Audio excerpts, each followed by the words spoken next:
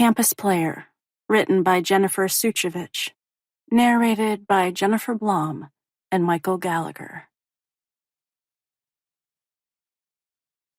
Chapter 1. Demi. Morning, Demi.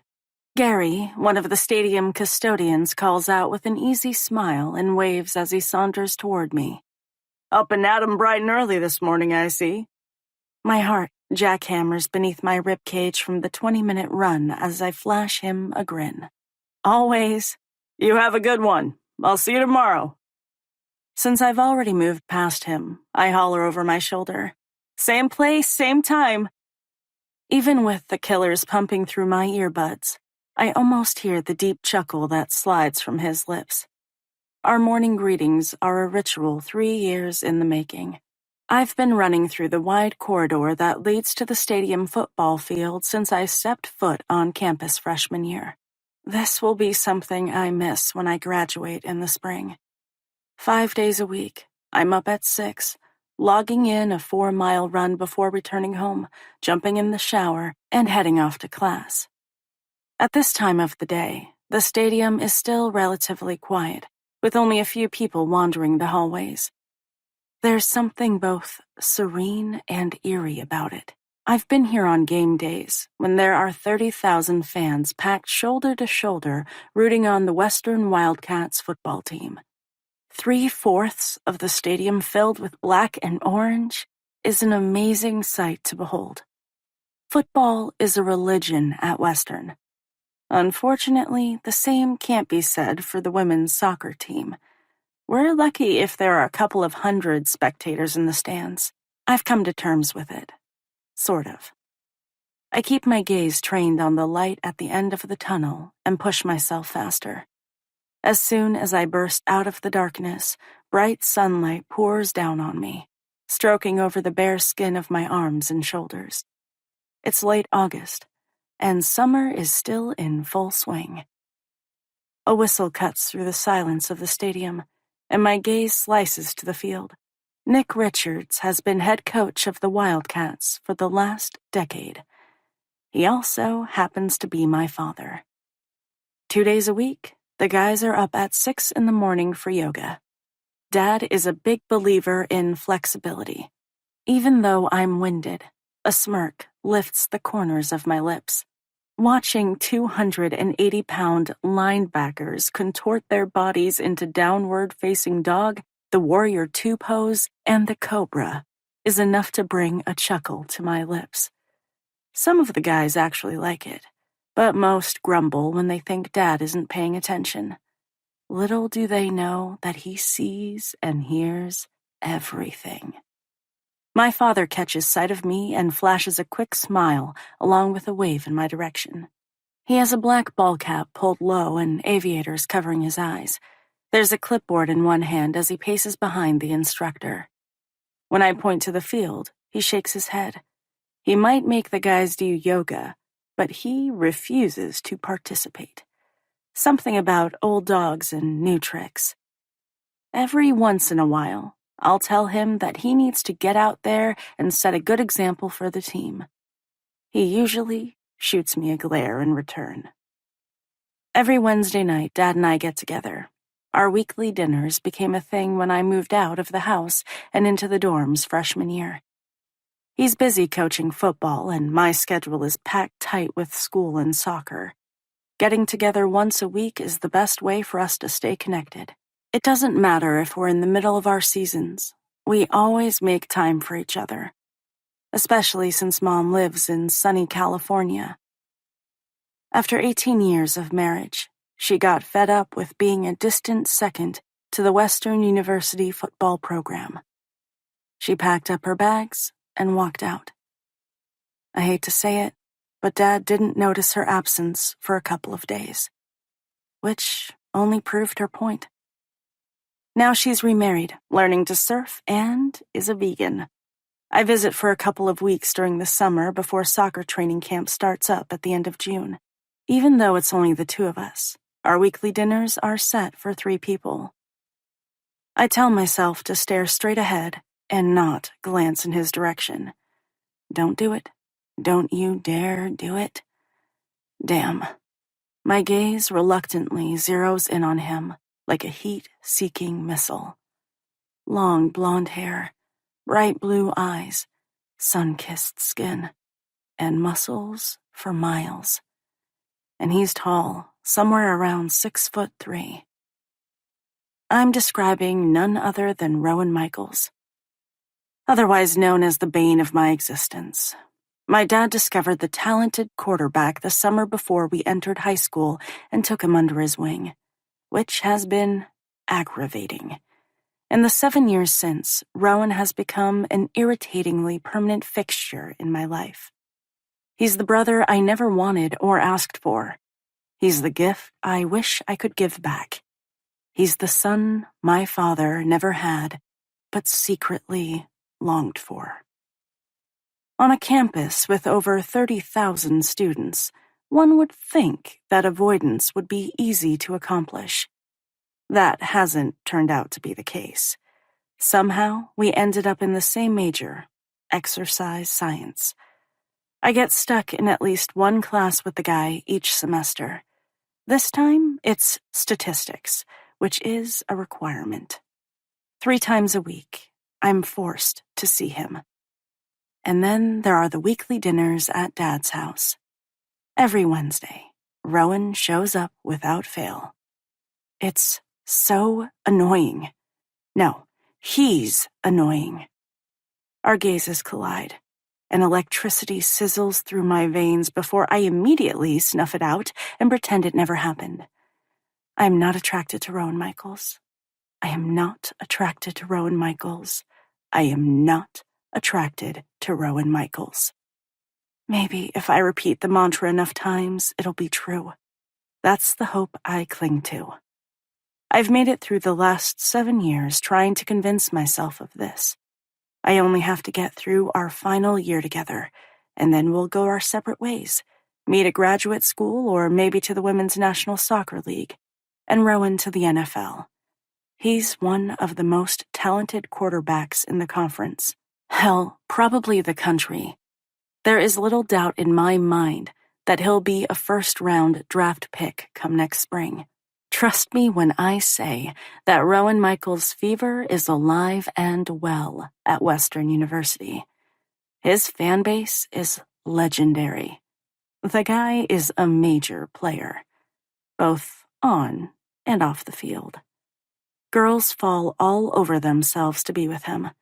They fill the stands at football practice, show up at parties he's rumored to be at, and basically stalk him around campus. It's a little nauseating. Don't these girls have any self-respect when it comes to a hot guy?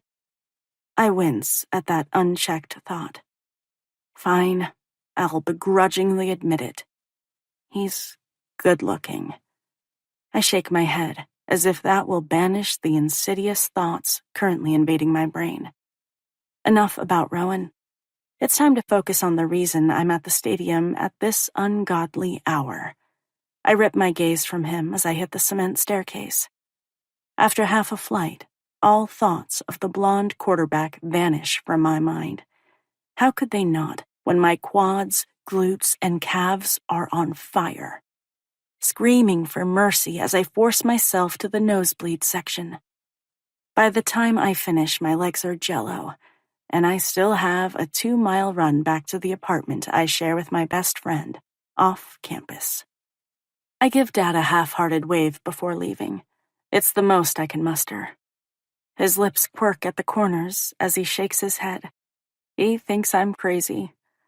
At the moment, I can't argue with his assessment of the situation, although it's the extra training I put in that helps me run circles around the other team in the second half of the game. The jog home feels like it will last forever. By the time I unlock the apartment door, I'm ready to collapse. I beeline for the shower and jump in before it's fully warm.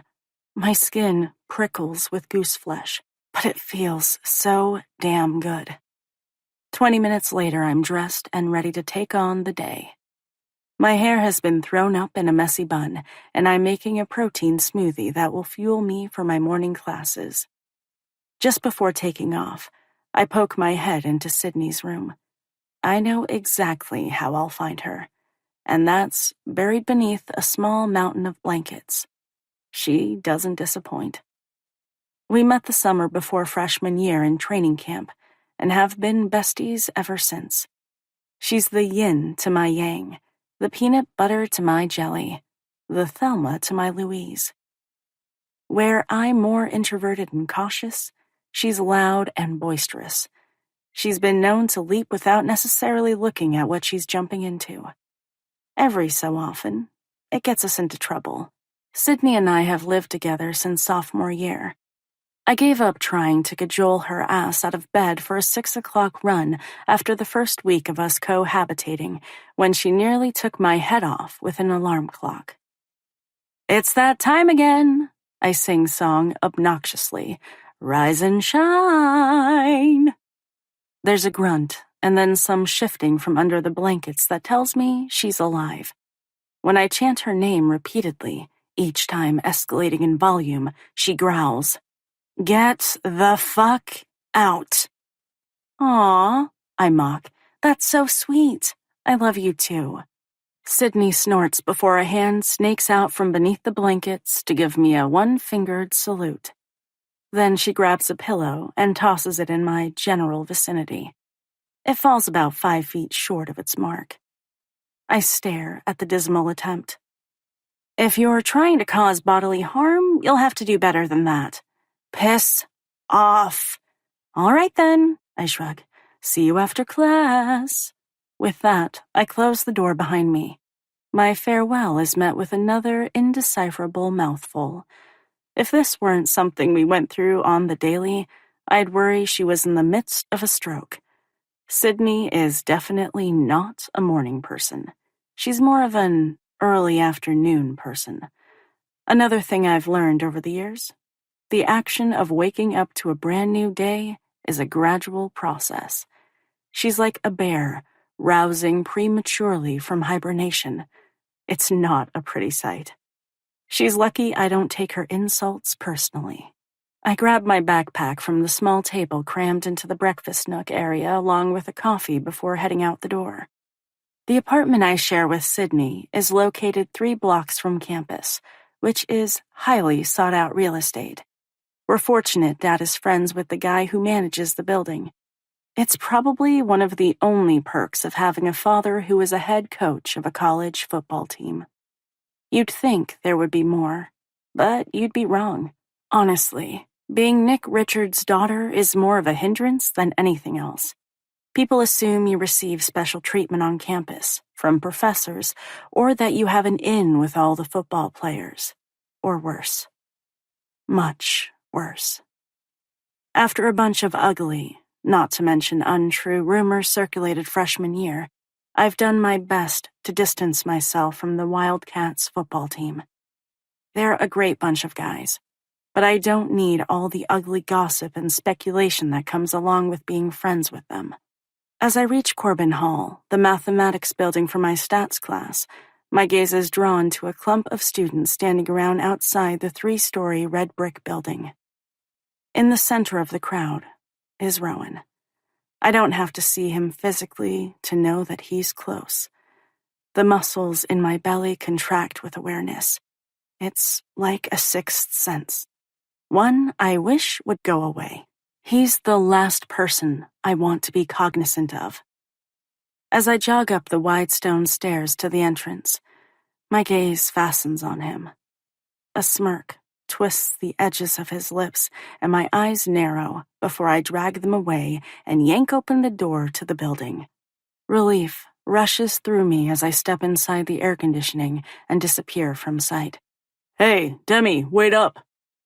I turn at the sound of my name before slowing my step. The dark-haired guy jogging to catch up smiles before falling in line with me. Justin Fisher. He's a baseball player and teammates with Sydney's boyfriend, Ethan. We've been seeing each other for about a month. It's still casual at this point. With school and soccer, I don't have a ton of time to invest in a relationship. He seems to understand that and isn't pushing to be more serious. When he leans in for a kiss, I angle my head. At the last moment, he tilts in the opposite direction, and we end up bumping teeth instead of locking lips. With a grunt, I pull away and chuckle. My fingers fly to my mouth to make sure I haven't chipped a tooth. Maybe I've been reluctant to admit it to myself, but that kiss sums up our relationship perfectly. Awkward and a step out of sync with each other. Sorry, he murmurs with a slight smile. I search his face and wait for any telltale sign of sexual chemistry to ping inside me. Unfortunately, my insides remain completely unfazed, which is disappointing, but not altogether unexpected. I had a sneaking suspicion when we first got together that it might turn out this way. No problem, I say, hoisting my smile and brushing aside those thoughts. I haven't seen you for a couple of days, he remarks as we turn a corner and continue walking. It's been busy, which isn't a lie. School might have recently started, but the academics at Western are rigorous. And being a Division I athlete is more like a job. If you're not ready to put in the work, don't bother showing up. There's no half-assing it around this place. When's your next game? He asks. Tomorrow at 6. My gaze flickers in his direction. Not that I expect him to come, but... Fine, so maybe I do. If he wants to be my boyfriend, then he needs to show a little support. His dark brows draw together. That sucks. I've got a mandatory study hour I have to attend. I shrug off the disappointment. It's another nail in the coffin of this relationship as far as I'm concerned. That's cool. It's not a big deal. But I'll see you tonight? Oh, right. Tonight. Well, damn. In a moment of weakness, I threw out an invitation to join our Wednesday evening dinner. It's one I now regret. If only there were a gracious way to rescind the offer. If you're busy, I totally understand. Are you kidding? No way. With a grin, he shakes his head. I wouldn't miss it for the world. I'm looking forward to meeting Coach Richards. Great. So this is more about my father than me. Exactly what every girl wants to hear. I force a brittle smile. Awesome. He's excited too. That might be something of an overstatement. Justin nods toward the end of the corridor. I better get moving. Professor Andrews is a real stickler for punctuality. Yep. See you later. This time, when he leans in, our lips align perfectly. The kiss is nothing more than a fleeting caress. There and gone before I can sink into it. And I'm left feeling absolutely nothing. I bury the disappointment where I can't inspect it too closely before giving him a wave as he takes off. For a moment, I stand rooted in the hallway and watch as he disappears through the crowd. There's nothing to distinguish Justin from the thousands of guys who look exactly like him on campus. He's of average height and build, with dark hair and espresso-colored eyes. He's nice enough. Although, if I'm completely honest, he's a little self-absorbed. He talks about baseball all the time. If Ethan hadn't introduced us, he's not someone I would have looked twice at. We don't have a ton in common. As much as I hate to admit it, this relationship has probably reached its expiration date. Now it's a matter of pulling the plug. Ugh, I hate breakups. Although it's doubtful this will end up destroying him, I'll have to make it through tonight and figure out the rest. With a sigh of resignation, I head to the classroom and find a seat tucked away in the far corner of the small lecture hall. A lanky guy I recognize from a few of my other classes settles beside me. He flashes a dimpled smile as we empty our backpacks. The tiny hair at the nape of my neck rises seconds before Rowan enters the room. It's like my body knows when he's within a 30-foot radius. I glance at him from beneath the thick fringe of my lashes before shifting away. Air becomes wedged in my lungs as I wait for him to take a seat. And it won't be next to me because I'm... Hey man, would you mind moving? Surrounded on both sides. Damn it. I'm hoping the cutie next to me will tell Rowan to go take a flying leap. What? It could happen. Not everyone at this university is enamored of the football-playing god, although I realize the odds aren't stacked in my favor. Rowan is the most recognized athlete on campus. People fall all over themselves to accommodate him. It's a little sickening. Okay, maybe more than a little. Sure, no problem, Michaels. The guy next to me hastily packs up his books before vacating the desk. Unable to ignore him any longer, I glare as Rowan slides onto the seat next to me. Did you really think you could evade me that easily? Laughter brims in his deep voice. A voice, I might add, that does funny things to my insides. One can always hope, right? Oh, answering a question with a question. He leans closer, eating up some of the much-needed distance between us. I like it. I roll my eyes as his lips stretch into a satisfied grin. Irritation bubbles up inside me when sexual tension blooms at the bottom of my belly. Or maybe that tension has settled a little lower. It's definitely lower. I'm tempted to swear like a sailor. How is it possible that I feel nothing for the guy I'm actually dating, and yet my pulse skitters out of control for someone I don't even like? It's so freaking ironic. It's been this way since we met, and nothing I do stomps it out. I can try to fool myself into believing it's not there, but that doesn't make it any less true. It's a relief when Professor Peters takes his place at the podium and clears his throat. Once he's captured everyone's attention, he delves headfirst into the probability of dependent and independent events. Grateful for the excuse to ignore Rowan for the next 50 minutes, I open my textbook and concentrate on the lesson. Just as the blonde boy fades into the background, his bare knee bumps into mine. Electricity ricochets through my entire being. I glance at him to see if he's noticed the strange energy we always seem to generate, and find his ocean-colored gaze fastened to mine. My guess is that he does. Damnation. Chapter 2. Demi. All right, folks, I think I've imparted enough information on you for one morning. I can see that your brains are on the verge of exploding. Please remember that today's assignment needs to be turned in online by midnight. Late work will be downgraded 50%. A chorus of grumbles and groans follow that announcement. Professor Peters' lips twitch in amusement. It's no secret that he doesn't give a damn whether students pass or fail this course. Statistics is a requirement for all health science degrees.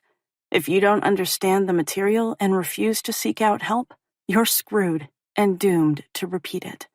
Over and over and over again. And Professor P is the only instructor who teaches this specific course.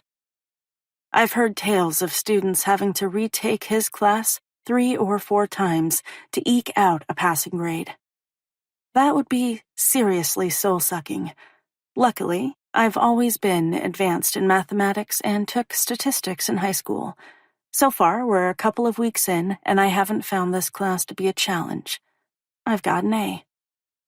By the time Professor Peters dismisses us for the day, I've packed up my belongings and am ready to bolt from the room. I need to escape from Rowan's presence. I was ridiculously aware of him the entire period. What makes no sense is that there's a group of girls in this class who constantly fight for his attention. If the guy is looking to get laid, he needs to explore other options. Instead, he ignores them and sits next to me every time. It's maddening. Without a word, I haul my backpack onto my shoulder and wiggle past him. As I make it to the aisle, a puff of relief escapes from my lungs, and I take the carpeted staircase 2 at a time. A few people say hello as I fly through the double doors and into the already crowded hallway. The more space I'm able to put between myself and Rowan, the sooner I can find my equilibrium. Rowan Michaels has the nasty habit of throwing it off every single time. I'm unwilling to examine the reason for that. The guy is totally annoying. Case closed. Midway down the corridor, my shoulders loosen from around my ears. The rest of the day should run smoothly from here on out. As soon as that thought pops into my head, a muscular arm is thrown around my shoulders, and I'm hauled against a hard body. A clean, fresh scent, which is a strange concoction of sunshine and the ocean, is a dead giveaway as to who has a firm hold on me. It's one that is purely Rowan Michaels. Damn. This guy will seriously be the death of me. Just like he taunted an hour earlier, I should have realized he wouldn't let me escape that easily. Hey, you took off before I could ask you if you needed a ride to dinner. A kernel of dread fills my belly, and I'm not sure why. It's not like we're going out, and we're certainly not friends. Not really. I can barely tolerate the guy. So what does it matter if I tell him about Justin joining our threesome tonight? I wince. That just sounded plain wrong. I suck my lower lip into my mouth and gnaw on it. Rowan is going to find out sooner or later, so what does it matter if it turns out to be sooner? Already I know that he won't be thrilled with the slight deviation from our normally set plans. That's not necessary. I clear my throat and brace myself for his reaction. Justin is going to pick me up. Uncomfortable silence rains down on us as he digests that bit of news. It goes over exactly the way I suspected. Like a lead balloon. Wait a minute. The smile disappears, only to be replaced by a scowl. You invited Justin to dinner? Yeah, I mutter, unwilling to add that it's an offer I now regret. I did. Why would you do that?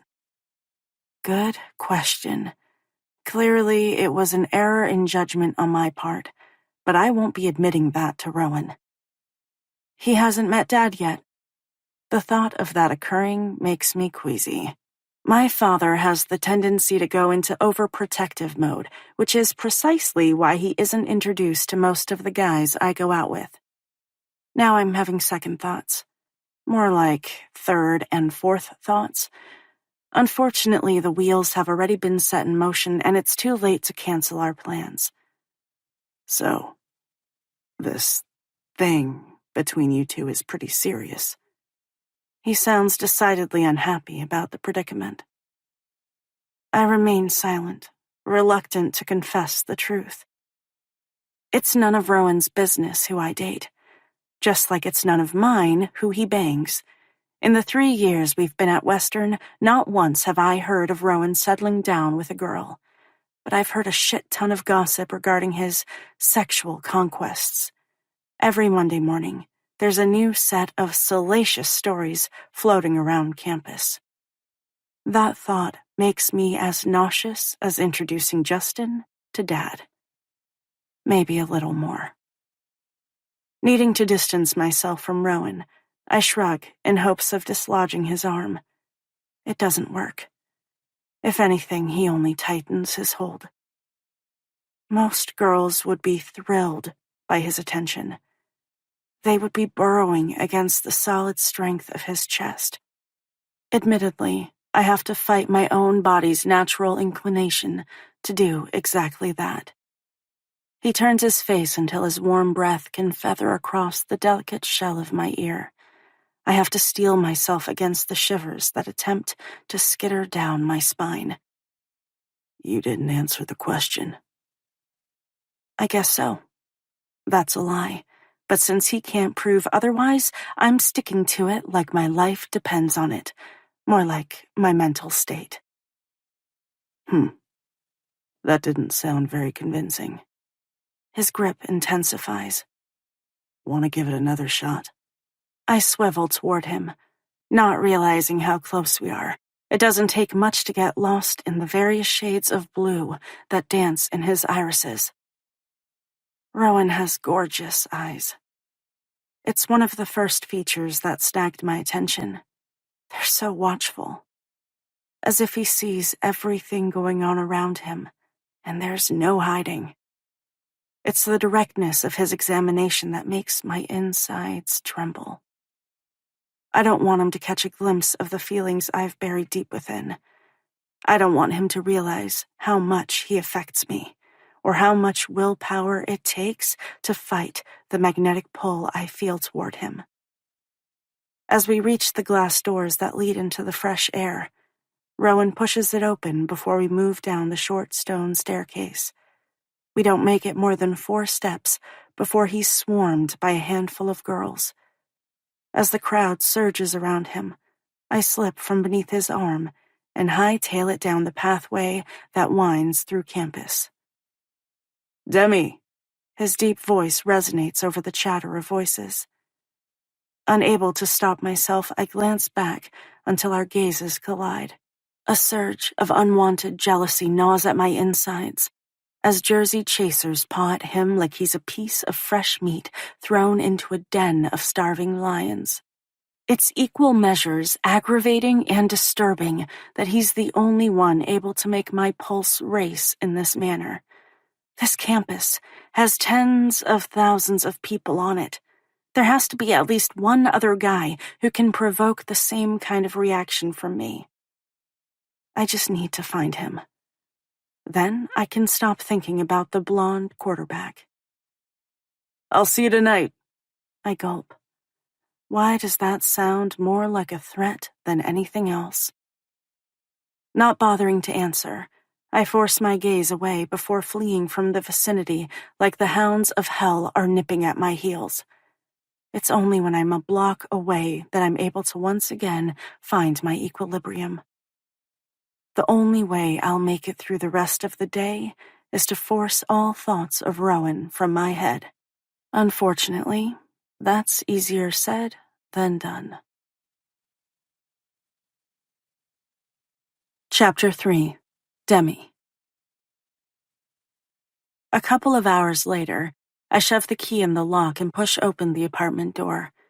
Even before it swings wide, loud voices assault my ears. Honestly, if I didn't need to stop at home before practice, I would carefully back away. That's not what I said, Ethan grumbles. You're putting words in my mouth again. Ha! Sydney snaps. Do you think I'm deaf? Uh-oh.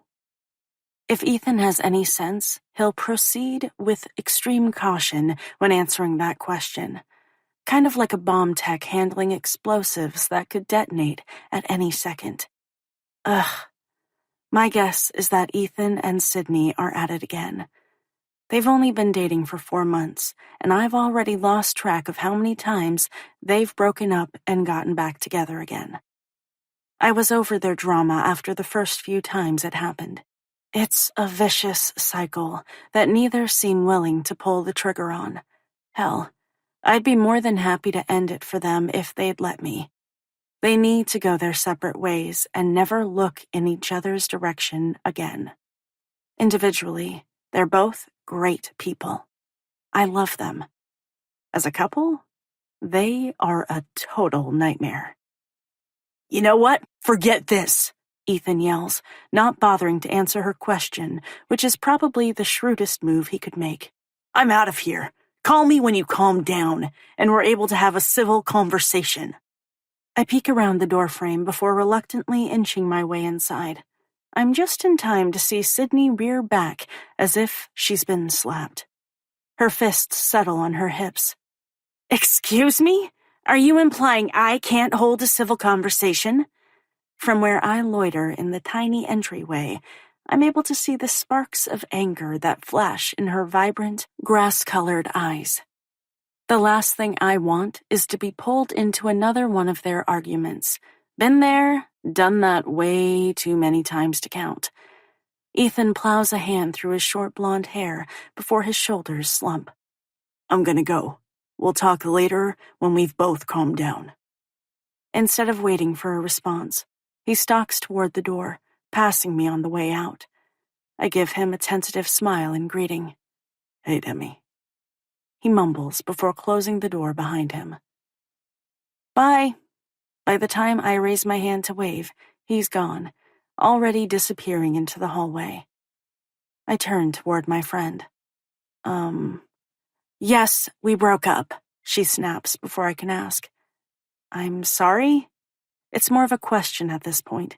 From one day to the next, I'm never sure if these two are a couple or not. It's exhausting, and it's not even my relationship. I'm a spectator, or maybe hostage would be a more accurate term. Sitting on the sidelines, trying not to be hit by friendly fire. My bestie rolls her eyes before throwing herself onto the couch in our living room. I think we're really over this time. Sure, whatever you say, crazy. Sydney says this every time they have a fight. After a few days of separation, they somehow find their way back to one another. Kind of like a guard and an escaped prisoner with a tracking device. It's maddening. They can't be together, and yet they can't be apart. I have no idea what they'll do, and I've stopped doling out unsolicited advice that goes unheeded. I've come to the disturbing conclusion that the two of them are gluttons for punishment. How else do you explain the constant drama? What happened this time? The question pops out of my mouth before I can rein it in again. My backpack is set on the table before I plop down on the chair and settle in across from her. We've got roughly 30 minutes before practice. Their fight probably lasted 10 minutes tops, but the dissection of it will take 4 times that long. Sydney wrinkles her nose as she squints at the ceiling. You know what? I don't even remember what started it. Not surprising. I just know he doesn't get me, she continues. Then maybe this breakup is for the best, I say gently, hoping the remainder of senior year doesn't follow the same pattern that has already been set. If so, I might end up moving home, and I really don't want to do that. As much as I love my dad, we need our own space. Maybe. We'll see. Sydney rolls onto her belly and rests her chin on clasped hands before waggling her brows at me. So, dinner with Daddy tonight, huh? Ew! I scrunch my face at her wordage. That's gross. Rephrase, please. What's wrong? She grins as her shoulders shake with unconcealed mirth. You didn't like that? God, no. In fact, I just threw up a little bit in my mouth. I'm not kidding either.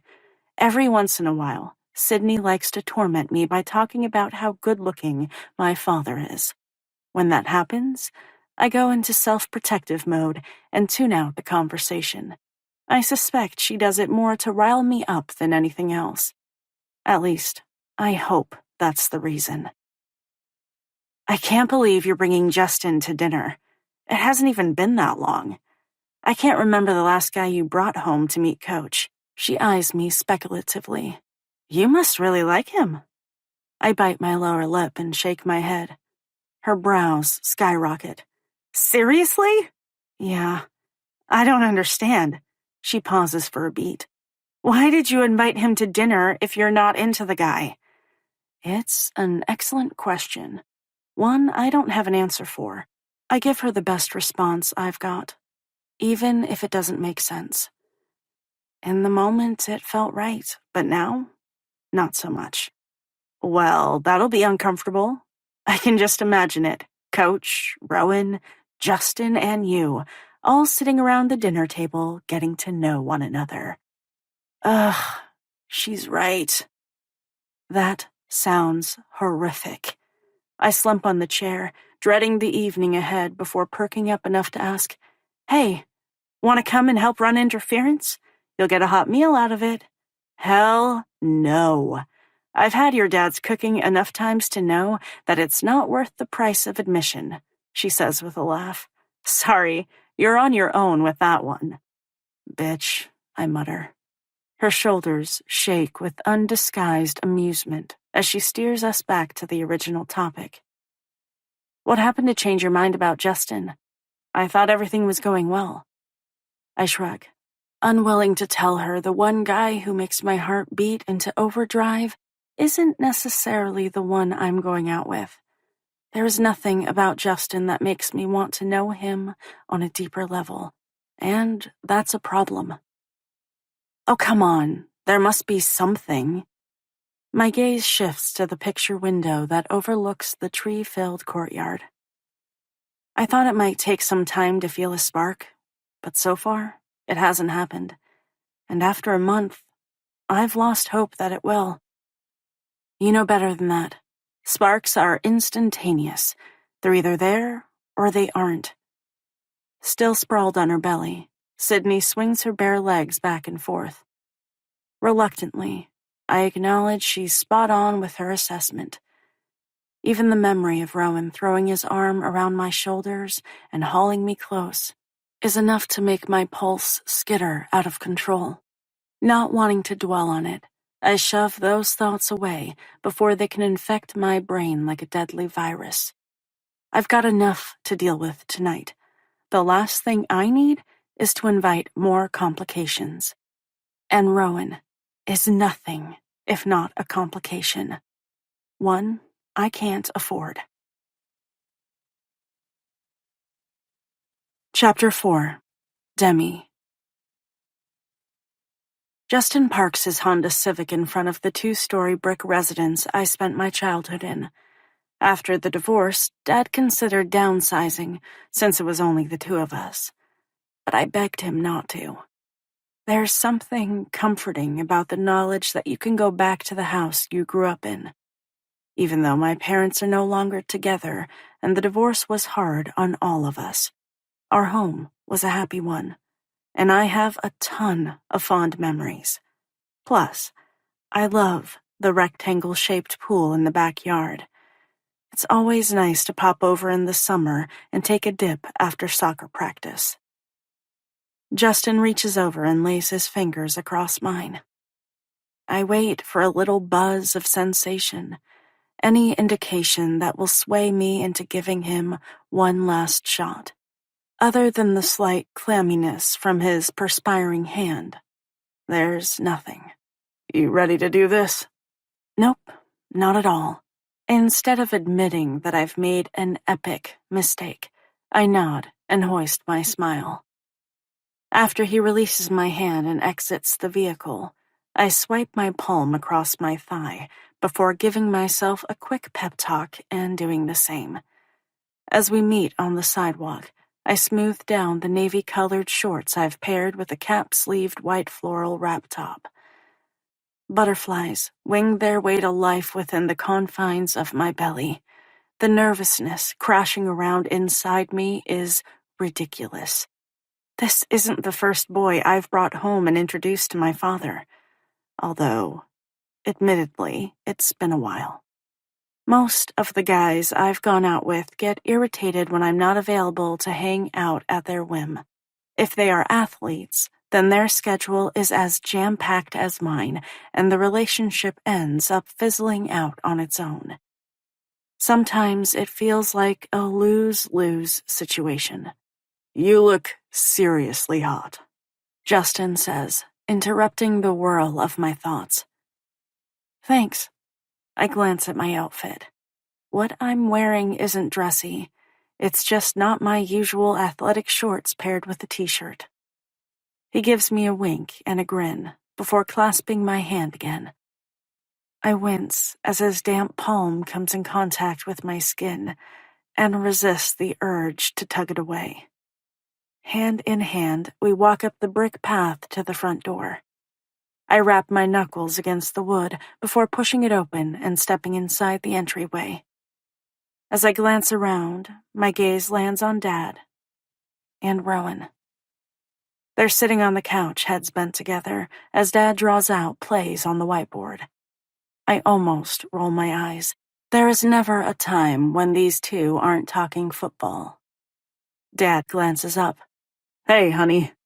When I raise my brows, a sheepish smile breaks out across his face, and he tosses the dry erase marker onto the coffee table before rising to his feet. Just squeezing in a little chalk talk.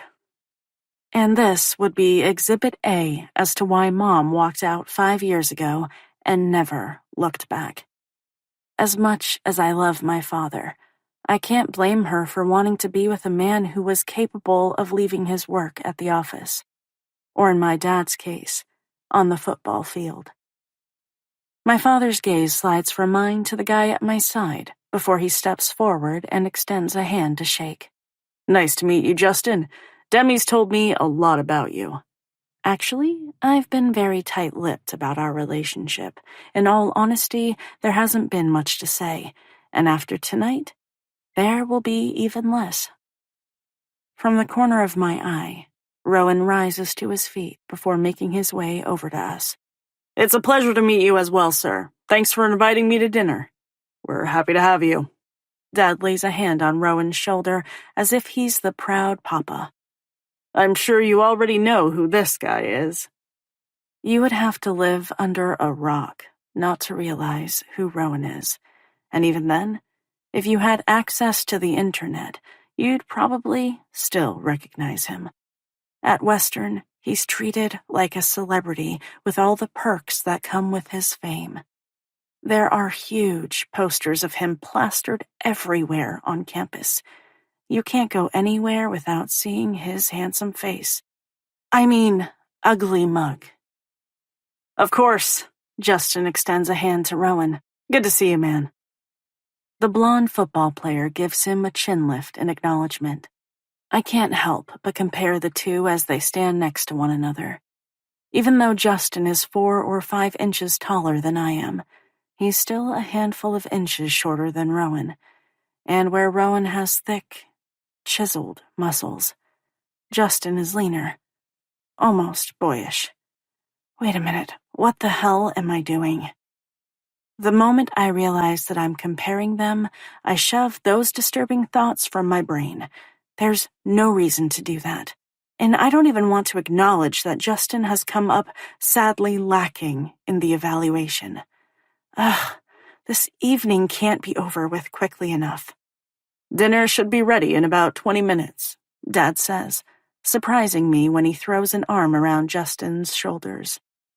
I was thinking the two of us could have a little chat in the study and get to know one another better. What do you say, buddy? Buddy? That doesn't bode well. Oh. Unease flickers across Justin's face before his gaze settles on mine. I get the feeling he's looking for me to throw him a lifeline. Sure. Is that really necessary? I ask with a scowl.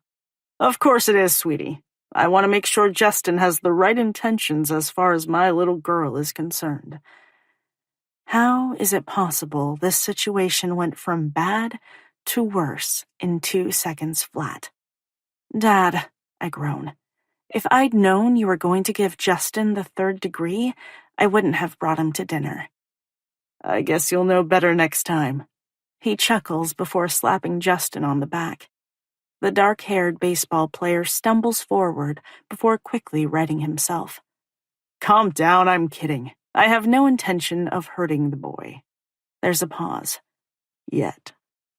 Silence descends before Dad barks out another laugh. I'm joking. Sheesh.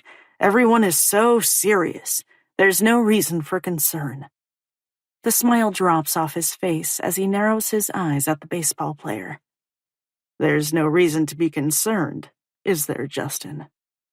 Justin shakes his head. No, sir. Good. This was a mistake. Before I can offer up a protest, Dad steers my date from the living room into the study, sealing them inside his home office. I jump when the lock clicks into place and gape at the closed door for about 20 seconds. I'm tempted to stalk over and bang on the wood until Dad opens it so I can drag Justin out again. I never should have brought him home. This will definitely be the last time it happens. The only guy Dad doesn't mind having around is... I glance at the tall boy with the long blonde hair. Boy is probably the wrong term to use as a descriptor. Rowan Michaels is definitely all man. Please tell me I didn't just think that. Guilty. Oh, so guilty. So, He says, stuffing his hands deep inside the pockets of his khaki shorts. I clear my throat, unable to rip my gaze from his. I'm caught in the crosshairs of those ocean blue depths. It's disconcerting. So, he points to the couch. wanna sit down? My brow furrows as I throw another concerned glance toward the study. I guess. Hesitantly, I move toward the well-worn tan microfiber couch that has seen better days before settling gingerly at one end. Instead of sitting at the opposite side, so there's a fair amount of distance between us, Rowan drops down next to me. He's so close that his thigh grazes mine. A little zing of unwanted attraction scampers down my spine, and I grit my teeth in a feeble attempt to ignore the sensation. Over the years, I've made it a point to never be alone with Rowan. Now that I am, I have no idea what to do. I search my brain for something to say, but it comes up empty. The silence that stretches only ratchets up my nerves. It's almost a relief when he says, Big game tomorrow, huh? whatever you do, don't look at him. Even though I tell myself to resist the temptation, it's like an involuntary reflex. Staring at Rowan feels suspiciously like gazing at the sun. It's dangerous to my health. Any moment, my retinas will turn to dust. Yep. I fiddle nervously with the hem of my shorts, wishing they stretched further down my legs. UNC. I've watched a little bit of game film. He throws out casually. Look out for number 55, and you'll do fine. My eyes widen before flicking to his. You watched game film? Of soccer? Why would he do that? His admission sends a cascade of warmth flooding through me. It takes everything I have inside to stomp it out. He shrugs, and his muscles dance beneath his t-shirt. I had a little time between classes, and I was curious to see what UNC looked like this season. I have no response to that. One of their midfielders, number 31, is out with an injury. Yeah, I know. Coach and I had a lengthy discussion about it this afternoon. I just never expected him to realize it too. I blink and attempt to regain my equilibrium. At every turn, Rowan manages to throw me off balance. He shifts, stretching his arm across the back of the couch. When the tips of his fingers brush against my shoulder, it sends 1,000 tiny shivers scurrying across my flesh. What the hell is going on here? Why is my body reacting like this? It won't be an easy win, he continues, as if unaware of the anxiety spiking through me. but I think you guys will pull it off in the end if you play with an offensive strategy in mind. Soccer. Right. We're discussing soccer. Tomorrow's game, to be specific. Focus, Demi. I blink, attempting to rein in all the strange, out-of-control feelings he stirs up inside me. Nope, I can't do it. I can't sit here and nonchalantly shoot the shit with Rowan. He makes me nervous, twitchy. I have a difficult time concentrating when he's this close. More than anything, I don't want to feel this way about him. Before I realize it, I'm popping off the couch like a jack-in-the-box and jumping to my feet. I need something to drink. That being said, I race out of the living room like my ass is on fire. Want anything? Nah, I'm good. I don't have to turn around to realize there's a smile lighting up his face as I haul ass to the kitchen. Once there, I exhale and attempt to collect myself. This is ridiculous. I am not attracted to Rowan. I don't even like the guy. What? It's true, I don't.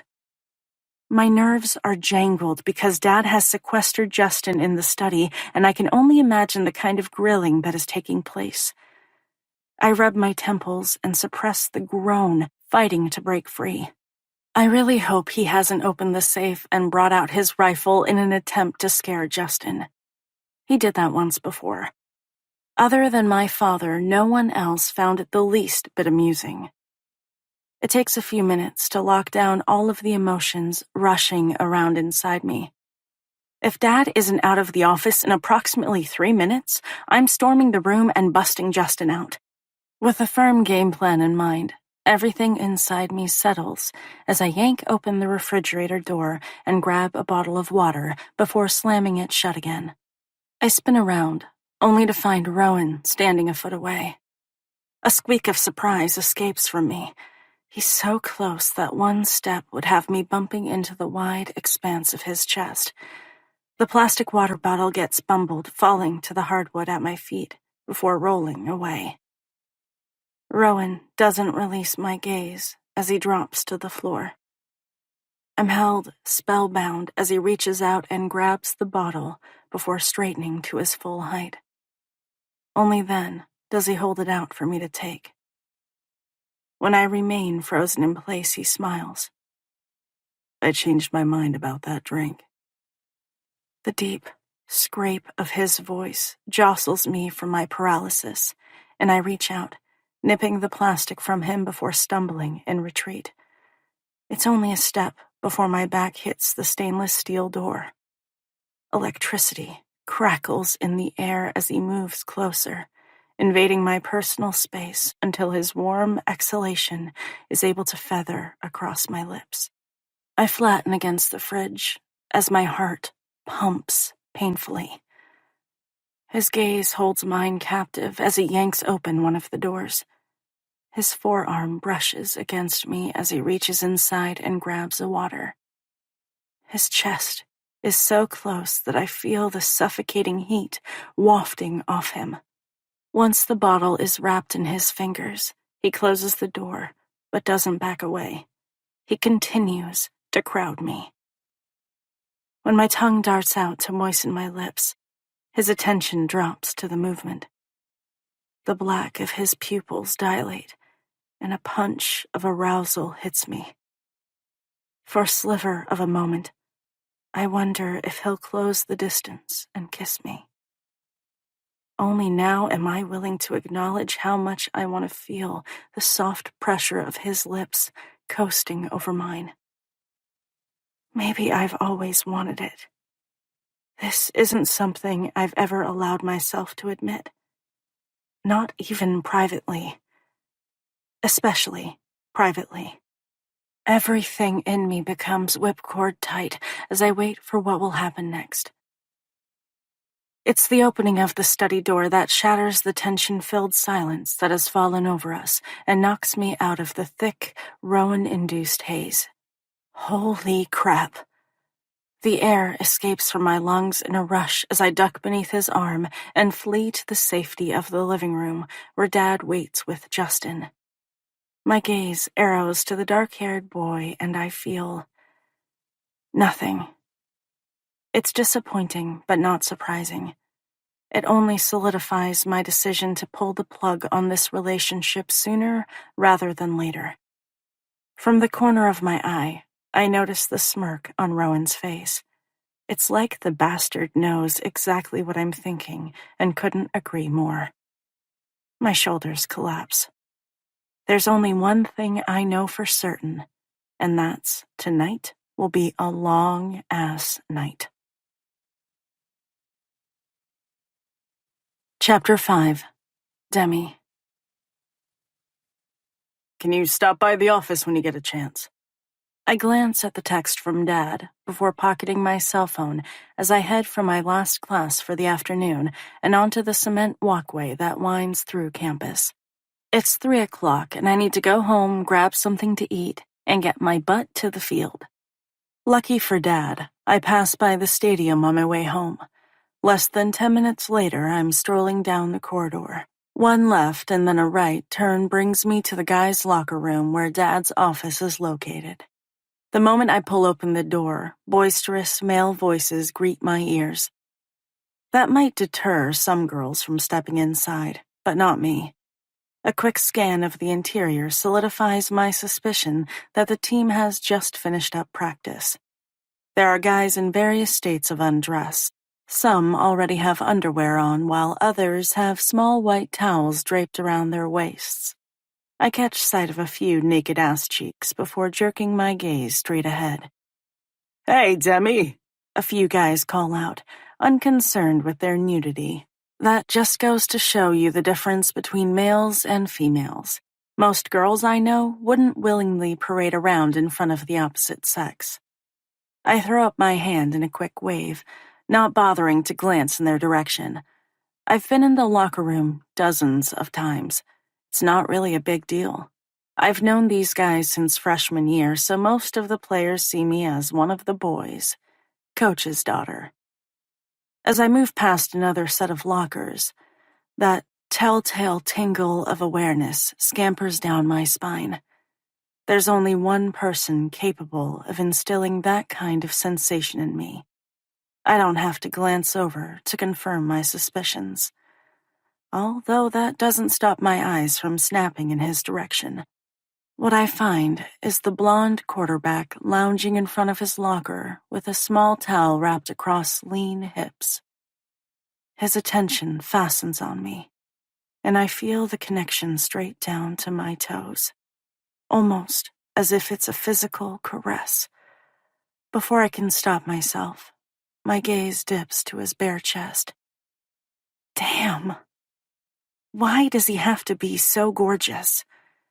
The sculpted, sinewy strength that stands out in sharp relief is enough to make my mouth turn cottony. How is it possible that his muscles have muscles? All of the raucous laughter falls away as my focus drifts from perfect pectorals to tight, washboard abdominals. It's like I'm having my own, not-so-private moment with him. Even though I'm wearing shorts and a thin cotton t-shirt, my body is seconds away from bursting into flames. I'm tempted to pick up the collar of my shirt and pull it away from my chest in an attempt to cool myself. My attention sinks to the towel, and I narrow my eyes, wishing for the first time in my life I had X-ray vision. What the hell am I doing? Mortified by my shameless perusal, I rip my gaze away and race into my father's office before slamming the door and collapsing against it. My inhalations turn labored as I squeeze my eyes shut in an attempt to banish the nearly naked image of Rowan from my mind. It doesn't work. The last minute has been singed into my memory for all eternity. And my panties? Yeah, they are embarrassingly damp. Hey, sweetheart, Dad says, knocking me out of those disturbing thoughts. My eyelids fly open, locking on him. Thank God he can't see the X-rated images rolling through my head. The man would have a heart attack if he realized I was sexually attracted to his star quarterback. We've always been more like siblings who barely tolerate one another. All right, so maybe that's not 100% true. I'm the one with a problem, not the other way around. Rowan doesn't seem to have an issue with me. It would be so much better if he did. It takes everything I have inside to shove those thoughts away and paste a smile on my face. Hey, Dad. thanks for stopping by on such short notice. He shuffles around a few documents on a desk exploding with paperwork. He tells me there is a method to his madness. I think he's full of crap. He grabs the remote from a drawer and clicks off the game film he's been watching. The man must pour over 100 hours of film each week. He's obsessed. It's what makes him one of the best coaches in Division I football. It's also what makes him a terrible husband, which is precisely why he's still single after being divorced for 5 years. Mom is now happily married to a man who caters to her every whim. It wasn't a problem. I've got a couple of hours before the game. Yup. He sits back on his swiveled chair and folds his hands behind his head. I'll be there. Should be a good one. A fresh wave of nerves slide through me. I always get ramped up before a match, especially when we're playing UNC. They are a Division I powerhouse who have had a number of players turn pro. Playing for a professional women's team has been my goal since I was a little girl. With scouts in the stands, there's a lot riding on today's game. As soon as the thought enters my mind, I shove it away. If I focus on it, I'll end up psyching myself out, and I can't allow the pressure to get to me. You'll be great, Dad says, voice filled with conviction, as if sensing my sudden burst of anxiety. Thanks. I've done everything possible to prepare myself for this evening's match. Now, I just have to get out there and let instinct take over. Why did you want to see me? Right.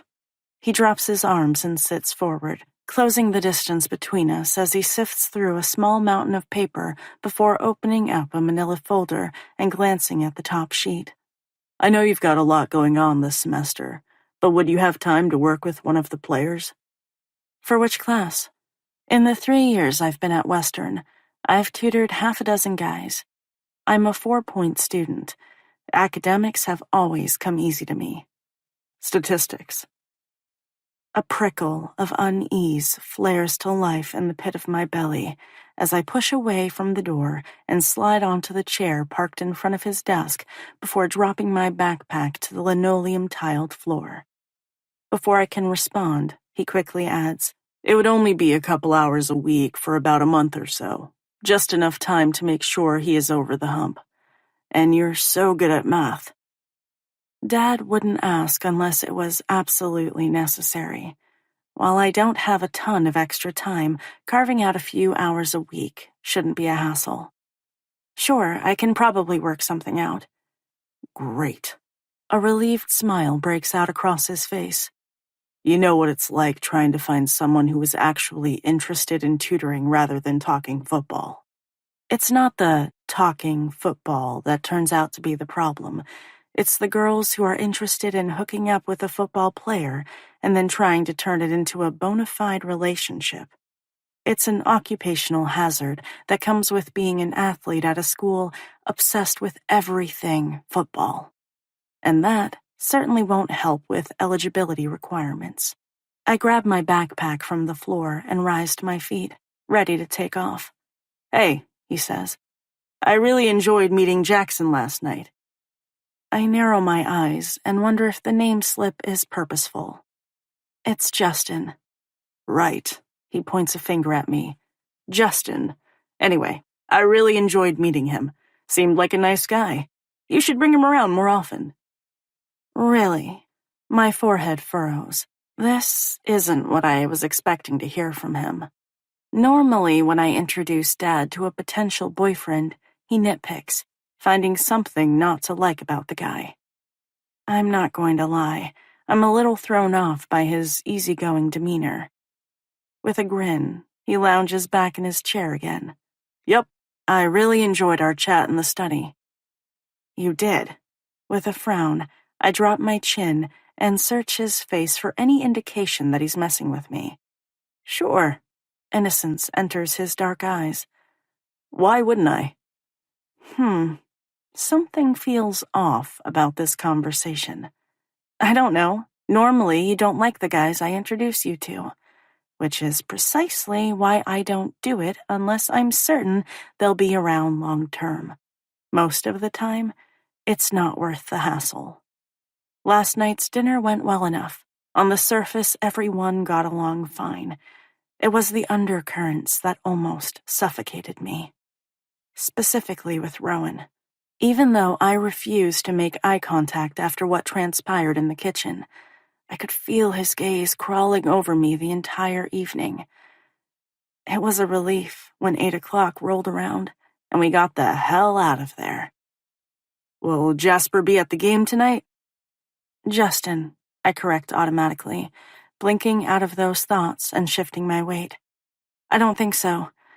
He has a mandatory study hall for baseball. Dad shrugs before adding pleasantly, That's too bad. But don't worry, Rowan and I will be there to cheer you on. On the off chance Justin shows up, he can sit with us, and we can pick up where we left off last night. All right, it's official. The man is seriously frightening me. As I stare, trying to figure out what game he's playing at, a grin stretches across his face. Yep, he's definitely enjoying this. What? Is it a crime to want to get to know the guy my daughter is dating? Possibly. I should probably give him a status update so he can knock off this weird behavior. It's a little freaky. I thought it would be better to have that discussion with Justin before I tell my father. And since I didn't want to slide into the car and have that uncomfortable convo on the way back to campus last night, I kept my mouth shut. It's also not something I'm going to delve into before my game. So, tomorrow. I'm going to end it with Justin tomorrow. There's no point in letting this relationship limp along when my feelings aren't there. You can stop pretending to be nice, I finally grumble. I don't think it's going to work out with Justin. He straightens in the chair as his lips tug down at the corners. What? Are you serious? Before I can verify the information, the frown disappears, and he's throwing his arms in the air. Oh well, that's a shame. Please, I am totally onto him. Uh-huh, you seem heartbroken by the news. Trust me, I am. He taps his chest. On the inside, where you can't see it. With a shake of my head, I readjust the strap of my backpack on my shoulder and head to the office door. As I reach for the handle, it occurs to me that Dad never mentioned which player is in need of tutoring. I pause and glance over my shoulder. Who needs help with stats? There's a beat of silence. Rowan. And just like that, my belly goes into free fall, dropping to my toes where it settles. When I remain silent, he continues. Ro mentioned that you two are in the same class. I figured that would make it easier. Easier for who? Certainly not me. FML. Chapter 6. Rowan. From the corner of my eye, I watch Coach's closed office door. Barely do I hear the guy next to me yapping my ear off. Every once in a while, I grunt to let him know I'm paying attention, even though I have no idea what he's talking about. More than that, I don't care. What the hell is Demi doing sauntering into the locker room? She doesn't belong in here with a bunch of half-naked guys. Anger slides through me as I take in the scene. Some of them are full-on naked, standing around with their junk hanging out for all to see. For fuck's sake, she doesn't need to be looking at that. Dude, are you even listening to me? The question snaps me out of my demi-filled thoughts, and I reluctantly drag my gaze to Braden Hendricks. This is our 4th year playing together. He's the best wide receiver the Wildcats have. Like me, he's a senior who will enter the draft come the spring. He'll leave a huge gaping hole in the program when he graduates. Yeah, I heard you.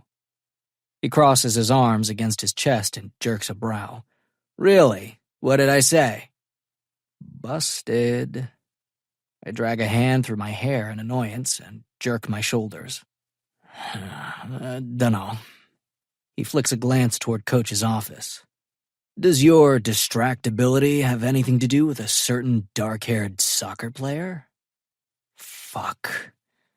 I don't make a habit of talking about my feelings for Demi. It's something I avoid at all costs.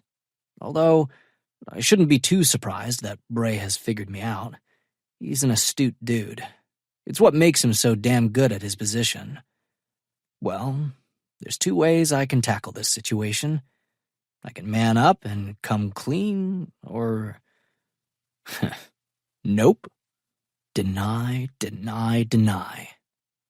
He snorts before grabbing a t-shirt from his locker and dragging it over his head. Whatever you say, man. The door to the inner sanctum opens, and out walks the girl we've been discussing.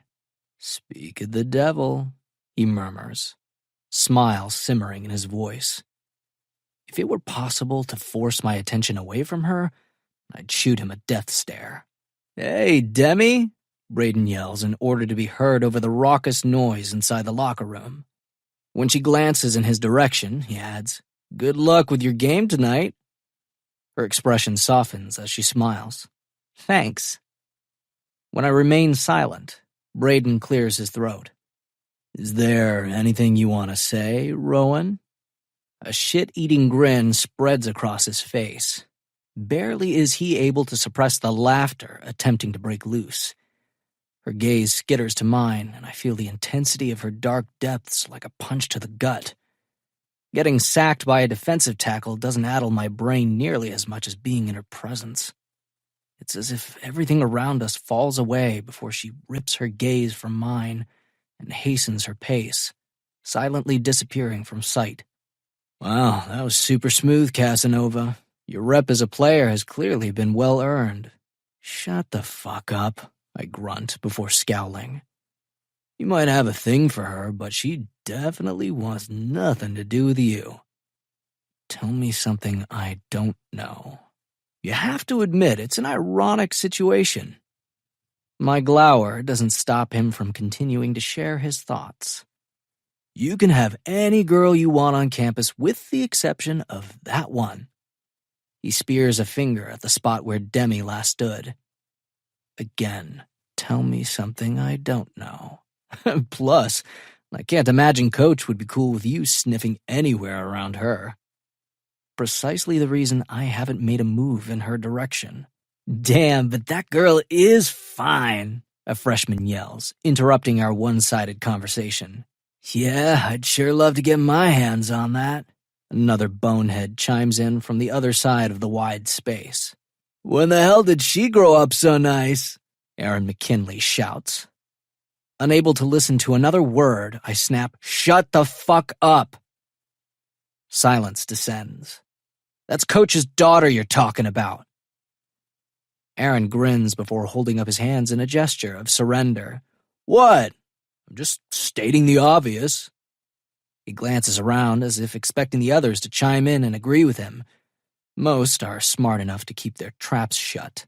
We're all thinking the same thing. Well, don't, I growl. Have a little fucking respect.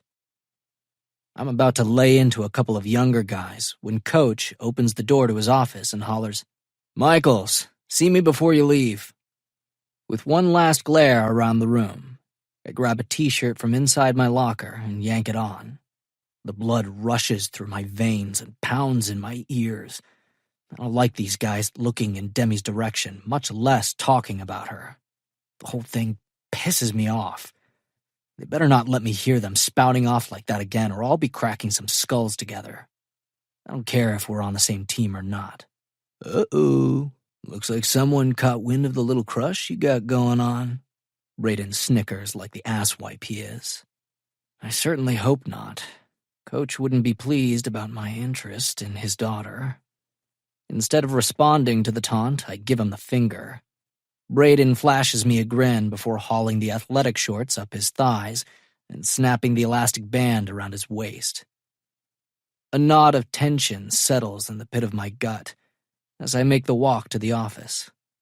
I hesitate outside the door for a moment before rapping my knuckles against the frosted glass and popping my head inside.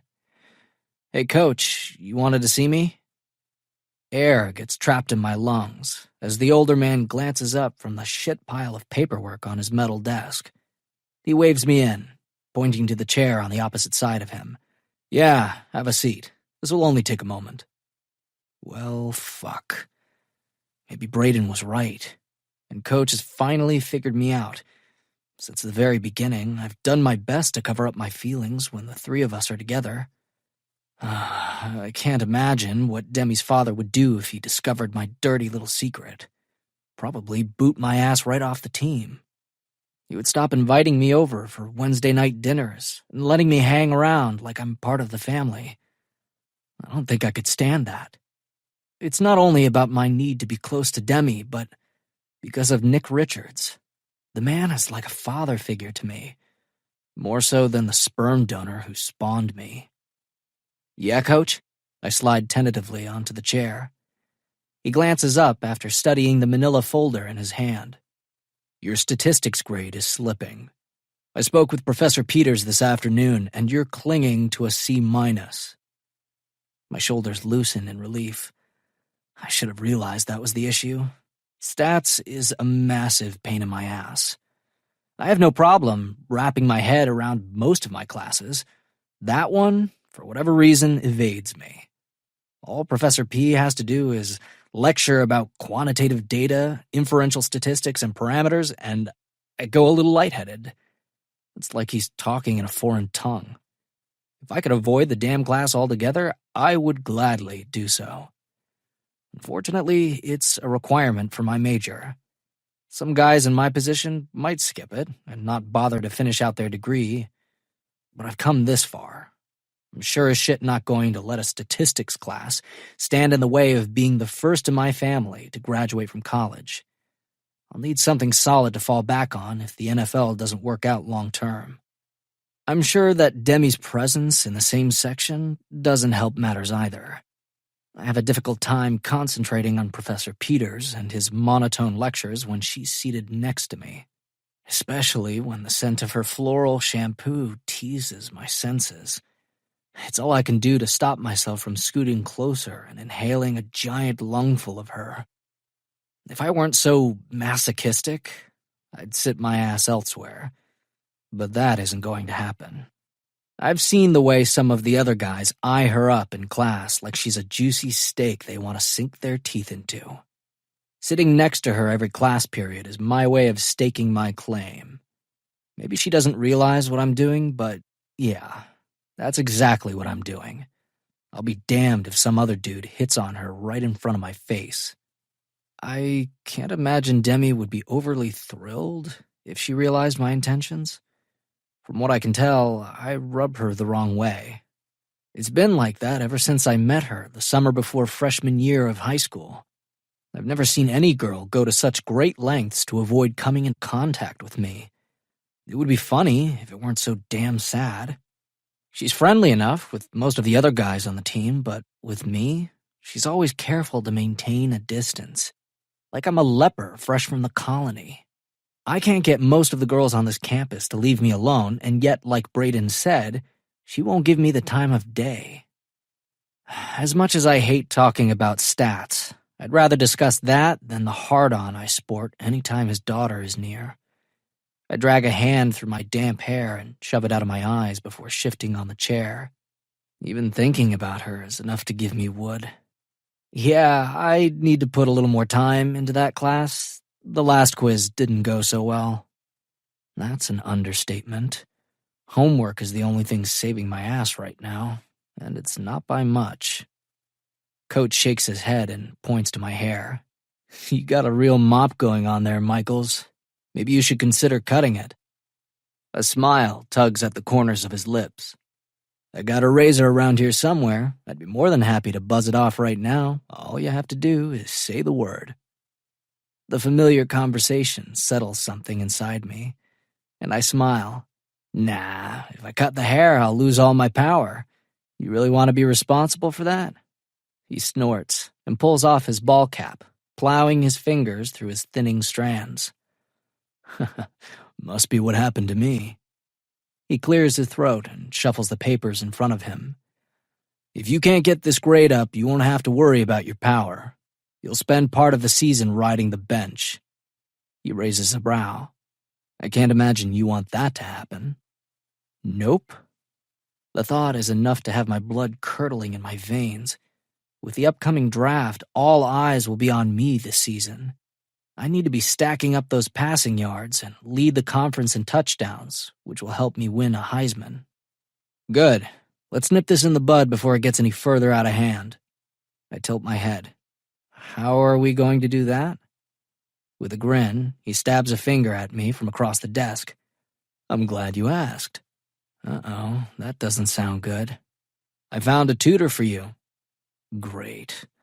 The last thing I want is to work with some starstruck fan who is more interested in riding my dick than improving my stats grade. Been there, done that. Not interested in a repeat performance. Before I can ask if there are other options we can consider, he continues. Demi has agreed to tutor you for the next month or so. With a little hard work, there's no reason you can't lift that grade. Fuck, that's even worse. Everything inside me goes whipcord tight. Demi? You two are in the same section, right? Yeah, she's in there. He tosses the folder onto the desk and claps his hands together like he solved both world peace and hunger in one fell swoop. Then it works out perfectly. I wouldn't go that far. Even though I'd like nothing more than to spend a little alone time with his daughter, it's a shit idea. I can barely keep it together when she's sitting next to me in class. Working one-on-one will probably kill me. Or I'll break the promise I made to myself long ago to keep my hands off her. My mind goes to what transpired in the kitchen last night. It took every ounce of my willpower not to haul her into my arms and kiss her. I'm walking a thin line here. I've done my best to bury my feelings for Demi, but it hasn't done a damn bit of good. If anything, they've only continued to grow and flourish. 7 years is a long time to hold a torch for a girl. At some point, the dam is going to burst and all hell will break loose.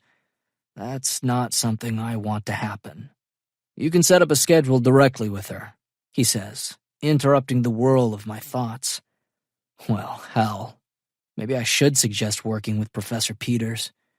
Except, he bores the shit out of me. It's like my eyes are conditioned to glaze over as soon as he opens his mouth. Talk about being trapped between a rock and a hard place. I'm damned if I do, and damned if I don't. I mull over my choices before finally mumbling, Yeah, all right, sounds good. Decision made. I rise from my seat and trudge to the door. As I reach for the knob, I pause. Don't say anything, asshole. It's none of your damn business. Maybe not, but still. Before I can stop myself, the word is shooting out of my mouth. Coach? Yeah? He glances up from his desk to meet my gaze. It's probably not a good idea for Demi to be walking through the locker room when the guys are in the middle of changing. Silence descends. I probably should have kept my big trap shut. His brows furrow as he swipes his tongue carefully across his teeth. You're probably right. Relief floods through me as I slip from the office. If that girl is going to be checking out anyone's junk, it'll be mine. I wince. Fuck. Maybe Coach thinks he's doing me a favor by having me work with his daughter, but all he's done is the opposite. Chapter 7. Demi. 10 seconds remain on the clock. Time slows, and I feel the tick of every millisecond as I dribble the ball between my feet and race toward the goal at the opposite end of the field. The fans in the stands, the coaches on the sidelines, and the other players fade to the background. My breath comes hard and fast before echoing in my ears. There's a UNC girl flanking my side, looking for an opportunity to steal the ball. The game is tied and it's down to the wire. A kind of tunnel vision occurs, and my focus narrows on the opponent's net. The goalie watches me with slitted eyes. She crouches, shifting her weight from side to side, waiting for me to make a move. Her gaze stays focused on my hips. It's just like Shakira claimed in her song, hips don't lie. Although in this instance, it's the hips that will tip her off as to which direction I'll move in, where in the net I'll try to place the ball. She knows it, and so do I. The player at my side pushes into me as she tries to take the ball. With a grunt, I elbow her away to get a little more room. It's not going to be that easy, girlfriend. You're good, but so am I. As I close in on the goal, she makes another attempt, and I decide that it's now or never. I'm running out of time. If the buzzer rings before I get a kickoff, the game will end in a tie, and that's no good. In a nanosecond, I assess the situation and try to place the ball where it has the best chance of going into the net. Time slows as I pull my foot back and send the ball flying. The girl keeping pace with me attempts to stop it with her head, but she's a tick off and it hurtles forward. The goalie springs into motion. With her arms outstretched, she sails gracefully through the air. My hands go to my head as I wait and watch. The goalie's fingers graze the ball, but it's not enough to stop the force of it from hitting the net. Time once again speeds up, and the cheers from my teammates and the fans fill my ears, overloading my senses. Yes! We did it! We pulled off a win. I glance at the stands. Dad is on his feet, clapping and whistling. There's a humongous grin stretched across his face. Rowan is next to him, also cheering. As our gazes lock and hold, something warm spreads unwantedly through my chest. I tell myself it has nothing to do with Rowan or the obvious pride on his face. But even I know it's a lie. Without fail, the football player has attended every home game since freshman year. And depending on where our away games are, he shows up for them as well. I'm sure he's there because it's another opportunity for him and Dad to discuss strategy on the football field. I don't want to believe it has anything to do with me. If I did, I'd have no other choice but to acknowledge there's something between us. And I'm nowhere near ready to do that. Eye contact is cut off as I'm swallowed up by my teammates, both the ones from the field and the ones from the bench. 25 girls swarm me, patting me on the back as they jump up and down with excitement. There's a jubilant feeling that permeates the air as we go through the line and shake hands with our opponents. A chorus of "good game" is repeated as we move down the field. Then we gather around Coach Adams for a brief talk before being released to the locker room to shower and change. With a whoop of excitement, Sydney jumps on my back and wraps her arms around my neck. "That last play was so awesome! You are so the freaking woman!" Giddiness bubbles up inside me. The adrenaline rush from a hard-fought win is like nothing else. Not even sex can top it. Did you notice that the campus hunk was in the stands? It would be impossible not to notice. There is an energy surrounding him that sets the fine hair on my arms on edge. Without searching him out, I would know he was there. That being said, there's no way in hell I'll admit that to Sydney. "I'm sorry, who are you talking about?"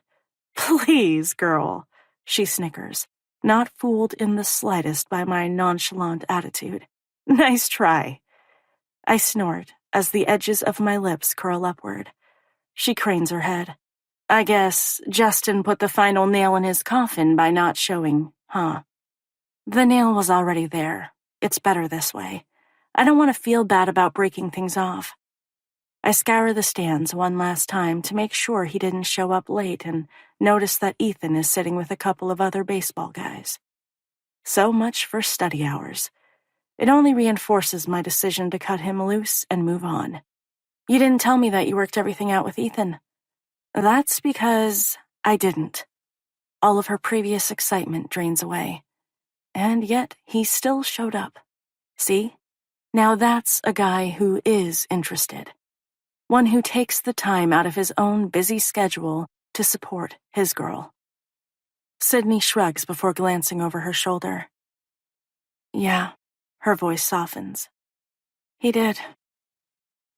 That deserves a few brownie points in my book. I wince and slam my mouth shut. What the hell am I doing? I shouldn't be encouraging those two. They need to go their separate ways. Maybe. As I cart Sydney to the locker room, someone knocks into me from behind, and I stagger a couple of steps before righting myself.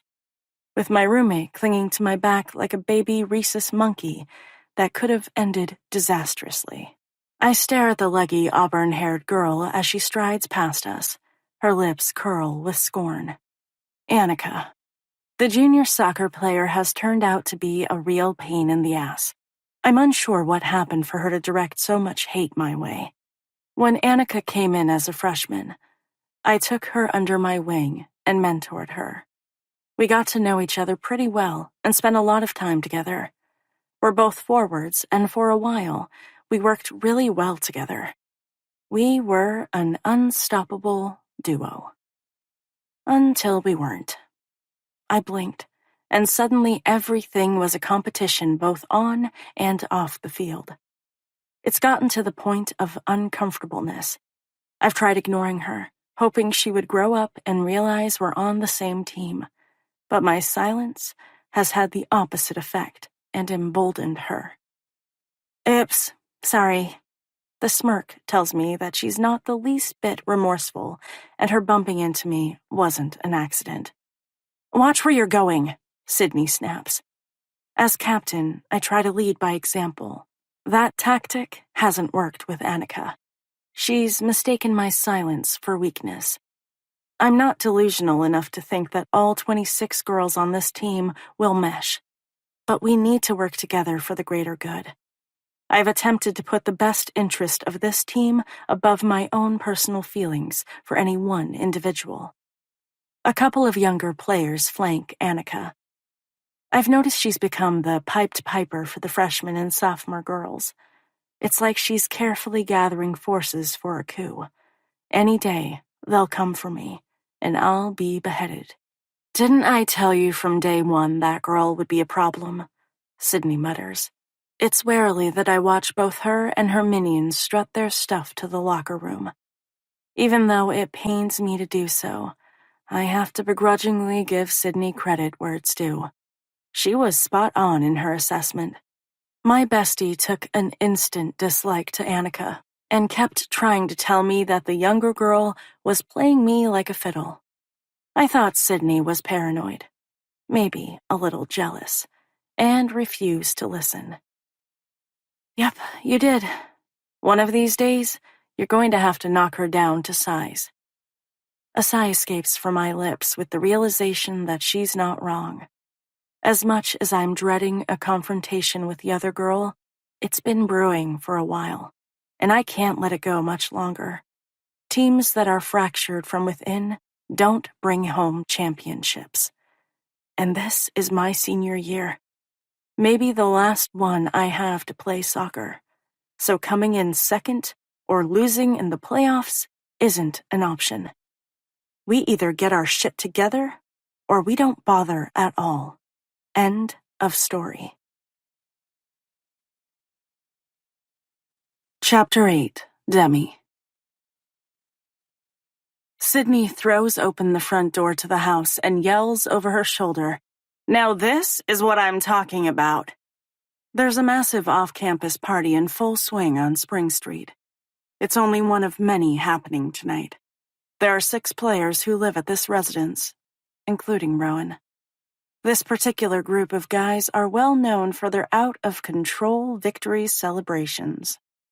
I expect total craziness to ensue since the Wildcats football team crushed their opponents this afternoon on the field. It's 9 o'clock, and this place is already standing room only. Sydney throws her arm around my neck and pulls me close before blazing a trail through the thick crush of bodies. Music pumps reverberating off the walls and inside my skull. People are drinking and laughing, cutting loose after a long week of classes. Not only is Western University renowned for its rigorous academics, it's also known as one of the top party schools in the country. The students here like to blow off steam as much as they study. Maybe more so. I've never been much of a partier, As you might suspect, Sydney is more of a social butterfly than I am. She's the one dragging me out most weekends. It's not like I don't enjoy going out, but I'm just as content to order a pizza and watch a movie in my pajamas. Maybe I'm too aware that most of the student body knows who I am, and my behavior is a direct reflection of my father. I make it a point to never get trashed or out of control. Those are the last things I need making its way around campus or getting back to Dad.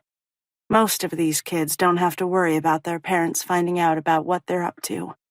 They're able to live by that old adage of, what happens at college stays at college. Unfortunately, the same can't be said for me. Dad is on campus as much as I am, probably more. It's easier for all concerned if I stay out of the limelight. I've gotten burned in the past when girls have gotten jealous and spread rumors that I was screwing around with some of the football players, which is precisely why I keep everything strictly platonic with them. In true Sydney fashion, she plows her way to the front of the beer line and grabs us 2 red cups of golden frothiness before shoving one in my hand. We tap the rims together.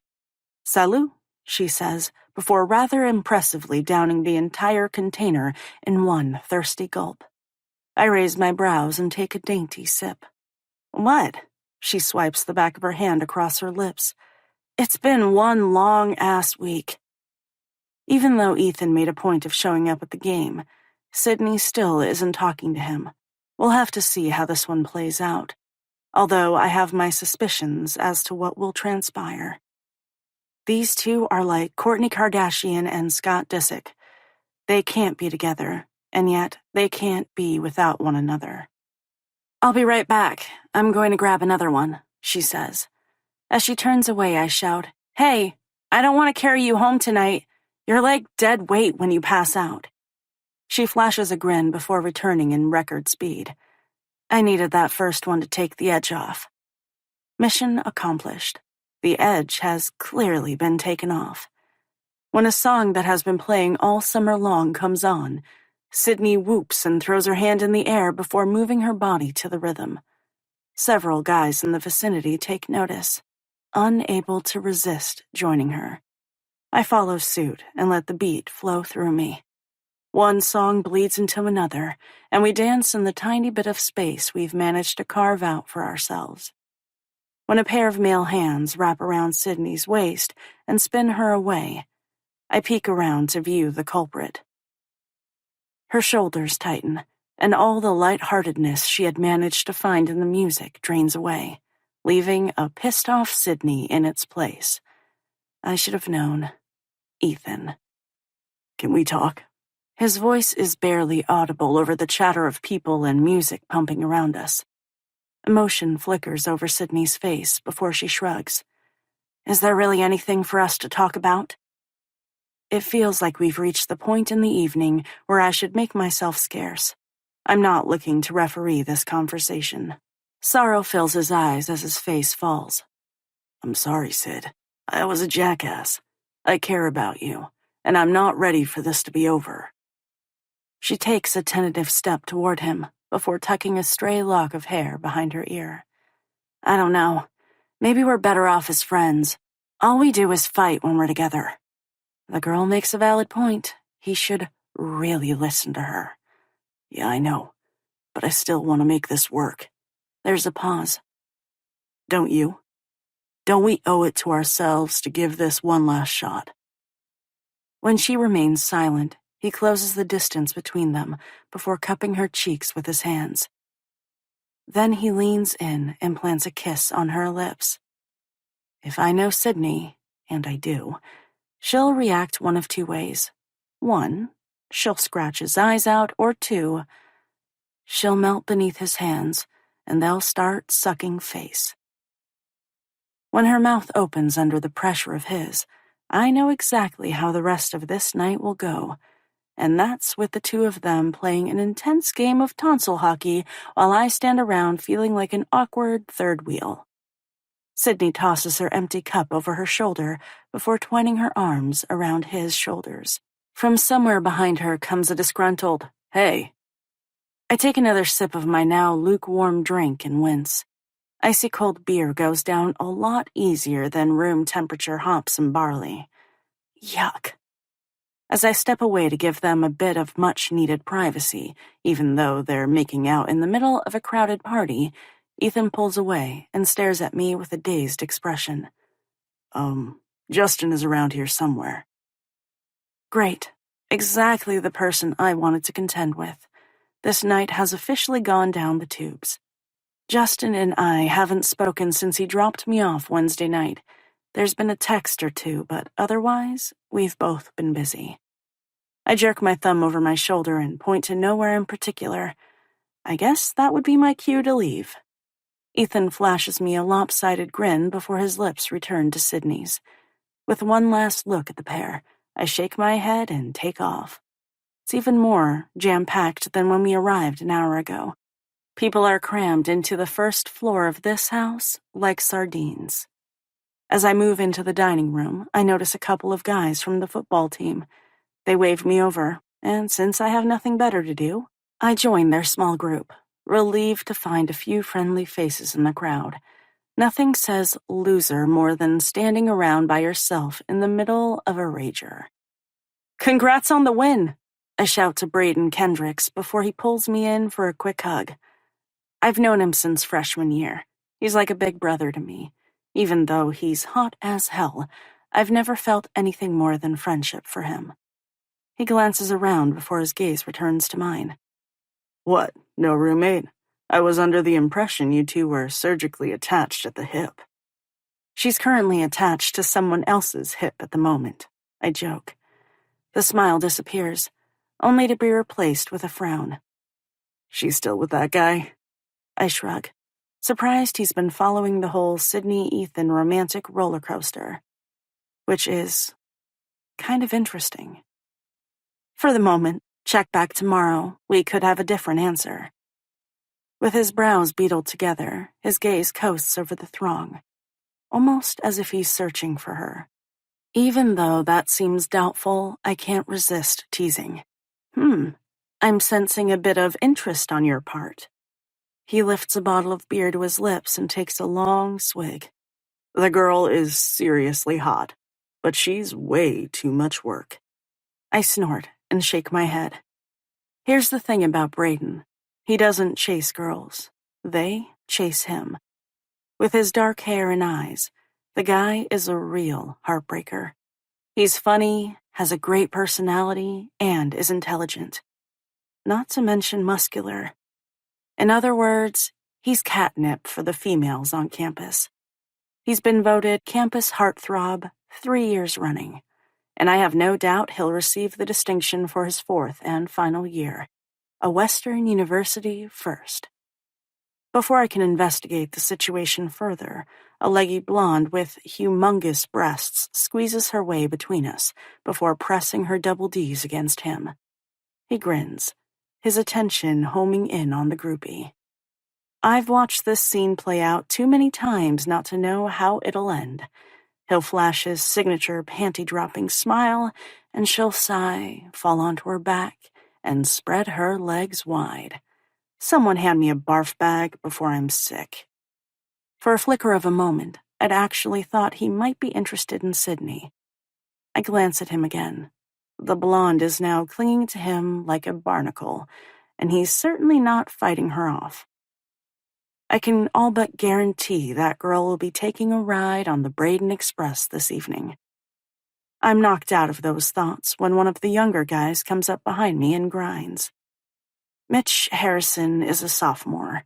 He's a defensive tackle and a teddy bear of a guy, weighing in at 300 pounds. We had a class together last year.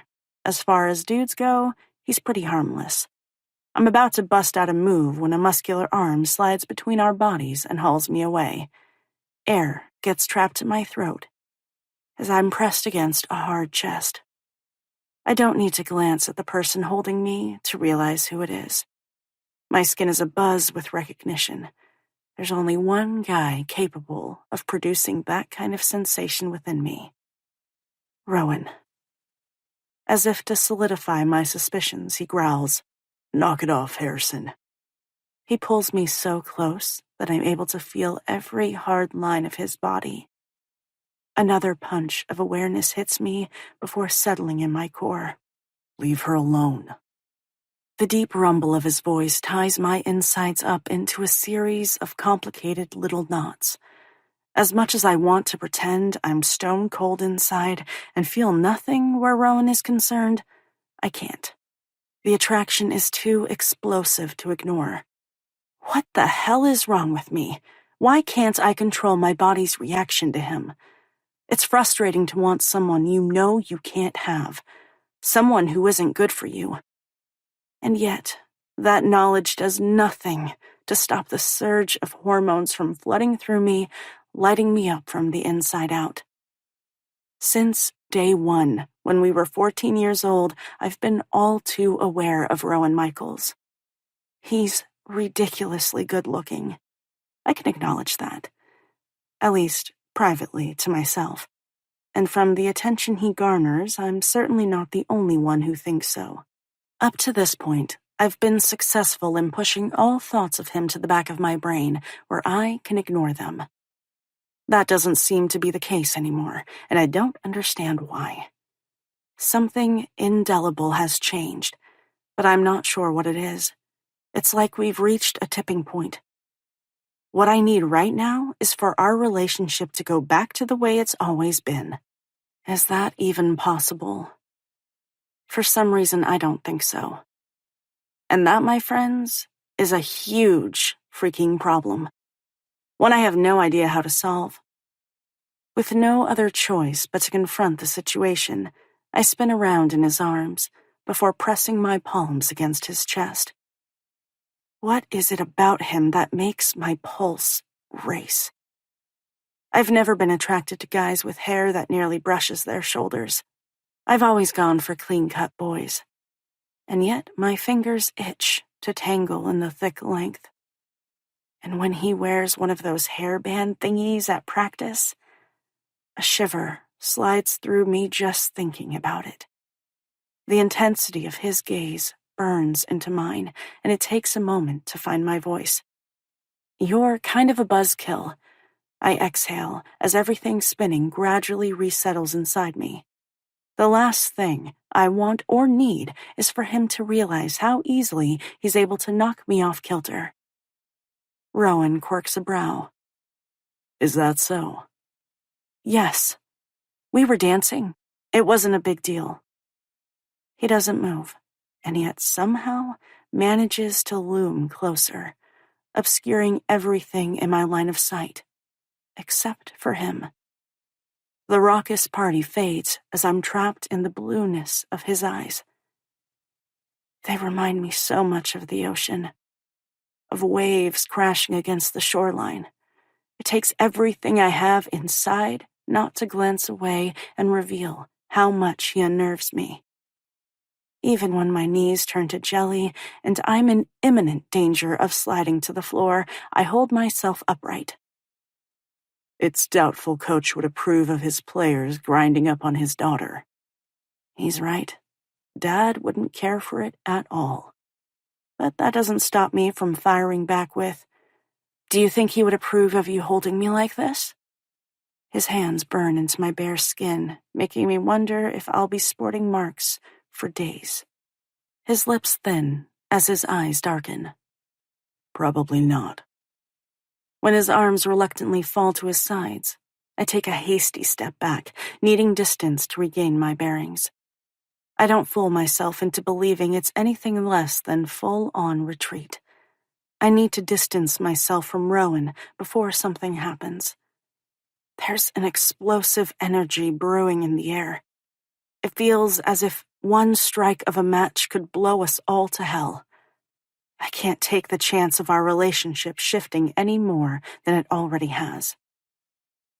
I need to find Justin. Before Rowan can deter me, I swing away, shoving through the thick crowd that presses in on me. The more space I put between us, the easier it is to think straight. No one has ever affected me this way, certainly not Justin. If I'm lucky, I won't run into Rowan again for the rest of the night. It's bad enough I see him 3 times a week in stats. And he insists on parking himself next to me every class period. Now I'll have to spend time tutoring him. Alone. I gulped down the strange mixture of nerves and excitement that burst inside me like an overinflated balloon. When I set out this evening, I had no desire to meet up with the dark-haired baseball player. I figured we would talk at some point over the weekend, and I would gently break off our relationship. But right now, he feels like the safest alternative. Once I find him, I plan on sticking to the guy like glue. For the next 10 minutes, I scour the first floor of the house before moving to the backyard where the party has spilled out. But there's still no sign of him. Maybe Ethan was wrong and he isn't here. Or maybe he took off for a different party. There are enough of them happening around campus. I'm about to call off the mission and make my way back to Sydney when I spot Sasha, one of our goaltenders. I wave and we end up chatting for a few minutes. I didn't realize other girls from the team were here. I've combed the entire place and haven't come across another teammate. Sasha informs me that a group of them are party hopping, and they showed up 30 minutes ago. Most of the girls are like me. They like to go out and have a good time, but they don't need to get shit-faced in order for that to occur. A number of them have athletic scholarships that pay for a chunk of their tuition and don't want to jeopardize it. This may be a party school, but the sanctions for getting caught, especially if you're an athlete, are severe. You haven't seen Justin around, have you? I yell over the music to make myself heard. Why am I even bothering to ask? It's not like I really want to meet up with him. Now that I've found Sasha, I can hang with her for the rest of the night. Or I can try to find Sydney and hope they're done sucking face. That thought brings a snort to my lips. Sasha's brows draw together as confusion flickers across her expression. I didn't realize you two were still a thing. Yup. At this point, it's more of a technicality. I really need to talk to Justin before I tell anyone else that's no longer the case. Oh. A troubled look fills her eyes before she glances away. Yeah, she mumbles. I saw him about 10 minutes ago in one of the back rooms. Great, thanks. Her less than enthusiastic reaction has a prickle of unease blooming in the pit of my belly. Before it can take root, I shake it off. I've been looking for him, but I haven't had any luck. This place is a total madhouse, I shrug. I suppose if he's here, I should say hi. Yeah. Sasha gives me a slight smile in return. I guess so. Decision made, I take a step toward the back bedrooms when she reaches out, wrapping slender fingers around my forearm. While Sasha and I are friends and teammates, we've never been close, although we've always been cool with one another. I'm sorry, Demi, I didn't know. Her comment is so out of left field that I have no idea what it means. What are you sorry about? Before I can ask anything more, she releases me and disappears into the crowd. I blink, and she's gone. That was a really bizarre thing to say. Maybe Sasha is more drunk than I assumed. Even so, my brain churns, trying to come up with an answer that makes sense. I'm tempted to go after her and get to the bottom of this, but it would be like searching for a needle in a haystack. I'll pull her aside on Monday at practice and figure out what she meant. It takes effort to shake off her cryptic words as I push my way through the massive bodies toward the back hallway off the kitchen. The first bedroom I peek inside has about 8 people sitting around, smoking a bowl. A thick haze permeates the air. A cursory inspection tells me Justin isn't here, and since I'm not looking for a contact high, I quickly back away. The last thing I need is to test positive for pot. All athletes at WU are drug tested throughout the year. They agree to random testing when they sign their NCAA eligibility paperwork before stepping foot on campus. Most of us have worked our entire lives to reach this level of play and aren't willing to throw it away over a couple of hours of mindless pleasure. I check 2 more bedrooms, but Justin is nowhere to be found. It's always possible that Sasha was wrong about seeing him, and it was simply a case of mistaken identity. At this point, I'm not even sure it matters. I've had enough, and I'm more than ready to call it a night. I'm about to take off in the opposite direction down the hallway when a noise catches my attention. It's barely audible over the pumping beat of music that echoes off the paper-thin walls. I'm not sure what has me creeping around the corner. A sixth sense, maybe? Even though there are more shadows where the light from above doesn't reach, plunging the narrow area into darkness, there's enough illumination to make out the guy standing with his back pressed against the wall. A rough groan slides from his lips as my widened gaze drops to the girl on her knees in front of him. It's fairly obvious what's going on here. My lungs fill with air as the girl works him with her mouth, sucking him deep into her throat before sliding nearly to the tip and repeating the maneuver. I'll tell you what, this chick is a total pro. She knows how to give a BJ. The polite thing to do would be to carefully back away and disappear down the hall. But I'm unable to do that. My feet are rooted in place. I wish this were a faceless, nameless guy, but it's not. It's Justin. Unfortunately, the look on Sasha's face now makes perfect sense.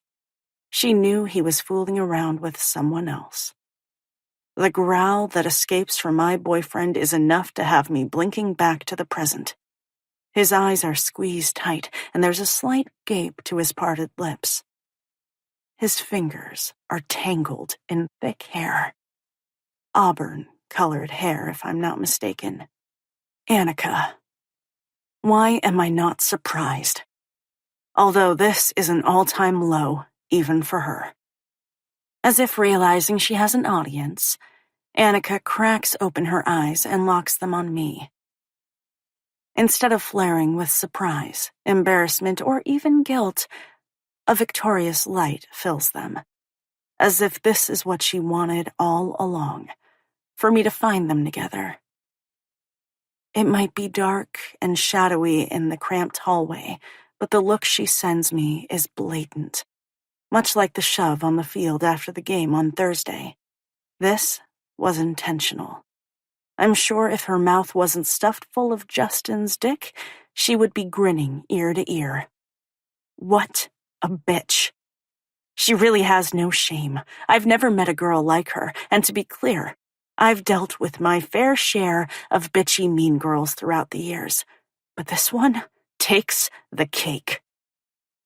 When Annika's movements become more frenzied, Justin's fingers tighten on her scalp before he pulls her closer. Even though I don't give a damn about him, it's not in my nature to skulk away with my tail tucked between my legs.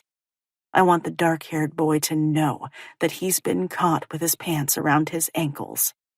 Literally. The fact that he chose to cheat on me with one of my own teammates makes him beyond despicable. I fold my arms across my chest and wait for the perfect moment to interrupt. His face scrunches as he throws his head back, exposing his throat. Yeah, just like that. I have to admit, I was expecting a little more in the length department. I point to his groin. That's seriously disappointing. His eyelids fly open as he jerks to awareness. His mouth gapes momentarily before he quickly shoves Annika away from him. The younger girl lands on her ass with a grunt. A thin smile curves my lips as I hold up a hand. Please, don't stop on my account. I wanted to interrupt for a brief moment to tell you that we're over. I glance at the auburn-haired girl who at one time I'd considered a friend. You two are perfectly suited for one another. Demi, he yells. I turn away, not bothering to look over my shoulder as I stalk down the hallway. And here I'd thought it was possible to remain friends after our breakup. Ha! That's no longer happening. With any luck, I'll be able to avoid Justin for the remainder of the year. Unfortunately, the same can't be said for Annika. The level this girl will stoop to in order to hurt me is almost unbelievable. And a little bit scary. I should have listened to Sydney from the beginning. At some point, my vindictive teammate will have to be dealt with. But it won't be this evening. Tonight, my plan is to go home and drown myself in a pint of chocolate ice cream. The name of the flavor, Death by Chocolate, now makes so much more sense. I snort and continue to push my way to the living room, only wanting to leave this party and the memories behind. Chapter 9. Rowan. I lift the bottle of beer to my lips and take a swig. It goes down smooth but does nothing to alleviate the discontent that brews beneath the surface. There's only one person capable of that, and it's not the sad imitation currently hanging on me. We should get out of here. Her slim hands stroke over my chest as she stares up at me with dark eyes. We can go back to my place and talk. Right. I think we both realize that conversing is not this girl's end goal. The only thing she wants to better acquaint herself with is my cock. Why pretend otherwise? What I've come to learn over 3 years at WU is that most of these girls are a carbon copy of each other. The hair, eyes, and body size might be different, but beneath the exterior features, they're all the same. They want the notoriety that comes from being with a high-profile athlete on campus. Throw in someone who has a chance of turning pro and making millions, and you got yourself a stage 5 clinger. That's the last thing I want, or need. But this girl, if I squint hard enough and suck down a couple more drinks, bears a striking resemblance to a certain someone else. Thinking along those lines will be precisely what gets me into trouble. Rowan? When I don't answer, she presses closer, pushing her breasts against my chest. Did you hear me? Yeah, I heard. If I end up leaving with her, it'll be for all the wrong reasons. She might resemble Demi with her dark hair and eyes, but her body is a lot softer instead of being tight and athletic. I'm 5 seconds away from giving in when my skin prickles and I glance around knowing that she's somewhere in the nearby vicinity. Call it fucked up spidey senses.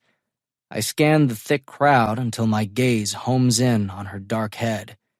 Her lips are a tight slash across her face, and there's a hollowed-out look in her eyes.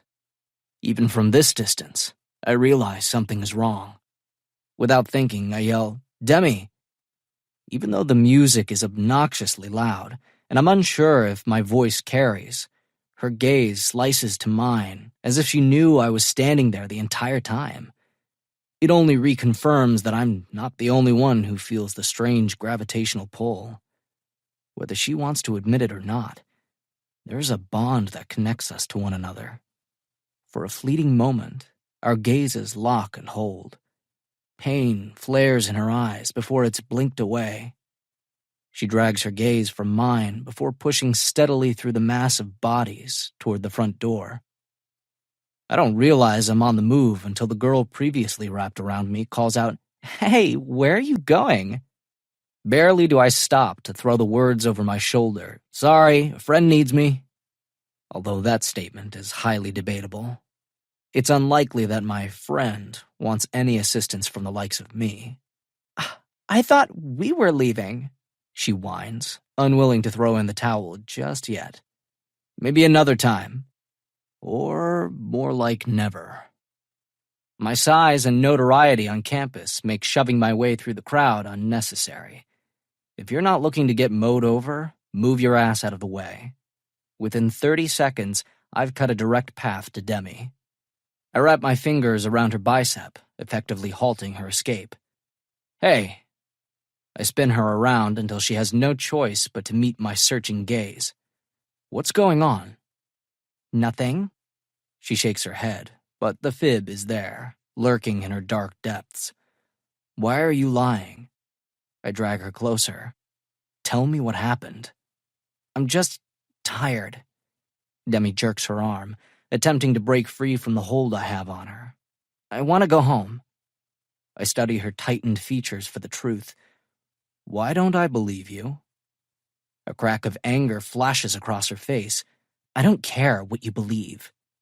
For a second time, she tries to wrench her arm free, but I refuse to let her get away that easily. I don't like the pain reverberating in her eyes, and I want to know who put it there. Let me go, Demi. Our heads swivel as Justin crashes onto the scene, interrupting our conversation.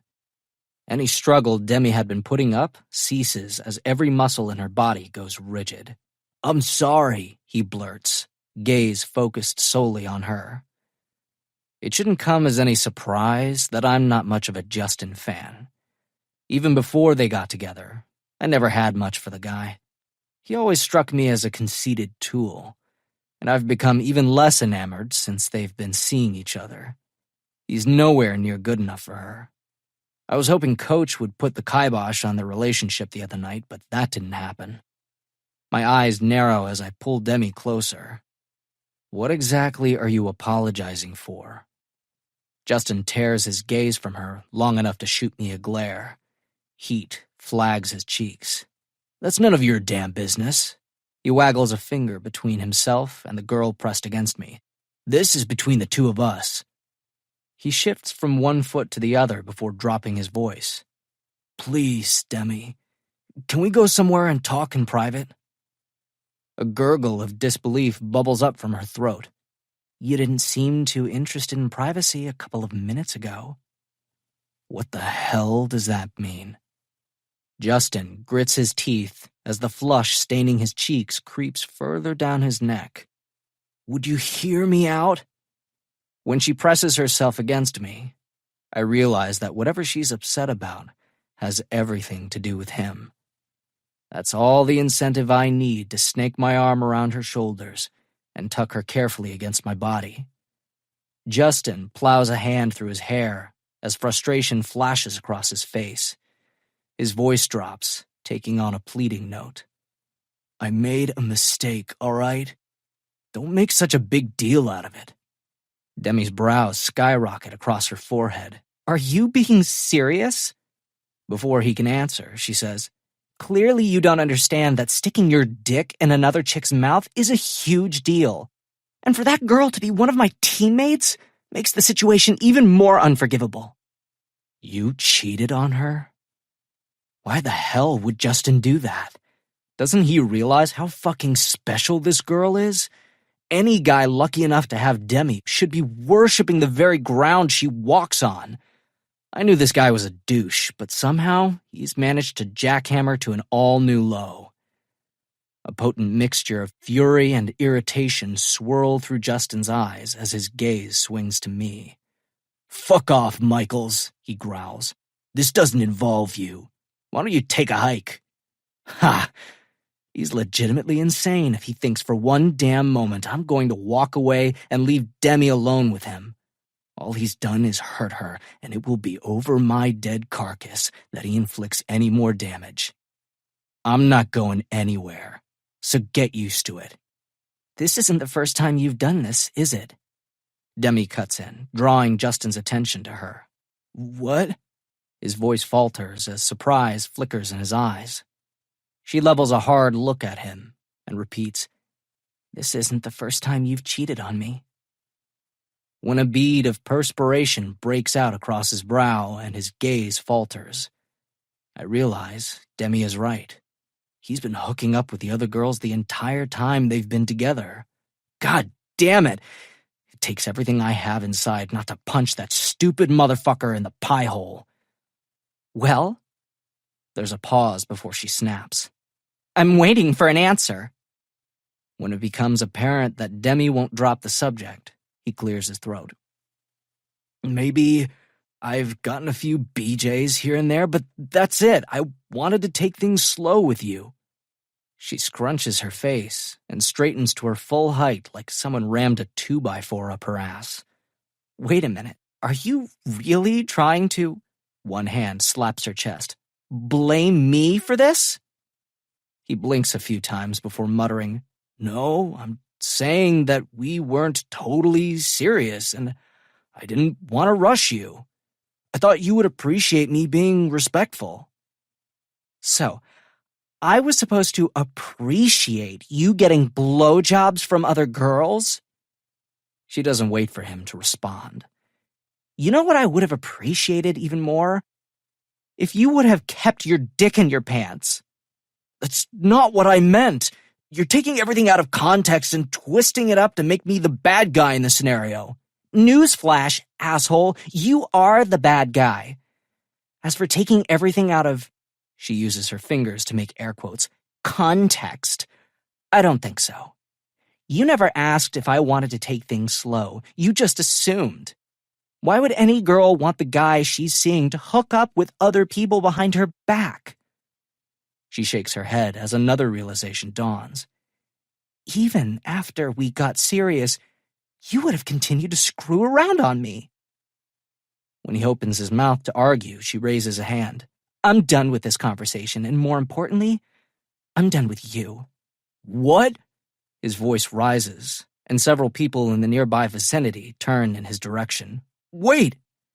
When he steps closer, attempting to reach for Demi, I shove him back a couple of steps.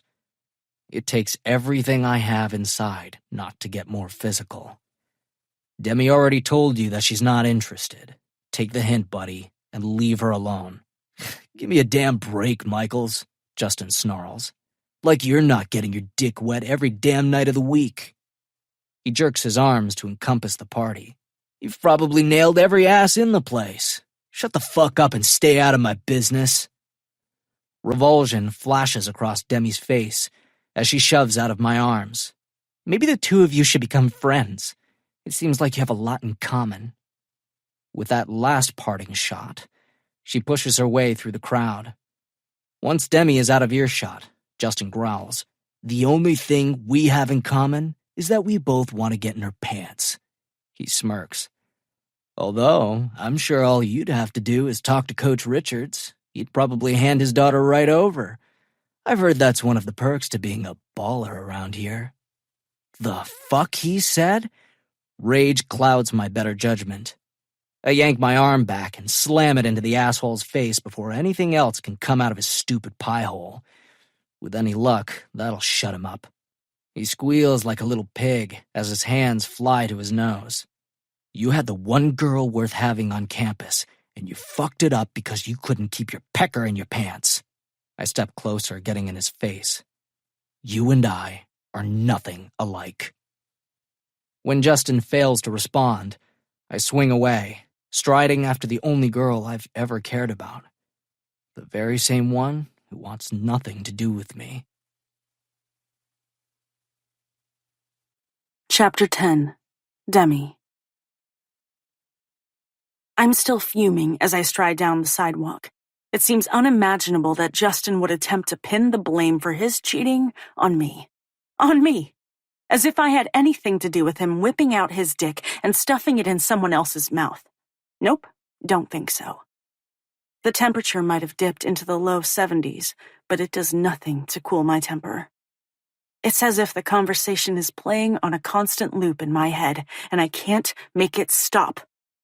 The nerve of that guy. Instead of apologizing, not that it would have done any good, he had actually tried to justify his cheating. I've never met two people who deserve one another more. Justin and Annika are a match made in hell. It's the heavy fall of footsteps from behind that snap me out of my thoughts. I swear to God, if it's Justin, I will totally lose my shit. I can't deal with any more of his asinine behavior. Had I been smart, I would have pulled the plug on our relationship on the way home from dinner Wednesday night. Instead, I waited. With my hands clenched, I swivel around. I'm not normally a violent person, but tonight, I've been pushed past my limit. Except it's not Justin. My gaze collides with concerned, ocean-colored eyes. A soft puff of air escapes from my lips as my muscles loosen. Rowan. He was there to witness my humiliation and is the last person I want to see or talk to. It takes a second for him to fall in line with me. For half a block, we walk in silence before he asks, "You okay? That was brutal." I keep my gaze focused straight ahead. I'm fine. Lie. What hurts most is that one of my own teammates despises me enough to inflict that kind of damage. I had already decided to cut Justin loose. My feelings for him weren't that deep. But Annika? Someone who I'd taken under my wing and considered a friend? Someone who should have my back as a teammate? That one stings more than I'm willing to admit. Drunken students loiter on the lawns of houses where multiple parties are in full swing. A few people yell out Rowan's name as we pass by. Instead of responding, his attention stays solely focused on me. You sure about that? My skin prickles under the intensity of his stare. Can you even imagine falling for a guy like him? He would ground your heart to a fine dust beneath his cleat. Instead of answering, I snap. Why is every guy on this campus a cheating bastard? The question escapes before I have a chance to rein it back in. I flick my gaze in his direction to get a read on his thoughts before adding begrudgingly, at least you don't pretend to be faithful. That would involve dating, and you don't do that. In all the years I've known Rowan, not once have I seen him with the same girl more than once or twice. His adoring fan base is legendary. A kernel of jealousy blooms in the pit of my belly before I quickly stomp it out. Wait a minute, he says, breaking into my thoughts. You think I'm a womanizing asshole like Justin? Yeah, that's exactly what I think. If you asked anyone at Western who the biggest player on campus was, the answer would undoubtedly be Rowan Michaels. Are we really going to pretend otherwise? Look, I don't think you're an asshole, but we've gone to school together for the past 3 years. I shoot him a "who are you trying to kid" look. The tales of your conquests are legendary.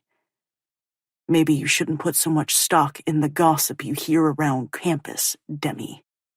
Seriously? I've heard way too many stories for at least some not to be true. It's a little hard not to believe when the information comes straight from the horse's mouth. And by horse, I mean the girls he bangs. Oh, please, I snicker before shoving at his arm. Why is he trying to bullshit me? Just own it. You're like the man whore all other man whores look up to and want to emulate. You should wear that badge of honor with pride. You don't know what the hell you're talking about, he growls. After the night I've had, all I want is an honest conversation and to figure out how to better discern the jerks from the guys worth getting to know. Right now, I'm at a loss. I'm ripped out of those thoughts when Rowan's fingers lock around my upper arm as we grind to a halt on the sidewalk. Before I realize what's happening, he drags me closer. I stumble a few steps before crashing into his chest. My gaze goes wide as it locks on his. A harsh look fills his eyes, one I've never seen before. It has all the saliva drying in my mouth and nerves skittering along my spine. When my tongue darts out to smudge my lips, his attention falls to the movement. A mixture of excitement and fear bloom inside me as a strange energy crackles in the air. These are exactly the type of feelings I've always tried to keep at bay where Rowan is concerned. It's as if he's trying to break through all of my defenses, and I have no idea why. Emotion crashes within, leaving me to feel off balance and confused. What are you doing? It takes effort to force the question from stiff lips. Rowan's face looms close enough for his warm breath to feather against my skin. The feel of it shouldn't be this intoxicating. It shouldn't make me want to suck in greedy mouthfuls of him and hold it deep inside. Anticipation coils tightly in the pit of my belly as everything inside me goes silent. As much as you think you know me, you don't know shit. That's not true. We've known each other for 7 years, I whisper. How can you say that? Have you ever taken the time to figure out who I am? I'm talking about the guy buried beneath all the hype. He searches my eyes with narrowed ones. Sometimes, I think it's more comfortable for you to pigeonhole me into the persona you've created, rather than the guy I actually am. I gulped down a fresh burst of nerves. This conversation is ridiculous. I understand exactly who Rowan Michaels is. I've been forced to endure dinner with him once a week for the past 3 years. I've listened to him and Dad discuss football ad nauseum. We've had classes together almost every semester. There is no question in my mind that the guy standing before me is a total player. Like most of the athletes at Western, he spent the better part of his college years partying and sleeping with groupies. He gets by in his classes because he needs to retain eligibility to play football, but has no intention of ever using his degree in the real world. So, do I know who Rowan Michaels is? Yeah, I'm pretty sure I do. I open my mouth to blast him into the next week and realize that our faces are scant inches apart. Air becomes lodged in my throat at the heated look that fills his eyes. It's anger, mixed with something more potent. My gaze falls to his lips, and everything inside me coils tight. An image of us in the kitchen on Wednesday forces its way into my brain. We were standing so close, and I'd wondered if he would kiss me. As much as I hate to admit it, I'd wanted him to do it. Just when I think Rowan will lean in, and I'll finally feel the slide of his lips against mine, he takes a hasty step in retreat. The strong hands gripping my arms fall away, leaving behind an odd kind of regret to fill the emptiness. I'm so tempted to reach out and drag him closer. Instead, my hands tighten at my sides. I want to say something. Something that will smooth over the suffocating tension that vibrates in the cool night air between us. But my mind remains frustratingly blank. Maybe you should take the time and get to know me, instead of assuming things that aren't true. If you would give me even half a chance, Demi, I might just surprise you. With that, he swings around, stalking down the sidewalk in the direction we'd come from. For a long moment, I can only stare after him as a strange concoction of emotions crash inside me. There's definitely relief. And if I'm being honest with myself, a fair amount of disappointment bubbles up as well. It's almost enough to make me forget what I stumbled across at the party. Almost, but not quite. Chapter 11. Demi. I'm startled out of a sound sleep when something, or more likely, someone, lands on my chest. My eyelids fly open, and I stare groggily up at vibrant green eyes that are entirely too awake for. I glance at the digital clock on the nightstand. Good Lord, it's not even 7 in the morning. Sunday morning, I might add. One of 2 days I take off from running and allow myself the luxury of sleeping in. And Sydney ruined it. Why are you awake so early? I slur. Please, I could hardly sleep a wink last night. Ugh. I attempt to push her off my body and roll onto my side, but Sydney refuses to budge from her perched position on top of me. I really don't want to hear about your sexcapades. Please, girl, she rolls her eyes. You would have heard that loud and clear firsthand. She's right about that. Her and Ethan are loud as fuck. It's like they're shooting a porno every single time. I'm talking about what happened with you last night. Me. Any sleepiness I've been clinging to vanishes in the blink of an eye. Nothing happened. What are you talking about? She gives me a, exactly how drunk were you look. Hello, there are a shit ton of stories flying all over the place. I heard about them before I even left the party. Awesome. Exactly what I want to hear at the butt crack of dawn. When I remain silent, she pokes me in the chest with a pointy finger. Ow! I rub the spot. Damn, that hurt. She folds her arms across her chest. Oh, and thanks for letting me know you were taking off. Do you have any idea how worried I was about you? Please, I snort. The last time I checked, Ethan had his tongue shoved so far down your throat, it was like he was doing a strep test. A sly grin curves Sydney's lips. All right, so maybe we went at it a little hard. But still, you should have let me know. You're right. I should have sent you a text. I'd been so angry with Justin that it hadn't occurred to me to inform Sydney I was walking home by myself. Probably not the smartest decision I've ever made. Usually we stick together at parties. Girls are always safer when traveling in pairs. Apology accepted. Then she redirects the conversation back to the original topic. Want to hear the stories? Are you really giving me a choice in the matter? Nope. Sydney holds up a finger. The first one is that you walked in on Justin having a threesome. After last night, I wouldn't put anything past him, but that definitely didn't happen. 2, a second finger joins the first. Rowan beat the shit out of him, and Justin spent the night in the ICU and is now pressing charges. Seriously, people? That's pure lunacy. Neither of those things occurred. There wasn't even a fight, for goodness sake. This is a perfect example of the rumor mill at Western running amok. 3, another finger joins the first 2. Justin found you with another guy and went berserk. The corners of Sydney's lips tremble when I burst out laughing. Geez, who makes this shit up?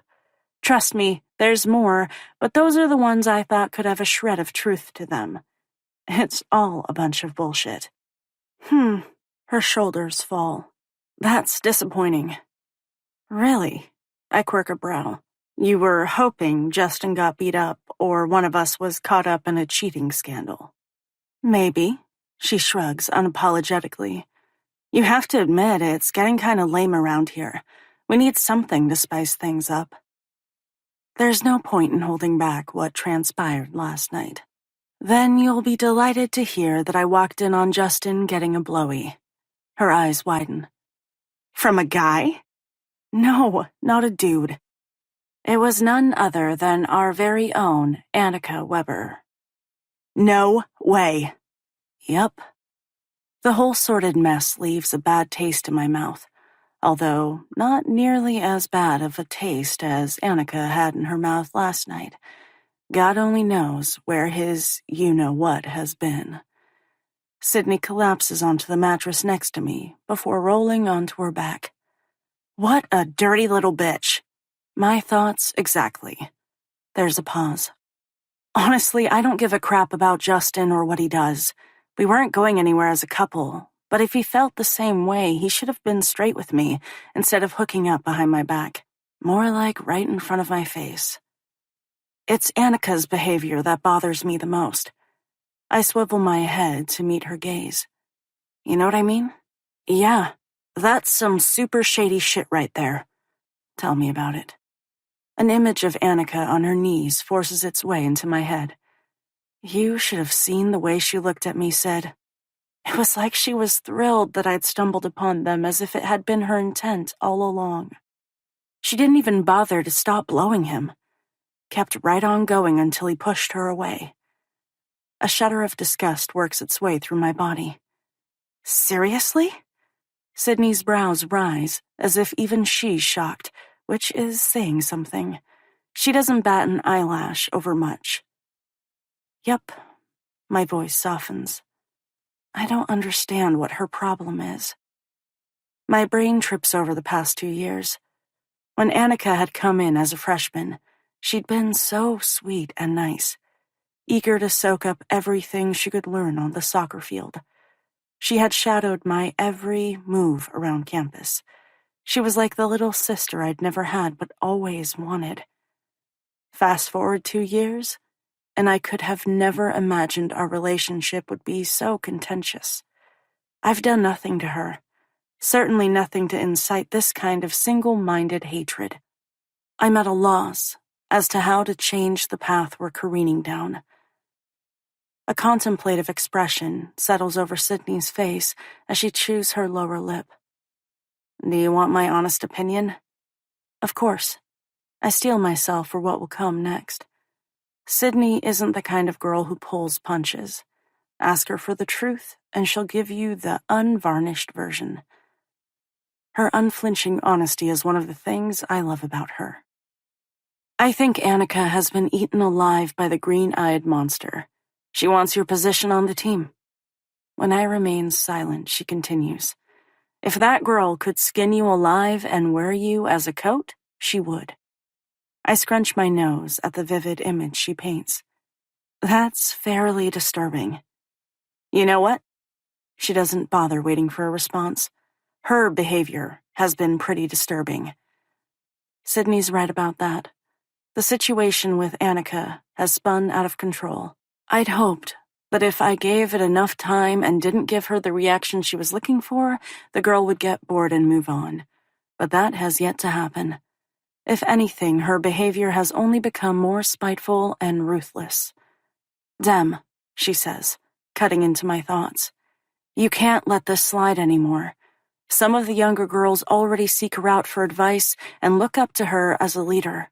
She'll continue to wreak havoc on this team if you let her. That's exactly what I'm afraid of. When did it all go so wrong? When I was named co-captain last season? Our relationship was definitely tense last year, but I have no idea if that's what caused the rift. Now I'm captain, and Annika's my co-captain. I suppose I'd been holding out hope that it would appease her, and she'd settle into her leadership role with more grace. That hasn't happened. At every turn, she attempts to undermine my authority. I haven't taken this issue to Coach because I should be able to solve this on my own. That's part of the responsibility of being captain. What a fucking mess. I'll talk to her, I mutter, not looking forward to the conversation. Sydney reaches out and tangles her fingers with mine. Good. Now, what do you say to making me breakfast? With her other hand, she rubs her toned belly. I'm starving. I laugh and shake my head. I say you're crazy. You've known that for a while and you're still here, so I guess that means you're stuck with me. I wrap my arms around her and squeeze tight. Honestly, there's no one else in life I'd rather be stuck with. Sydney is my ride or die, which means I'm on the hook for making breakfast. Eggs or pancakes? I ask. Both. A chuckle slips free as I shake my head. Why am I not surprised? Sydney is an all-or-nothing kind of girl, and I wouldn't have her any other way. Chapter 12. Demi. Hey, Demi, wait up. I stiffen immediately, recognizing the voice. Instead of slowing down, I tuck my chin against my chest and haul ass, hoping to lose him in the herd of students moving across campus like cattle. I'm not usually one to run and hide, but I'll make an exception in this case. Demi! The voice grows louder, and I realize he's closer than I had originally suspected. Crappity crap crap crap. When a heavy hand lands on my shoulder, I silently acknowledge that escape isn't in the cards for me this morning. A potent concoction of disbelief and anger shoots through me as I attempt to shrug him off. After finding Justin and Annika together Saturday night, he's the last person I want touching me. Honestly, I'm a little surprised he has the nerve to seek me out in the first place. I had assumed by unspoken agreement we would avoid each other for the rest of the year. Justin? Reluctantly, I flick my gaze in his direction, only to discover that his nose is bruised and swollen. That's new. It certainly wasn't like that when I left the party. My brain whirls silently, trying to figure out what happened. Is there any truth to the rumors Sydney heard? Did Rowan get into a fight with Justin after I took off Saturday night? He must notice where my attention is focused, because his fingers brush self-consciously over the battered flesh. Instead of acknowledging the injury, he asks instead, "Do you have a minute to talk?" "Not really." I hasten my pace. "I have to get to class." Not taking no for an answer, he quickly says, "I'll walk with you, and we can talk on the way." Awesome. Thankfully, Corbin Hall looms on the horizon. If I speed walk, I can be there in 5 minutes, tops. The less interaction I have with Justin, the better off we'll both be. After discovering his extracurricular activities, there's nothing left to discuss. "So," he clears his throat when I remain stoically silent. "I wanted to apologize again for the other night." The guy is delusional if he thinks we're going to brush this neatly under the carpet and move on. What happened wasn't an accident. Any hope of us remaining friends has been obliterated. I don't even want to look at him. "You mean when I stumbled on you getting a blowy from Annika?" He has the good grace to flinch at my blunt description. "Yeah, I'm sorry. It shouldn't have happened." "No shit, Sherlock." "I'm over it," I shrug, only wanting to move on with my morning and my life. You know what the definition of insanity is? Doing the same thing over and over and expecting a different outcome.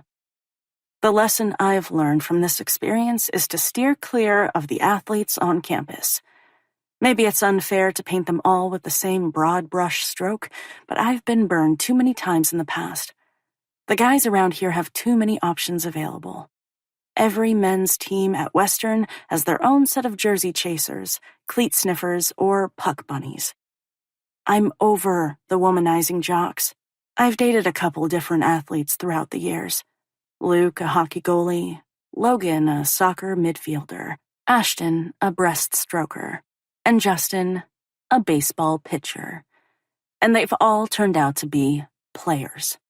In one regard, it's nice to be with someone who understands the physical demands of playing a sport at a high level. There's a dedication that other people can't comprehend. But the cheating is the ugly side of it. I'm officially tapping out. Unaware of the thoughts circling through my head, Justin says, "I wanted to reach out yesterday, but I figured you needed time to cool off." Is he actually suggesting 36 hours is enough time to put his cheating into perspective and forgive him? That's not going to happen. In fact, the more I think about it, the angrier I get.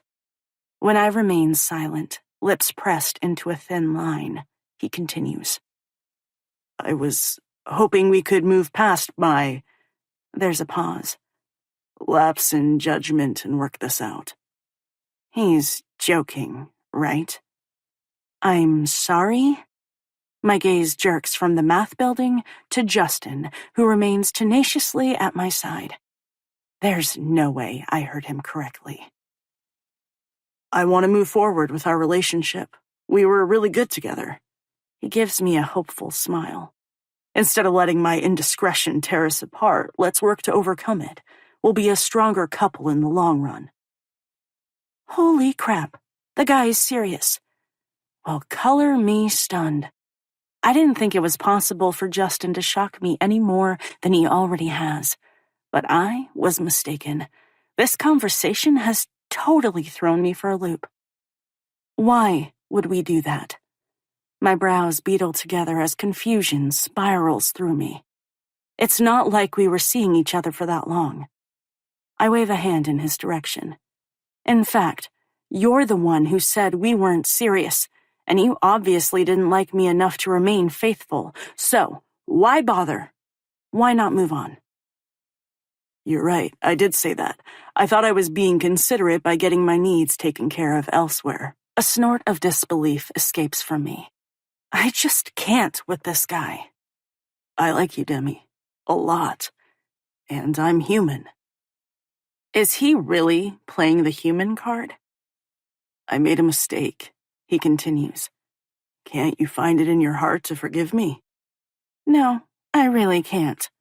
Once trust is broken, it's almost impossible to earn it back again. Why is he even fighting for this relationship? Look, I huff. only wanting to pull the plug on this conversation. At this point, I regret ever giving Justin a chance. It was a lapse in judgment on my part. Deep down, I suspected it wouldn't work out in the long run, but even I couldn't have imagined how it would implode. I appreciate your apology, but our relationship is over. Sure, I could tell him that I was planning to end things before I found him with Annika, but what good would that do? He needs to accept that my answer is final and move on. Relief bursts inside me when I realize we've reached Corbin Hall and this conversation, whether he wants it to be or not, is over. Just like our relationship. My gaze reluctantly flickers to Rowan, who lounges outside the brick building. It's hardly a surprise to find him swarmed by a group of students vying for his attention. There's something about the blonde football player that attracts both men and women. He's like the sun, and they want to be in his orbit, even if it's for a moment. I would be lying if I didn't admit that I feel the same gravitational pull myself. There's an unrelenting energy that refuses to be subdued. I've spent years struggling against the force of it. Images from Saturday night crash unwantedly through my head. Days later, I can almost feel the warm drift of his breath across my lips, and the hope that had spiraled through me when I'd thought he would kiss me. Thankfully, that didn't happen. It would have only complicated matters. Already, it feels like we're walking a fine line. And yet, it's not relief that floods through me. Our gazes collide, and Rowan's eyes narrow before shifting to Justin, who continues doggedly at my side. Instead of making a snap decision, one you'll probably regret, why don't you take a few days to think it over? That's not My voice is cut off as I'm yanked against a hard body. You heard her, Fisher, Rowan snaps. She doesn't need more time. It's over. Justin presses his lips into a tight line as his expression turns stony. Why are you always hovering around, Michaels? His narrowed gaze fills with suspicion as he waggles a finger between us. Oh, I get it. Maybe the reason you're not interested in working things out with me is because you've been sneaking around behind my back. Maybe that's why you weren't interested in spreading your legs. Justin stabs a finger in Rowan's direction. You've been screwing around with him.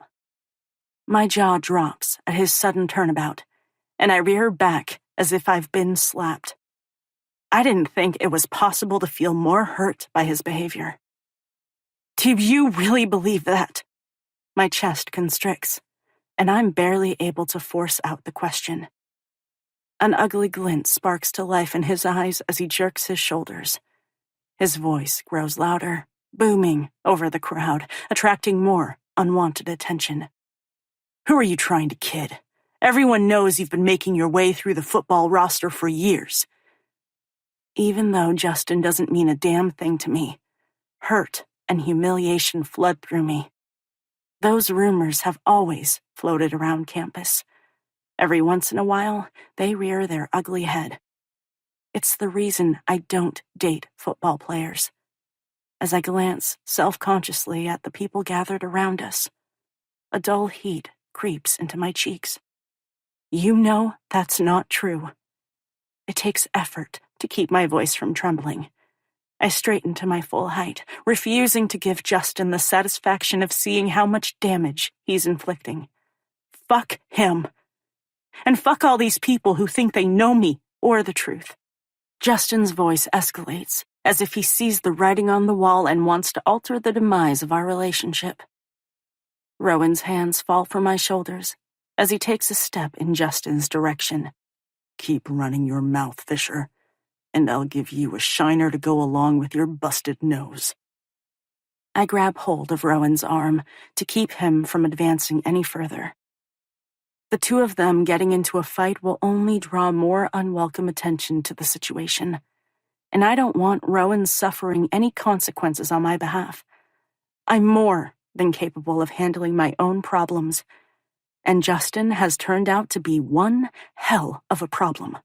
One who wasn't worth nearly the trouble he set on causing. "Don't," I whisper, attempting to keep my voice devoid of emotion. "He's not worth it." Rowan's gaze snaps in my direction. "You're right. He's not. But you are." Justin snorts, reluctantly drawing my focus to him. "Maybe if I were a football player, you would be more willing to spread those pretty thighs." That ugly comment is all it takes to snap the last of Rowan's control. Without warning, he leaps forward. Before he can get his hands on Justin, the baseball player retreats, disappearing through the throng of onlookers. My heart thunders painfully under my breast. "That guy is a real douche," Rowan mutters, narrowed gaze searching the thick crowd as if he's contemplating going after him. Yeah, tell me something I don't know. Although I didn't realize what a complete jackass he was until this latest confrontation. Had I understood it sooner, I could have saved myself a shit ton of humiliation. Lesson learned the hard way. After this debacle, it's going to take a long time for me to trust another guy. In fact, maybe a lengthy break from the opposite sex would be the best thing. "Are you all right?" Rowan asks, knocking me from my turbulent thoughts. Before I can summon an answer, his strong arms wrap around my body before tugging me close. It's oh so tempting to sink into the warm comfort, squeeze my eyes shut, and pretend this has been nothing more than an ugly nightmare that will disintegrate in my memory come morning. Unfortunately, doing that will only feed the gossip that is probably, at this very moment, spreading across campus like wildfire. Instead of burying my face against his steely strength, I force myself to glance at the people who continue to stare wide-eyed. Embarrassment flags my cheeks, flooding them with heat. Loud whispers ripple through the group. Don't these people have anything better to do than stand around and gawk? Apparently not. Knowing that I can't stay in his arms, I push away from Rowan, needing to separate myself. Ugly speculation is already running rampant. I certainly don't need to add fuel to the fire. I've suffered enough mortification for one morning. "We should probably get to class," I mutter. With my head lowered, I slink toward Corbin Hall. Rowan stays steadfast at my side. Somewhere in the back of my brain, I realize he's trying to be supportive, but his attentive manner only makes matters worse. The knowing whispers and snickers burn the tips of my ears. As we reach the doors, Rowan stretches around me, grabbing hold of the metal handle before pulling it open. My brain churns as we silently move through the crowded corridor. Relief fills me as we make it to the small lecture hall, and I'm able to slip into the last row.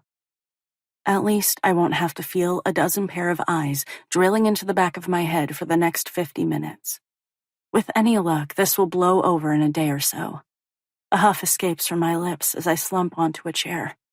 When Rowan moves to settle next to me, I mumble, "Would you mind sitting somewhere else?" My gaze flickers over our classmates who already fill the room. Half of them are swiveled around and staring in our direction. Speculation fills their eager faces as if they're waiting for us to add to the drama that unfolded outside. I'll be damned if I give them anything more to salivate over. Hurt flashes in Rowan's eyes, leaving me to feel like a first-class jerk. It's on the tip of my tongue to apologize, but I can't push out the words. When I remain silent, he mutters, "Yeah, sure, no problem." From the corner of my eye, I watch as he slides to the end of the row before walking down the carpeted staircase. A few girls wave, trying to capture his attention before calling him over to an unoccupied desk. My belly pinches with unwanted jealousy. His expression transforms and he smiles, focusing on the trio of girls. It should be a relief that he's taken the hint and is no longer at my side. Without us putting on a show, people have already lost interest and are turning away. Whether Rowan understands it or not, I did what needed to be done. Neither of us want the rumor mill churning at our expense. And yet, that knowledge only makes me feel worse.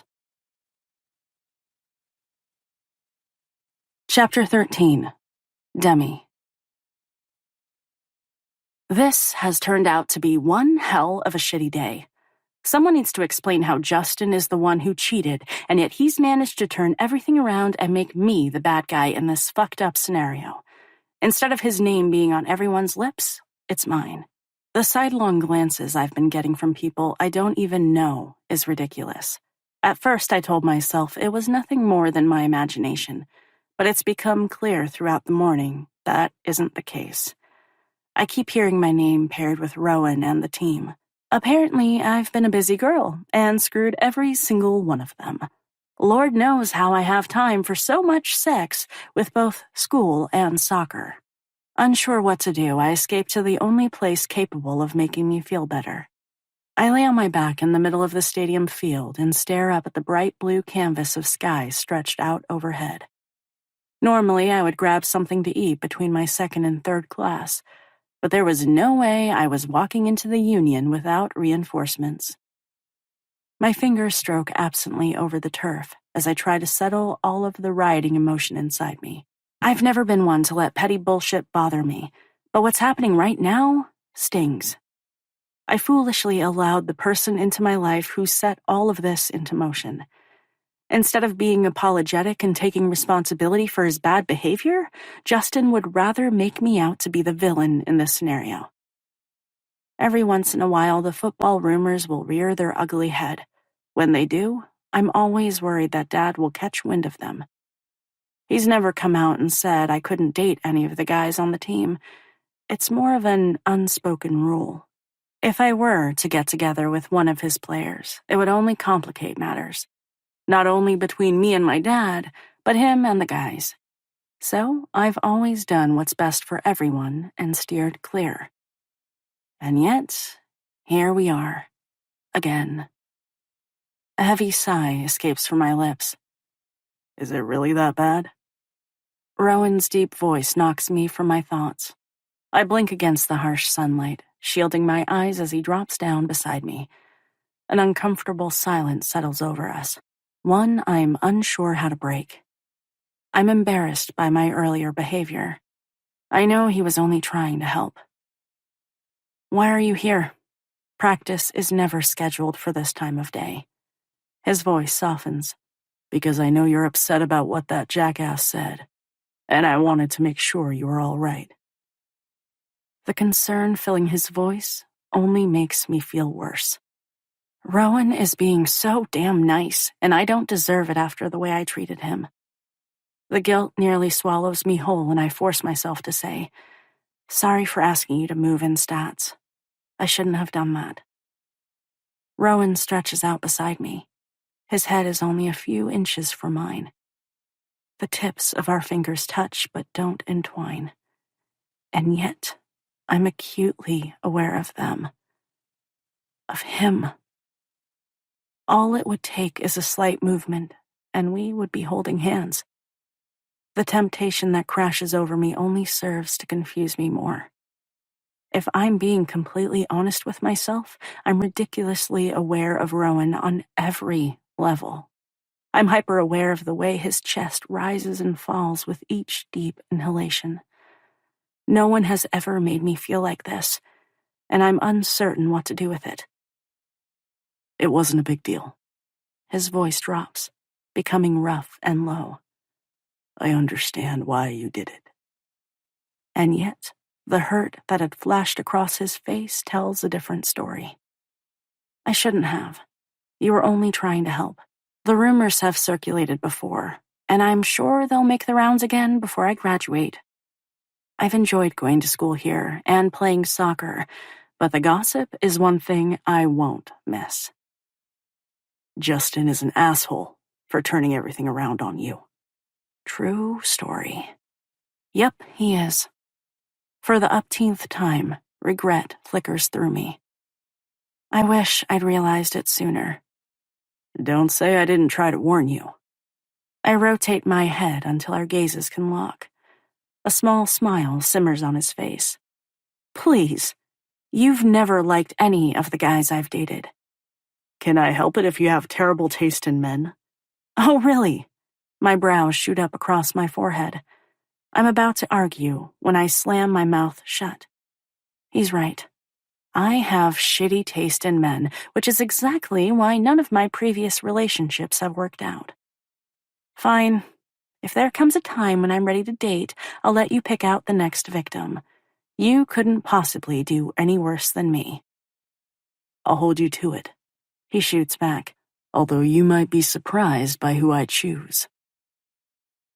The scrape of his deep voice sends a fresh wave of nerves cascading down my spine. The way his blue eyes sharpen on me has the bottom of my belly hollowing out. A heavy silence descends. He raises a brow in challenge. Not going to ask who I have in mind? It's a loaded question, and we both realize it. I'm not quite ready to go there. Not when I'm still licking the wounds Justin needlessly inflicted earlier this morning. When neither of us takes the conversation further, the thick tension permeating the air gradually recedes, leaving behind a surprising tranquility as we lay stretched out in the middle of the football field. It feels as if something unidentifiable has shifted, but I'm not sure what, or even how it happened. After about 5 minutes, I clear my throat and force out the rest. I also wanted to thank you for coming to my defense. You didn't need to get involved. When he turns his head, I do the same until our gazes collide. Confusion furrows his brow. Why wouldn't I? I jerk my shoulders and try to come up with a plausible explanation before finally admitting the truth. I guess we've never really been friends. Yeah, I've noticed. A heartbeat passes. Why do you think that is? I suck my bottom lip into my mouth and chew it thoughtfully before refocusing my attention on the cloudless sky overhead. It feels as if I'm walking through a minefield. One wrong answer could blow me to smithereens. When I remain silent, he says, Demi? A strange urgency fills his voice, one that brings the tension that always seems to simmer beneath the surface back, full force. He rolls onto his side so that his head is propped up by his palm, and he's able to stare down at me. My tongue darts out to moisten my lips. I don't know. How can I explain that I'm frightened by the intense energy we always generate? That I've never experienced this level of attraction with anyone else? Maybe it's one-sided, and he's unaware of it. Somehow, it would be worse if he did feel it because there's not a damn thing that can happen. Rowan is Dad's star quarterback, and I'm the coach's daughter. I'm not the type of person who believes rules are in place to be broken. I think you do, and I want you to tell me, he urges. When I fail to respond, he continues. You've always kept me at arm's length. Are you finally going to tell me why? That's not true, I whisper. But Rowan is right. That's exactly what I do. A knowing smile settles on his lips. Yeah, it is. And I get the feeling it's purposeful. It's shocking to realize how much he's noticed throughout the years. Too scared to reveal the truth, I scramble to come up with an alternative that's believable. I'm not sure you'll understand. The intensity of his stare never wavers. Try me. I inhale before carefully expelling it from my lungs. Sometimes it feels like we're in competition with each other. When that statement is met with a deafening silence, I flick my gaze nervously to him. His brows slam together. Whatever he was expecting, that wasn't it. I don't understand. How are we in competition? If only it were possible to abort this uncomfortable conversation. One look at his face tells me that he won't drop it easily. So I force myself to continue, only wanting to get it over with. As much as I don't want to share this with him, it's better than revealing the truth. The little bit of peace I had managed to find at the stadium has now been shattered by Rowan's presence, and it's doubtful I'll be able to find it again. Throughout my dad's career as a coach, players have come and gone from his life. Once they graduate, he always stays in touch, but none have become a part of our lives the way you have. I shrug, self-consciously. You're probably the closest thing my dad will have to a son. The sentiment is like an arrow through my heart because it is unflinchingly true. Emotion crashes over his handsome features, happiness, longing, and finally understanding. Demi. The way he says my name strums something deep inside. His voice drops, sounding as if it's been scraped from the bottom of the ocean. You have to know how much Coach loves you. I do. I cut in, cheeks flaming with humiliation. I sound like a jealous, spoiled brat, and I hate it. That's not who I am. There has never been a time in my life when I didn't think my father loved me. But I also realize that he probably wishes I'd been a boy. One who he could share his passion for football with. A son who would follow in his footsteps. That's the kind of relationship he has with Rowan. There's an unbreakable bond between them. One I'm not part of. I startle when Rowan strokes his fingers against the curve of my jaw. No one means more to him than you. He's always talking about what an amazing soccer player you are, and that you might try out for the National Women's Soccer League, or how smart you are, and that you have a near 4-point GPA. Before I can interrupt, he continues, You are the most important person in his life. My heart swells, and a thick lump settles in my throat, making it impossible to suck in oxygen. I know my dad loves me, but to hear everything Rowan is saying is like a balm for my soul, especially after the morning I've had. You might not realize this, but I owe everything to your father. Coach was there when I needed a strong male hand to guide me. Without him, he jerks his shoulder as uncertainty fills his eyes. I don't know where I would be. There's a naked vulnerability in his expression, one that knocks me off balance and takes me by surprise. There has never been a time when Rowan and I have opened up to one another like this. I've always been so careful to keep our relationship at a surface level. It was so much easier that way. But that, I realize with a punch to the gut, is no longer possible. It's only now that we've torn down some of the walls, and I'm able to see him with clear eyes, I realize how little I know about Rowan's background. I search my memory, going back to when my father first scouted him. The only thing I remember hearing about was the 14-year-old kid with one hell of an arm. I met him right before freshman year of high school, and Rowan has been a permanent fixture in my life ever since. I've never questioned the reason for that. Is his family in the picture? Does he even have one? If you asked me about his football stats, I could rattle them off because I've heard him and my father discuss them ad nauseum. But personal information? I don't have a clue. It's a giant void. What about your parents? He mentioned needing a strong male hand. Does that mean his father wasn't in the picture? All of a sudden, curiosity eats away at me, and I'm hungry for more information. A dark shadow flickers across his face before his expression turns guarded. What about them? I blink, surprised by his reaction. Now that we're finally digging deep and sharing personal information, I wasn't expecting him to clam up. I don't know. Do you see them often? Nope. He bites out the word and shifts, as if uncomfortable with the direction our conversation has swerved in. Why not? I'm slammed with a thought, and my eyes widen. Barely can I force out the question. Are they dead? No. He shakes his head as his voice softens. They're both still very much alive.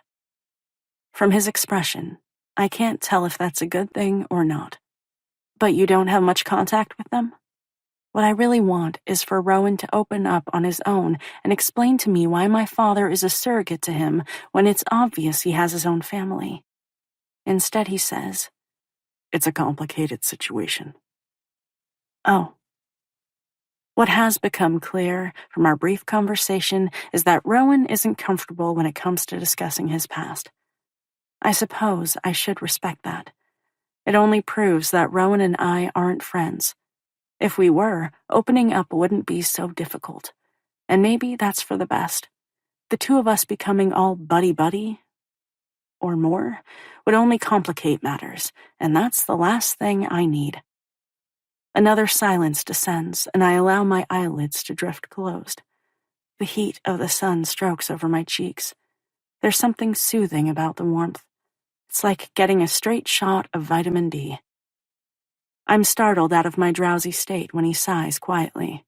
If you don't want me to come to dinner anymore, or hang around with your dad, I get it. There's a pause. I don't have a problem backing away. I didn't realize it bothered you so much. When my eyelids feather open, it's to find Rowan staring down at me. There's an intensity filling his eyes that leaves me feeling slightly winded. It blows open the door I was attempting to slam shut.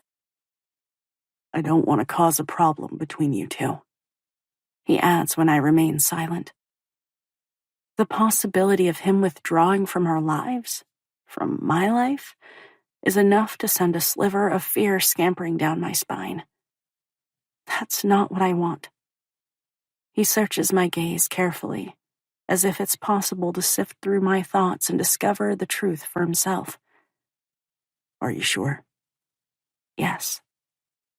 A sigh of relief escapes from my lips when he changes the subject. Can we meet up at the library tonight and work on the stats assignment? Right. Tutoring. Yeah. Mentally, I go over my schedule for the remainder of the day. Does 7 o'clock work? When he nods, I add, east wing of the second floor near the curriculum collection. He gives me a bemused look, and I shrug self-consciously. What? I've studied there enough times to know it's quiet. I spend a lot of time at the library. There's something about the peacefulness and being surrounded by all those books that helps me focus. When Dad asks me to tutor some of the guys, that's my go-to place. All right, he says. It's a date. My eyes widen and I shake my head. What? No, we're just studying. Relax, Richards. A grin flashes across his face. It was a figure of speech. Oh, I force out a nervous chuckle. Right, I knew that. Rowan pops easily to his feet. The way he stares down at me makes my skin buzz. Our gazes lock and hold. Some unidentifiable emotion flickers in his deep blue depths before disappearing, and he stretches out a hand for me to take hold of. The moment I place my fingers in his, a zip of electricity sizzles through me. With barely any effort at all, he pulls me to my feet. My hand stays enveloped in his larger one, as my gaze searches his. Does he feel the connection humming between us? Or is it only in my imagination? Then again, does it really matter? Nothing can happen. Those thoughts are like a bucket of cold water dumped over my head, and I take a hasty step in retreat. As I do, our hands drift apart before falling back to our sides. I have a strict, no footballer rule in place, and it's more important than ever I stick to it. Chapter 14. Demi. Can you believe that girl? Sydney mutters as we sit on the turf and stretch before practice. I don't bother to ask who she's talking about. I already know. She reserves that particular level of disdain for very few people. Unable to help myself, I glance toward the sideline, only to see Annika talking with Coach Adams. Every once in a while, the auburn-haired girl will reach out to touch his bare forearm. It's a harmless caress, barely perceptible. Except, I know it's not. The way she smiles, tucking a stray lock of hair behind her ear and laughing, tells me it's anything but innocent. When I remain silent, Sydney continues to seethe next to me. Any moment she'll begin to foam at the mouth. Does she seriously think that if she flirts hard enough with Coach, he'll make her a starter? Yeah, that's exactly what she thinks. I only hope our coach isn't gullible enough to fall for her doe-eyed behavior. It's not in my nature to see the worst in people, but over the last year, Annika has proven herself to be manipulative. I would be an idiot not to keep a close eye on her. Maybe Sydney is right, and I can be too trusting where my friends are concerned, but she's burned me enough times to warrant my caution. Ignore her. It takes effort to drag my gaze away and focus on stretching out my quads. I've got enough to worry about without adding Annika to the mess. Rumors are still swirling through campus. Coach blows his whistle, and we get to work. For the next 2 hours, we run through drills and then scrimmage. Even though Annika and I are on the same team, she continuously knocks into me, trying to steal the ball before I have a chance to get off a good kick. The last one I send toward the net is easily caught by Sasha. God damn it. My placement would be better if I hadn't been trying to fight off the redhead. You need to work together, ladies, Coach bellows from the sidelines. Teamwork makes the dream work. It might be a cheesy cliché, but it's true. We won't get anywhere if we're battling each other instead of the other team. I place my hands on my hips to catch my breath. Annika shoots me a nasty look as she stalks past. We scrimmage for another 20 minutes before Coach blows his whistle. That's enough for today. Hit the showers.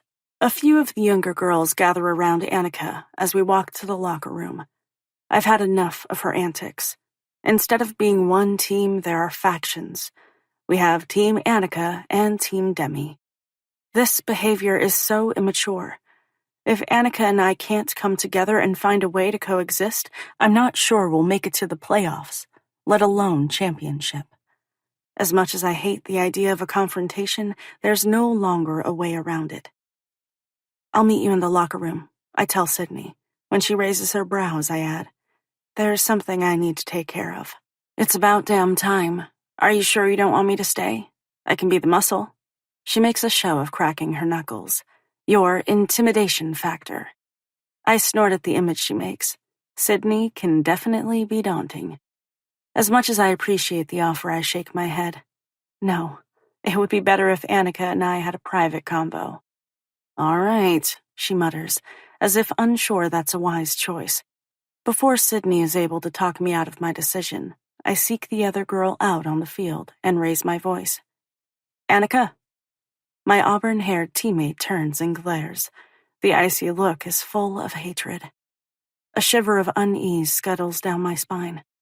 For the umpteenth time, I can't help but wonder what I did to have all this loathing aimed in my direction. I've never been anything but nice to her and all the girls. I dealt with enough cliquey behavior in high school and never wanted it to be like that on this team. I jerk my head toward the empty field. Let's talk. It's not a question. We're too far beyond that. Annika purses her lips, as if she wants to give me the finger and tell me to get bent. One glance at our coaches has her stomping over to me. When she's 5 feet away, she grinds to a halt and folds her arms across her chest. What do you want? All right then. If I were under the delusion that she might actually apologize for sucking my boyfriend off last weekend, that notion is thrown right out the window. There's not a trace of regret or embarrassment in her expression. If anything, it's like I'm the one who has done something wrong. I really don't know what to make of this girl. I've never dealt with anyone like her before. Well, I clear my throat, momentarily thrown off by the sparks of anger flying from her eyes. I wanted to talk to you about what happened on the field.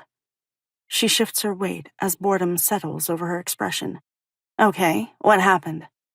Seriously? Is it really too much to expect that we act like the grown-ass adults we're supposed to be? I draw in a steady inhalation and fight for patience. I'm not someone who easily loses my temper. but Annika pushes every single one of my buttons. In a perfect world, I would simply avoid the girl, but that's not possible when we play for the same team. She won't be the reason I quit soccer. Once the season is over, we can part ways. Until then, we have to peacefully coexist. Maybe Annika likes to play games, but that's not how I operate. I refuse to be dragged into any more of them. The only way to handle this is to cut right to the chase. You've made it more than obvious that you don't like me.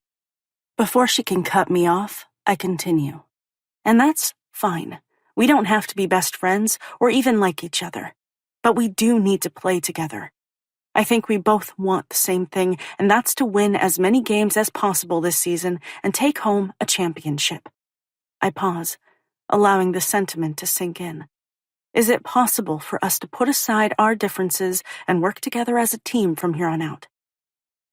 Not that Annika deserves it. But I'm trying to be a good leader and extend an olive branch. Unfortunately, I can't do it alone. Annika needs to let go of her anger and meet me halfway.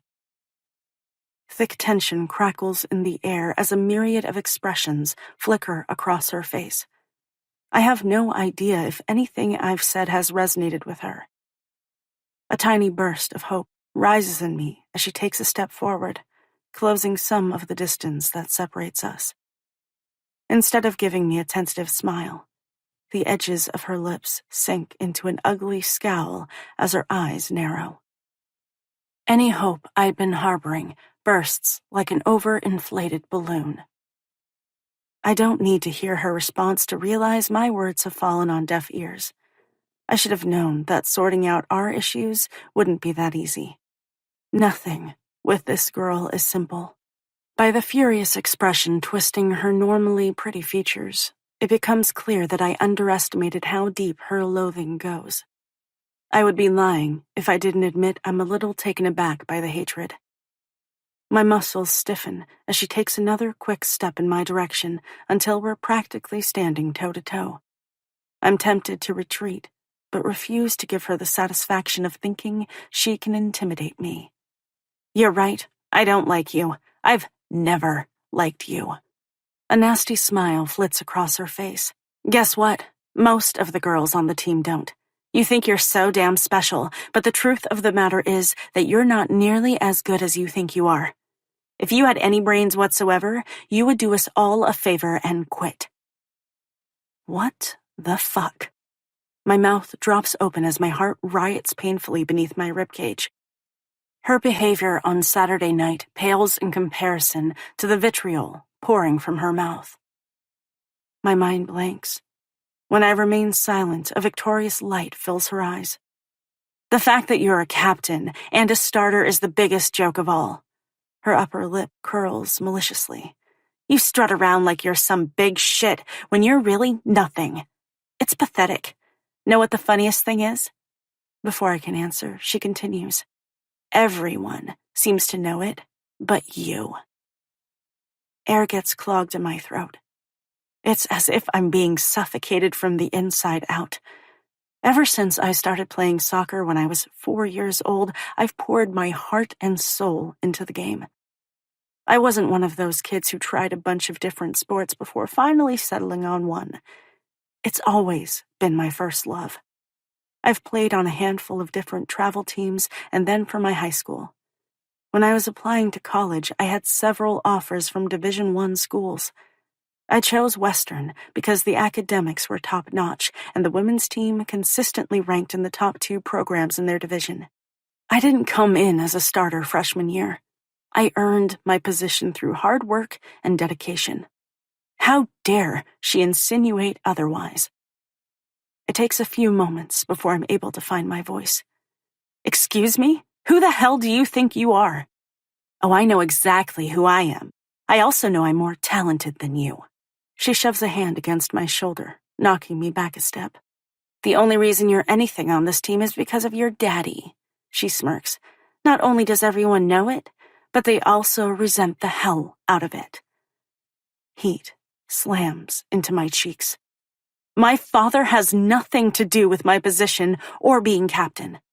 Is that what you really think? She rolls her eyes and waves a hand toward the locker room. Everyone knows that Daddy is the one who secured you the spot. Rage bubbles up inside me.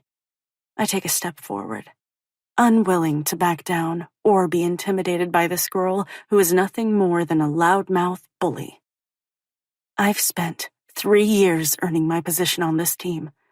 No one handed me anything. I've put in the time and I've worked hard. Maybe you should try that instead of flirting with the coach and causing dissension on the team. Her eyes narrow, as if she wasn't expecting me to slap back. I've got more talent in my pinky than you'll ever have. Oh yeah? I raise my brows. Then prove it. If you're so damn good, take my position away through talent on the field instead of constantly running your mouth and trying to turn my teammates against me. She bares her teeth like a feral animal. When I'm done with you, you'll wish you never picked up a soccer ball in the first place. Good luck with that, Annika. Right now, the only thing I wish I'd never done is befriend you. Unwilling to argue with her anymore, I stride away, leaving her to stand alone on the field. It's only after I distance myself that I realize my hands are shaking. Even though it needed to happen, I hate confrontations. The only good thing to come out of this conversation is that we know exactly where we stand with each other. For better or worse, it's all out in the open. If I'd hoped we could put our differences aside and finish out this season as a united team, that notion has been blown to shit. Annika won't be happy until she wipes me off the face of the earth, and I refuse to go down quietly without a fight. Chapter 15. Demi. After the day I've had, the library is the last place I want to be. I feel like hammered horseshit. My run-in with Justin this morning and then Annika this afternoon has wiped me out emotionally. As tempting as it was to cancel my tutoring session with Rowan, I couldn't bring myself to do it. The conversation at the stadium this afternoon has shifted our relationship. He was there when I needed someone and stood up to Justin. If he needs help with stats, then the least I can do is return the favor. As soon as my confrontation with Annika pushes its way into my brain, I'm once again taken aback by the viciousness of her comments. Over the last year, I've become increasingly aware that there was a problem between us. Never in my wildest dreams did I realize she harbored so much hatred for me. It's a little disturbing. All right, maybe more than a little. Even though I know exactly how hard I've worked to get where I am, and that I've earned my position on the team as both a starter and a captain, the ugliness she hurled earlier gnaws at my insides. Doubt mushrooms up inside me. It's stupid. I've never questioned myself before, so why am I listening to anything she has to say now? And yet, the vitriol she spewed circles viciously at the back of my brain, refusing to be banished.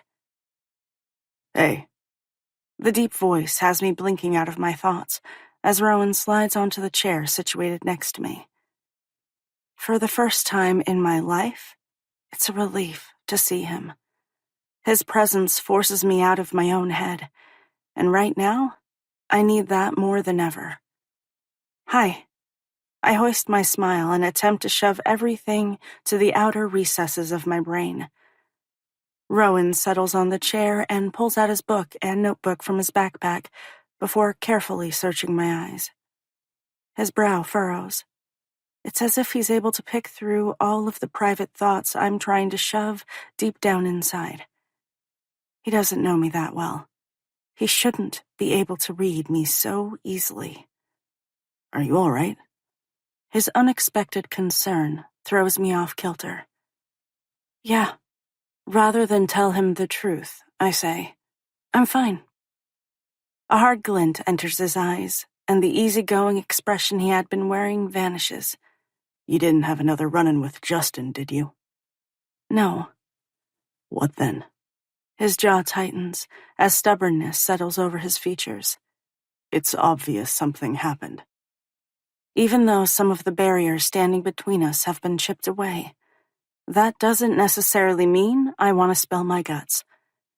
Maybe, deep down, I'm afraid that Annika is right, and my father has something to do with the success I've found at Western.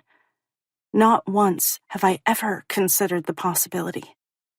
Now that she's breathed life into the idea, I can't stop from worrying there could be a kernel of truth to it. Demi, answer me. His voice drops, becoming more commanding. My teeth sink into my lower lip as I glance away. It's nothing. His fingers wrap around my thigh before giving it a gentle squeeze. Electricity sizzles through me at the innocuous contact. Why don't you tell me what's going on and let me determine that for myself? I huff out a breath and try to steer the conversation back to safer terrain. We're supposed to be working on statistics, not talking about all the crap going on in my life. I thought we'd decided earlier that we're friends.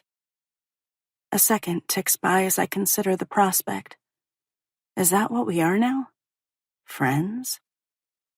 After spending so many years holding him at a distance, it's a strange concept to wrap my mind around. When I remain silent, he continues. Friends talk to one another when there's a problem. And we're friends, right? I don't know. Are we? I jerk my head into a tight nod. For better or worse, I suppose that's the path we're now careening down. He squeezes my thigh for a second time. The heat of his handprint becomes singed into my bare flesh for all eternity. Then tell me what's going on. I press my lips together, fighting the strange need I have to confide in him. When I can't hold it in any longer, all the details pour out. Every poisonous dart that Annika hurled in my direction. Heat flames my cheeks as I purge it from my body. Sydney had drilled me for the details on our way home from practice, and while I told her most of it, I'd glossed over the ugliest parts, the ones that leave me questioning my own talent. It sucks how one little comment can fill you with so much self-doubt. When my shoulders finally slump and everything has been released into the atmosphere, Rowan's expression turns thunderous. She really said all that to you? I jerk my head. You know it's a bunch of bullshit, right? Is it?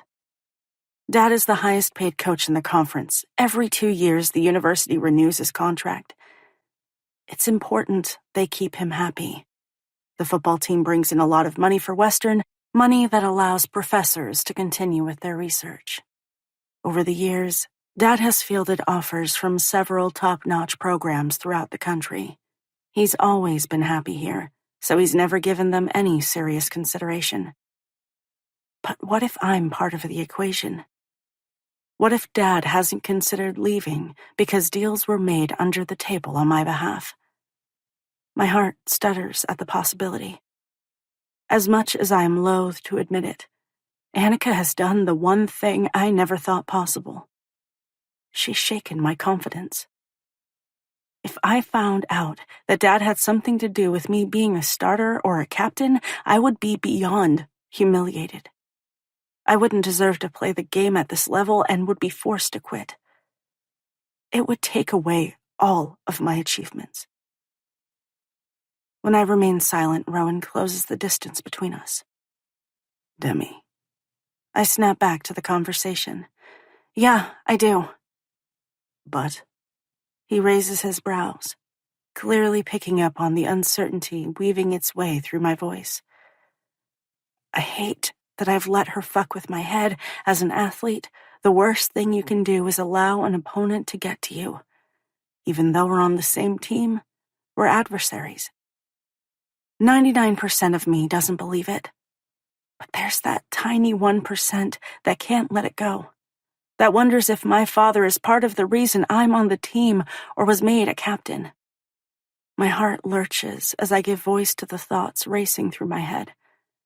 I've watched you play. There's no way that's possible.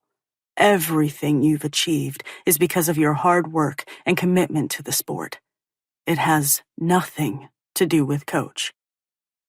Rowan's voice is filled with so much certainty. I wish I felt that secure in my own abilities and could easily brush off the comments. Let them go in one ear and out the other. This girl sounds jealous. She's trying to knock you off your game. Don't let her do it. My lips lift into a smile. Now you sound like Sydney. How is it possible that Rowan Michaels, of all people, has made me feel better about this situation? A week ago, I could have never imagined confiding something so personal. And yet, here we are. It's a little unnerving how quickly relationships can morph into something different. He flashes me a grin.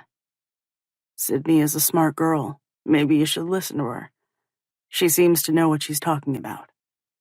I snort as some of the heaviness weighing me down vanishes, leaving a surprising lightness in its place. I doubt you'd say that if you knew what she's encouraged me to do over the years. That might be so, but in this instance, her assessment is spot on. This Annika chick sounds jealous. I don't know. That's the one thing I can't wrap my head around. Annika is a talented player.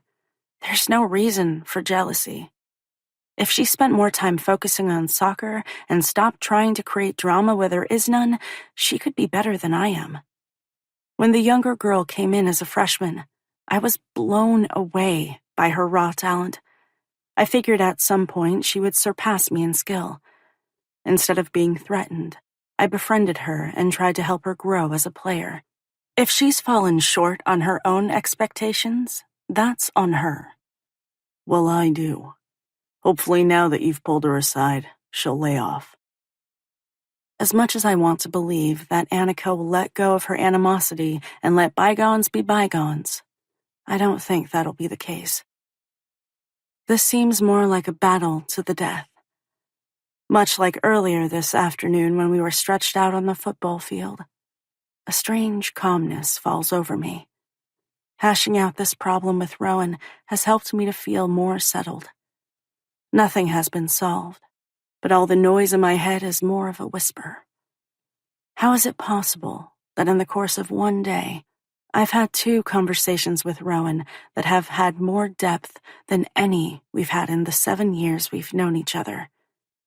And it's actually been, dare I say, nice. Yeah, I just admitted it. We're spending time together, and I'm actually enjoying it. Trust me, no one could be more surprised by this turn of events, and it kind of makes me want to, I don't know, spend more time with him. Oh boy. I clear my throat and try to banish all the peculiar feelings attempting to take root inside me before I force my gaze to the statistics book splayed open on the table. It's getting late. We should probably get started. For the next hour, we move painstakingly through each problem that Professor Peters assigned this morning in class. Rowan scoots his chair closer until his thigh brushes against mine. I become hyper-aware of his woodsy aftershave and the cedar wood scent of the shampoo he must have used after practice. The combination is oddly distracting, and I find myself leaning in to suck in a greedy lungful of him. When I catch myself doing it for the 3rd time, I jerk away and refocus my thoughts. The realization of why I've gone out of my way to avoid him hits me like a Mack truck. He makes me feel things I'm not necessarily comfortable with. In the past, I've convinced myself that I found him annoying. Now that we've scratched beneath the surface of our relationship, I can finally admit that it's not true.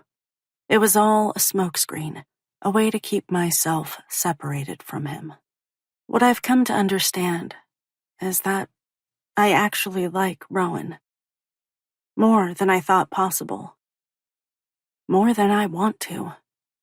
And definitely more than I should. Today, unfortunately, has been a day for revelations. There.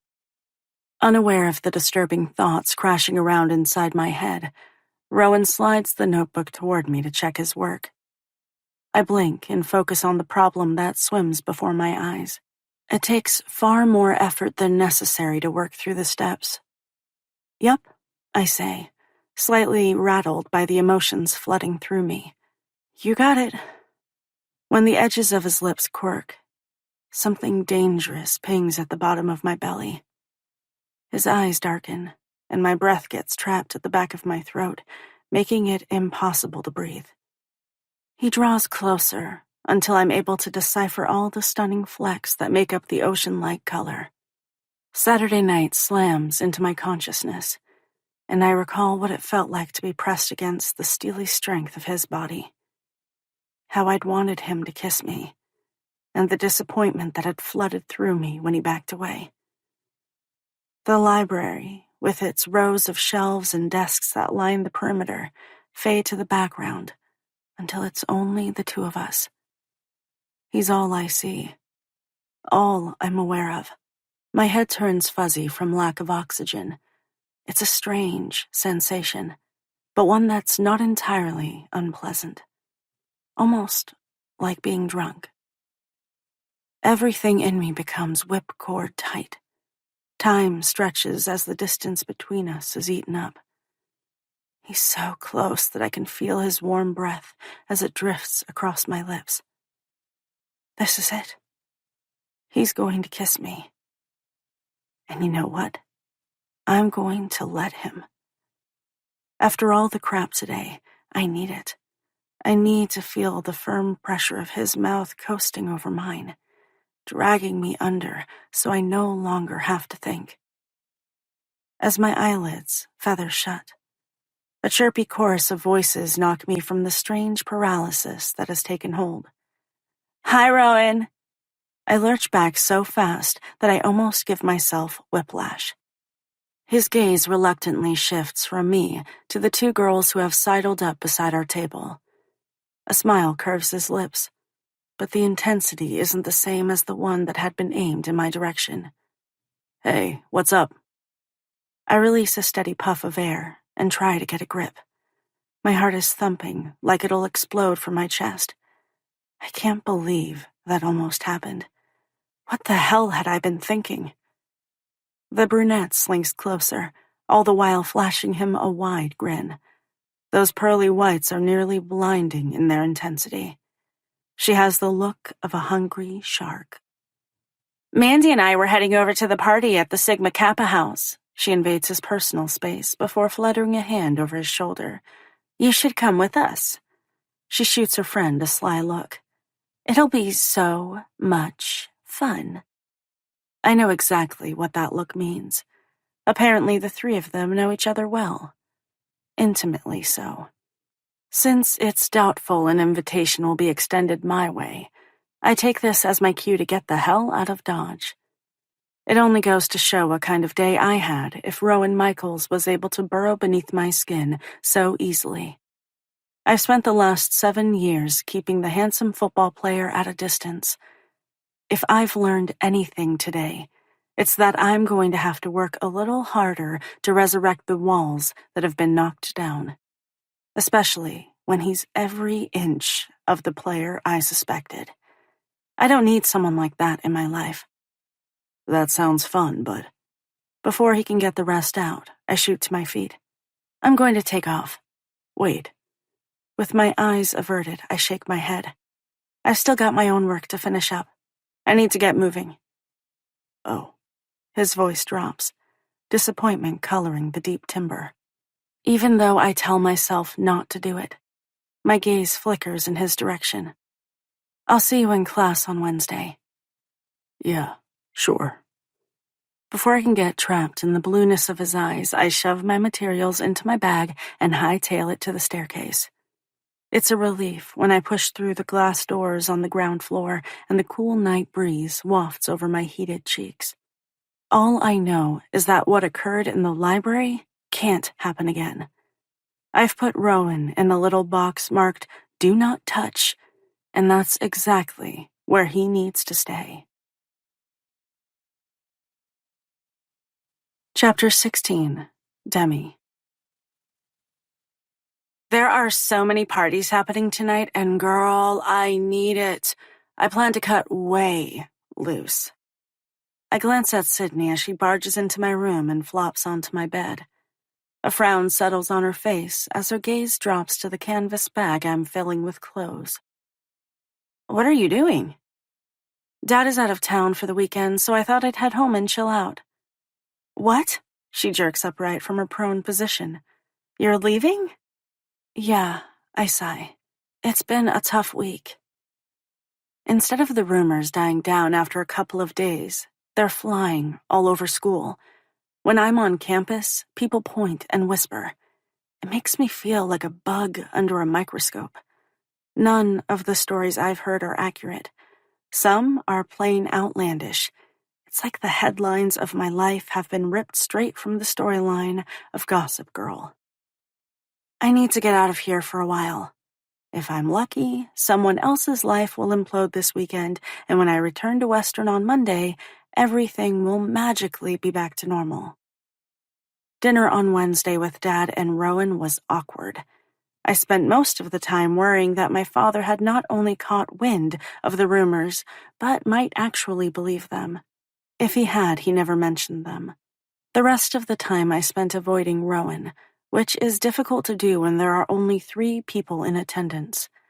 I stuck to Dad's side like glue before taking off as soon as the dishes were done. Running away won't solve anything. That's not what I'm doing. Okay, so that's exactly what I'm doing. I deserve a break. This whole week, I held my head high and ignored all the sly comments and knowing looks sent my way. I can't do it any longer. Want to come with me? We can chill and catch some rays by the pool. Can't, she shakes her head. I told Ethan that we would have dinner and hash out some stuff. And then we were going to meet up with a few girls from the team. I figured you'd need a drink as much as I do. I think what will help the most is to get away from this place. I don't mention that I need to put a little distance between Rowan and myself. Sydney stretches out on the bed and stares at the ceiling. Annika better hope I don't run into her tonight. I know that little bitch is behind all this. Her and Justin are running their mouths all over campus. The dynamic duo. What's hilarious, not to mention ironic, is that I'm not the one who cheated. It was the 2 of them, and yet I'm the one being talked about. It's my name being dragged through the mud. I toss a black bikini into the bag. The weekend is supposed to be gorgeous. I plan to spend at least part of Saturday and Sunday laying out by the pool, relaxing. With any luck, I'll forget all about this mess, at least for a few days. Please don't do anything that will get you in trouble, okay? Annika isn't worth it.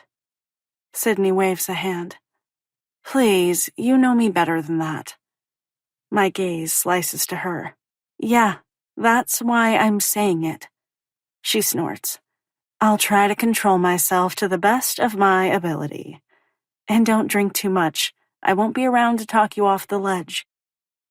The one weekend I was gone last year, Sydney got into a wicked fight and punched some girl who had been making moves on her man. She sits up and points a finger at me. Hey, I told that skank that would happen if she kept it up. It's not my fault she didn't take the warning seriously. I have 0 regrets. That's part of the problem. You're damn lucky Coach Adams was able to get you out of that mess, or you would have had to take anger management classes. She grumbles at the reminder. I've known Sydney for 3 years, and I learned quickly that she's not someone to be messed with. The girl is a bad bitch. She may look all sweet and innocent with her blonde hair and vibrant green eyes, but beneath the doll-like exterior lies a temper that explodes as easily as dynamite. That's what happens when you have 5 older brothers. You learn to kick a little ass. Sydney is accustomed to sticking up for herself and fighting for what she wants. When I'm done filling the duffel bag, I zip it up and hoist it over my shoulder. I'll be back late Sunday afternoon. Call me if you change your mind and want to stop over. She rises to her feet. Are you sure about this? Yep. A break will do me good. Fine, she mutters, but I'll miss you. I pull her in for a quick hug. Sydney has always been a good friend. I'm lucky to have her. Plus, you'll have the apartment all to yourself. You can be as loud as you want. You know that I'm always loud. She squeezes me before stepping away. It's never good to hold your feelings inside. It messes up your chi. She's right about being noisy. The girl has no shame. Sydney walks me to the door. With a wave, I slip into the hallway and out of the building. Once I settle in the front seat of my white Jeep and start the engine, relief courses through me. Every mile I put between myself and campus has the tension leaking from my body. By the time I pull into the driveway of my house, I feel almost normal again. My plans for the weekend include ordering pizza, binge-watching Supernatural, and taking a dip in the heated pool. Dad will be closing it up in a few weeks, so I want to enjoy it while I can. As I shove the key in the lock and walk through the front door, I realize that I made the right decision. This is exactly what I needed. A little time to myself to relax, rewind, and reset. With any luck, by the time I head back to campus, my perspective will be restored. Chapter 17. Rowan. I lift a bottle of beer to my lips as my gaze coasts over the crowd. The music is pumping. A group of frat guys is playing a game of cups near the makeshift bar, and some underclassman threw up all over himself in a corner.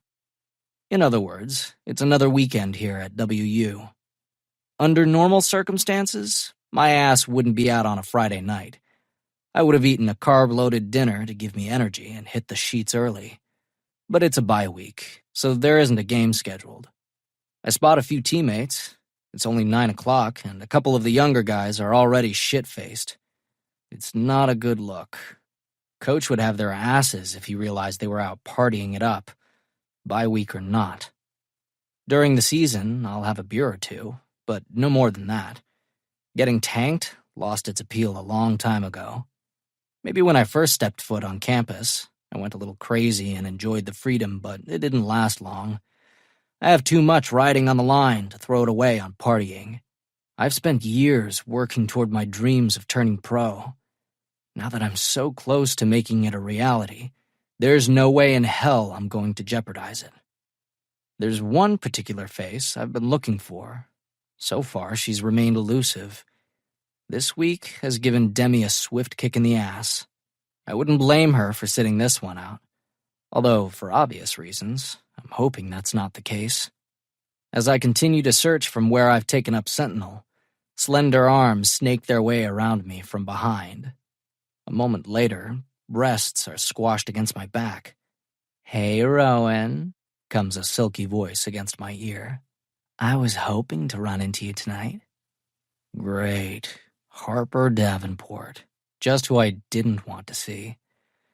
"Hey, Harp. Now I need to figure out an extraction plan. Sooner rather than later. There are definitely times when an escape hatch would come in handy. This is one of them. I haven't seen you around lately." As she presses closer, her nipples pebble through her thin shirt she's wearing. "It's almost like you're avoiding me." Yeah, well, there's an excellent reason for that. I made the epic mistake of fooling around with Harper freshman year, and she's been stalking my movements ever since. That's not me being egotistical, it's the truth. I've tried my best to let her down gently, but she refuses to take the hint that I've moved on and am not interested in a repeat performance. When her fingers migrate south of the border, I grab hold of them to stop their descent before they reach their intended destination. Maybe some guys are cool with getting a handy in the middle of a crowded house party, but that's never been my style. "Want to take this somewhere private?" she asks, voice full of sultry promise. Hell no. That's the last thing I want. I've given this girl zero encouragement, and she refuses to leave me alone. There are plenty of guys who would give their left nut to spend a little one-on-one time alone with her. She's gorgeous with a banging body. But I'm not one of them. Sorry, Harp, not tonight. I unwind her arms before pulling her around in front of me. I'm careful to keep her at arm's length. She's like a snake. Once she gets a hold of you, it's damn hard to get her uncoiled. She thrusts out her bottom lip in a pout meant to be sexy, but comes off as toddlerish. You say that every time. The girl's got me there. Why is that? She squeezes her arms against the outer sides of her breasts, pressing them together so I get a good look down the front of her cleavage. Aren't you interested? Hard no. Well, I'm about to level with her for the umpteenth time when I catch sight of Sydney. Anticipation shoots through me as I comb the immediate vicinity for Demi. Those two are usually attached at the hip. I need to talk to someone. I'll catch you later. What? Harper's voice escalates. We were in the middle of a conversation. Sorry about that. I don't bother waiting for a response as I shove my way through the crowd to reach Sydney and her boyfriend. Right as I catch up to them, she whips around to Ethan. Oh my God, that's not what I said. Why do you have to take everything so literally? Great, they're fighting. Again. I've seen them out enough times to know that these two are either going at it hot and heavy or are bickering like an old married couple. There's no in-between with them. It's tempting to disappear through the crowd so I don't get dragged into their argument. Except I can't walk away. I want to know where Demi is. If there's a problem or something else happened with Fuckwad, I want to know about it. I'd be more than happy to have another convo with Justin, using my fists. I've heard all the shit going around campus. I have zero doubts it's originating from him. Someone needs to shut him up before he does any more damage. Hey, I say loudly, cutting into their conversation before it can escalate any further. With their mouths open, they swing toward me. Oh, hey, Sydney says. Ethan grumbles something about grabbing a drink before stalking away. A mixture of sadness and irritation fills Sydney's eyes as he takes off. I clear my throat, drawing her attention to me. Trouble in paradise? Is it that obvious? Her voice softens, turning almost pensive. Have you ever liked someone and kept trying to make it work, but you couldn't do it? It was like trying to shove a square peg into a round hole. It just didn't fit. I glance at Ethan as he grins at a few fellow baseball players. The tension filling his expression has already dissolved. If Sydney is looking for romantic advice, she's come to the wrong person. I pull something out of my ass and hope it's helpful. Can't say that I have. I guess you'll know it's time to walk away when the bad outweighs the good. She contemplates my nugget of wisdom. Yeah, I suppose that's something to consider. Then she blinks, and all of the emotion filling her gaze disappears, as if it had never been there in the first place. Sorry, it's Friday night, and here I am getting all maudlin. Must have already had one too many drinks. With a tilt of her head, her attention zeroes in on me. So, what can I do for you? A sly expression morphs over her features. As if I didn't already know. My guess is that Sydney realizes exactly where my interest lies. But still, I'm not about to confirm or deny my feelings. Not yet, anyway. Just wondering where your trusty sidekick is. The humor falls away as she glares around the room. She decided to go home for the weekend. These assholes are giving her hell. Home? I'm pretty sure Coach is away on a recruiting trip, which means Demi is there alone. Is she all right? It pisses me off that she felt the need to escape from campus because of it. Sydney nailed it on the head when she said these people were assholes. A good number of them are. She's hurt and embarrassed by all the rumors. Anger flashes across her face. I'd like nothing better than to kick Justin's ass. From everything I know about Sydney, that's not an idle threat. Justin better hope he doesn't run into her this weekend. It could be detrimental to his health. If it makes you feel better, I rearranged his nose last Saturday. Her lips reluctantly hitch at the corners. Yeah, I heard all about it. Too bad you didn't inflict more damage.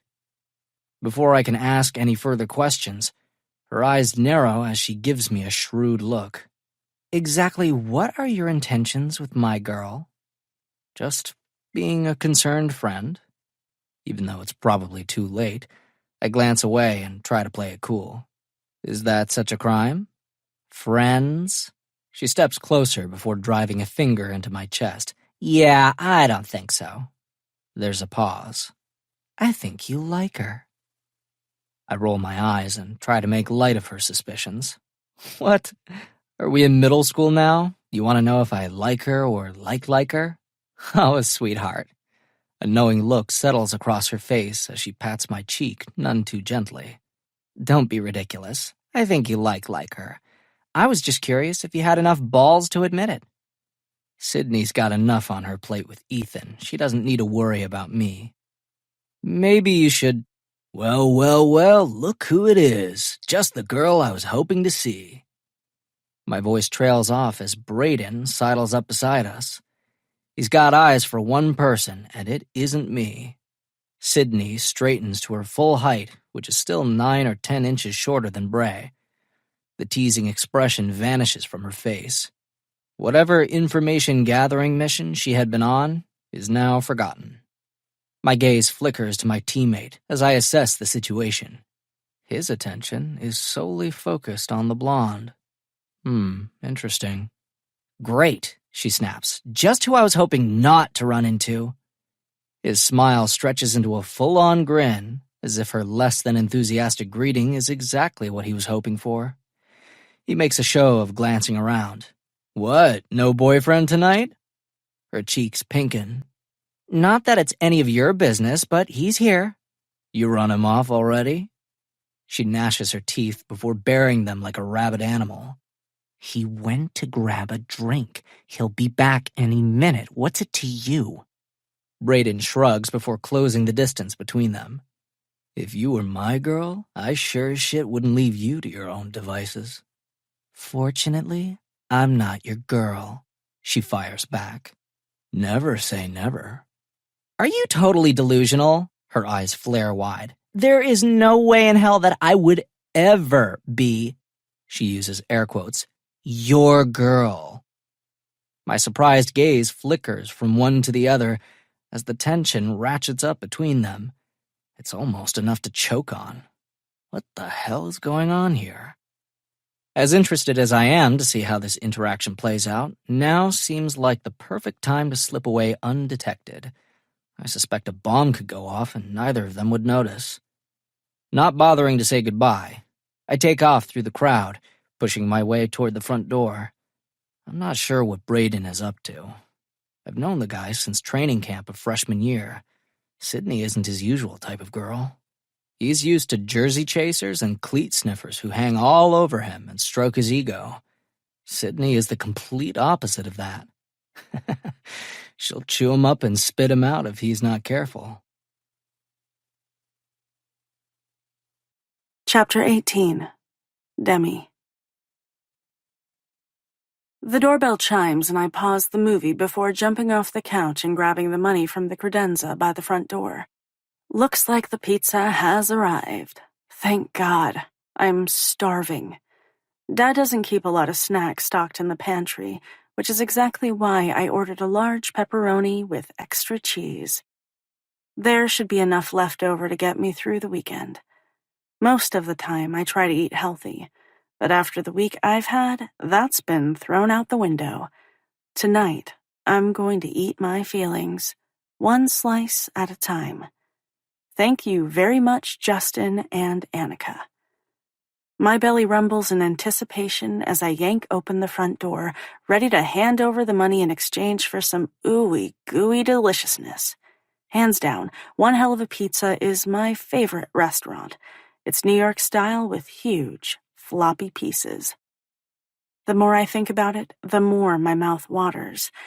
Except, it's not the pizza delivery guy I find waiting on the other side of the threshold. It's the blonde football player who has been occupying way too much of my thoughts lately. What are you doing here? The question shoots out of my mouth before I can rein it in again. His lips twist. And a good evening to you, too. Sorry. Heat singes my cheeks as I shift uncomfortably from one foot to the other. You're not who I was expecting. Oh? His brows slowly crawl up his forehead as his expression turns harsh. It disappears before I have a chance to decipher exactly what it means. And just who are you expecting? Pizza, I offer in the way of clarification. Not that I owe him any, but still, the sudden tension crackling in the air feels stifling. I hug the edge of the door as he shoves his hands into the pockets of his jeans. It's almost painful to admit how good he looks in the navy t-shirt that hugs the swells of his biceps and molds perfectly to his chest. Focus, Demi? Right. I shove those distracting thoughts from my brain before they can cause any more mischief. You didn't answer my question. I pause for a beat. Why are you here? He shrugs as his voice softens. You've had a crap week, and I wanted to make sure you were okay. Oh. That's the second time he's made a point of checking on me. Even though I want to stay strong, everything inside me melts. How did you know I was here? I ran into Sydney at a party and she filled me in. Silence descends as we cautiously watch one another. He clears his throat and shifts his weight. So you gonna let me in? That doesn't necessarily seem like the best idea. This has been an odd week, and everything in me is still raw and churning. Under normal circumstances, I have no problem keeping Rowan at a safe distance, both mentally and physically, but our relationship has recently shifted in unexpected ways. I think about our talk at the stadium and when we worked together at the library. The emotions he'd roused had left me feeling strange and uncomfortable. What I need is for my relationship with Rowan to shift back to what it's always been, little more than strangers who are forced to interact upon occasion. Before I can voice a decision, a hunk of junk with muffler issues rolls to a stop in front of the house. It backfires before the engine dies, and a plume of smoke belches from the tailpipe. Holy crap, how the hell did that clunker pass emissions? Rowan turns, and we watch a kid who can't be more than 16 years old jump out of the car and sprint to the passenger seat before pulling out a red carrying case and jogging across the front lawn. Hi, I'm here to deliver a pizza too. He glances at the order form before looking at us. His eyes widen. Hey, you're Rowan Michaels, QB for the Wildcats. Rowan's lips lift. Guilty. Wow! The kid pulls off his red ball cap with the one hell of a pizza logo on it before plowing a hand through his ginger-colored mane. I was at the game last weekend, and you were so awesome. I couldn't believe you threw that 80-yard pass right to Braden Kendricks. Thanks. We all had a great game. You had a great game, Michaels. The pimply-faced kid stares at Rowan in a worshipful manner, as if totally starstruck. It's kind of amusing, but then again, I'm famished, so not really. When the delivery guy continues to stare in awe, Rowan clears his throat before digging around in his front pocket. How much do I owe you for the pizza? No, I got it. I offer up the 20 I grabbed off the credenza. Here you go. The kid shakes his head. No way, Michaels. The pizza's on me. He steps closer and lowers his voice as if he's divulging state secrets. Free pizza is one of the few perks this crap job has. Even though the guy hasn't bothered to look at me since he realized he was in the company of Wildcat greatness, I push the money toward him. I insist on paying. No can do. It's on me. The kid shakes his head. No one is going to believe I bought Rowan Michaels a pizza. His eyes pop wide again. Hey, can I take a selfie with you? I don't think. Sure you can. I step forward and grab the insulated bag from the kid before unzipping it and sliding out the box from within. Awesome, the delivery guy gushes. Rowan shoots me a pleading look, which I promptly ignore before stepping inside the house with my large pepperoni pizza and slamming the door closed. That's what he gets for showing up on my doorstep unannounced and sending my hormones into further chaos. 5 minutes later, I've got a plate and have opened the box on the dining room table. I'm about to lift a massive piece of deliciousness to my mouth when the front door swings open and Rowan steps inside.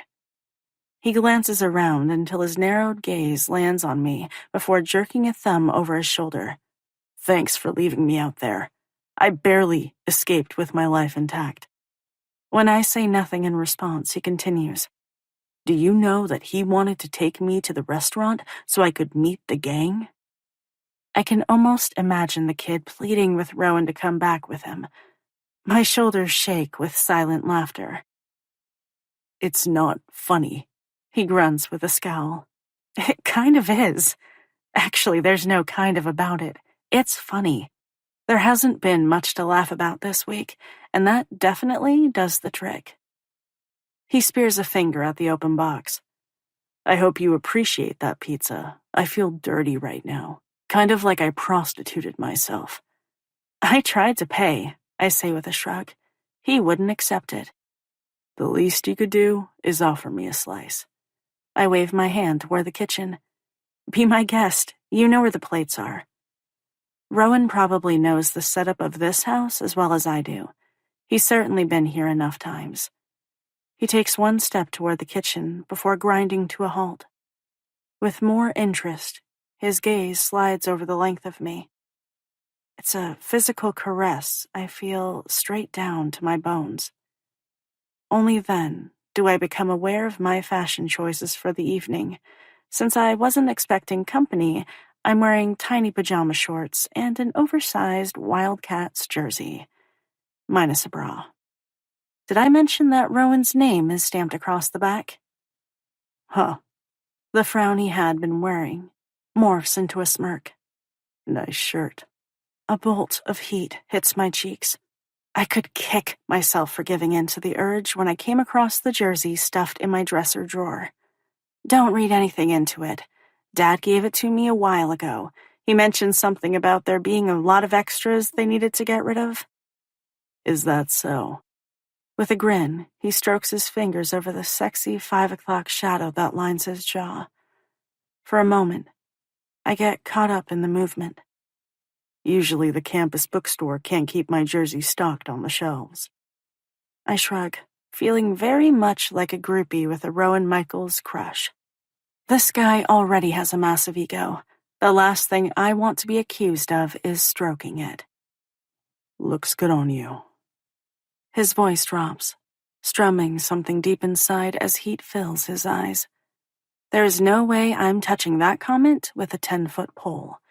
When I remain silent, he disappears into the kitchen, presumably to grab a plate and something to drink. An army of butterflies wing their way to life in the pit of my belly as I migrate to the couch, settling at the far end to give him enough room in case he decides to bypass the armchair. Instead, he takes a seat directly next to me, barely leaving a few inches of space to separate us. I'm ridiculously aware of his muscular body next to mine. Even though I try to tamp down the sparks of attraction shooting through me, they flare to life like fireworks on the 4th of July. He points to the big screen television mounted over the fireplace.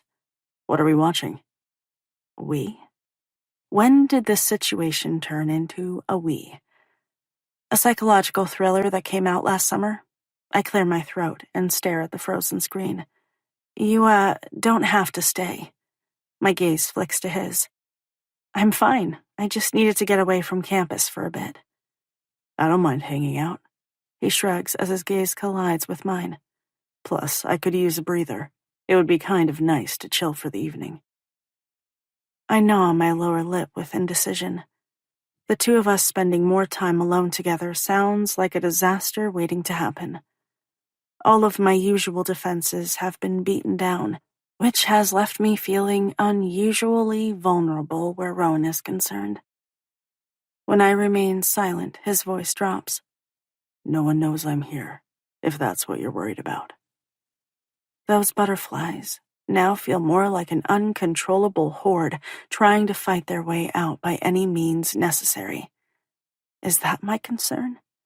That people might find out we're spending time together? It would only feed the rumors and speculation already running rampant, and yet I'm strangely torn. There is something comforting about his presence. Demi?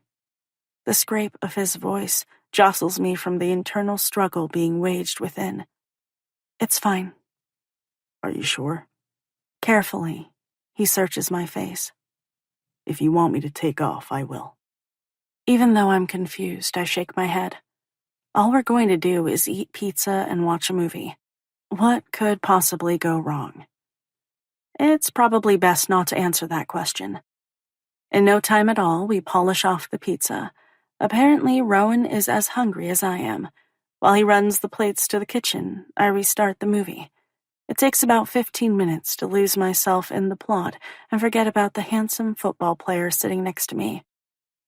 When he shifts, slinging an arm across the back of the couch, I don't pay much attention to it. My focus remains on the screen.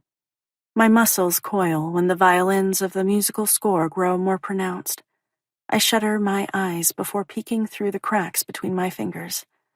Something's about to. I yelp when the villain jumps out. How did you not see that coming? Rowan chuckles, stroking my shoulder with his fingers. I knew something was going to happen, I mumble as my heart beats into overdrive. Just not that. The arm wrapped around me tugs me close until I'm pressed against the steely strength of his chest. My body molds to his as I inhale a greedy lungful of him. He smells so damn good that my eyes nearly cross. Wait a minute. I jerk to awareness. What the hell am I doing? Please tell me that I did not sniff Rowan Michaels. Again. This is exactly why I shouldn't have allowed him to stay. My emotions are a little too raw, a little too exposed. I'm not acting like myself. This was a mistake, one I need to rectify before it spirals any further out of control. Even though it's the last thing I want to do. I jump to my feet in order to put some much-needed distance between us before pointing toward the kitchen. I'm going to make popcorn. As I scramble back a step, he reaches out, snagging my fingers with his own. The unexpected touch has my eyes widening and my pulse skittering. He leans forward, and a bolt of nervousness slices through me. When I try to slip free, his fingers tighten around mine. Why are you always running away from me? I gulp and force out the lie. That's not what I'm doing. Even as I release the words into the atmosphere, I know he won't believe them. The way Rowan's brow arches tells me that he's all too aware of the truth. No good will come out of this forced conversation. It's like a capsizing ship. Someone needs to save us. When I make a second attempt at freeing myself, he tows me toward him until I have no choice but to tumble onto his lap. Air rushes from my lungs as his arms band around me, anchoring me securely in place. Come on, Demi, he says softly, warm exhalation feathering against my lips. Be honest. Part of me is scared to death to admit the truth. He's done the unexpected and found a chink in my armor. If he continues, the crack will turn into more of a gaping chasm. I can't afford for him to wedge his way in there any more than he already has. I am being honest. The lie sits on my tongue like bitter ashes. I'm not someone who tells falsehoods. Life seems less complicated when you stick to the truth. And yet, I can't bring myself to do that with Rowan. I am always running away from, or at the very least, trying to avoid him. If he comes into a room, I promptly leave. If there's a choice in where to sit, it's as far from him as I can get. Distance is my best defense against him. This behavior was never a conscious decision on my part. It was more of an instinct. Self-preservation. The truth is that Rowan frightens me. He makes me feel things I'm not necessarily ready for. It's been that way from the moment I laid eyes on him. His fingers rise, brushing the hair away from my face before tucking it gently behind my ear. A shiver of awareness scampers down my spine. Our gazes lock and hold until everything around us fades, and he's all I'm cognizant of. The blueness of his eyes is almost hypnotic, and I find myself falling effortlessly under his spell. Are you sure about that? He asks. My tongue darts out to moisten parched lips. His gaze drops to the movement. When he finally meets my eyes again, there is enough heat in them to scald me alive.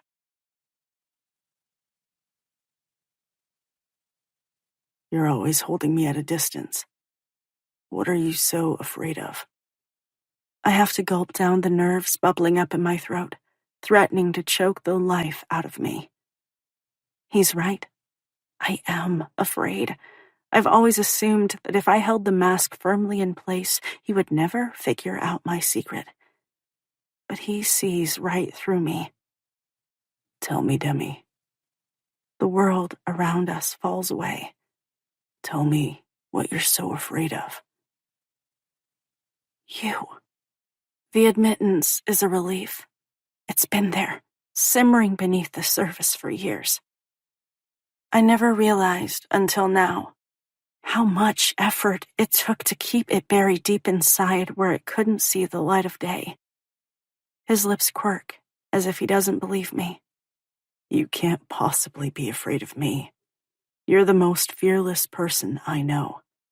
Laughter gurgles up in my throat. How can he say that?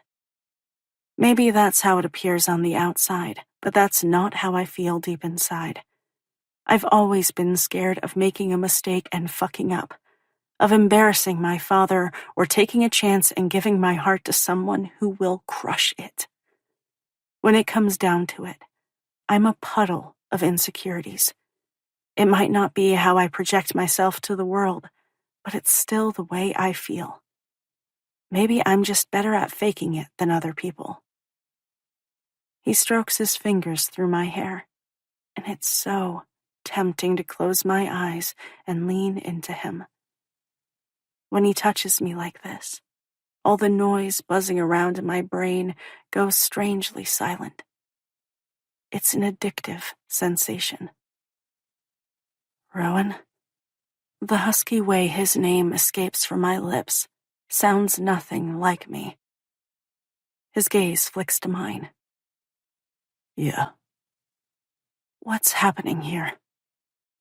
Tension ratchets up until it reaches a fever pitch and becomes almost too much to withstand. Something I've wanted for a long time. Before I can suck in a lungful of air, his hand slides from my face to the back of my head. His fingers splay wide across my skull, cradling it in his palm. As if in slow motion, he drags me forward. My heartbeat stalls as his lips slant across mine. First one way, before tilting his head the other. We fit perfectly. There are no awkward angles, no bumping of noses, mouths, or teeth. He caresses my top lip before nibbling at the bottom. A groan builds in my chest. When I can't stand another moment of this sweet torture, his tongue darts out to lick at the seam of my lips. There's only so much of the gentle yet demanding touch I can take before I capitulate, opening under the firm pressure. As soon as I give in, his tongue delves inside to tangle with my own. I expect his exploration to turn aggressive, like a triumphant hero who has thrashed his opponent. Instead, his movements remain measured, slow and languid, as if Rowan wants to take his sweet damn time to savor every single part of me. Within a heartbeat, I lose myself in the drugging caress. I don't realize my arms have snaked around his neck until I'm pulling him closer. With a groan, he tightens his hold, pressing my body against his.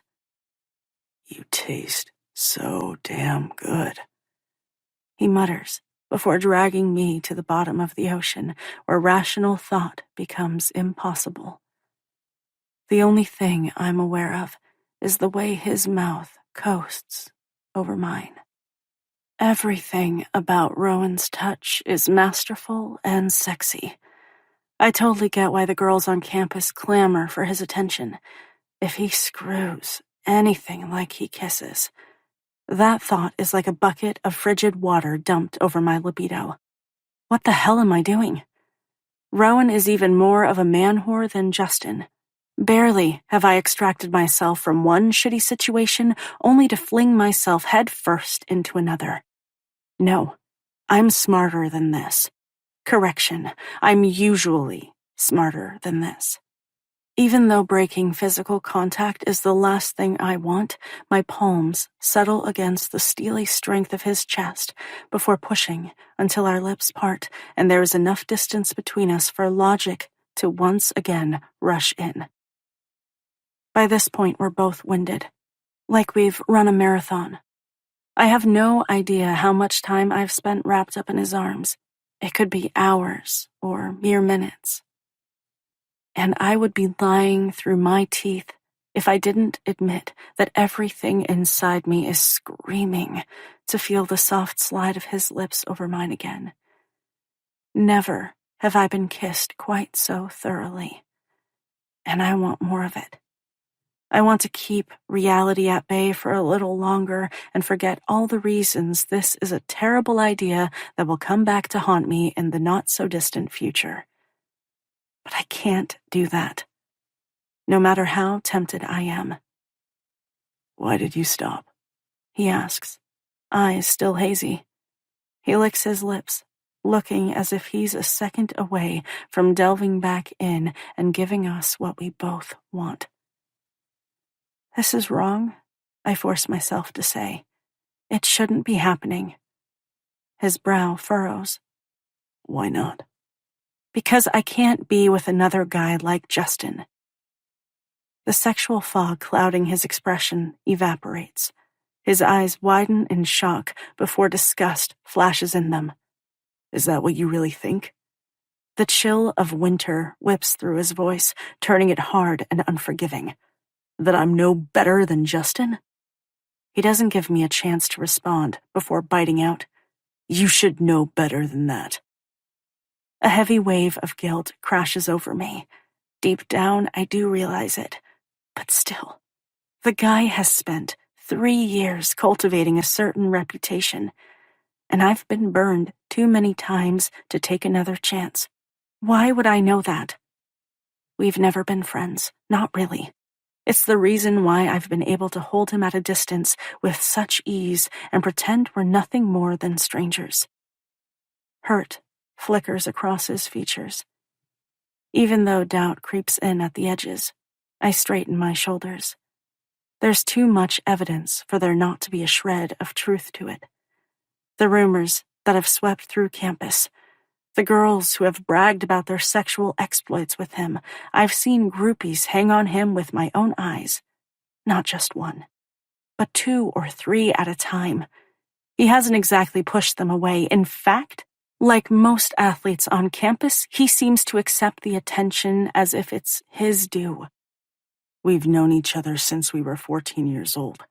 We eat dinner together once a week. We've been in the same classes since freshman year.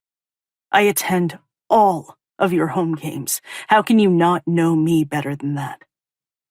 Thick tension swirls through the air. How can you not know who I really am?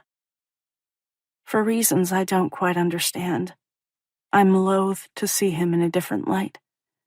It's easier to cling to my perceptions rather than acknowledge that I could be wrong about him. Why does it matter? When I attempt to climb off his lap, his hands tighten around me. Because it does. We're going to get this out in the open once and for all. I won't allow you to run away from me again. Rowan has never frightened me, but in this moment, he does. Not because I'm afraid he'll hurt or force me into something I don't want. I'm terrified he's going to rip through the last of the barriers I have in place to protect myself against him. Running and hiding is so much easier, and that's exactly what I want to do. My fight or flight instinct has kicked in. Don't try and deny it. We both know that's your modus operandi. Before I can defend myself with another lie, he says, "You know me, Demi. Even though you've done everything in your power to pretend otherwise, you know who I am at a fundamental level. You need to think about that." A thick shiver works its way through my body as everything stills. It's as if I'm standing in the eye of a hurricane. The center is calm, while everything outward is in chaos. When I fail to respond, he tilts his head, continuing to batter my weakened defenses. "I know things about you." My mouth goes bone dry, making it impossible to swallow. Like what? "I know you've been playing soccer since you were 4 years old, and you started travel when you were 8. Your favorite food is carbonara and eggplant parmesan. You love chocolate chip cookies fresh from the oven. And your favorite place to vacation is Maui, because that's the last trip your family took before your mom decided to leave." My eyes widen as my mind cartwheels. I'm at a loss. Even though Rowan has been in my life for 7 years, I had no idea he was paying so close attention to the details. The realization leaves me winded, as warmth reluctantly flares to life inside me. His face looms closer until he's all I see, until my world begins and ends with Rowan. "Whether you want to believe it, I know you, Demi." He presses his palm to the middle of my chest. "I know you." My heart clenches before jackhammering into overdrive. How did I miss all this? While I've been busy pushing him away, he's been here, patiently waiting for me to see the real Rowan Michaels. And I couldn't. I lift my hands until my palms can cradle his cheeks. Tell me something no one else knows. A long pause stretches between us. It's one that leaves my nerves jangled. Just when I wonder if he'll refuse to answer the question, he knocks me off balance once again. "I'm still a virgin." Chapter 19. Rowan. Heavy silence descends as her hands fall away from my cheeks, and her eyes widen to the point of being comical. Except there's nothing amusing about this moment. Far from it. I definitely made an error in judgment. One of epic proportions that I can't take back. For better or worse, my secret is out there. Fuck. Why the hell did I think it was a good idea to tell her the truth? It takes a few heartbeats before her expression morphs into one of confusion. A frown settles on her face as she hesitantly shakes her head. "No, you're not." Relief floods through me as I consider lying. "Almost got you. Ha ha ha. I've banged more girls than I could possibly keep track of. Just listen to all of the gossip on campus. My stats with the ladies are legendary." But I can't do that. I'm tired of pretending to be something I'm not. More than that, I'm sick of the way Demi looks at me. Like a man whore who is no better than that fucko Justin. The reality is that I am nothing like him. And it's important she understands that. I want her to know me, the real me. Not the one everyone whispers about. Not the one girls make up stories about to make themselves look better. As if sleeping with me will somehow bolster their popularity. It's pretty fucked. It's true, Demi. I'm a virgin. Emotion crashes over her pretty face as she digests that bit of information, gradually coming to terms with it. Disbelief, doubt, astonishment, and finally, acceptance. Demi may not realize it, but her face is so damn expressive. Her thoughts are there for all to see. I always know what she's thinking. She would hate it if I told her that. She would hate that I could read her so easily. I don't understand. Her features contort as she shakes her head for a second time as if to clear it. What about all the rumors? This is an uncomfortable conversation I never imagined having with her. It's tempting to bolt from the couch and out the door instead of baring my soul and exposing myself as a fraud. That's all they are, I force myself to admit. Rumors. She blinks a few times, as those thoughts circle in her head. Understanding floods her expression, as her delicate hand drifts to my cheek for a second time in a matter of minutes. It's a rarity for her to reach out and touch me. Only now am I able to expel the air being held captive from my lungs. I squeeze my eyes shut before sinking into the warmth of her palm. "Thank you for telling me," she whispers. "I appreciate you entrusting me with the truth." I open my eyes and meet her steady gaze. Honestly, it's a relief that you know. "I'm sorry you ever felt the need to hide your authentic self, not only from me, but the rest of the world. All this time, you've been living a lie." Well, I wouldn't go that far. It's not really anyone else's business. You're right, no one should judge you. There's a beat of silence. "What about your teammates? Did they know?" My eyes widen. Hell no. Can you imagine their reactions? "Oh, Rowan." Sadness fills her voice before she closes the distance and presses her lips against mine in a chaste kiss. When I go to sink into the caress, she pulls away. "That must be so difficult. I wish you'd told me sooner so I could have supported you through this." Supported me? How would she have done that? Huh? My brows jerk together. Her other hand rises to cup the side of my face. "There is absolutely nothing wrong with being gay." Of course there's not. Why the hell is she bringing that? Wait a minute. She thinks I'm... Demi, I'm not gay. I bark out a disbelieving laugh. Trust me when I say I like women. My gaze drops to her parted lips, which are still swollen from our kisses. A lot. Her expression becomes pinched, as if I've confused her all over again. "I don't understand. Then why haven't you had sex? Clearly you've had plenty of opportunities." For such a smart girl, Demi can be kind of dense. Apparently, I'm going to have to spell it out for her. And here I thought revealing that I was a damn virgin would be the hardest part of the evening. I've always had my eye on someone. Since I've never wanted anyone more than her, I jerk my shoulders. I waited.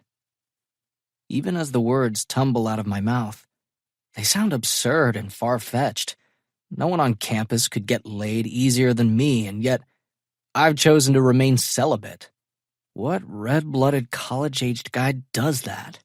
None I'm acquainted with. Then again, I don't exactly broadcast my status.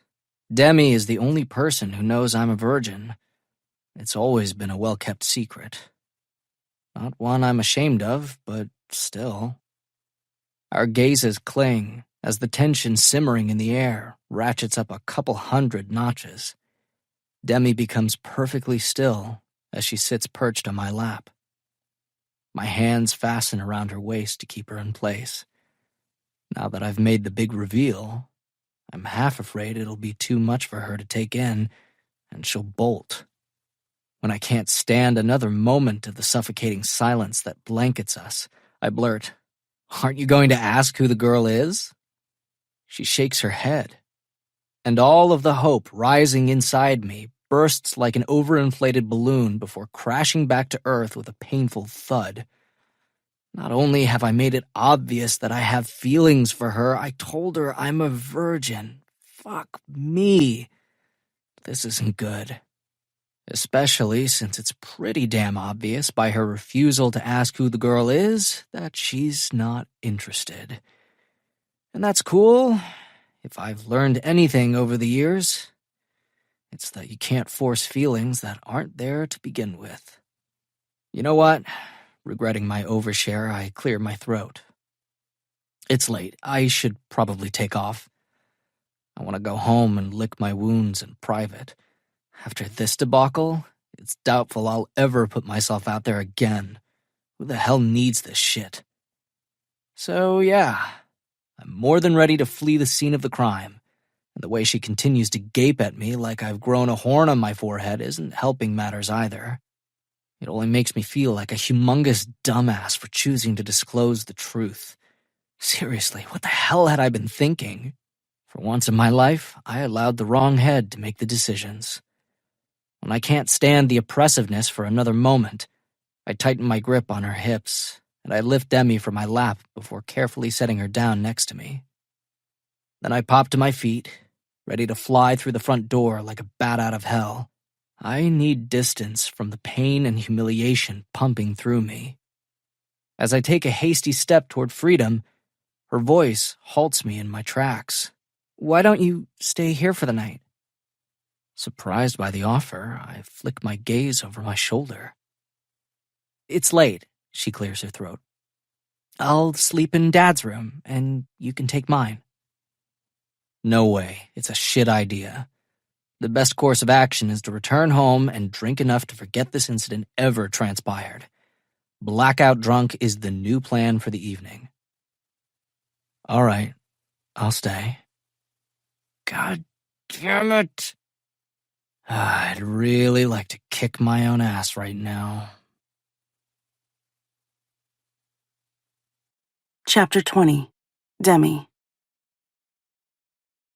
I stare sightlessly at the ceiling as the conversation from earlier plays through my head, as if it's on a constant loop. There's no way that Rowan Michaels is a virgin. How is it possible that I've slept with more people than the campus player?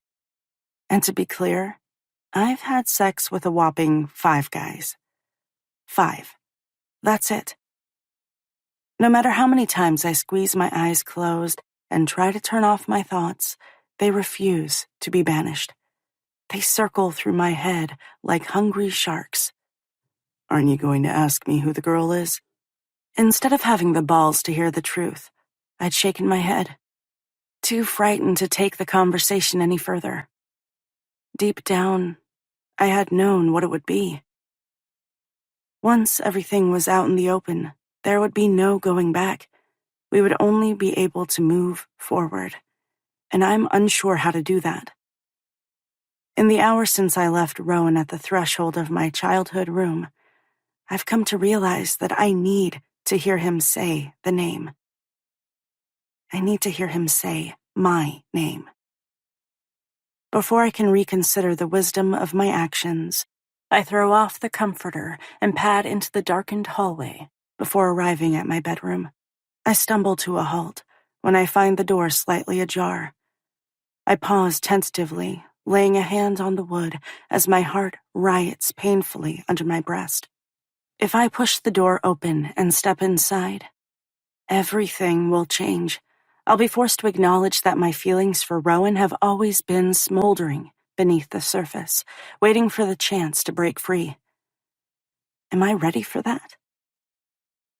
The tiny voice at the back of my brain tells me to run before it's too late, but I can't do that. This feels much too important to back away from. With trembling fingers, I reach out and push the heavy wood door wider before stepping over the threshold and into the dark space. A fresh wave of nerves crashes over me, threatening to drag me under. It takes everything I have inside to force out the question. Are you awake? Yup. As my eyes adjust to the darkness, I realize his hands are stacked behind his head. I take a cautious step toward the bed. It's like there is a magnet drawing me to him, one I can't escape from. Who? Even though it's only one word that falls from my lips, he understands the question and the gravity behind it. As he straightens to a seated position, the sheet slithers down his bared chest before settling around his waist. I think you already know the answer. There's a pause. Don't you? Yes. When he extends his hand, it never occurs to me not to close the distance. I find myself gravitating toward him before carefully placing my fingers in his. As soon as his hand fastens around mine, he tugs me toward the bed until I'm settled on the mattress next to him. In case there was ever an ounce of doubt, it's always been you, Demi. My heart melts. As much as I've tried ignoring him, thick tension has always smoldered in the air between us. It's the reason I was so intent on keeping my distance. I was afraid to open up and let someone in. Especially a guy like Rowan. It doesn't seem possible that one little secret has the power to change everything. But that's exactly what it's done. Rowan draws back the sheet, and without hesitation I slide beneath it, curling up beside him until my head can rest against his chest. I don't understand how you could wait for something. I glance at him. Or someone, if you weren't sure it would ever happen. Silence descends as he wraps his arm around me and tugs me closer. I never set out to wait. It just kind of happened. I've always had feelings for you, and even though there's been plenty of other girls, they never held my interest. It seemed pointless to be with another girl when you were the one I couldn't stop thinking about. Emotion explodes inside me as I shift, maneuvering until my face can hover over his. I'm not sure what to say. You don't have to say anything. As embarrassing as it is to admit I'm still a virgin at 21, it was more important you understand that I'm nothing like Justin. Guilt slices through me like a burning arrow. I don't think that. How did I get it so wrong? Why didn't I see through to the truth? He raises his brows. Yeah, you did. You're right, I did. There have always been so many rumors floating around. How could I not believe them? They never came from me. That's the ironic part. It's the girls who spread the lies far and wide, as if there was prestige to be had if you'd slept with Rowan. An exclusive club that drives up popularity. When I was a freshman and even a sophomore, my older teammates would brag about hooking up with him. My chest would tighten as I was forced to listen to a blow-by-blow of the encounter. It made me sick to my stomach to think about him messing around with other girls. Instead of admitting I liked him, I convinced myself that I was disgusted by his sexual antics, that he was nothing more than a man-whore coasting through college on his athletic prowess and good looks. Every time he tried to get close, I pushed him away. Guys get a bad rap for bragging about sexual encounters, but sometimes it's the girls who make stuff up to look better. Until now, I didn't realize it could go both ways. I've heard so many girls boast about hooking up with you. Yeah, I know. When he doesn't say anything more, I prompt, doesn't that bother you? A sigh escapes from him. I guess the answer to that would be yes and no. I don't understand. There have been plenty of times when people have spread rumors about me. Not only does it suck, it's humiliating. It's the reason I decided to leave campus for the weekend. I couldn't take the scrutiny for another moment.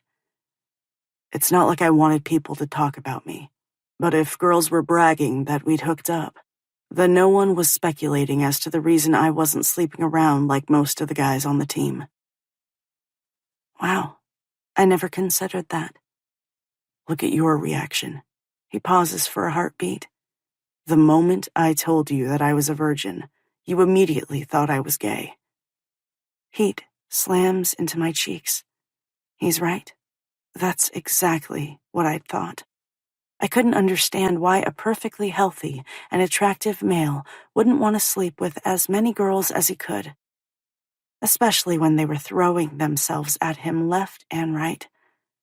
From a young age, males are told that in order to be a man, they need to have sex with as many women as possible. If a guy doesn't adhere to that, then there's an assumption something is wrong with him. As painful as it is to admit, I'm as guilty of perpetrating the notion as everyone else. I'm sorry. Now I feel even more like an asshole for jumping to conclusions.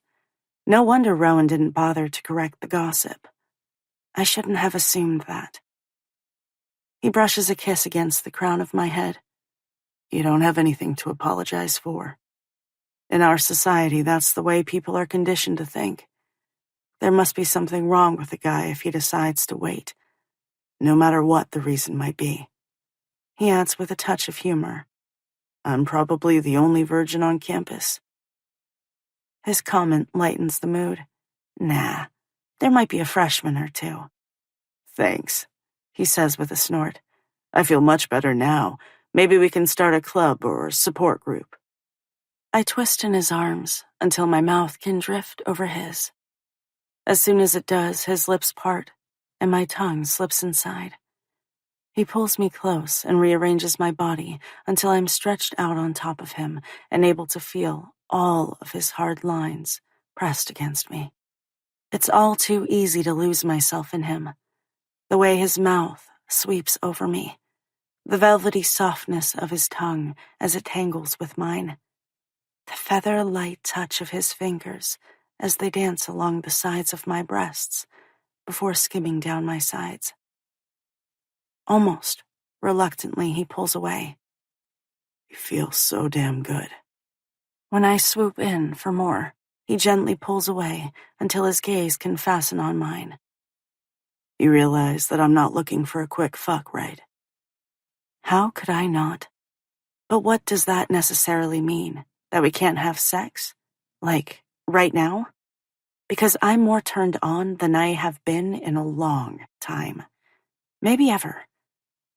His lips twist as if he has mind-reading capabilities. Carefully, he repositions me until I'm snuggled up against him instead of draped across his body. I guess that answers the question now, doesn't it? You're kind of a tease, I grumble, even though a chuckle rumbles up from his chest. It's scraped raw, as if he's as tortured as I am. That wasn't my intention.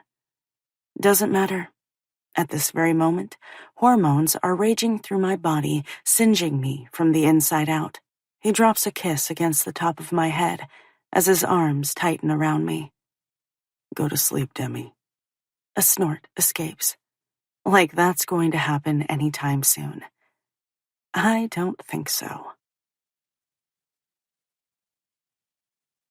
Chapter 21. Demi. Sunlight slants across my face as I wake with a stretch. My eyelashes flutter open as I focus on the ceiling overhead. For a sliver of a moment, a deep sense of calmness fills me, which is odd. I escaped home because of all the bullshit at school, so I don't understand why everything feels kind of perfect. That's when the memories from last night crashed through my head like a ton of bricks. One moment I'm blissfully unaware, and the next, boom, they're there. I'm suddenly wide awake and jackknifing to a seated position. Holy crap! My gaze flies around the empty room. Except for the masculine scent clinging to the sheets, there's no sign that Rowan slept in my bed. With a deep lung full of air to prove I'm not delusional, I collapse against the pillows. Last night? Did that really happen? My fingers drift across my lips. Did I kiss Rowan? Hold on a second. Did he actually admit to being a virgin? Mind officially blown. My breath gets clogged in my throat at the thought. Rowan Michaels, campus player, hot commodity with a golden ticket to the NFL. Now we're adding virgin to that list? And he's seriously been holding out for me. Me. It seems a little too far-fetched. And yet, I believe him. There's no reason not to. I've known Rowan for a long time, and the one thing I can unequivocally say is that he's never lied to me. I trailed my fingers over the cold sheets. We talked. And kissed. Then fell asleep wrapped up in each other's arms. And now he's gone. Does Rowan think he can dump all that on me and then take off at the crack of dawn? Are we supposed to pretend it never happened? Rowan could have allowed me to finish out senior year blissfully unaware of his true feelings, but he didn't. He took a chance and disclosed everything, at the same time forcing me to acknowledge what I've always kept bottled up inside. Now, knowing what I do, how can I pretend it doesn't exist? With a huff of frustration, I throw off the covers and pad over to the window before drawing back the gauzy curtain to peer outside. It might be early September, but it's absolutely gorgeous out. My gaze lands on the now empty spot where Rowan's pickup truck had been parked last night. I draw my lower lip between my teeth before chewing on it, dropping the sheer material back into place, and taking a step in retreat. I'm confused as to what his absence means. Is the ball now in my court? Am I supposed to make the next move? What is my next move? Do I even have one? Not really. Well, it appears I've got some thinking to do this weekend. I can mull over the issue with a steaming cup of coffee. Hopefully, that will get my neurons firing. Since I have the house to myself, I don't bother to throw a robe over my tank top and panties. I've never been self-conscious about my body. I've been an athlete my entire life. I'm used to changing in a locker room full of girls. With my mind full of Rowan, I pad down the staircase to the entryway before turning toward the back of the house. Sunshine pours in through the eastern-facing windows as I pull open the refrigerator door and peer inside. Yup, it's like I suspected, a barren wasteland. Since Dad lives alone, he doesn't keep up on domestic chores like cooking, cleaning, and shopping. After the divorce, he hired Mrs. Granger, an older woman in the neighborhood, to stock the fridge once a week, tidy up the house, do the laundry, and prepare a few quick meals for when he's running late. Otherwise, the guy would probably camp out at the stadium and subsist on cafeteria food. What he needs is a girlfriend. Every once in a while, I make noises about him dying alone. With a roll of his eyes, he'll remind me that he's perfectly content living a bachelor lifestyle. His excuse is that he doesn't have enough time to devote to a girlfriend, and no woman wants to be a distant second to football.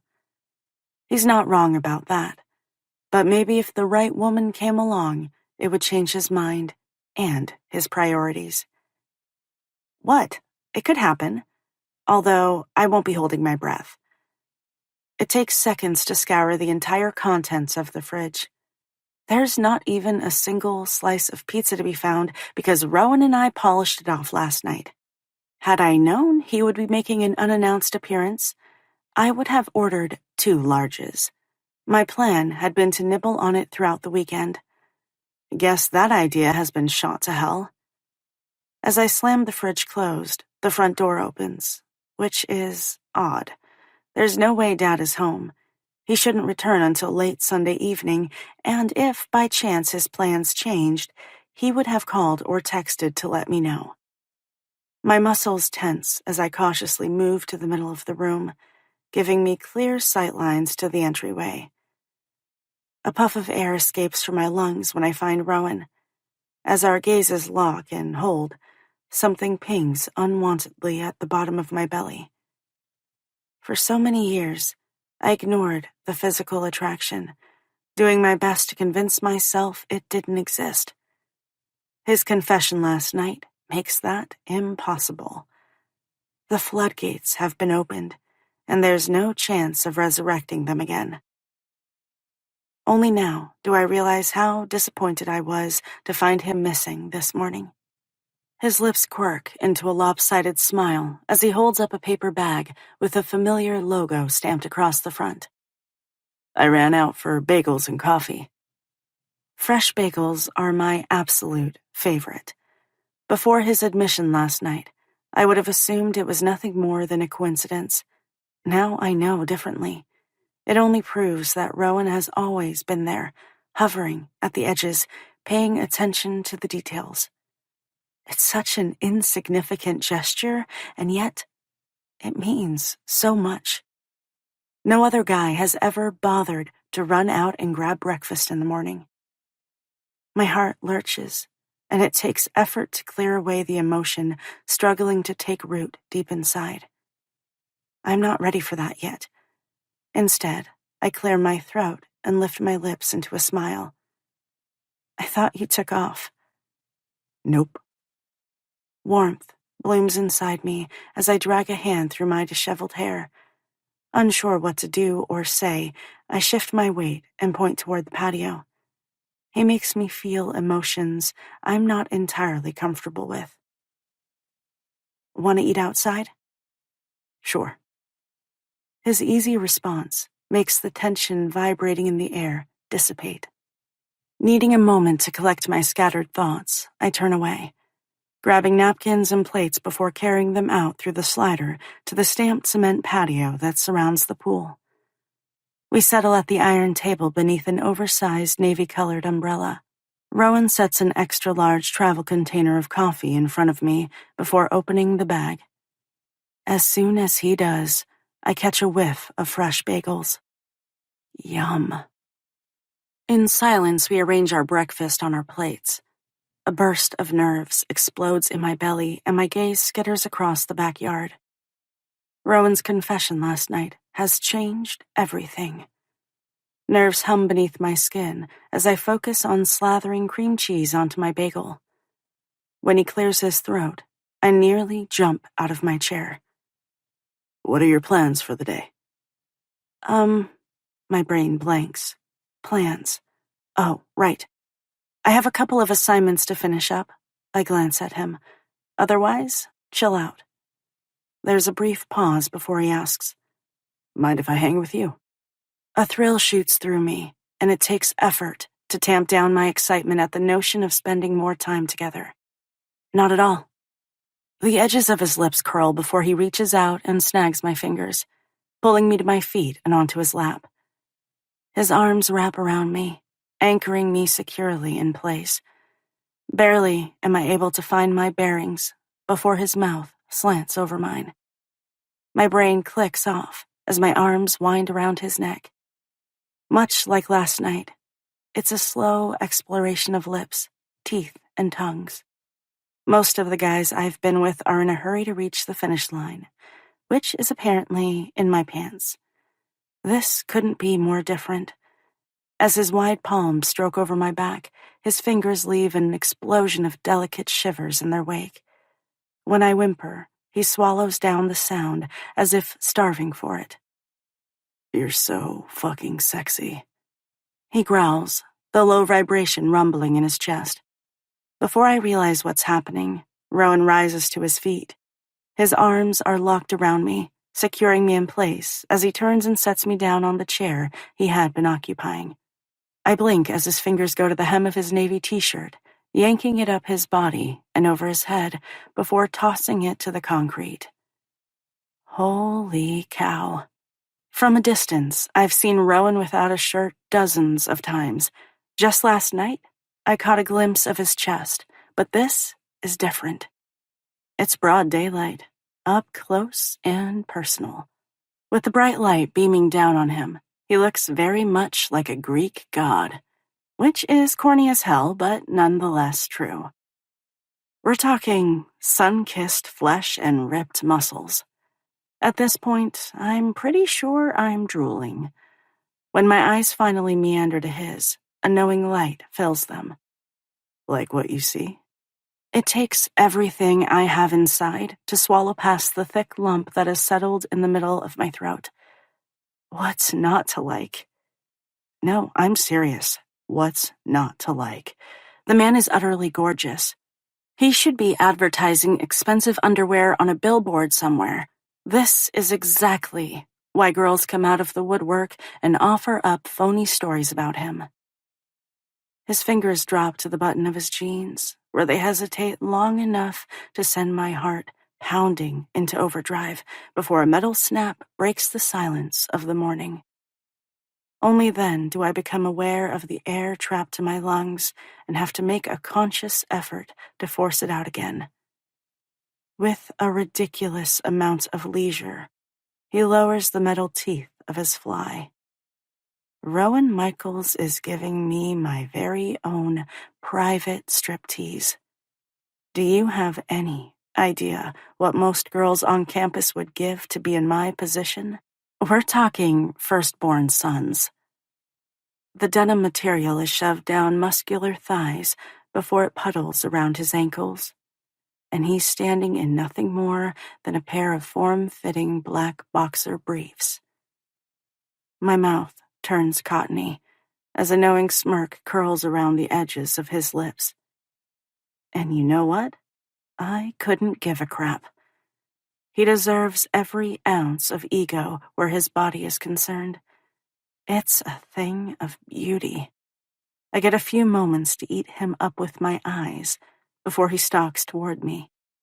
Once he closes the distance, he places a hand on each armrest of the chair, effectively caging me in. His lips hover over mine, stroking back and forth. When he finally draws away, it feels as if I'm burning up inside. My panties have dampened. I don't have to wait long for his next move. He slides his arms around my body and scoops me up. It's an effortless movement, as if I weigh nothing at all. My legs tangle around his lean waist as my arms do the same with his neck. Awareness sizzles through me as my core is pressed against his tight abdominals. When he hoists me higher, the grinding motion nearly sends my eyes rolling to the back of my head. Are you ready for this? He asks, his voice barely penetrating the loud rush of the ocean that fills my ears. Oh my God. Is he talking about sex? Instead of walking toward the sliding door and inside the house like I expect, he swings in the opposite direction. I don't understand. Are we going to do it outside? It's not like I'm opposed to the idea, but I thought, hang on, he murmurs. Hang on. Too late do I realize his intent. With me secured tightly in his arms, Rowan jumps into the deep end of the pool. Not that it does any good, but a protest bursts from my lips as we hit the water. Chapter 22. Rowan. Demi sputters as we surface from the crystal-clear liquid. Tiny waves lap at our bodies.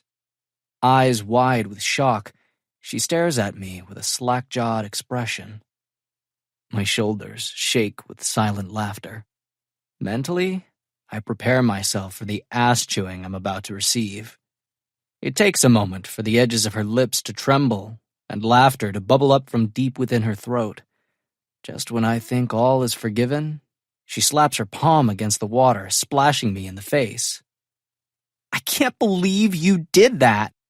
She entangles herself and sprays me again. That makes two of us. Things were just starting to heat up, and who knows what would have happened had I walked us into the house instead of the pool. Actually, I know exactly what would have transpired. I want this girl, in the worst possible way. But I also want to take this slow. I shield my eyes with one hand before retaliating. Hey, what's good for the goose is good for the gander, right? Or some shit like that. With a squeal, Demi swims away from me. As she puts more distance between us, She kicks a steady stream of water in my direction. In case you might have forgotten, her legs are muscular. She can easily keep this up for days. The grin on her face tells me she knows it as well.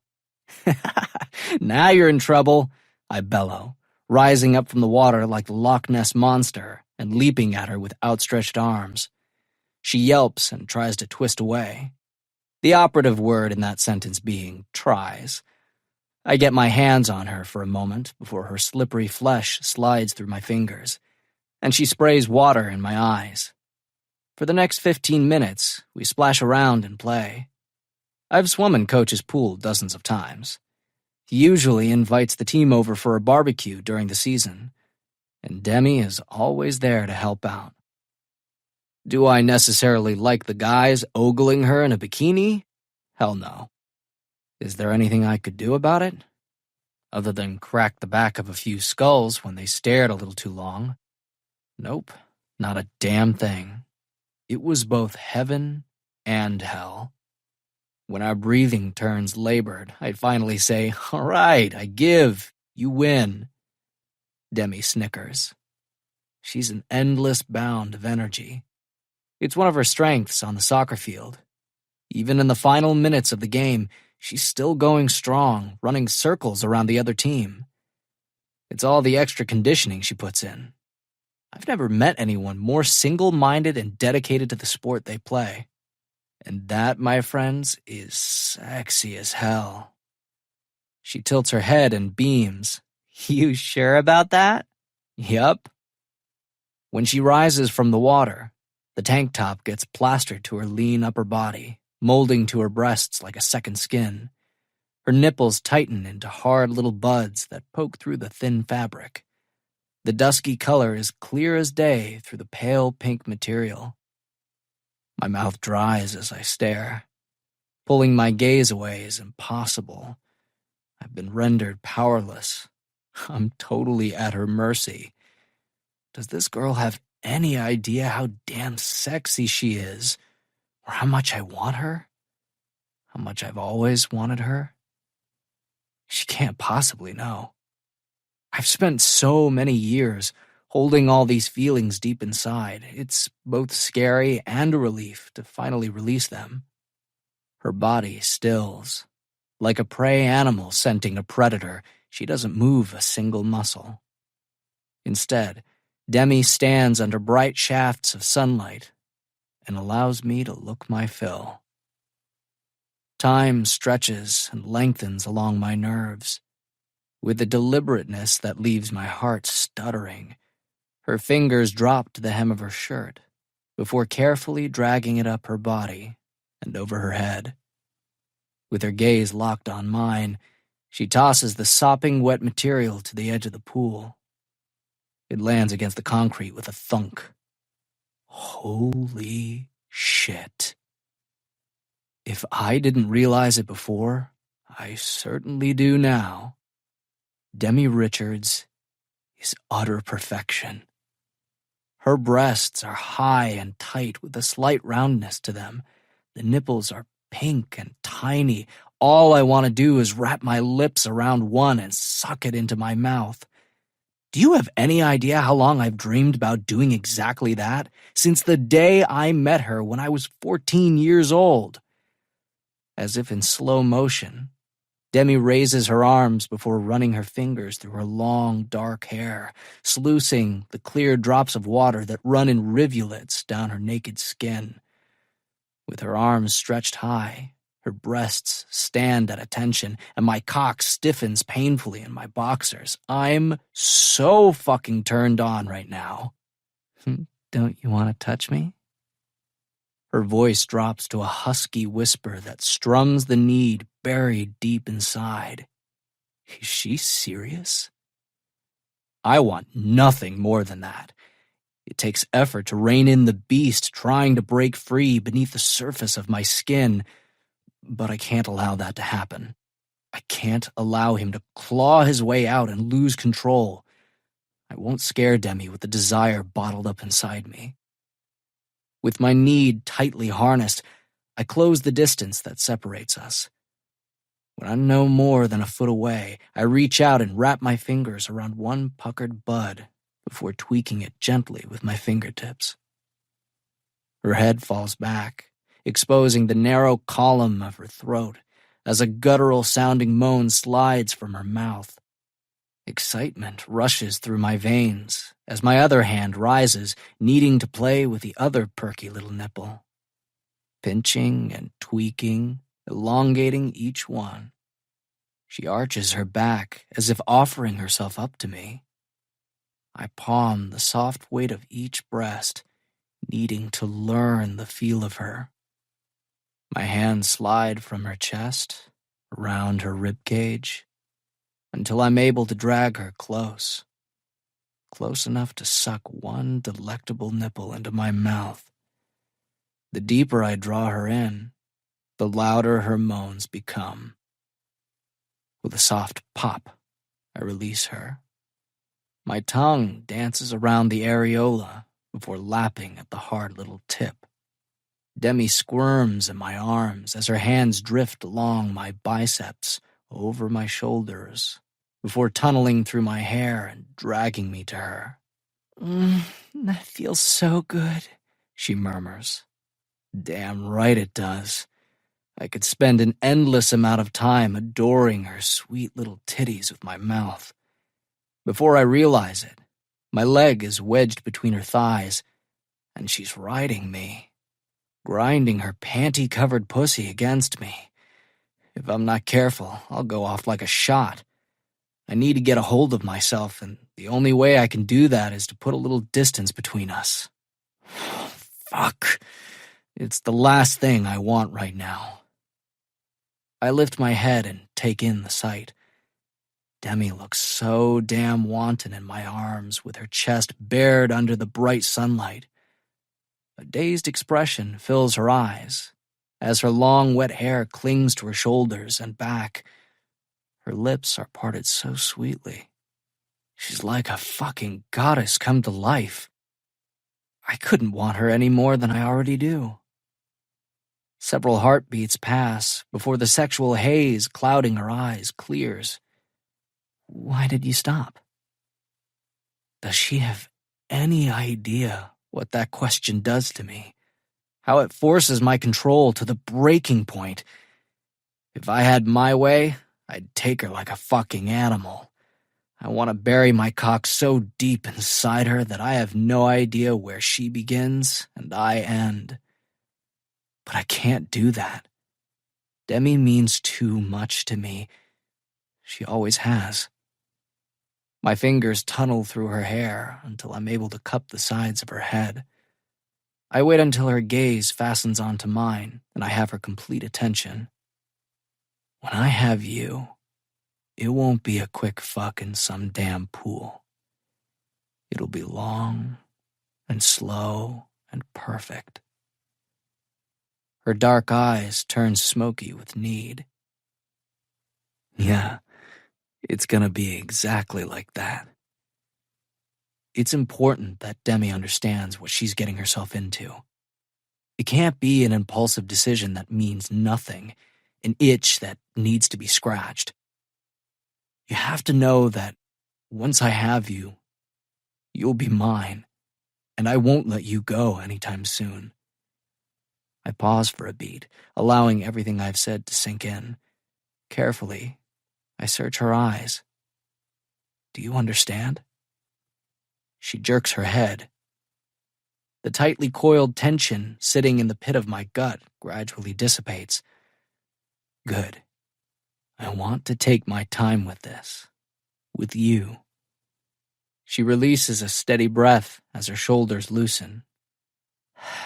Okay. Now that we're both on the same page, I drag her body closer until her breasts are pressed against my chest. It takes a moment for her muscles to relax.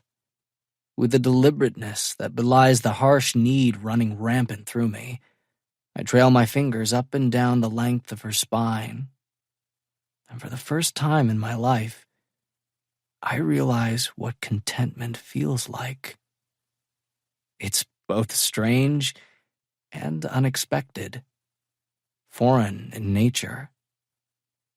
There have only been a few times I've experienced it. The first was when Coach came into my life and took me under his wing. The second was when I realized that my dreams of playing in the NFL were more than a pipe dream, like my old man had beat into my head. And the third was when my father pleaded guilty and was sent away. Hands down, that was the best fucking day of my life, because it meant that Mom and I didn't have to deal with him or his constant bullshit any longer. He wouldn't be coming home drunk at 2 a.m, knocking Mom around and stealing her hard-earned cash.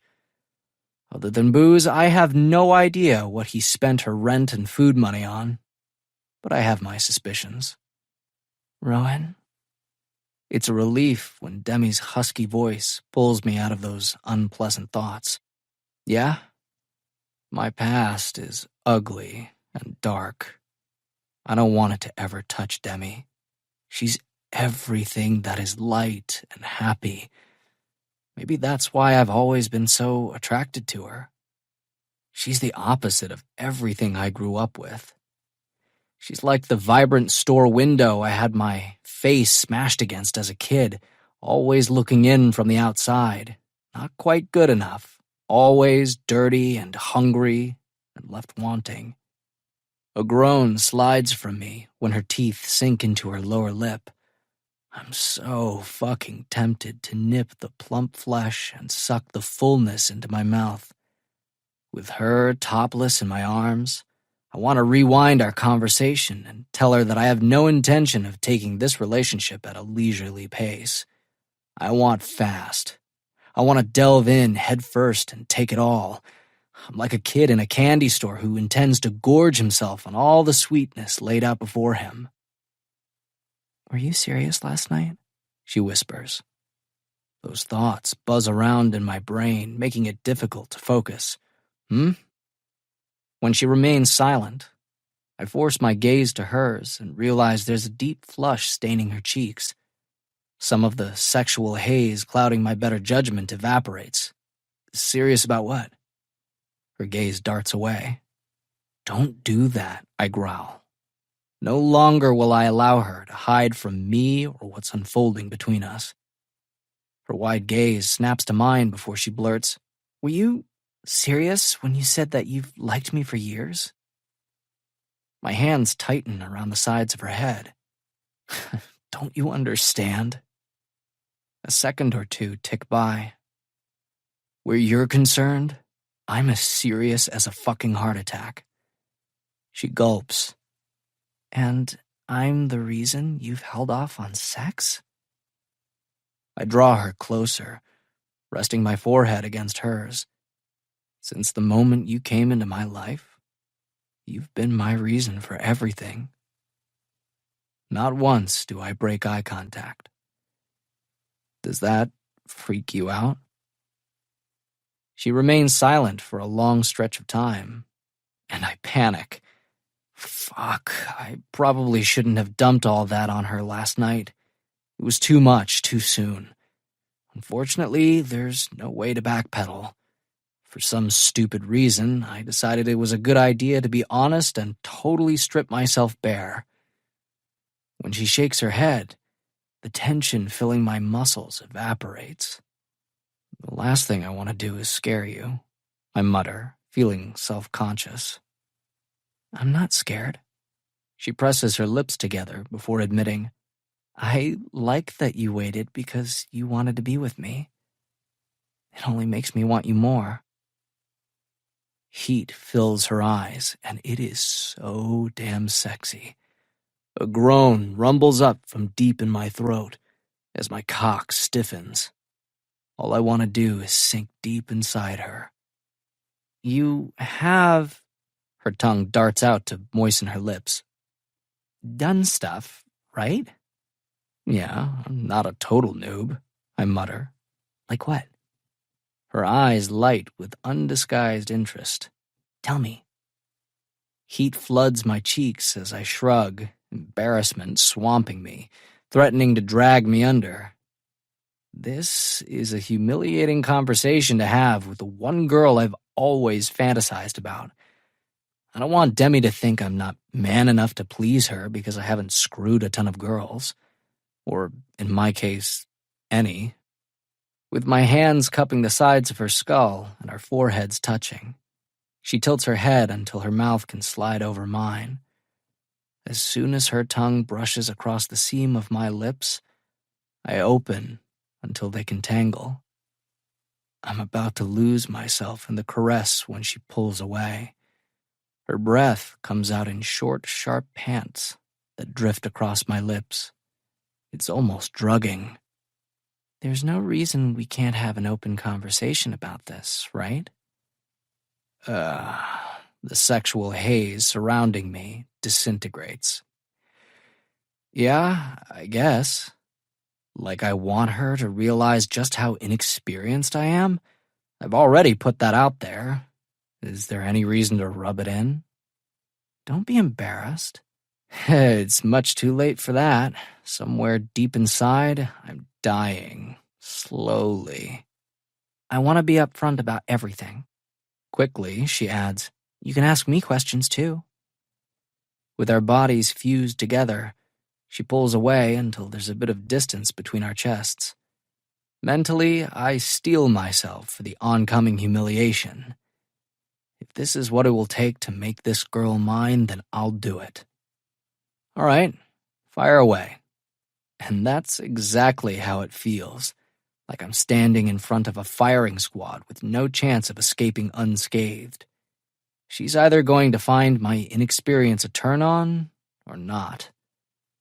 I can't help but wonder for the umpteenth time why the hell I blurted out my virginal status. That wasn't something she needed to know. Have you ever had a blowjob? I jerk my head into a nod. When I remain silent, her voice drops. A lot of them? Yeah. It's not something I've ever kept track of, but there has been a good amount. The first time a girl went down on me was sophomore year of high school. She bore an uncanny resemblance to Demi. I'm not proud of it, but with the girl's head buried in my lap, I could stroke my fingers through her long, dark hair and pretend she was someone else. I remember exploding in her mouth and her sucking me down until every muscle turned limp. Best fucking feeling in the world.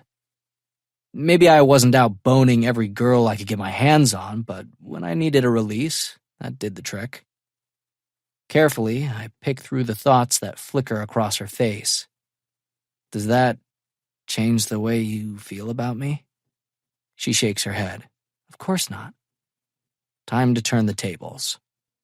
What about you? How many guys have you blown? Her gaze darts away as heat rises in her cheeks. Hey. My hand settles on the curve of her jaw.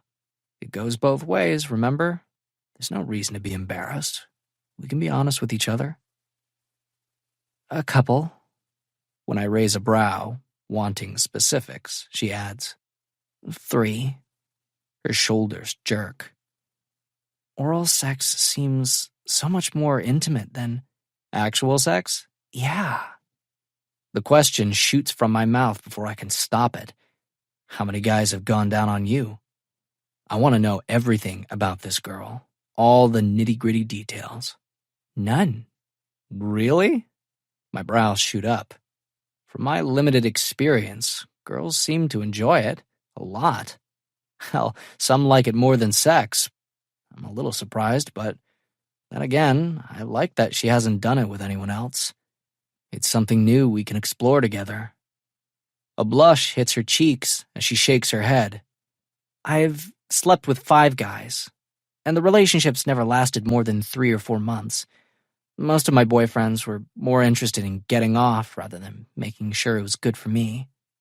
I hate to admit it, but college-age dudes are selfish assholes when it comes to sex.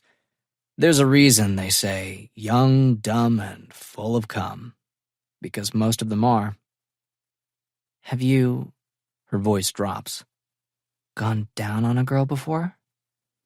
If you're asking if I've returned the favor, then yeah, I have. It only seemed fair. The edges of my lips curl into a smile as I whisper against the shell of her ear. I don't want to brag, but I've got some serious tongue skills in that department. I suck the delicate lobe into my mouth before biting down on it. I love everything there is about eating pussy. When her breath catches, I continue. I love thrusting my tongue deep inside and hitting that little spot that drives girls crazy. Demi moans, grinding her pelvis against mine. Her response only ramps me up even more. That's exactly what I'm going to do to you. I'm going to spread your lips wide and lick your pussy until you cream all over the place. Then I'm going to suck that little clit into my mouth until you scream my name over and over again. Oh, God. You know what else I like? With a shake of her head, she whimpers. I love talking dirty. I've barely touched this girl, and she's on the cusp of splintering apart. So damn responsive. How did Justin let her slip through his fingers? How did any of the guys she's been with allow her to get away? Didn't they realize what they had? Too fucking bad for them. Their loss is my gain. And once I make her mine, I won't ever let go. I squeeze her ass in the palms of my hands. So damn muscular. And that's a huge turn on. Some guys like their women to be soft and curvy. That's never done it for me. Maybe it's because this girl has always dominated my thoughts. I've never been able to see past her. Even though her body is tight and athletic, Demi has curves where it counts. I can't wait to strip her bare and learn every inch of her body. I want you so much right now. Her eyelashes flutter open and need fills her eyes. Are you sure about waiting? Hell, no. As I capture her lips, my tongue plunges into her mouth to tangle and dance. I pull her against me until she can feel how hard I am. I want you more than you can possibly know, but it needs to be right. I want to take my time, and I want you to be certain. She grinds her pelvis against me. Remove those boxers, and I'll show you how certain I am. Even though it feels like the tip of my cock is going to explode, the comment makes my lips twitch. Did I ever think there would come a time when Demi Richards would practically beg me to fuck her? Nope. Never in a million years. Slow, I whisper as a reminder to both of us. We need to take this slow. Although that doesn't mean I can't give her a preview of what she can expect. A little something to look forward to. One hand slips from her ass to the front of her panties before delving inside. I groan as my fingers brush over the soft lips of her pussy. She widens her legs as I push 2 fingers deep inside. Once they are completely seated inside her warmth, a moan escapes from her. Feel better? Yes. Her eyelids drift shut as her head lolls back. I don't think I've ever seen anything as sexy as Demi gyrating against me, getting off on my fingers. Slowly, I drag them from the heat of her body before plunging inside again. It doesn't take long for us to find a rhythm. A flush stains her cheeks as her teeth sink into her lower lip.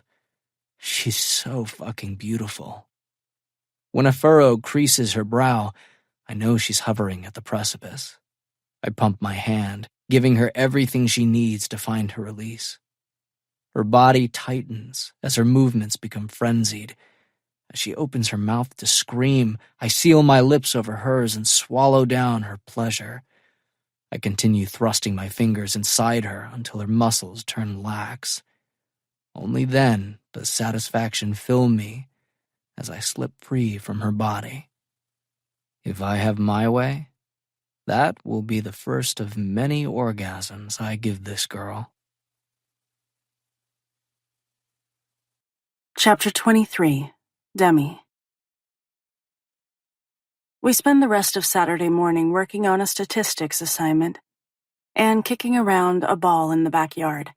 The QB may be hot stuff on the stadium turf, but on the soccer field, I run circles around his ass. Since the refrigerator looks like Mother Hubbard's cupboards, we decide to make a run to the grocery store and pick up a couple of necessities to get us through the rest of the weekend. On the way home, Rowan detours, swinging into the paved parking lot of Twist and Dip, a small ice cream stand in the center of town. He doesn't realize it, but this place holds a lot of fond childhood memories for me. When I started playing soccer, Dad would bring me here as a special treat after each game. It was something I always looked forward to. Once I started playing with higher-level teams, and we started traveling more, we'd stop when we were in the area, but that became less frequent. I haven't been here in ages, probably since middle school. I love this place. Nostalgia fills me as I study the small white brick building with a sliding glass window. It looks exactly the way it did 10 years ago. Rowan flashes me a grin. Yeah, I remember you mentioning it. Huh, I don't recall that conversation. Really? My brows lift as I sift through my memories. It was a while ago. He shrugs. You said your dad would bring you here after games. You loved the dipped cones. That's exactly what I'd order. Every single time. My heart flutters beneath my ribcage at the realization that he tucked away such an insignificant piece of information. It's another reminder that Rowan has been quietly hovering at the edges of my life, paying attention to the minute details, while I was intent on creating walls to keep him at a distance. I pegged him as a player who would only end up hurting me. How did I not see him for the person he truly is? Why was I so stubborn about giving him a chance? I don't realize I've become trapped in a web of my thoughts until Rowan reaches over and gently strokes his fingers along the curve of my cheek. Does it weird you out that I know so much? Concern and embarrassment weave their way through his deep voice. If it were anyone else, yeah, I might find it creepy or stalkerish. But how can I possibly feel that way when this is Rowan we're talking about? Someone who has been part of my life for so long. He and my dad have formed such a strong bond. We sit down for dinner every Wednesday night. We've had at least one class together every semester. Had I paid more attention, I'd probably know as much about him as he does about me. No, if I'm being honest, I like that he knows me so well. Rowan understands what's important to me. I've been with enough self-absorbed guys who didn't ask one thing about me. Some couldn't even be bothered to discover what position I play on the field. They talk about themselves ad nauseum and barely ask any questions. They don't care about my thoughts or feelings. Sometimes I think they would prefer I didn't have any. It doesn't. Good. The pat of his thumb grazes my bottom lip. The last thing I want to do is scare you away. I'm not scared, which is strange. I've spent so many years keeping him at a firm distance, and now all I want to do is pull him close. I want to rip away the last of the barriers that keep me from him. I wish I hadn't been so stubborn, I admit. Guilt slices through me as my gaze drops to my fingers as they twist together in my lap. I wasted so much time. I think we went through everything we needed to in order to get to this place. Our relationship deepened when it was meant to. His response sends a little shiver scuttling through me, and the fine hair on my arms prickle. Do you really believe that? My gaze locks on his as interest careens through me. That Everything happens for a reason? Emotion flashes in his blue eyes. For a split second, they deepen with a vibrant color before vanishing. It's there, and gone like a crack of lightning before I can decipher what it meant. For the most part, I do. His fingers strum my cheek, and I'm tempted to sink into his touch. His take on life surprises me. I wasn't expecting it. Fate? Kismet? Destiny? Whatever you want to call it. It all means the same thing. I tilt my head and study him, intrigued by the notion. This isn't the kind of conversation I expected to have with Rowan while sitting in the Twist and Dip parking lot. All thoughts of ice cream flee as I delve headfirst into the topic. Isn't that more of a yes or no question? You either believe everything happens for a reason, or you don't. A slight chuckle escapes from him. Is anything in life ever that black and white? The emotion I'd caught sight of moments ago comes back full force. And it feels like we're drilling a little deeper beneath the surface of our relationship. He's revealing a tiny piece of himself that not everyone else gets to see. Is your life that black and white? Good question. I've never thought about it before in such simple terms. As the words tumble off my tongue, I realize there's never been a need for me to examine such an existential question. Even though my parents are divorced and our family has gone through some challenging times, my life has been stable and fairly easy. My parents have good jobs. We've had plenty of money and have always had a nice place to live. And I was loved. Most of the girls I grew up playing soccer with came from the same kind of upper-middle-class background. Travel soccer is surprisingly expensive. You have to have a disposable income to practice, train, and travel. This little bit of introspection makes me realize how blessed I am. Perhaps if my life hadn't been so cushy, those are questions I would have reflected upon at an earlier age. For Rowan to have already formed an opinion about the topic makes me wonder about his upbringing. I had assumed he grew up much like I did, in a solid middle-class neighborhood in suburbia with 2 loving parents who supported his dream of playing football. My mind tumbles back to the conversation at the stadium and how guarded he'd become when I asked about his family. Only now do I realize that maybe I jumped to the wrong conclusion. But it kind of sounds like you have, I say softly, hoping to tease out a little more insight. For a long moment, he remains silent. Just when I wonder if he'll respond, he says, When you grow up with very little, and you see people around you with so much more, it makes you question the reason for it. Rowan jerks his shoulders. So yeah, maybe I have examined if there's a purpose to the things that happen to us or shape us into the human beings that we are. It's kind of depressing to think the struggles we go through in life are pointless and don't ultimately push us toward our purpose or goals. I blink, surprised and yet somehow not by the depth hidden behind Rowan's pretty facade. There's so much more to him than being a handsome football-playing jock. It's doubtful most people take the time to get to know him on this level, or that it gives them the opportunity to see him in this light. I guess I never thought about it like that. He strokes my face. Maybe that's why it took so long for you to open your eyes and see me standing in front of you. Maybe we both had to change and grow before we were ready for that next step. Everything in me stills as I consider the possibility. Maybe Rowan is correct and life works out the way it's supposed to when the time is right. The challenges we work through and ultimately overcome are there to help shape us into the people we were always meant to be. It's a dizzying thought. He shrugs, and the seriousness filling his eyes melts away.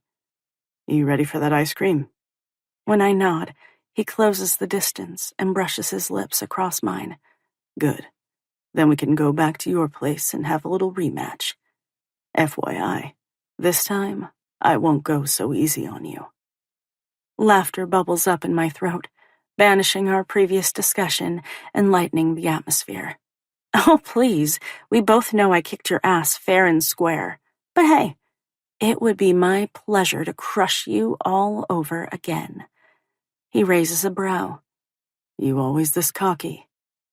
"That's not cockiness," I snort. "It's confidence." "Whatever it is." His fingers trail over my bare thigh toward the V between my legs. "It's sexy as hell." My gaze drops to his hand before flicking to his face. I point to the offending appendage. "Yeah, that's not going to work, brah. I'm not that distractible." "Bruh?" He bursts out laughing. "Is that what I am now? You're a bruh?" "When we're on the field and I'm wiping it with your ass, that's exactly what you are." "Have I mentioned how sexy the confidence is?" I flash him a grin. Does that mean I'll be getting lucky afterward? A cagey look enters his eyes. "Guess we're going to find out now, aren't we?" Oh, you're damn right we are. Game on. Chapter 24. Demi. My eyelids flutter and I blink, focusing on the guy stretched out next to me. His bare chest rises and falls with every deep inhalation. I glance at the window and realize the sun is peeking over the horizon, painting the sky in splashes of pink and purple hues. As beautiful as the sight is, it's not nearly enough to hold my attention, and my gaze returns to Rowan.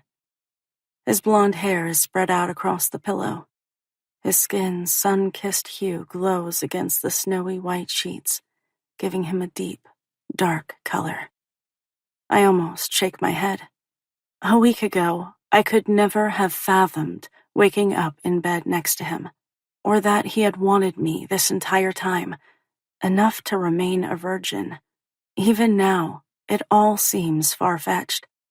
The past 36 hours have irrevocably altered our relationship. We can never go back to what it once was. As swiftly as this has happened, Rowan wants to take our physical relationship slow. After we fooled around in the pool yesterday morning, all I wanted was to feel him deep inside my body. Even though I gave it my best shot, Rowan was adamant about taking our time and waiting. It's kind of funny, and a bit of a role reversal. In most of my past relationships, I've always been the one to pump the brakes. And now that I've finally found a guy I want to tear the clothes off of and get naked with, he's the one slow-tracking sex. I've read enough novels to appreciate the irony when I see it, and this situation is chock full of it. I inch closer to the warmth that emanates from his lean body. His arms are stretched above his head, making his chest stand out in sharp relief. The rigid slap of muscle and sinewy strength makes my mouth go dry. Even though his hair is the color of freshly harvested wheat in bright sunlight, his thick eyebrows and lashes are dark. The latter sweeps in twin crescents across his cheeks. Any girl would be envious of their length. His softly parted lips draw me closer. I'm tempted to press my mouth against his. No one has ever kissed me with so much skill, and the way he takes his time. It's as if we have an eternity to explore and discover each other.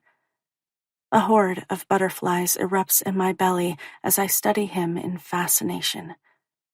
I've spent so much of my life pretending Rowan wasn't there that I never stopped to look at him without my prejudices coloring the lens. My teeth sink into my lower lip. It's like I'm seeing him for the first time.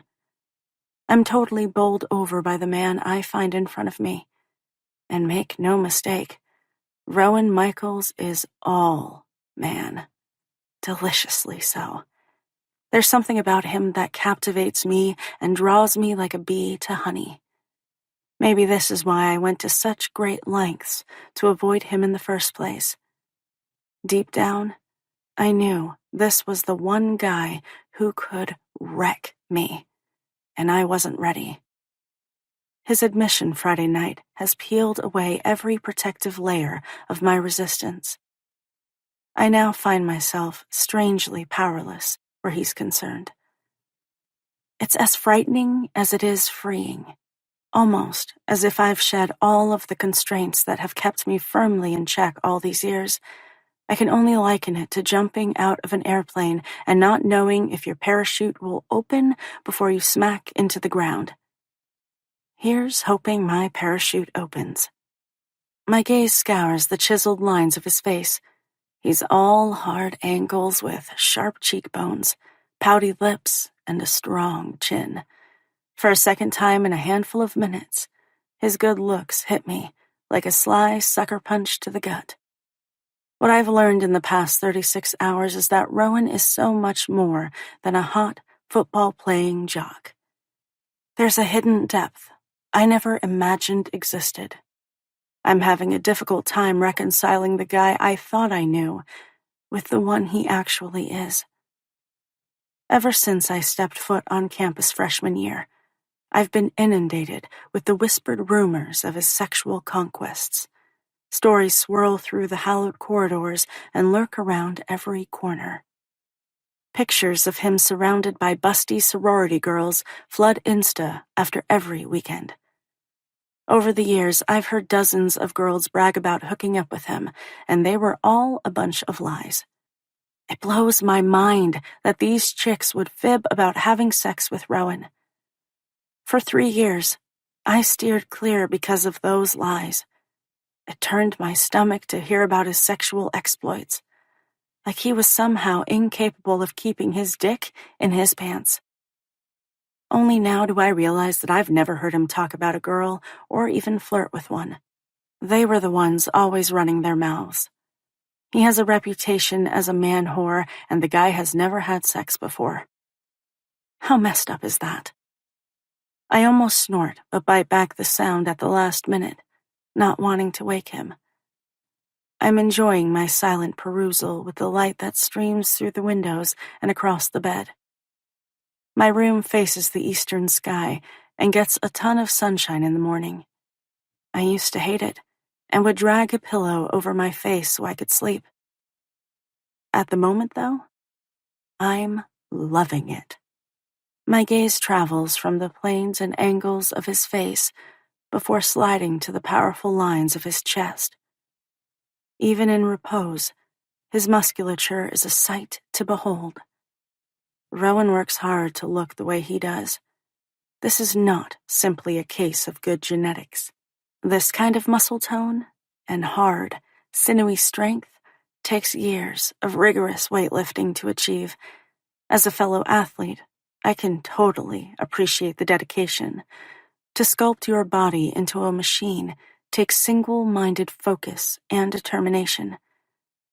My fingers itch to reach out and trace over his flat male nipples. I want to draw each one into my mouth and nibble at them with sharp teeth.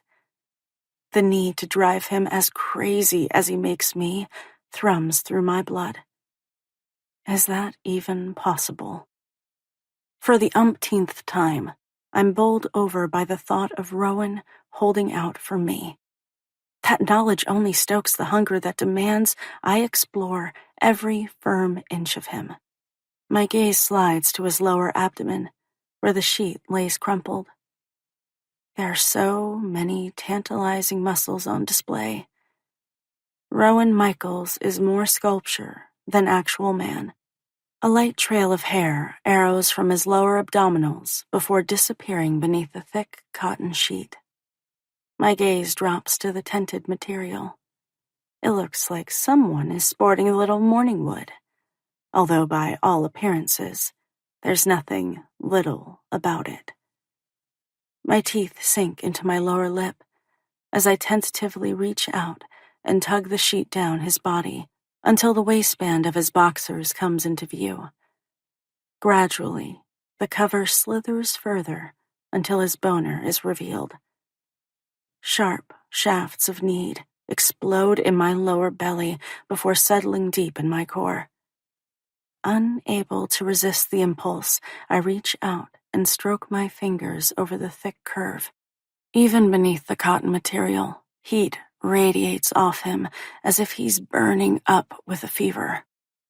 It sends goosebumps skittering along my skin. Once, twice, 3 times I caress his hard length. Another punch of arousal slams into me. So badly do I want to delve beneath the thin material and wrap my fingers around him. A deep groan rumbles from Rowan's chest as he shifts beneath my touch. I glance up, only to find him watching me through slitted eyelids, still clouded with sleep. "Good morning," I whisper, continuing to stroke his length. He stretches beneath my fingertips, becoming impossibly hard. Yes, it certainly is. His voice is all deep and growly. It sends another arrow of lust straight down to my core before exploding like a firework. Already my panties are damp with need. The way I'm touching him isn't nearly enough to appease the insatiable desire burning through my body. I need more. So much more. Since he hasn't put the kibosh on what I'm doing, I decide to push the boundary and take it further by tugging at the waistband of his boxers. First one side, then the other, until I've worked the thick elastic down his narrow hips and his thick cock springs free. My eyes widen at the sight of him. Sure, I'd suspected he was large. I could see the long curve of it beneath the material, but it's considerably bigger than I had assumed. Enamored by the sight, I run the pads of my fingers from the velvety soft head over the length to the root, which is buried in a nest of curls. His erection jerks beneath my touch, and another bolt of excitement crashes through me.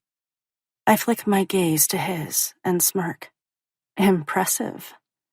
His lips twitch at the corners with amusement. Thanks, I try.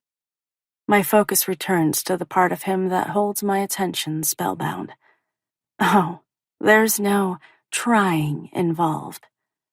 A snort escapes from him. Beneath his watchful gaze, I inch closer until his masculine scent can assault me. What are you doing?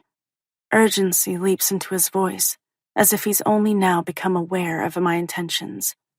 This. I swipe my tongue across his crown. He groans, arching his pelvis toward me. Demi, do you have any idea what you're doing to me? If you have to ask, then I guess not. A devious smile dances across my face.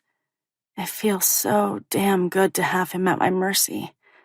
I swirl my tongue over the blunt tip before sucking him deep into my mouth. A guttural sound vibrates through his body as his fingers tangle in the length of my hair. I'm no pro at blowjobs, but I've given enough to know how to do it right. And if his reaction is any indication, then what I'm doing feels pretty damn good. Wanting to give him pleasure, I slowly slide up and down his length. My tongue swirls around the head before I lick my way to his shaft. Fuck, he hisses.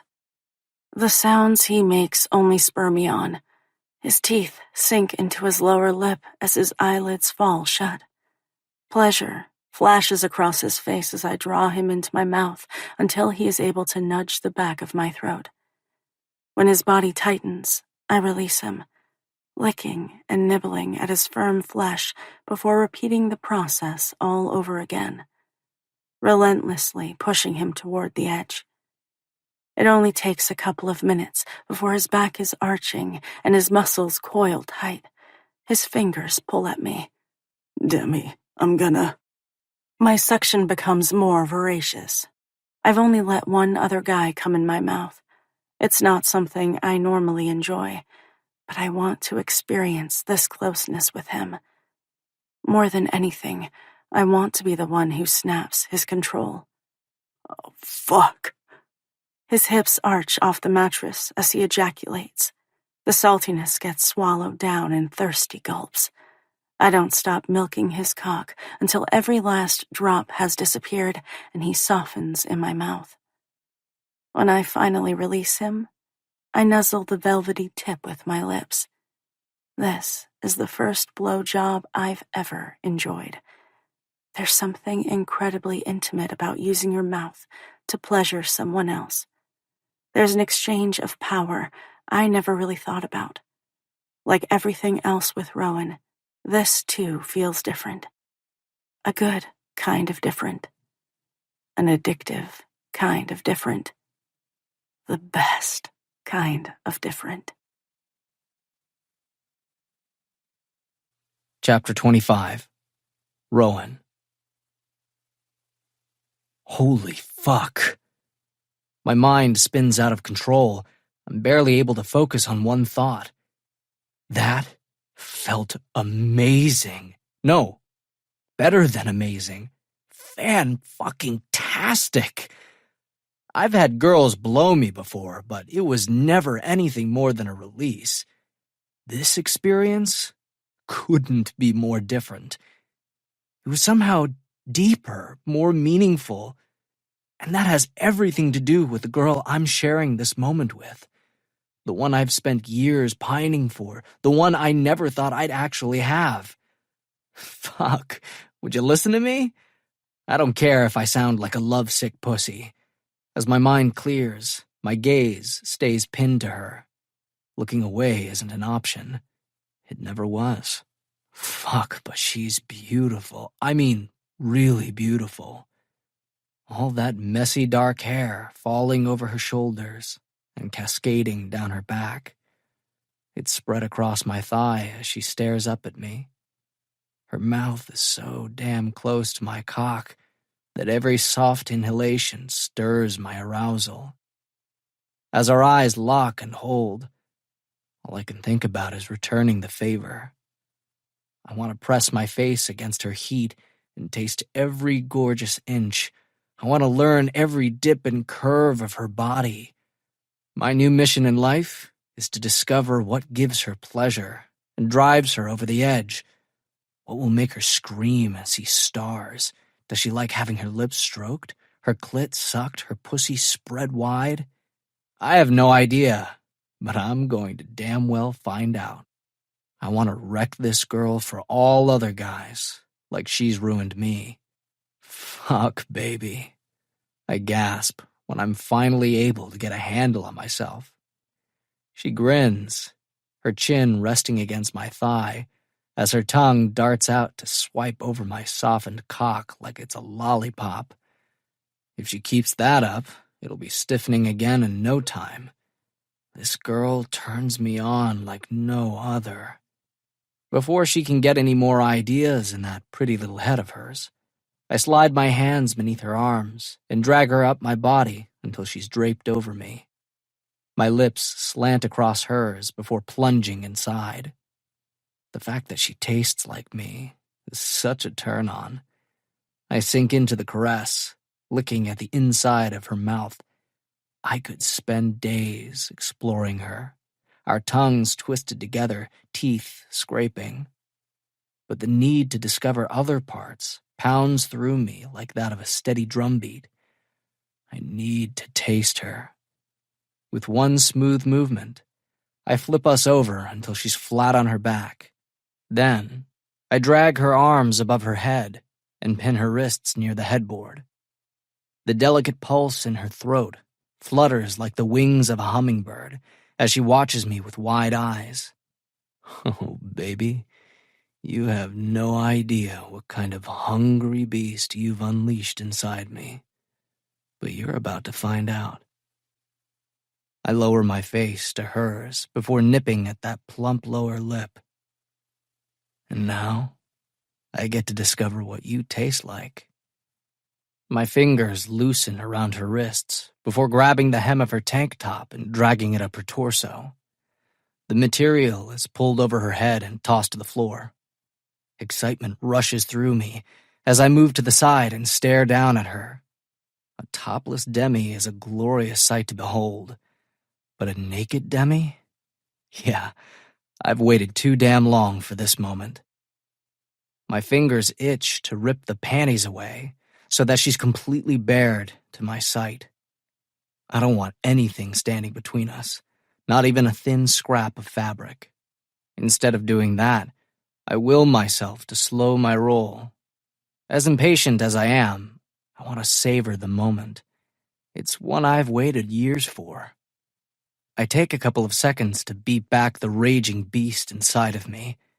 Once firmly under control, I slip my index fingers beneath the slender elastic band before carefully drawing the material down her body.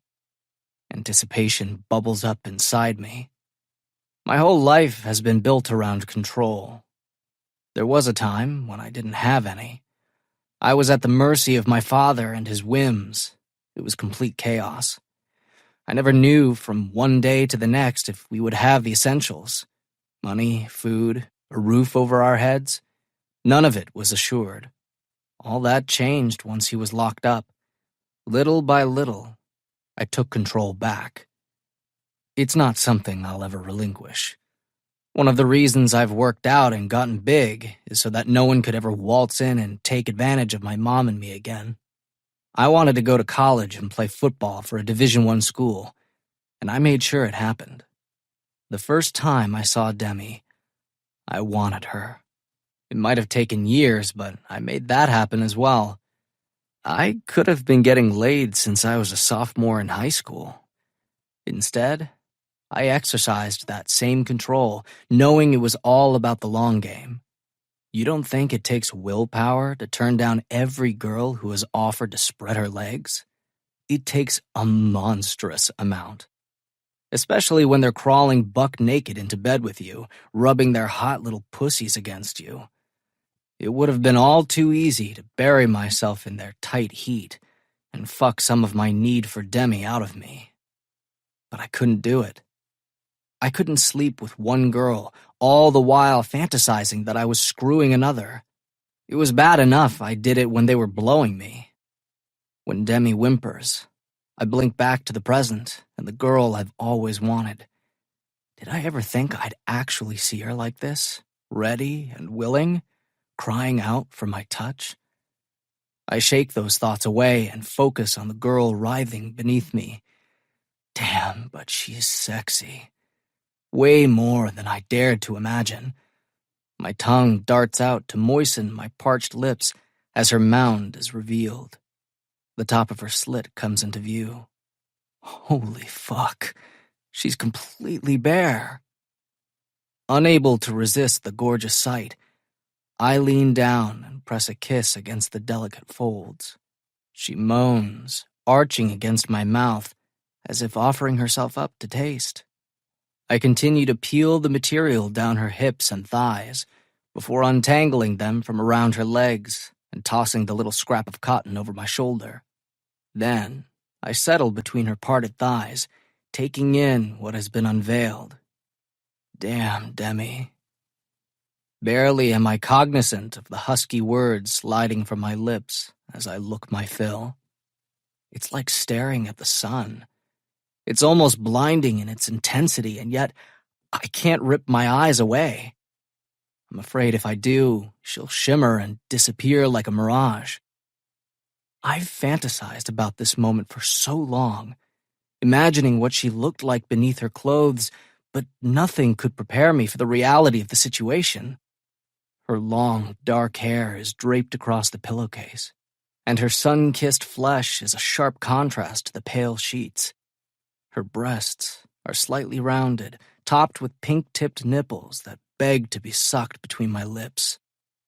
Her waist is narrow, and there's a slight flare to her hips. Tucked between the V of her thighs is a perfectly bare and silky smooth pussy. Her mound is plump, and her lips swollen. With my hands splayed wide against her inner thighs, I push them further apart so I can see each soft pink fold. You're so fucking pretty, I whisper, more to myself than to her. She twitches as I widen her legs. Carefully, I swipe my thumb over her sensitive center. Demi moans, thrusting her hips toward me. All I want to do is spread her wide and lick every delicious inch. I've spent years jerking off to thoughts of her, but nothing compares to reality. My imagination didn't do her justice. You're the first girl I've been able to take my time with and really look at. The admission slips free before I can think better of it. I am? Surprise laces her voice. Yeah. As embarrassing as it is, I push out the rest, wanting her to know the truth. I've hooked up with people at parties, but it's usually loud and noisy. Not exactly a place where I could take my time and savor the moment. And I liked it in the dark. It was easier to imagine you were there with me. Heat rises in my cheeks. If I'm not careful, I'll scare this girl away. She might not have thought I was a stalker yesterday, but that could easily change. The air gets wedged at the back of my throat as I wait for her reaction. When her expression softens, my muscles loosen in relief. Demi reaches out, snagging my fingers before giving them a light squeeze. I'm glad you took a chance and told me the truth. There's a pause. You were always there in the back of my head, but I didn't want to let you in. I was afraid you were every inch the player I'd heard about. Regret fills me as I shake my head. That was never the truth.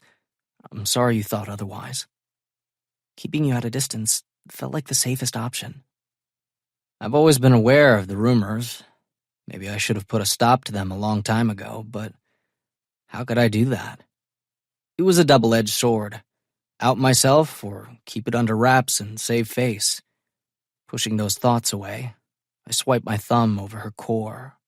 Slowly, so slowly, that she shudders under my touch as need reignites in her eyes.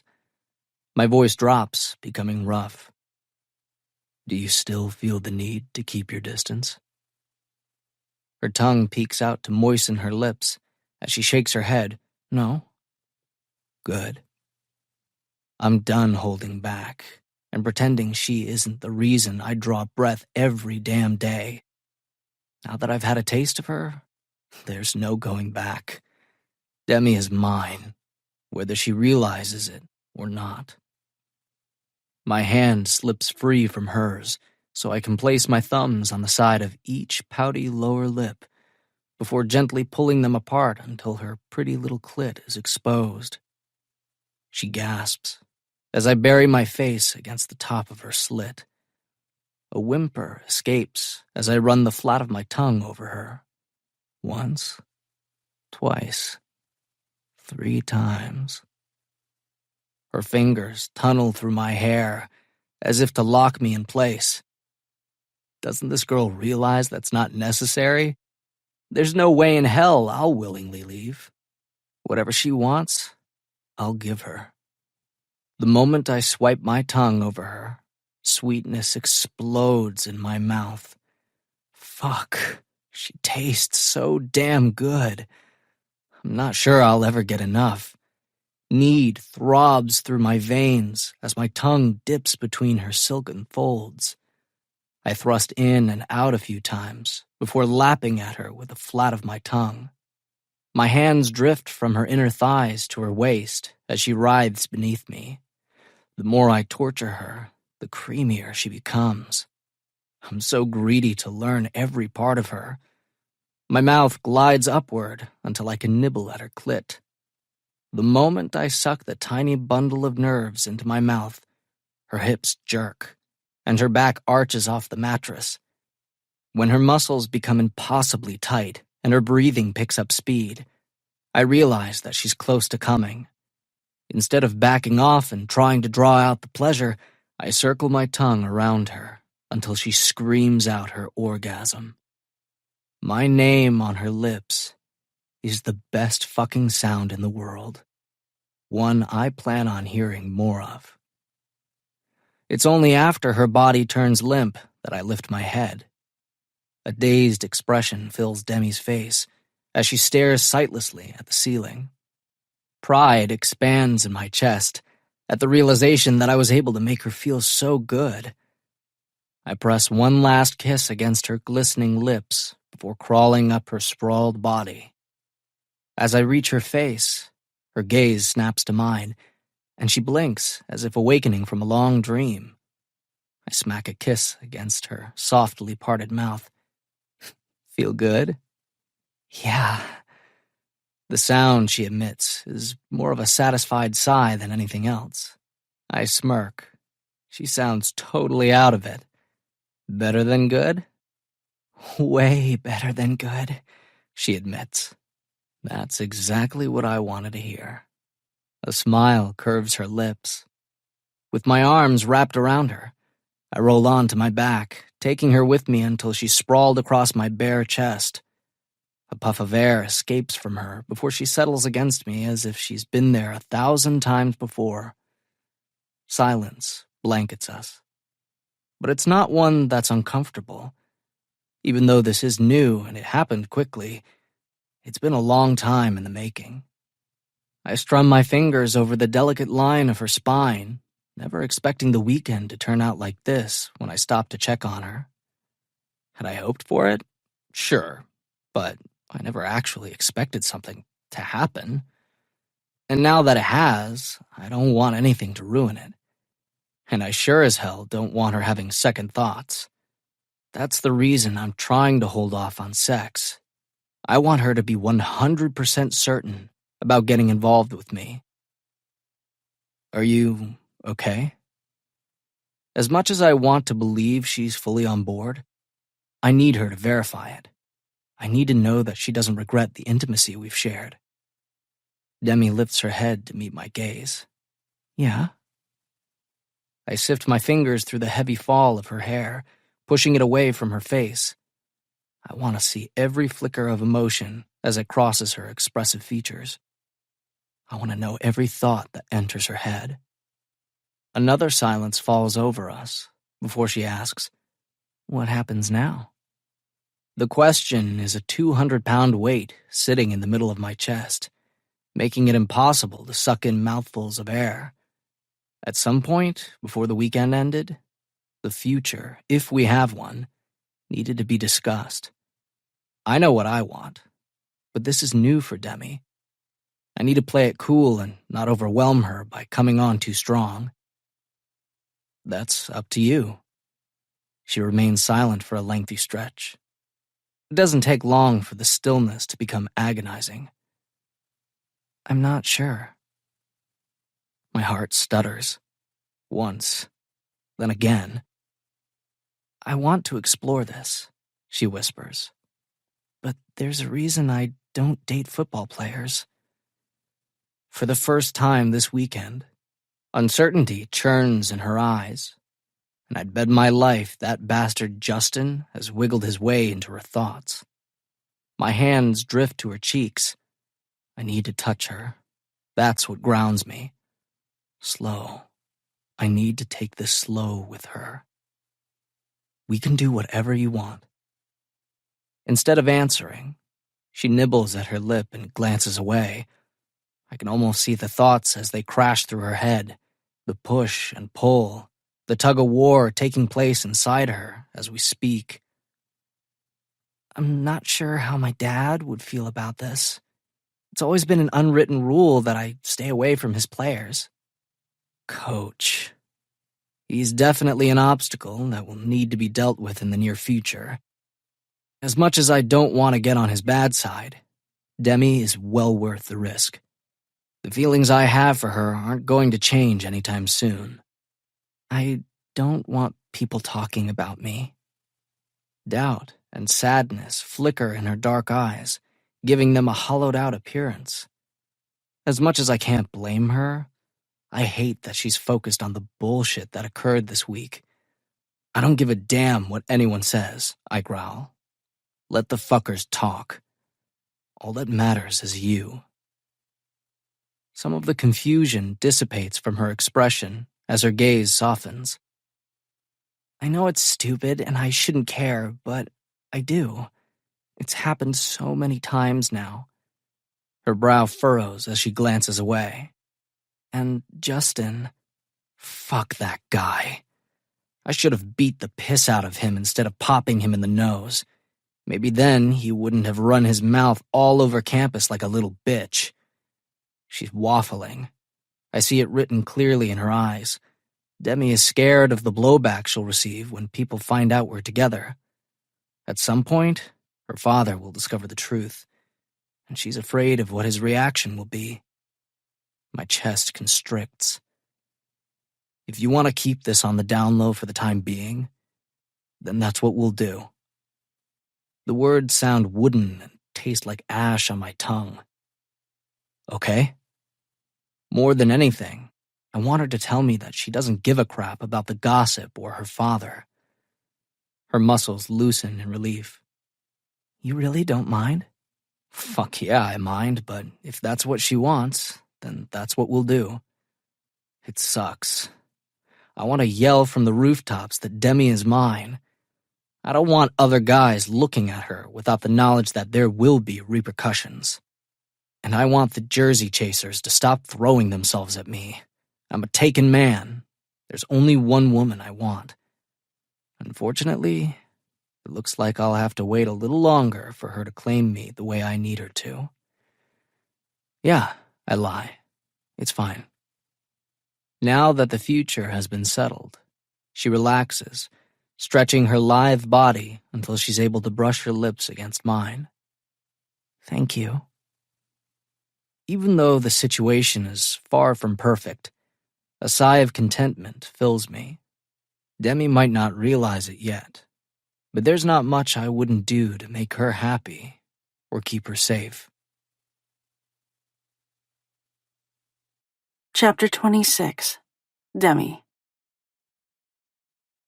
If we look at this outcome variable, instead of paying attention to the textbooks splayed open on the table, Rowan's gaze is fixated on his fingers as they graze my inner thigh. A trail of goose flesh forms in their wake, and I have to stop myself from visibly shuddering. It would only encourage him to keep up his antics. Rowan, I growl. Any moment, I'm going to self-combust, and I can't afford to fall apart in the library. We're already drawing enough unwanted attention. All right, Rowan is the one drawing all the attention. Half a dozen girls have already sauntered past, giving him little waves and bright smiles. He acknowledges them without encouraging their behavior. Am I jealous? Ha! Maybe a teensy bit. I'd like nothing better than to claim him publicly so these girls would back the hell off, but we agreed to keep our relationship quiet for the time being. When Rowan flicks his eyes at me, I know that I'm in trouble. A smirk simmers across his lips, and I find myself gravitating toward him before snapping to attention with a scowl. Even in the middle of the library, he's able to make me forget myself and the reason we're here. He cocks a brow and asks innocently, "Is there a problem?" My attention becomes ensnared by his lips. You have no idea what the man is capable of with that mouth. So much pleasure. It's enough to make my eyes cross.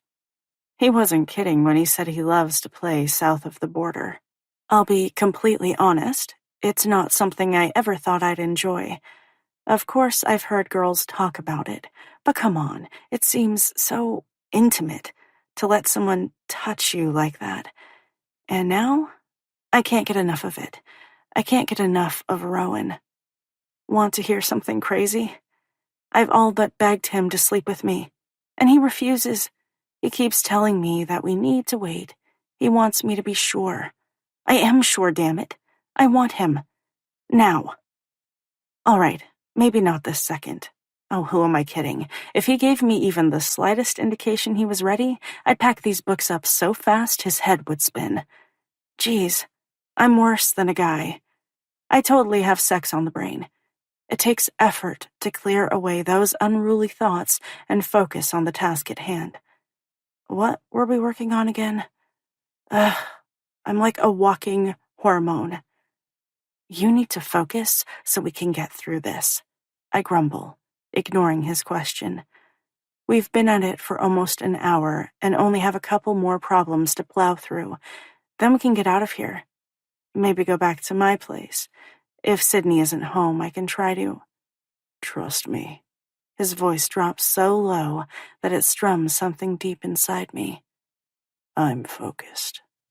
The calloused pads of his fingers continue to dance across my inner thigh, inching closer to the V between my legs. Laser focused. There shouldn't be anything sexy about the slide of rough skin against mine, but damn if there isn't. These running shorts were a bad idea. I should have covered myself from head to toe. At this rate, Rowan will end up flunking statistics. Unfortunately, that laser focus isn't where it belongs. I point to the book.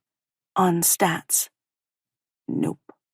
He leans so close that his warm breath feathers over the outer shell of my ear. Another delicate shiver works its way down my spine. At the moment, there's something else on my mind. When his fingers brush against my core, I shift in my seat before cautiously glancing around. We're certainly not alone. Students surround us as they study at nearby tables. Apparently, everyone and their grandmother decided they needed to work at the library this evening. The place is surprisingly packed for a Monday night. When we arrived on the second floor, people were already camped out at our usual table. Rowan, I mutter, simultaneously loving and hating the way he drives me crazy. We've plowed through most of the assignment. We deserve a break. He waggles his brows. I'm sure we could find a dark corner to make out in. I hate to admit how tempting the offer is. It's reluctantly that I pull away until there's a safe distance between us. You shouldn't touch me like that.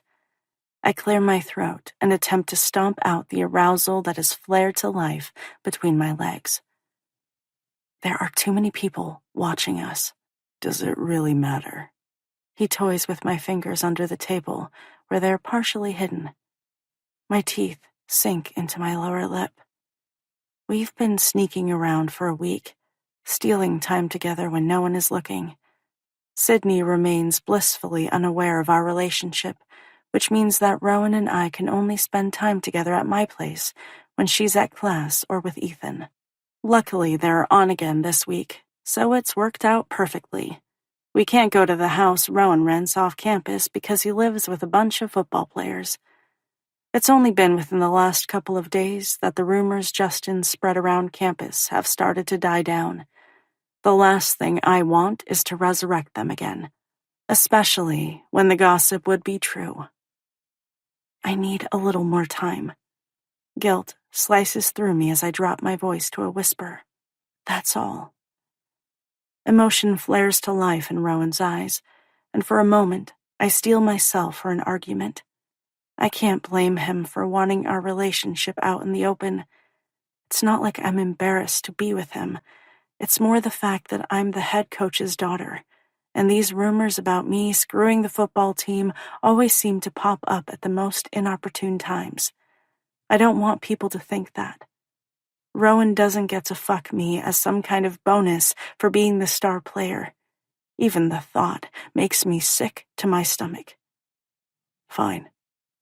As the tension drains from him, his broad shoulders loosen. I've waited this long. It won't kill me to wait a little longer. A burst of relief explodes inside me. I hate that I'm doing this to him, but I'm not ready to out our relationship yet. Thank you. He shrugs as a glimmer of mischief leaps into his eyes. I'll let you make it up to me later. My brows rise with interest as a smile simmers around the edges of my lips. That's one thing I like about Rowan. He's never bent out of shape for long. It's like a quickly passing summer storm. There and gone before you know it. And how exactly will I do that? I'm sure you'll... Hi, Rowan! A chorus of soft female voices has me jerking away. I grit my teeth, tired of this happening. We can't go anywhere without him being bombarded by groupies. My gaze flies from Rowan to the trio of girls who hover next to us. 2 are brunettes and 1 is blonde. All 3 are soft and curvy. The dark-haired girls look suspiciously similar. Maybe they're twins, although it's difficult to tell because they're all wearing matching t-shirts with sorority letters stamped across their oversized chests and tiny white shorts. Now that I'm scrutinizing them more closely, I realize their hair and makeup look the same, as if there's a strict dress code that needs to be adhered to, or they'll get kicked out of their exclusive club. I wince at the snarky thought. That's not who I am. I don't hate other girls for being different. I have my priorities and they have theirs. Neither is right or wrong. The lack of sex is definitely getting to me. Hey. Even though Rowan leans back against the chair, he keeps my fingers firmly ensconced in his beneath the table. They don't seem to notice. Or maybe they don't care. Since Rowan has never dated one girl specifically, he's been claimed as public property. And these chicks apparently don't mind sharing. I, however, am quite territorial. As far as boyfriends are concerned, I don't play well with others. In a blatant bid to get his attention, one of the girls tucks a strand of hair behind her ear.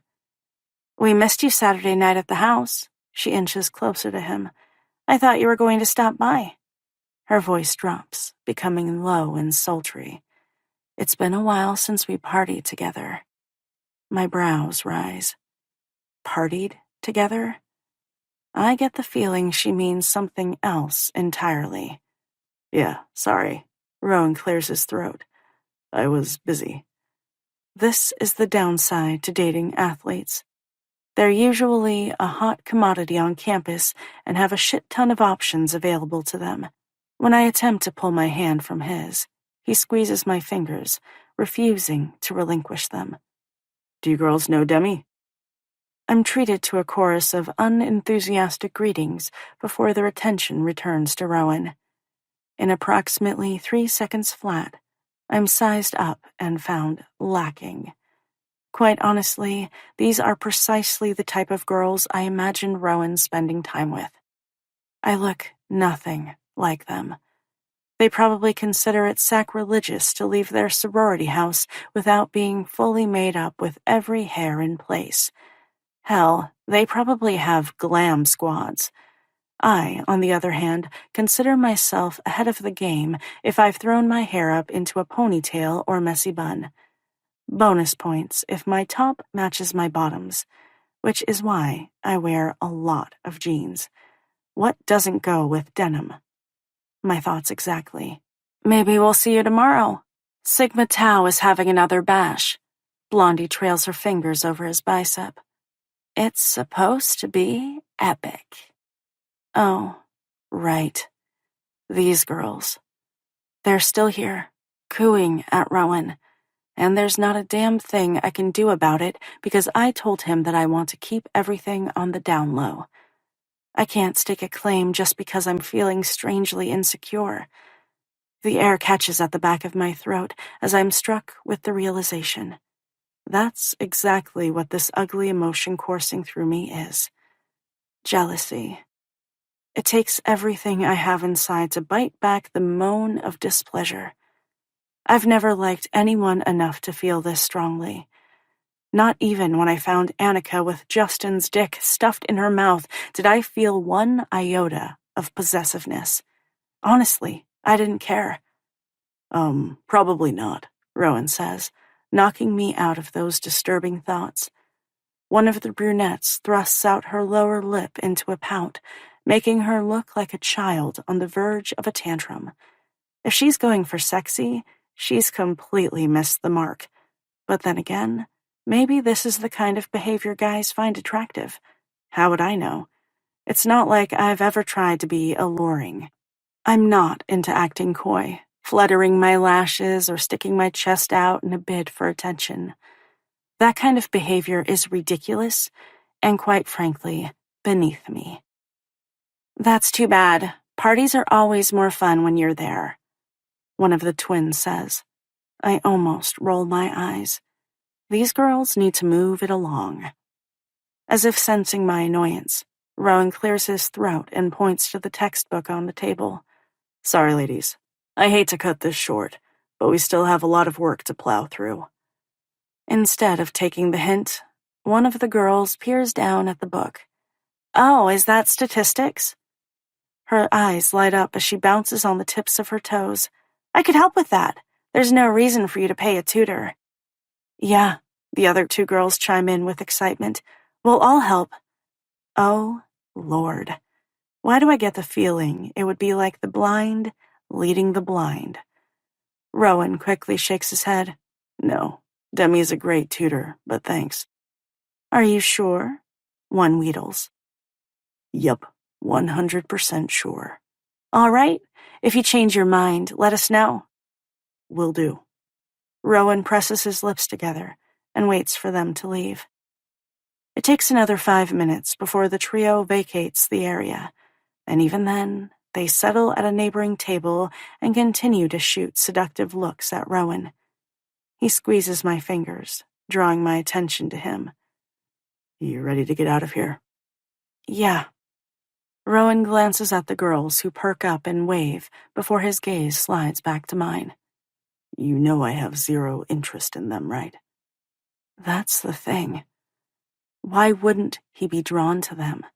They're all beautiful in that airbrushed sort of way, and clearly, they're sisters who enjoy sharing. Most guys would be all over that.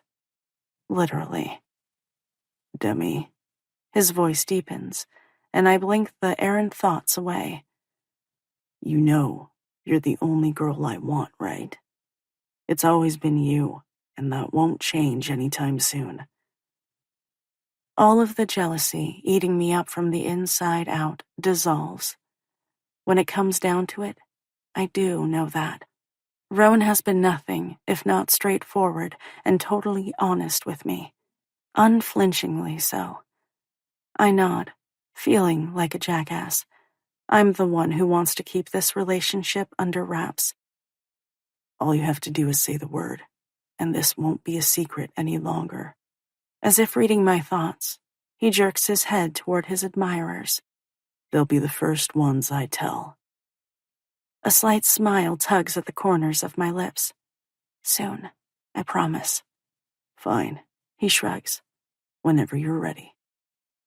As tempting as it is to take his face in my hands and smack a kiss against his lips in front of everyone, I hold back. What I've come to realize is that it's getting more and more difficult to keep these feelings to myself. I want them out in the open. I want us out in the open. It's only a matter of time before my need for Rowan overtakes the fear I have of going public. Chapter 27, Demi. Shh. I peek my head inside the darkened apartment to see if Sydney is home. I tried to assess the situation through text, but she failed to respond. Half the time she spends the night at Ethan's place, when they're not fighting. A couple of days ago, they got into another spat, but I think they patched things up already. Their relationship gives me whiplash. You have to be quiet. I am being quiet, Rowan whispers, wrapping his arm around my waist and hauling me close to nuzzle my ear. Before he can distract me from my mission, I fight my way free and continue creeping into the tiny entryway before hitting the kitchen and living area. The rooms are shrouded in darkness. There's a stillness to the place that has me suspecting Sydney is with Ethan, which means, drum roll please, that Rowan and I finally have the place to ourselves. Yes, yes, yes. Other than the weekend we spent at my dad's house, we've only been able to steal time here and there. Sneaking kisses in the library when no one is looking. We can't hold hands on campus, but every once in a while, our fingers will brush. Sparks of sexual tension explode inside me like a firework. When we're sitting in class, his knee will rest against mine. All of these little touches are driving me insane in the membrane, especially since we've yet to have sex. There hasn't been an opportunity. With any luck, it'll happen tonight. I can't stand to go another day without having him inside me. Is there a term for lady blue balls? If so, that's exactly what's going on here. I've never been this revved up. My muscles loosen as I spin around to face him. Sydney's gone, which means I waggle my eyebrows suggestively that we're officially alone. Excellent. With a grin, his arms slip around me, and this time, I allow myself to sink into the embrace. As soon as his lips settle on mine, I open under the gentle pressure. My knees weaken as the velvety softness of his tongue brushes against mine. It doesn't take long before my world shrinks, only encompassing the two of us. At that moment, nothing else matters. I wish it could always be like this. My hands delve under his shirt until they meet warm flesh. His muscles are so rigid, as if chiseled from marble. I could stare at him for days and not get bored by the sight. I gather the material in my fingers before dragging it over washboard abdominals until his upper body is revealed. From somewhere in the background, a choir of angels sing.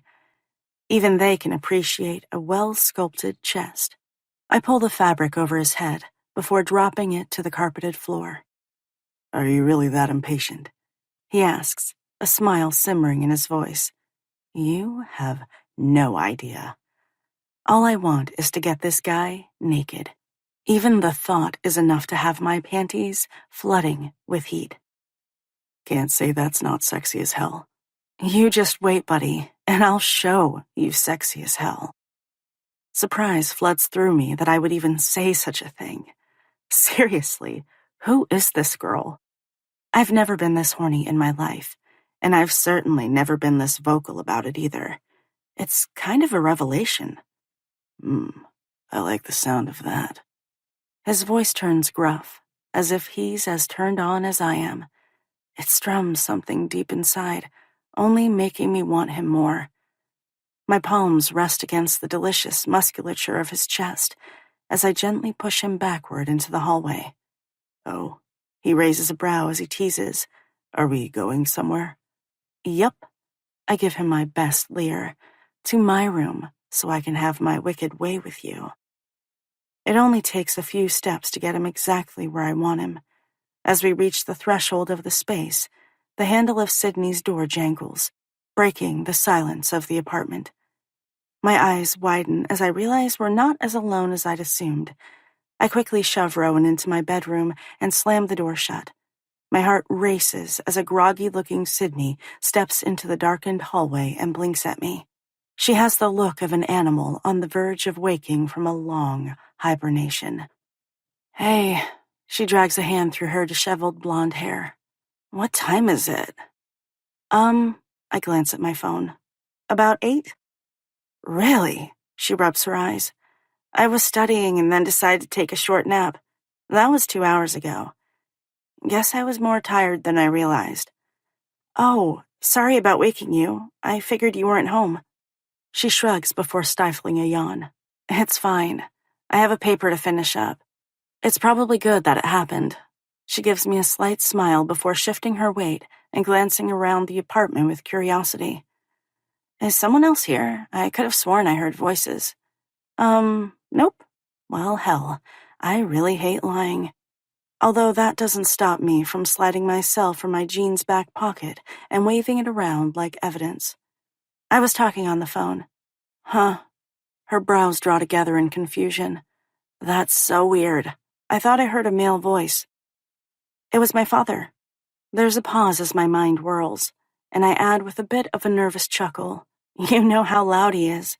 Must be all that shouting from the sidelines. Yeah, she shrugs. I guess.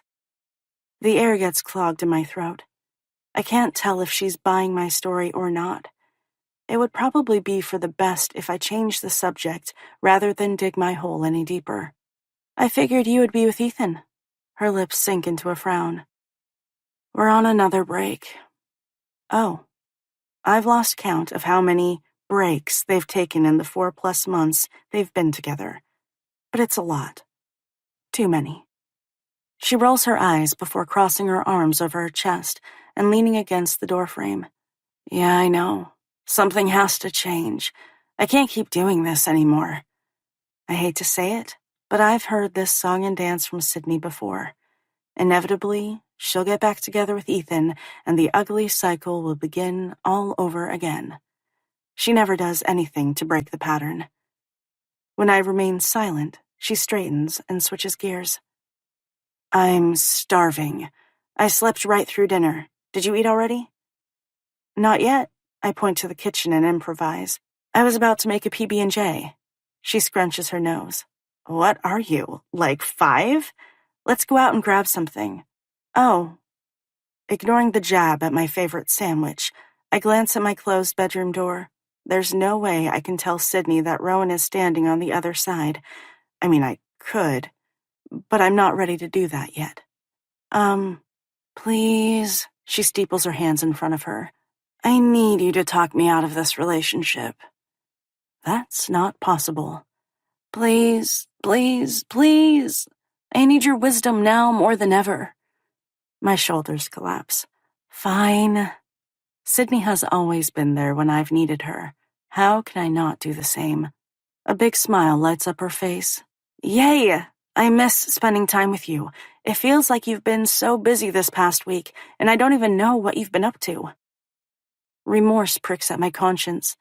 I've been spending all my free time sneaking around with Rowan.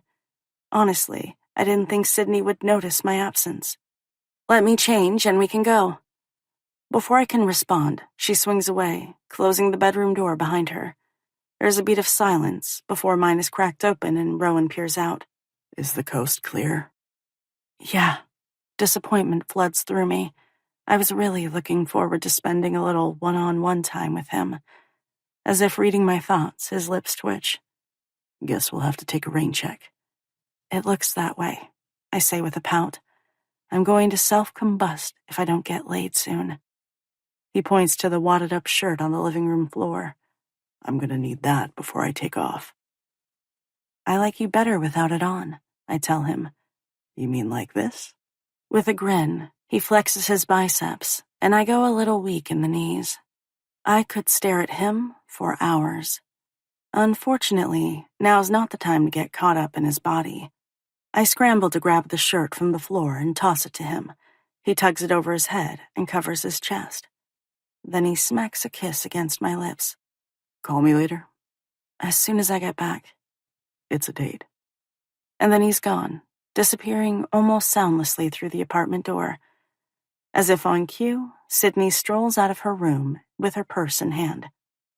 Ready to go? Yep. Want to grab Chinese?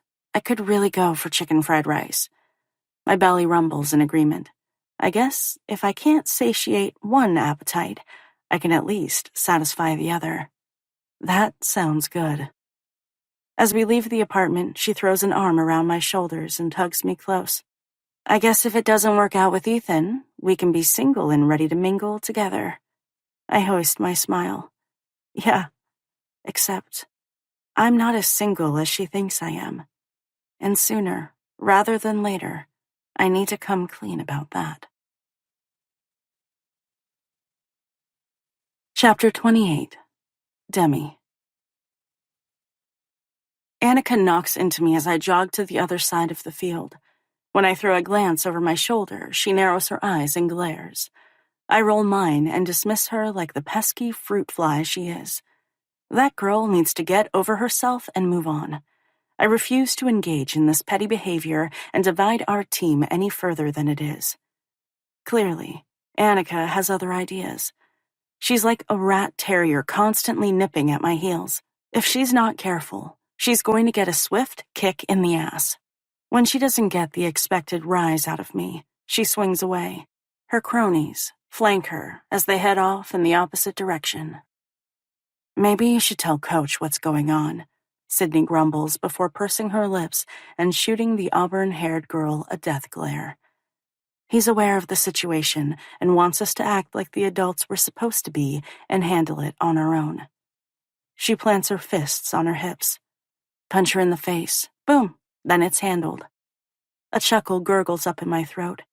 As much as I like the idea, that would probably make matters worse. After another 30 minutes of scrimmaging, Coach blows his whistle. We huddle up before going over a few plays that need work, and then he releases us for the afternoon. As Sydney and I head to the locker room, my mind is full of Annika. She won't be happy until she rips this team apart and me with it. I need to figure out a way to stop her. I'm not sure what else to do. I've tried talking to her, and she refuses to listen. If anything, it's only pissed her off more. "Hey," Sydney says, interrupting the whirl of my thoughts. "Isn't that Rowan hanging out by the fence?" Her voice turns speculative. "He must be sleeping with one of the dirty bitches on our team." There's a pause before she mutters, "Lucky girl." All thoughts of Annika disappear as my gaze arrows to the chain-link fence surrounding the perimeter of the field. Sure enough, there he is, leaning casually against one of the metal poles. Our gazes catch and hold. The force of his stare is almost enough to have me stumbling to a halt. The sensations that careen around inside me are almost shocking in their intensity. It's almost enough to knock the air from my lungs. Never could I have imagined that it would be like this between us. I spent so much time pretending I felt nothing for Rowan. Now that I'm no longer fighting myself, I'm practically drowning in emotion. The noise of the field fades as he pushes away from the fence and walks toward me.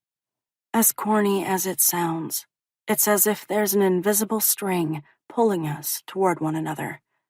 I've never felt this with anyone else.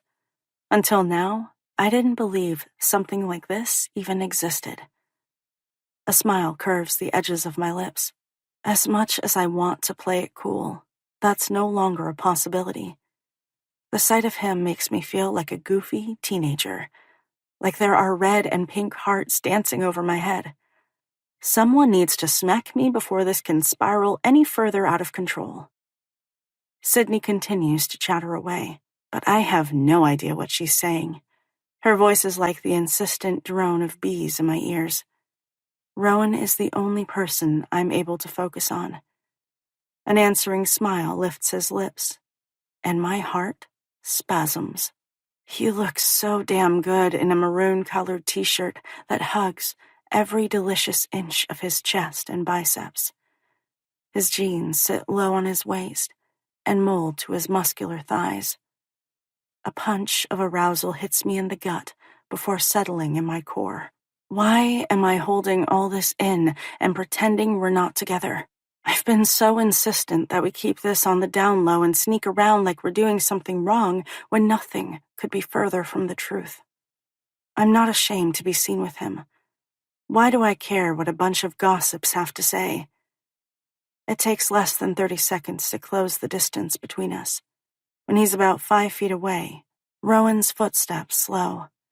He glances at Sydney before raising a tentative hand in my direction. Only now do I realize that he stopped because he's unsure how to greet me in front of my teammates. He's trying to do as I've asked. All of a sudden, I feel like a jerk for forcing him to keep our relationship a secret. 3 strides bring me to him, and I slide my arms around his neck. His brows shoot up when he realizes my intent. From my periphery, I catch Sydney's reaction. Her mouth drops open and her eyes pop wide. A choking sound escapes from her. Instead of admitting my attraction for Rowan, I've always gone out of my way to insist that I didn't like him. It was as if, by repeating it enough times, I could convince myself it was the truth.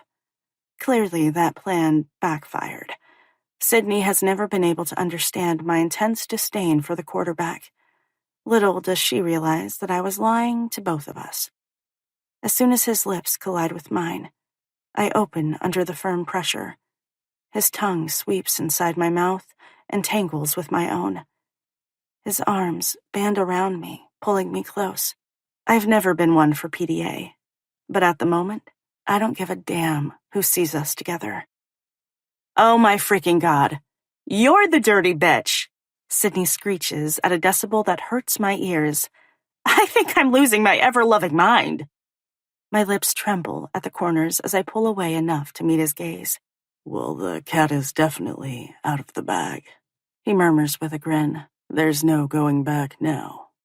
A mixture of relief and giddiness flood through me.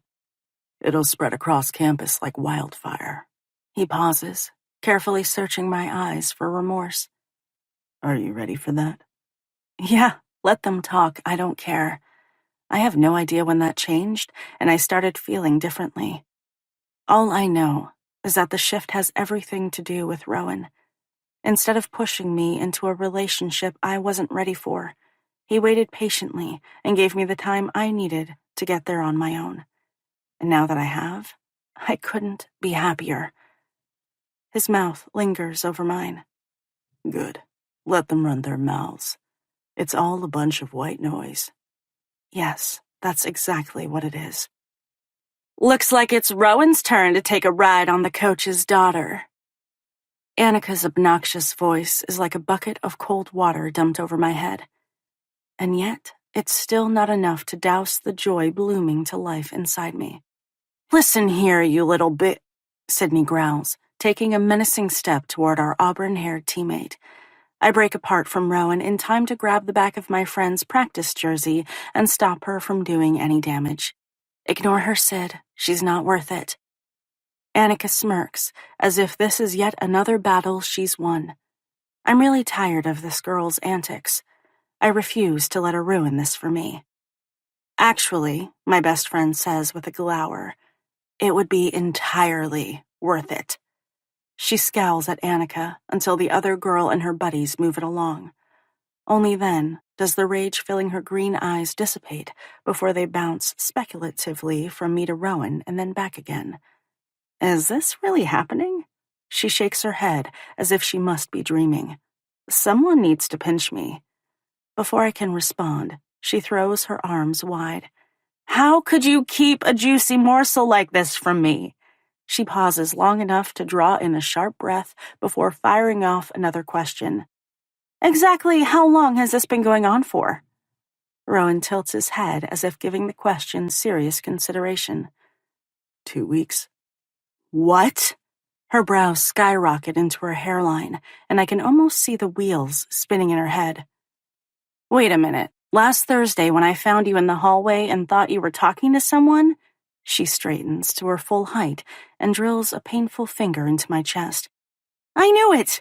I knew someone was there. My spidey senses were tingling like crazy, and you totally lied to me. I wince as guilt creeps in at the edges. Rowan wraps his arm around my shoulders and tugs me close before dropping a light kiss against the top of my head. Don't be too hard on her. She needed a little time before we went public with this. Unmoved by the comment, Sydney folds her arms and glares. I'm not one of these loudmouth assholes on campus. She presses a hand to her chest. I'm your best friend. I've always been there for you. She stabs a finger toward the locker room. I have zero problem kicking any of their asses if I have to. I'm sorry, Sid. It was never my intention to keep this from you. I pause for a beat. My gaze drifts to Rowan before glancing back at my best friend. After everything with Justin and all the rumors that were flying around, I wanted to give it a little time to die down. Some of the rigidity leaks from her shoulders as she glances toward the locker room again. You didn't need to keep the truth from me. I would have backed you up no matter what. Regret slices through me. Ever since Sydney and I met in training camp before freshman year, we've been thick as thieves. She's become a solid presence in my life, and I can't imagine college or soccer without her. She's my sister from another mister, and nothing will ever change that, no matter where life takes us next year. Instead of sneaking around behind her back, I should have been honest with her. Needing to make this right, I slip from Rowan's arms before wrapping mine around my bestie and tugging her close. Sorry, girl. You're the last person I should have been worried about. I forgive you. Sydney squeezes me in a bone-crushing embrace. As she releases me and steps away, her gaze returns to the handsome football player. This must be the real deal if you decided to break your own rules. I glance at him. Yeah, it is. Even though it's still early. The feelings I have for Rowan are deeper than anything I've ever experienced before.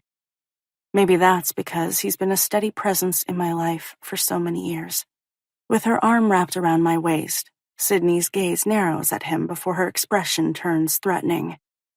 I'm warning you up front that I'll kick your ass if you do anything to hurt my girl. His lips hitch as he raises his palms in a gesture of surrender. You don't have anything to worry about from me. Sydney shoots another glance toward the locker room. And stay far away from that red-headed viper. If I know that bitch, she'll make a play for you in order to hurt Demi. The smile dissolves from Rowan's face as his attention shifts to the squat building. Understanding dawns across his expression. Is that the girl you found with Justin? Yep. Sydney beats me to the punch. It's not the first time she's gone after someone Demi has been with. Rowan's troubled gaze slides to mine. Is she still giving you problems? I shrug. I suppose that would depend on your definition of a problem. She's jealous that our girl is not only a better player, but is a starter. Annika wants her position. Demi is competition, and if she can't wipe her from the field, then she'll destroy her off it. Sydney's expression hardens. That chick is a real piece of work. There's got to be more to it than that. I roll my eyes as heat suffuses my cheeks. Annika is a good player. You're right, she is. But she's nowhere as dedicated as you are. Maybe if she put half the amount of time into improving her skills as she does running her mouth, she'd get more playtime on the field. Before I can argue with Sydney's assessment of the situation, she untangles herself from me and hitches a thumb toward the locker room. I need to grab a shower. I'm meeting up with Ethan for dinner. Her lips twitch. Guess there's no longer a need to sneak around the apartment, huh? Now that everything is out in the open, it's like a huge weight has been lifted from my shoulders. Not even Annika can ruin this for me. Nope. Rowan's gaze holds mine. With that, Sydney takes off at a slow jog, leaving us alone on the field. Rowan closes the distance between us before reaching out and tugging me into his arms. I tilt my head until I can meet his gaze. Any regrets? He asks softly. It's not even a question in my head. None. Good. His lips drift across mine. I didn't like sneaking around. I want everyone to know you belong to me. The possessive sentiment sends a thrill shooting through me. I like the sound of that. For one glorious moment, all feels right in the world. Rowan shatters that peace when he says, You know we're going to have to talk to Coach, right? My heart hitches. Dad. Somehow, in the chaos of the moment, I forgot about him. Is it too late to put this under wraps again? How about we consider filling him in after graduation? Rowan's lips quirk. Think I'll get benched for the rest of the season? I really hope not. Then again, with my father, anything is possible. Chapter 29. Demi. You need to relax. Rowan squeezes my fingers as he drags me up the sidewalk of my childhood home. Even though we've been doing this since the first week of college, nothing about this particular dinner feels normal. I'm a ball of pent-up anxiety. Everything will be fine. I press my other hand to my lower abdomen, as if that will calm the sickness roiling inside me. Are you sure about that? Yep. He lifts our entwined hands to his mouth before brushing a soft kiss against my knuckles. Pretty sure. I don't know. Dad and I have an unspoken arrangement regarding the Wildcat players. It makes it easier for everyone involved. Not once in all these years have I been tempted to cross that line. Rowan has turned out to be the exception. I'm unsure how Dad will react to this new development. Will it be with shock, anger, disappointment? The last two are what scares me the most. There has never been a time in my life when I didn't toe the line. Why wouldn't I? I had a happy home. Even with the divorce, I knew my parents loved me. Some kids want to push the boundaries and flirt with danger. I never felt the need to do that. I was too focused on soccer and school to get into mischief or date boys who I knew would be trouble. Even though I have no idea what to expect from him, I can't see Dad being hunky-dory with his one and only daughter dating his star quarterback. The very same guy he took under his wing, welcomed into our house, and treated as if he was part of the family. The only good thing that will come out of this evening is that I can finally come clean and get everything out in the open. My father and I have always been close. I don't like sneaking around and keeping secrets from him. There have been 2 dinners since we spent the weekend together, and I barely survived either without blurting out the truth. I laughed a little too loudly and kept jumping up, fluttering nervously around the kitchen and living room. Dad jokingly asked if I had ants in my pants. Little does he know that it's Rowan who is in my pants. Well, not literally. We still haven't slept together, and it's driving me bonkers. As Rowan reaches for the door handle, I slip my hand from his to smooth down my outfit. I'm not a girl who usually wears skirts, but I wanted to look nice this evening. All right, so maybe Sydney got her hands on me before I could walk out the door. I was informed that athletic shorts and a t-shirt are not considered dress code appropriate when you're announcing a new relationship to your father. I'm wearing a pale blue-colored skirt that hits mid-thigh and a tan light V-neck sweater that hugs my curves. As much as I fought Sydney on the outfit change, I'm kind of glad she strong-armed me into it. Rowan's expression was well worth the hassle. His eyes nearly popped out of his head when he caught sight of me. Who knows? Maybe tonight will be the lucky night. I almost snort. A girl can dream, right? He pauses before pushing open the front door. Did I tell you how amazing you look? My lips bow up at the corners. Only about a dozen times. Just wanted to make sure. He gives me a wink along with a quick kiss before swinging the door wide. Barely do I have enough time to collect myself before Dad peeks into the entryway from around the kitchen corner. Hey, guys. He holds up an overflowing platter of uncooked hamburgers and hot dogs. It's so nice out that I thought we could grill for dinner. Sounds good, Dad. I respond in an overly enthusiastic voice. Geez, I really need to settle down and play this cool. Hey, Coach. Rowan lifts a hand to wave. Need any help? Nope, it's all good. The corn is ready to boil and the fries are in the oven. He glances between the pair of us. Did you 2 ride over together? Shoot. Maybe we should have taken separate vehicles. Does he already suspect that we've been seeing each other? Is he going to stomp into his home office and take out his gun in an attempt to scare Rowan away? I have to swallow down the nerves attempting to fight their way out. Before I can wrap my lips around an answer, Rowan says in an offhanded manner, Yup. There didn't seem to be any point in wasting gas when we're both going to the same place. Dad nods, as if that makes perfect sense, and I release the pent-up air from my lungs in a rush. I've only been here for 2 minutes, and already I know that I won't make it through an hour without blurting out the truth. My father's gaze returns to me. Wow, hon, you look nice. His lips sink into a frown. Is tonight a special occasion? It's not your birthday, is it? No. Good. I'd feel terrible if I forgot. He studies me a little more closely.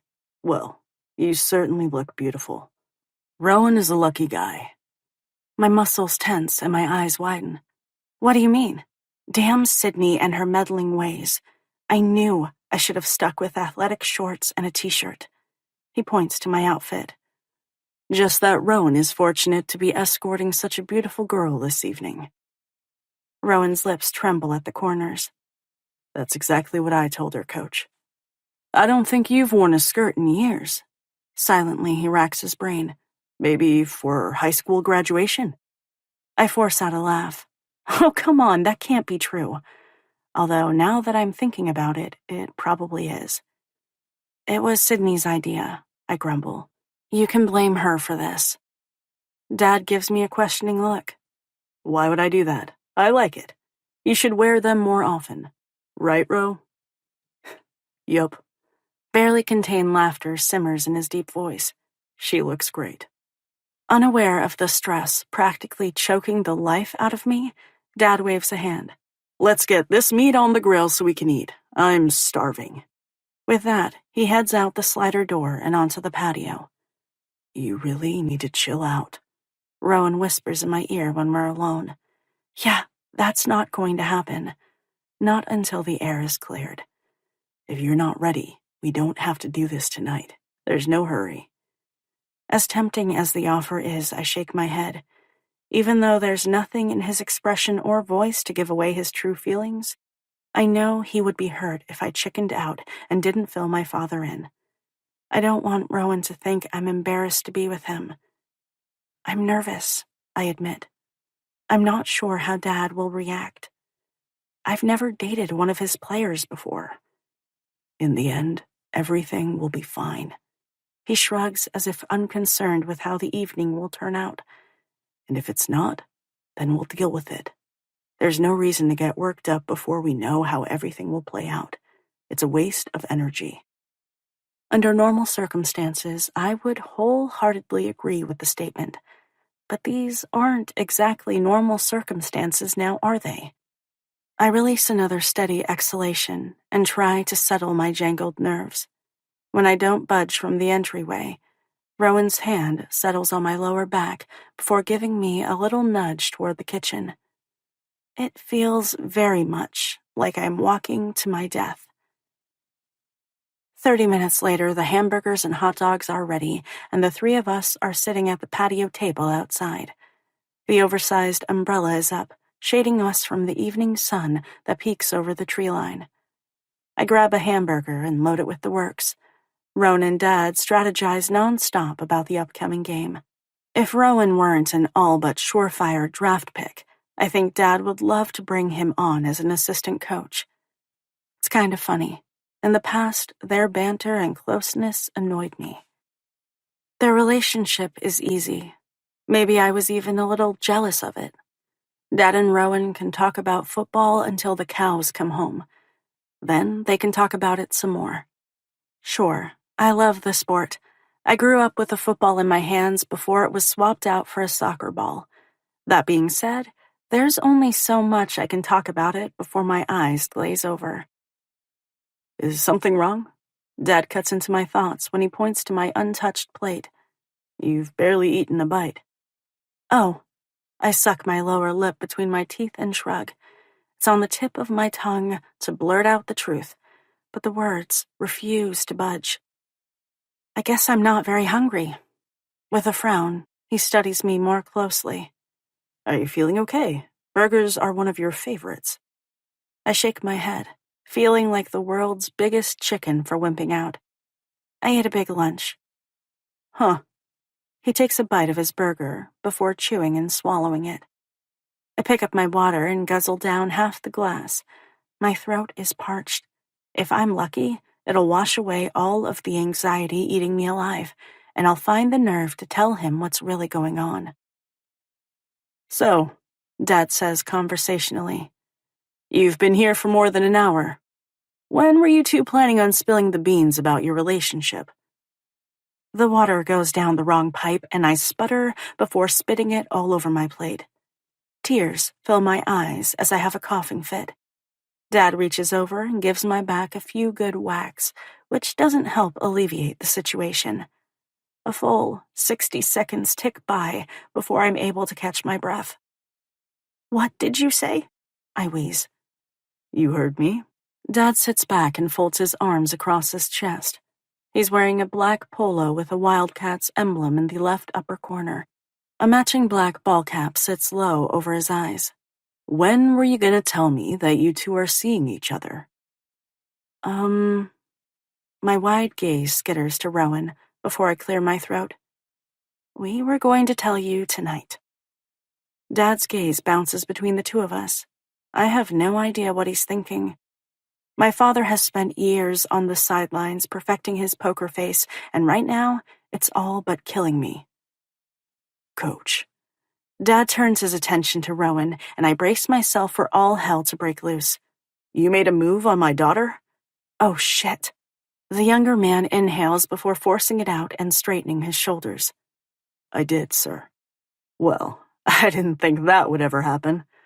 Rowan's brows draw together, as if he didn't hear him correctly. I'm sorry. A slow grin moves across my father's face. He flicks his gaze in my direction and shocks the hell out of me when he asks, You've liked her for a while, haven't you? There's no hesitation from Rowan. Since the very beginning. That's what I thought. Even though my heart is galloping uncomfortably under my breast, a mixture of joy and relief bursts through me like a firework. It never occurs to me not to reach out and slip Rowan's fingers into mine. When I squeeze them, he glances over and flashes a smile. The tension that had settled in his shoulders evaporates. All I have to say is that you better treat my daughter better than some of the other knuckleheads she's been out with, or you'll answer to me. My father's tone might be mild, but there's an underlying threat buried beneath the surface.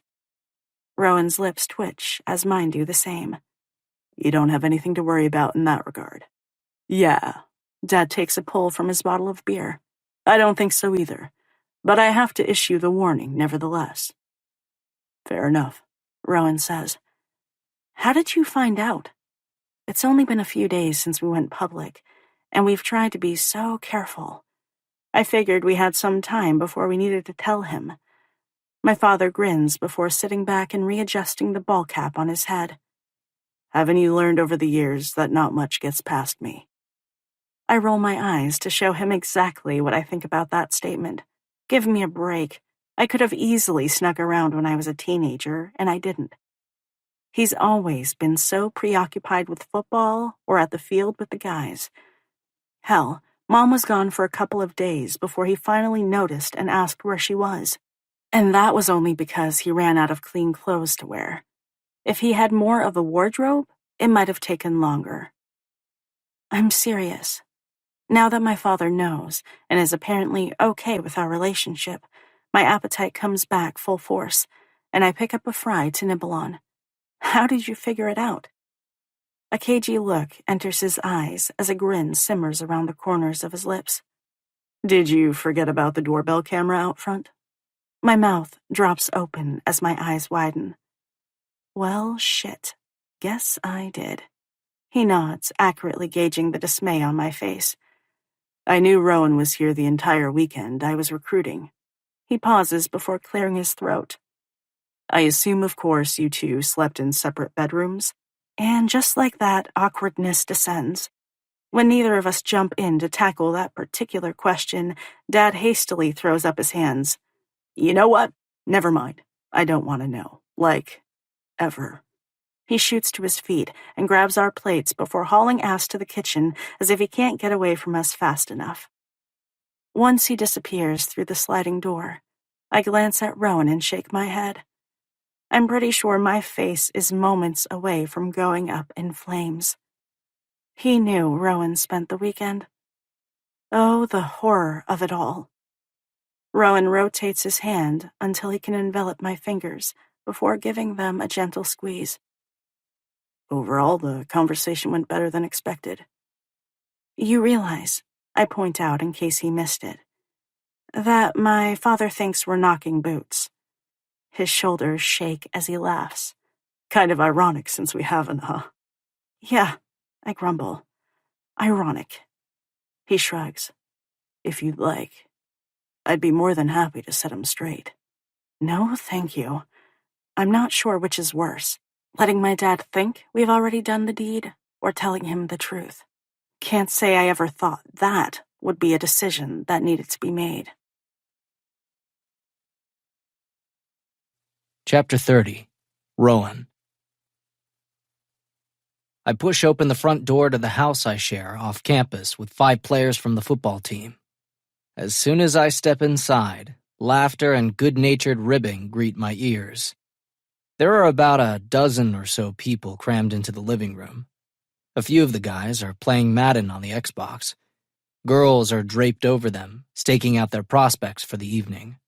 It's Monday night, and everyone wants to chill out, play some video games, and have a few beers. If the chicks in various states of undress are any indication, getting laid will probably be high on the agenda. For obvious reasons, that's never been my thing, but I'm certainly not going to hold it against my friends if that's what they choose to do. To each their own. There have been times when I've thought it might be nice to live by myself or with another person, but I've never been able to afford that kind of luxury. The more people there are to share the rent with, the easier it is to make the money I earn over the summer stretch throughout the year. My athletic and academic scholarships cover tuition, room and board, but not much else. So I have to be careful. Once I make it to the NFL, life will be so much easier. Not only for me, but my mom as well. I've worked hard to make sure those dreams become a reality. I have to make this season the best of my college career and see what happens in the spring. Hey, Michaels, grab a cold one and join us. It's been a while since I kicked your ass in Madden. Please, Kendricks, I don't think you've ever kicked my ass unless it was in your dreams. And I told you before, I don't swing that way, so keep me out of them. When he snorts and gives me the finger, letting me know that I'm number 1, I blow him a kiss. Yo, Michaels! My gaze slides to Asher Stevens. Yeah? He's a tight end, one of the best to come through Western's program in a good decade. There's no way he won't be a first-round draft pick. The funny thing is that he could be even better. But the guy parties like it's his job in life.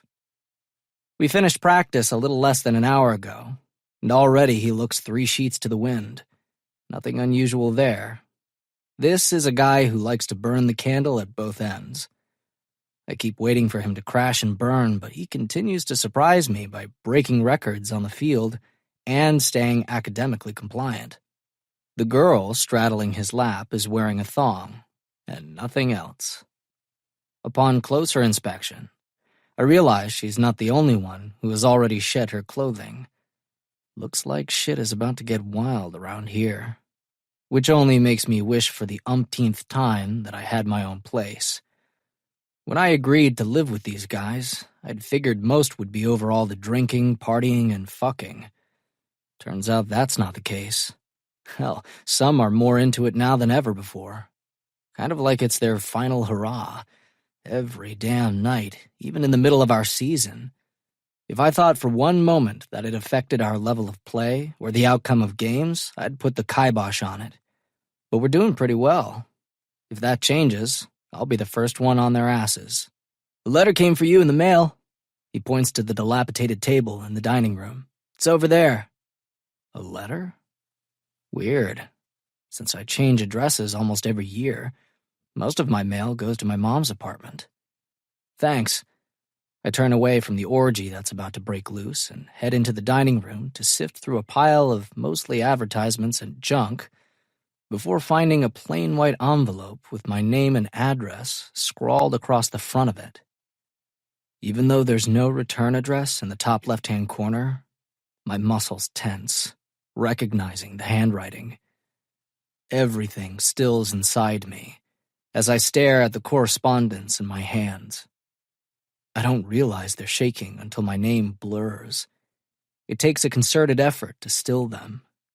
This is stupid. I need to open it and see what the motherfucker wants. Or maybe I should toss it in the trash where it belongs and pretend I never saw it. Except, that's not how I tackle problems. I meet them head on. I learned at an early age that it's the only way to deal with shit. And make no mistake, that would be an accurate description of my father. Always has been, always will be. Thank fuck there's no return address. I glance uneasily at my teammates, who are laughing and screwing around in the living room. None of them are aware that my father is a current resident of the state penitentiary. I've done everything in my power to keep my past separate from the life I created for myself at Western University.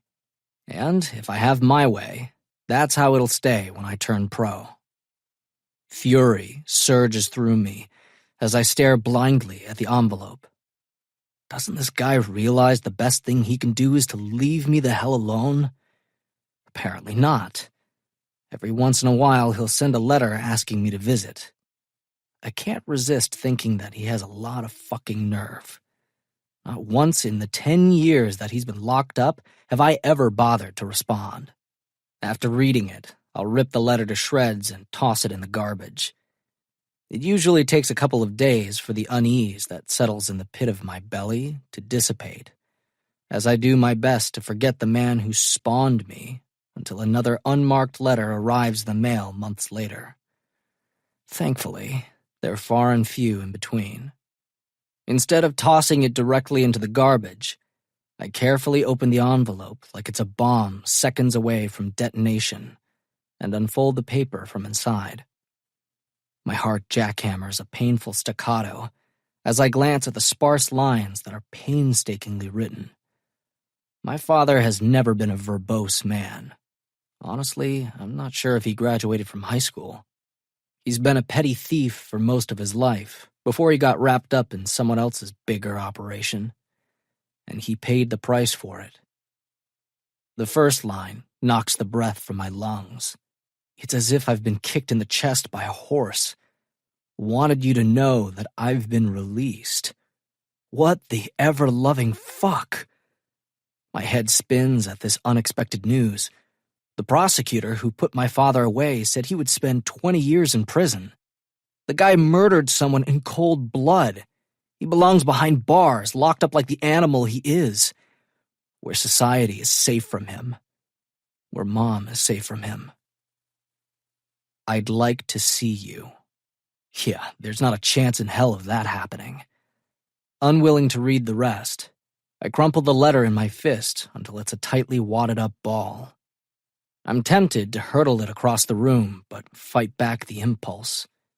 That's the difference between me and my old man. I have control and exert it at all times.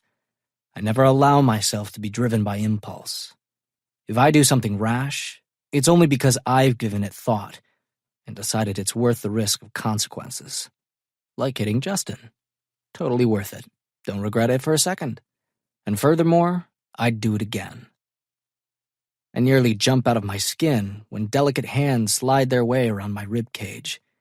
For a heartbeat, I relax, assuming it's Demi. After that fucked up letter, she's exactly what I need. That girl is a balm for the soul. She's the only person capable of making me forget the bullshit trying to press in at the edges. Except, when the hands snaked around me come into view, the fingernails are painted bright pink. There is no way Demi would be caught dead wearing that color polish. Hell, I don't think I've ever seen her wear polish. Whoever this girl is, her nails are long and lethal, like talons. Demi's are short and blunt, kind of like mine. It's difficult to play sports with long-ass claws, especially soccer. Since I'm not sure who I'm dealing with, I carefully wrap my fingers around slender wrists and pry them from my ribcage before turning around. What I find is a toothy brunette smiling coyly at me. She's wearing a low-cut top that displays a ton of cleavage. Not wanting her to get the wrong impression, I take a hasty step and retreat. She's got a hungry look about her, as if she'll devour me whole if I give her the green light to proceed. I'm half afraid she'll do it regardless. "Hi, Rowan." She flutters her fingers in a wave. "I was hoping I'd run into you." Since I live here, the odds of that happening were stacked in her favor. "Hey." My athletic bag is still slung across my shoulder. I slide it in front of me as a barrier. This girl is probably a foot shorter than I am and weighs half as much. It's not like I couldn't fight her off if I had to. But there's a determined look in her eyes, as if she's a woman on a mission. and I've dealt with enough girls since stepping foot on campus to know which ones are more tenacious and have a harder time taking no for an answer. I almost shake my head. That sounds crazy. Most guys would be more than happy to take this chick up on anything she's offering for the night. Guess I'm not most guys. She steps toward me, closing the small amount of distance I've managed to put between us. Her titties bounce as she moves. I have some serious doubts that she's wearing a bra. Not that I'm looking. Fine, so maybe I glanced. It's kind of hard not to. With a seductive grin, her manicured fingers graze over her flat belly and rib cage before settling on her chest.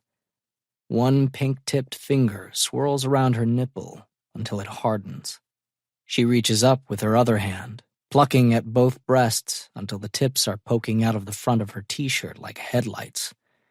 My tongue darts out to moisten my lips. Trust me, they're even more spectacular up close and personal.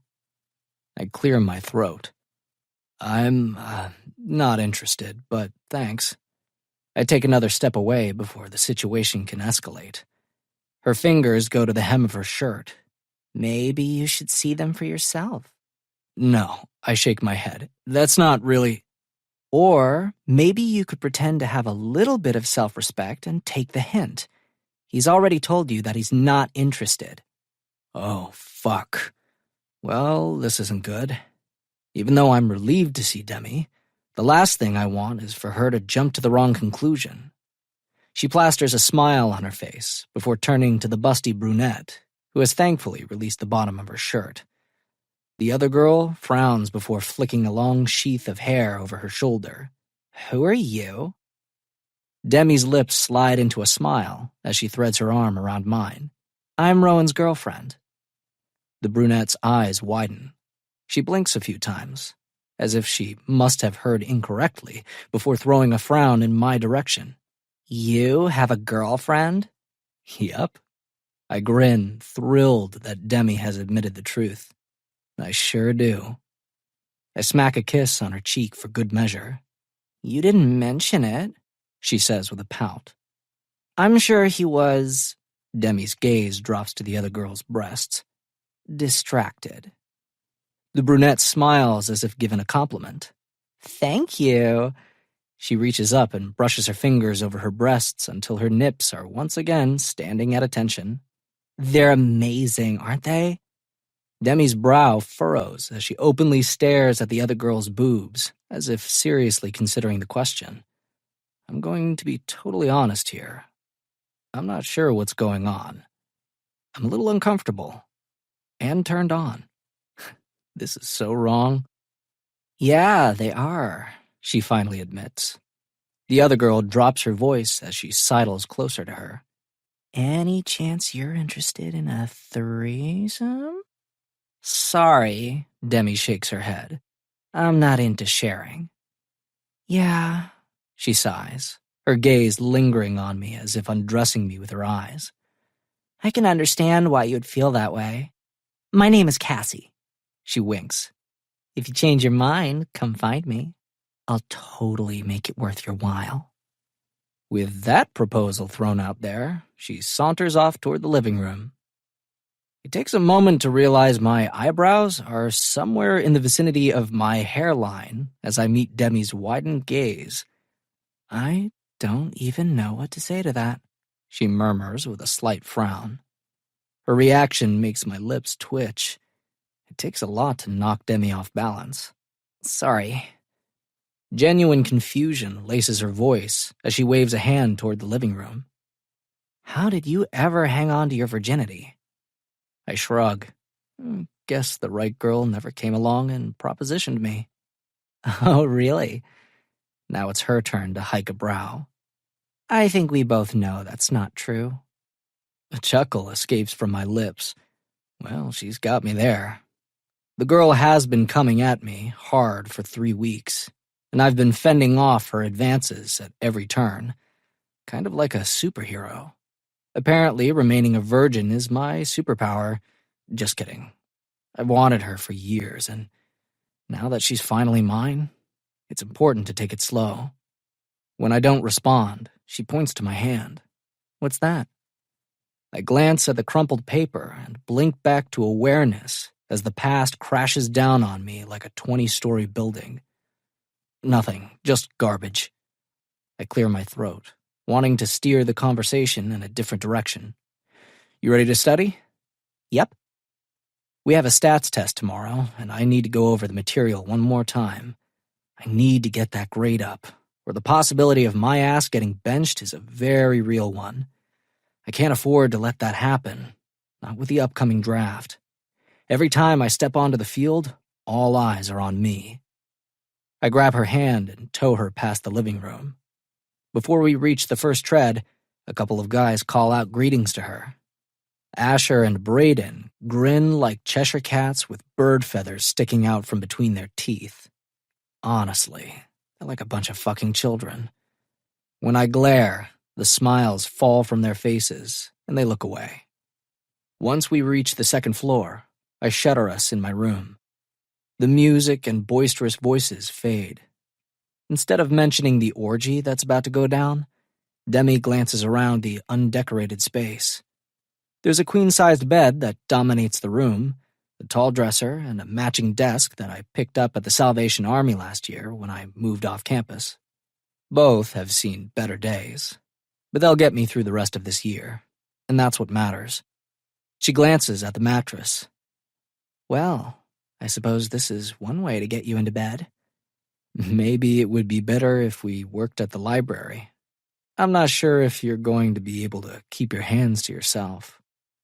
A slow smile spreads across her face, and it hits me like a punch to the gut. I guess that's a chance you're gonna have to take. I suppose it is. I've been holding Demi off, but I don't have the strength to keep it up for much longer. It's not only her that I'm battling, but myself as well. An hour later, we're settled in the middle of the bed with the statistics book splayed open in front of us. Demi pelts me non-stop with questions. The girl is relentless. It's only one of the things I like about her. I rack my brain for an answer. When one doesn't immediately come to mind, I pull something from my ass and hope for the best. I'll take simple conditional probabilities for $500, Alex? Demi narrows her eyes. Wrong. It's the at least one rule. I drag a hand over my face. My brain is fried. I can't do this anymore. Her expression softens as she reaches out and strokes a hand over my cheek. You're doing great. You'll pull off a B for sure. Hello? There's no pulling off involved here. You've crammed all this useless information into my head. It has nowhere else to go but onto that test. She glances at the sports watch adorning her wrist. We should study for at least another hour. It's always better to be overprepared. I really hope she's joking. That sounds fairly hellish. There's only so much statistics I can take, and I've already reached my quota for the day. Probably the week. One look at her face tells me this girl is as serious as a heart attack. A groan leaves my lips as I steeple my hands. I'm begging you. No more. This is torture. Whatever you want to know, I'll tell you. Please, no more statistics. She grows silent, almost contemplative, before offering an alternative. Fine. How about we make this interesting? Ha! Make stats interesting? There's a beat of silence. Surely you jest. I stretch out on the bed and fold my arms behind my head. Let's hear it. What do you have in mind? My muscles tense when a sparkle enters her eyes. How about, for every answer you get right, I'll take off one item of clothing, and for every wrong one, you remove a piece. Whoever has the most at the end of 10 questions wins. A grin slides across my face. This sounds like a win-win situation for me. She arches a dark brow. Guess we'll find out, won't we? Yes, we definitely will. I wipe the smile from my face and attempt to look serious as I get my game on. All right, fire away. How do you calculate the probability of combinations? I blow out a steady exhalation and search the dark recesses of my gray matter. After the last hour, it's a pile of slush, but still. We're talking about getting Demi naked here, so I need to dig deep and find my second wind. A full minute slides by as I carefully consider the merits of a few different answers before eventually discarding them. If you don't know, give me a moment, I grumble, unwilling to be rushed. Damn, this is difficult. Wait, I think I got it.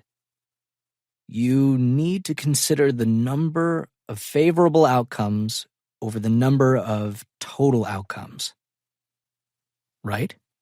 That's it, right? Or is it the other way around? Shit, now I'm not so sure. Yay! A proud smile lights up Demi's face. You got it. Damn right I got it. Was there ever any doubt? Don't answer that. I rub my hands together before pointing a finger at her. Strip. She reaches for the elastic band that holds her hair in a ponytail. Oh, hell no. You owe me one article of clothing, and that, my friend, is technically not considered clothing. It's a thingy-mabob. A thingy-mabob? Yep, it's a technical term. Is that what we agreed to? She narrows her eyes and taps her index finger against her lips. Funny. I don't remember that being specified in the rules. I narrow my eyes right back at her. Two can play this game. You gonna renege already? Is that really how we're going to start off? Fine, she grumbles, fingers drifting to the hem of her t-shirt before lifting it slowly up her toned belly. It's enough to make my mouth go dry. The material rises until a hint of her black sports bra comes into view, and then she drops the shirt back into place. When my questioning gaze flicks to hers, a grin flashes across her face as she lifts her hands, circling her nipples with her fingers until the little buds stand firmly at attention. My eyes widen. Holy fuck, that is hot. When she gives them a little pinch, my cock becomes unbearably hard, and I groan. If Stats doesn't kill me, you will. A wicked smile curves her lips as her fingers fall to the hem of her shirt before yanking it off and dropping it onto the bed. Ready for the next question? I couldn't be more ready. The sexy little maneuver replays in my head as I stare at her tits. What Demi did was way more tantalizing than the girl downstairs. Yes, I am. If I have my way, that sports bra will be the next to go. I got this. I'm riding high off that first question. How do you calculate the probability of permutations? Well, hell. After a few silent moments, I rattle off an answer, already knowing I bombed it. She makes a buzzer-sounding noise deep in her throat. Wrong. You don't need to sound so gleeful. Demi grins, pointing at my chest. I want the shirt. With a shrug, I sit up. The girl wants me to shed my clothing?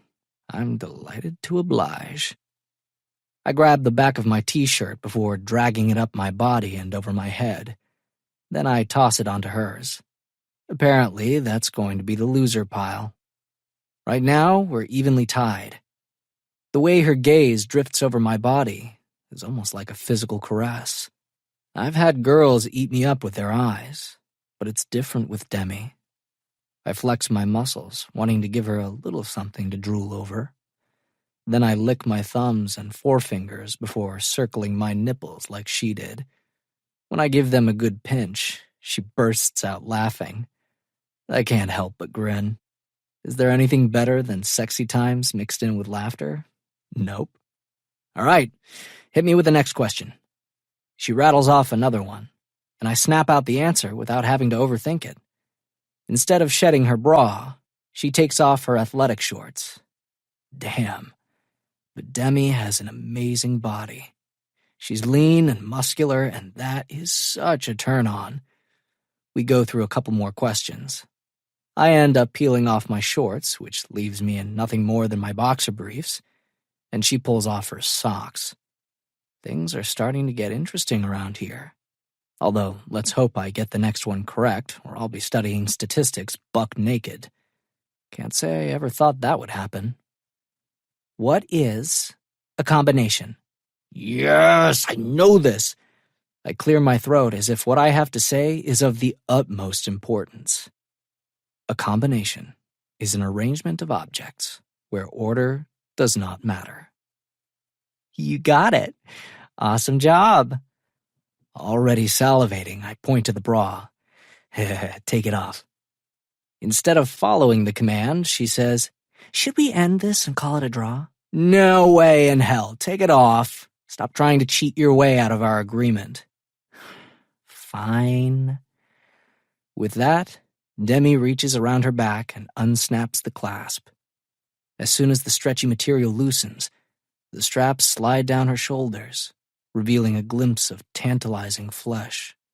Without a self-conscious bone in her body, she shrugs out of the bra and tosses it onto the growing pile of clothing. Demi sits back, allowing me to look my fill. She has no problem with her breasts being on display. Her confidence is so damn sexy. It's only one of the things that draw me to her like a moth to a flickering flame. It's been that way since I first laid eyes on her. It might have taken me time to capture her interest the same way she caught mine, but now that I have it, I won't be letting it go anytime soon. Should we finish this? Her lips lift at the corners. We're both down to our underwear. One more question will determine the victor. Oh, you bet your sweet ass we're finishing this. All right. Final question for the win. My muscles coil tight as she pauses. What is statistics the study and interpretation of? She's joking, right? That can't be the question. This has to be some kind of sly bit of trickery on her part. I narrow my eyes, but her expression remains inscrutable. All right, I'm going for it. Data? I mumble out the answer. Surely it can't be that straightforward. Her lips lift. Ding, ding, ding, we have a winner. No frickin' way. That was way too easy. Without me asking, Demi slides her thumbs into the elastic band of her panties and slips them over narrow hips and muscular thighs before kicking them off. And then she's gloriously bare. A wicked glint enters her eyes as she stretches out on the bed. Hot damn. My gaze drops to the part of her I've become obsessed with. So fucking gorgeous. Be straight with me. Did you throw the last question? Instead of answering, she spreads her thighs wide before trailing her fingers over the lips of her splayed pussy. Now why would I do a thing like that? My mouth turns cottony as my eyes widen. What's wrong? She smirks. See something you like?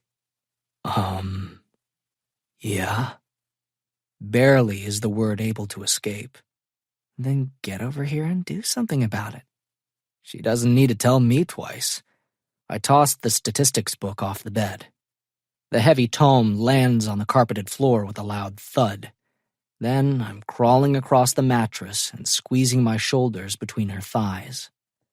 With heavy lidded eyes, I stare up at her before lowering my mouth. A whimper slides from her as I make contact with her delicate flesh. The way she's stretched out on the bed with her elbows propping her up, head thrown back and lips softly parted, makes my cock throb with painful awareness. Demi is the sexiest girl I've ever laid eyes on. I lick my way from the bottom of her pink slit to the very top. When I get to her clit, I circle it with my tongue before sucking the little bundle of nerves into my mouth. She whimpers, arching her back off the bed, as if trying to get closer. Who would have ever thought that studying statistics could be such a turn-on? We might have to do this more often. A lot more often. When her body tightens, I realize she's moments away from orgasming, and it only drives me on. I want to give her more pleasure than she's ever experienced. "Rowan," she whimpers. "What, baby?" I whisper against damp flesh. "I want you inside me." That's exactly where I am. To prove this is true, I spear my tongue inside her heat. "No, I want your cock." She sucks in a shuddering breath. "I need you, please." This feels like a dream. Is Demi Richards really begging for my dick? I'm almost afraid that I'll wake up and none of this will be real.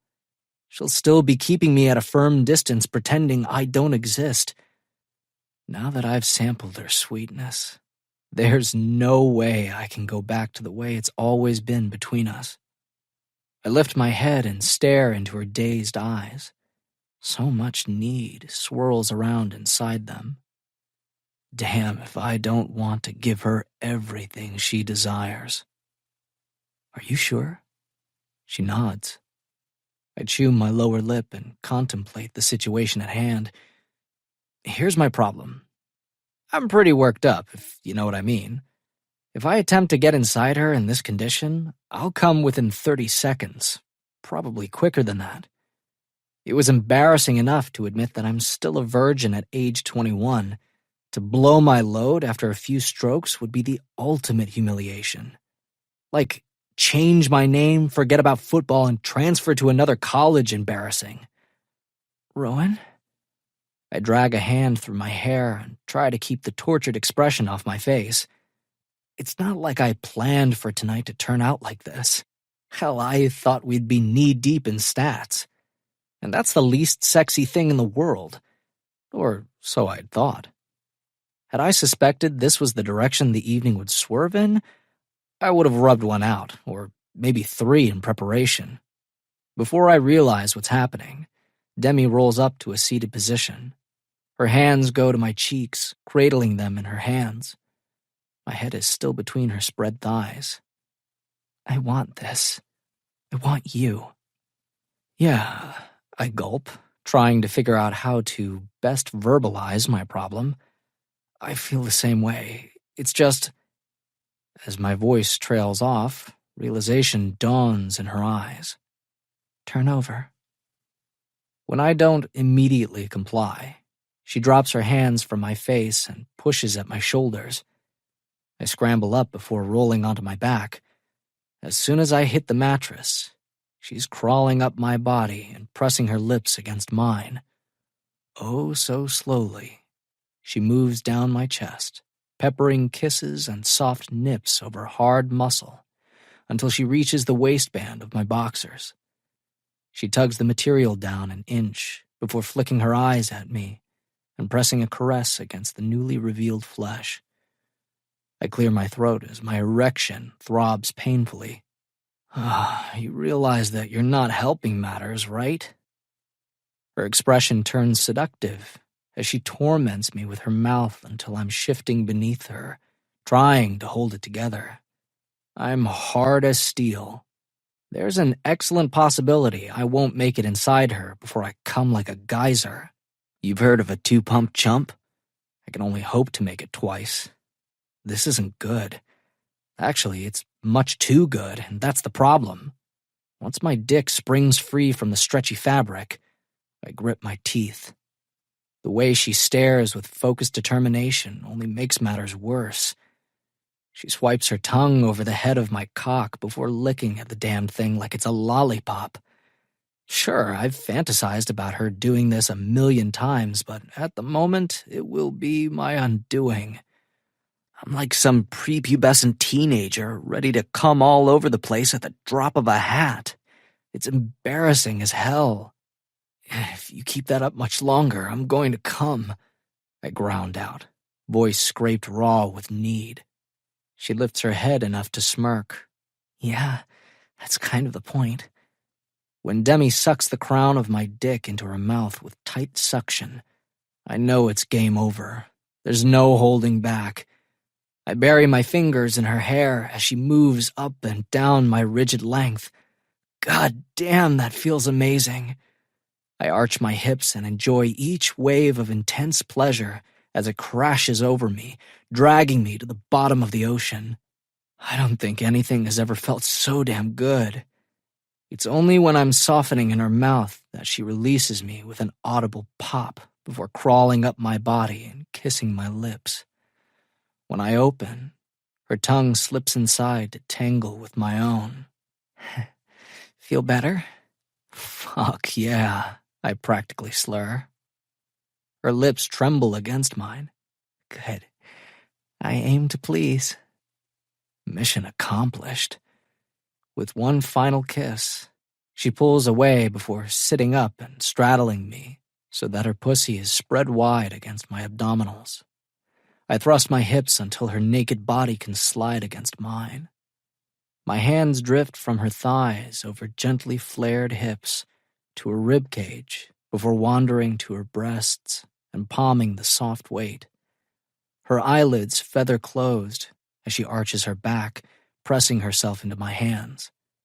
God, I love her tits. Anything more would be a complete waste. You're so fucking perfect, I murmur, captivated by the sight of her. She looks so wanton, sitting astride me naked, like the goddess she is. She has no idea how significant this moment is for me. I've waited so long to be with her. If I dwell on it, I'll freak myself out.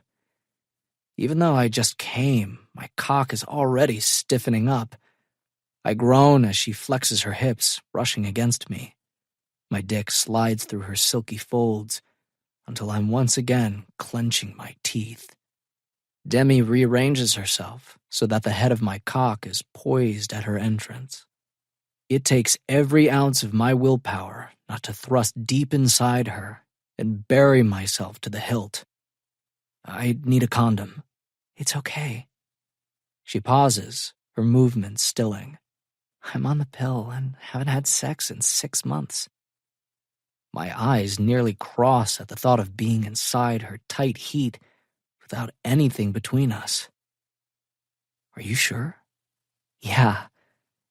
As if to prove the point, she lowers herself onto my erection.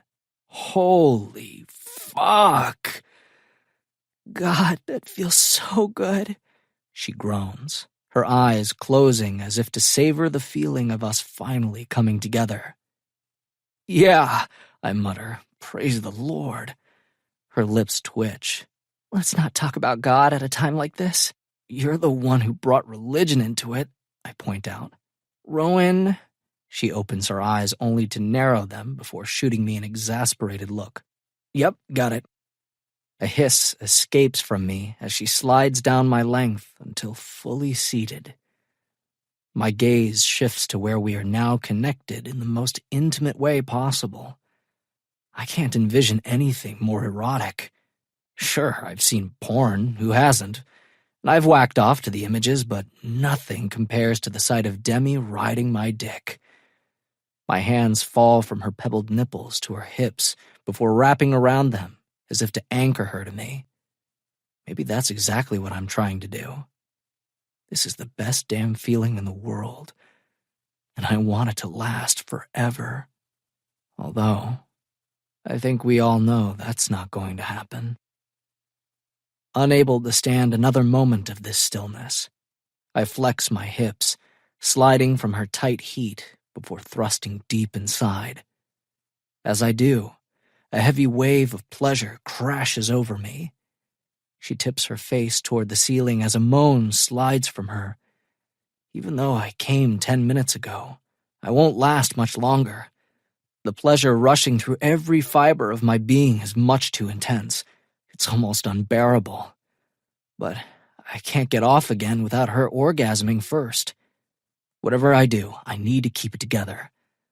I lock my jaw and focus on the upcoming game and how challenging it will be.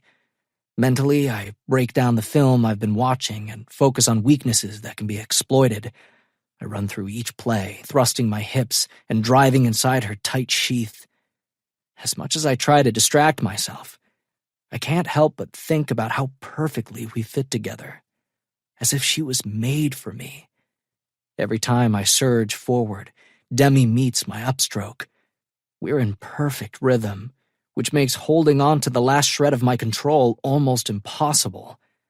The delicate sounds that escape from her will be my undoing. My willpower is being stripped away with each one. Up until this point, I've always taken pride in my self-discipline. I've pushed my body to the limits and denied myself temptation. As an athlete, that's the name of the game. You can never give in to the pain. You have to be constantly pushing past your limits. If this continues much longer, this 120-pound girl will be the one who ultimately breaks me. And that I will not allow. When I've run through every play in the book, my mind turns back to statistics. I mean, come on, how could that not turn me off? Except when I concentrate on the probability of independent events, I conjure up an image of Demi as she removes a piece of clothing, and that only makes me harder. How messed up is that? "I'm going to come," she whimpers, breaking into my thoughts. Thank fuck. No, seriously, I mean that with all sincerity. 30 seconds more and I would have embarrassed myself. Instead of speeding up the way my body insists, I hold a steady pace.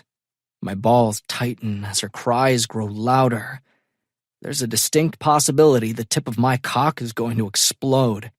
What I've learned from this experience is that a blowjob is good, but sex is fan-fucking-tastic. Or maybe more specifically, it's sex with Demi that's so amazing. I'm not sure, although I suspect it might be the latter. When she cries out my name, her pussy spasms, strangling my cock, and I totally lose it, coming with a vengeance. It's like the floodgates had opened and there's no holding back. Stars burst behind my eyelids, and there's an excellent possibility I blacked out for a moment. When I finally come to again, Demi is leaning over me with a smug grin wreathing her face.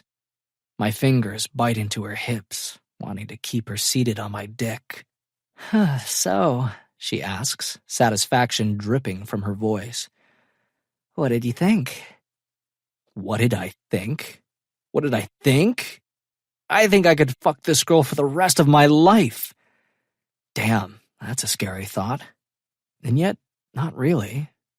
I'm not quite sure what to make of it, so I push it aside for the time being. Then I shudder my expression before shrugging. It was good, although, out of curiosity, is that all there is to it? Like, is there anything more? Every bit of arrogance filling her expression vanishes as her eyes widen. Is there anything more? The question gets pushed out slowly, as if it's foreign, and she's having a difficult time wrapping her lips around it. And it takes everything I have inside to keep a straight face. Yeah, like a trick at the end or something. A garbled sound gets emitted from deep within her throat. A trick? Yeah, that was a lot of grinding. I expected you to do a little bit more. When her body stiffens and fire leaps into her dark eyes, I can't stop the laughter from shaking my shoulders as it echoes throughout my body. Wait a minute, you're fucking with me? She sits up and smacks my chest. I grab her hands before she can inflict any real damage. Yeah, I'm joking around. You have to know that was amazing. Her brows jerk together as she grumbles. Damn right it was. I tug her closer before smacking a kiss against her lips. Nothing I imagined could have prepared me for how spectacular that felt. And that has everything to do with you. I raise my hand to her cheek before stroking my thumb across her lower lip. Her body softens, turning pliant. Good.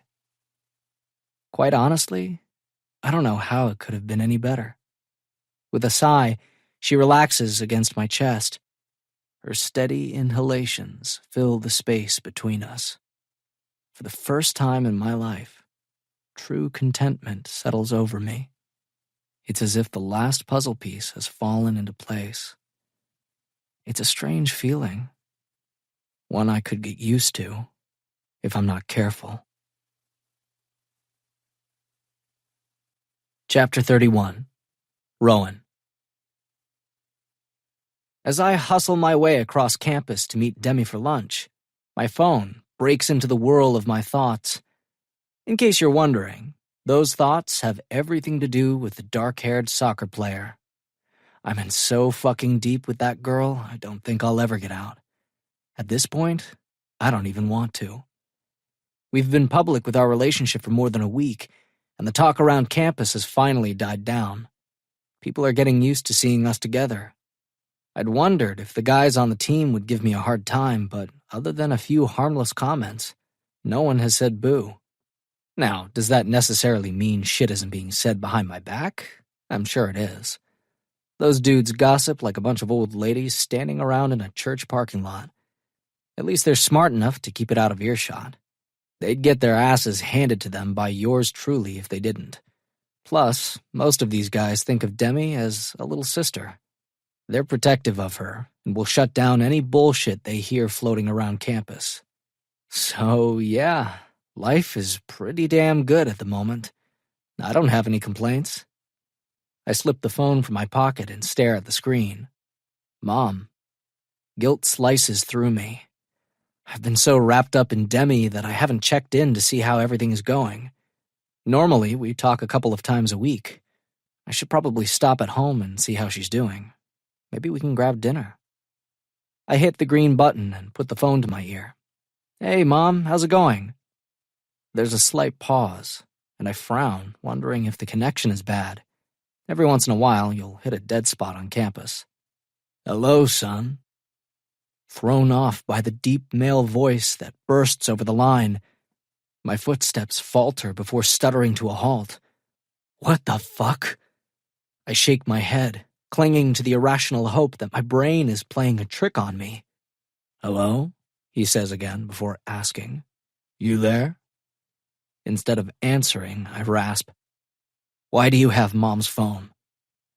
A chill slithers down my spine before settling uncomfortably at the base. Where the hell is she? My voice rises as I turn panicky. Put her on the line. Calm the fuck down, all right? Your ma is fine.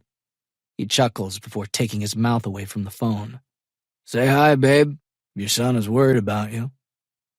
My muscles coil tight as I wait for the sound of my mother's voice. I swear to fucking God, if he's done something to her, I'll be on the phone with his parole officer so fast his damn head will spin. Hi, sweetie, comes Mom's soft voice from somewhere in the nearby vicinity. Everything in me loosens. Give her the phone, I snap, wanting to talk privately with her and get to the bottom of what's going on. Why would she be anywhere near him? Disregarding the demand, he says mildly, Good news. Your ma and I have decided to give it another whirl. My belly crashes to the bottom of my toes. Aren't you excited? Is that a joke? It's the worst possible news. After my father was sent away, it took months, if not years, to evict him from my mother's head. She had to practically be deprogrammed. And now he's back. The last thing she needs is him fucking up her life again. God damn it! Now that I'm out, we can be one big happy family. Like we were ever that. My father has proven time and time again that he doesn't give a rat's ass about us. I gotta go. I don't have time for this bullshit.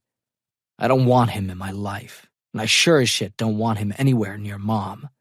I'm not the same kid he left behind a decade ago who was easily intimidated.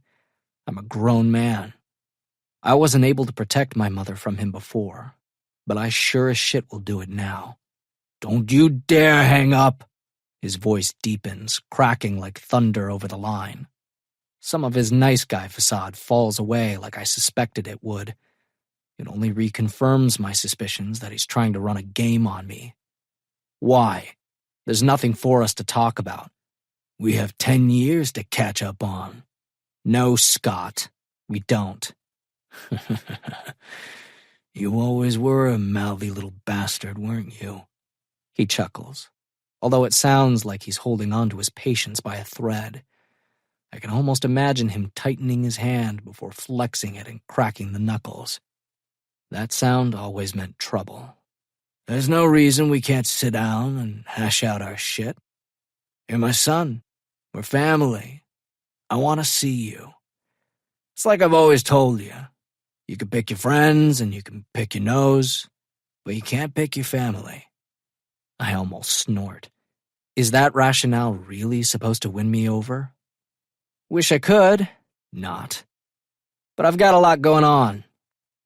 As I'm about to stab the disconnect button, he says, Well, I got your address. Maybe a surprise reunion will be more fun. That not-so-subtle threat has my blood running cold. I don't want him anywhere near campus. Fuck. I plow my fingers through my hair and quickly decide what to do. There's always the possibility that it's an empty threat. Although, do I really want to take that chance? With my luck, the bastard will show up on my doorstep. When do you want to meet? I gnash my teeth together so hard they feel as if they're in imminent danger of shattering. Now works for me. No way in hell. Sorry, I can't. Look, I'll make it easy on you. There's a truck stop on the outskirts of town, right off Highway 18 and County 10. I'll be there in an hour. Before I can open my mouth, the line goes dead. A cold sweat pops out across my brow at the thought of coming face to face with my father after all these years. As much as I don't want to cancel my plans with Demi, there isn't a choice in the matter. The thought of lying to her leaves a bad taste in my mouth, but there's no way in hell I can tell her the truth. Hey, remember when you asked about my parents? Well, guess what? Pops was released early from prison, where he was serving a 20-year sentence. That's right, I've got the blood of a murderer running through my veins. Can you imagine the look of horror and disgust that would come over her face? I shake my head as if the movement alone will banish the ugly thought from my brain. It doesn't work. I fire off a quick text explaining that something came up, and I can't meet her for lunch after all. It's not exactly a lie. It's just not the unvarnished truth. Within moments, a sad face emoji pops up on my screen, followed by a bunch of hearts and kisses. It's almost enough to bring a smile to my face. I slide my phone into my back pocket and take off for home. An hour later, I'm parked in the gravel lot outside a seedy truck stop along the highway. There's a peeling sign that advertises massages. Yeah, right. My guess is they're offering a lot more than that, more like a rub and tug. It shouldn't come as any surprise that my father is familiar with a place like this. I still can't believe he's a free man. In all honesty, after he was incarcerated, I never imagined seeing him again. I had high hopes of him rotting in prison.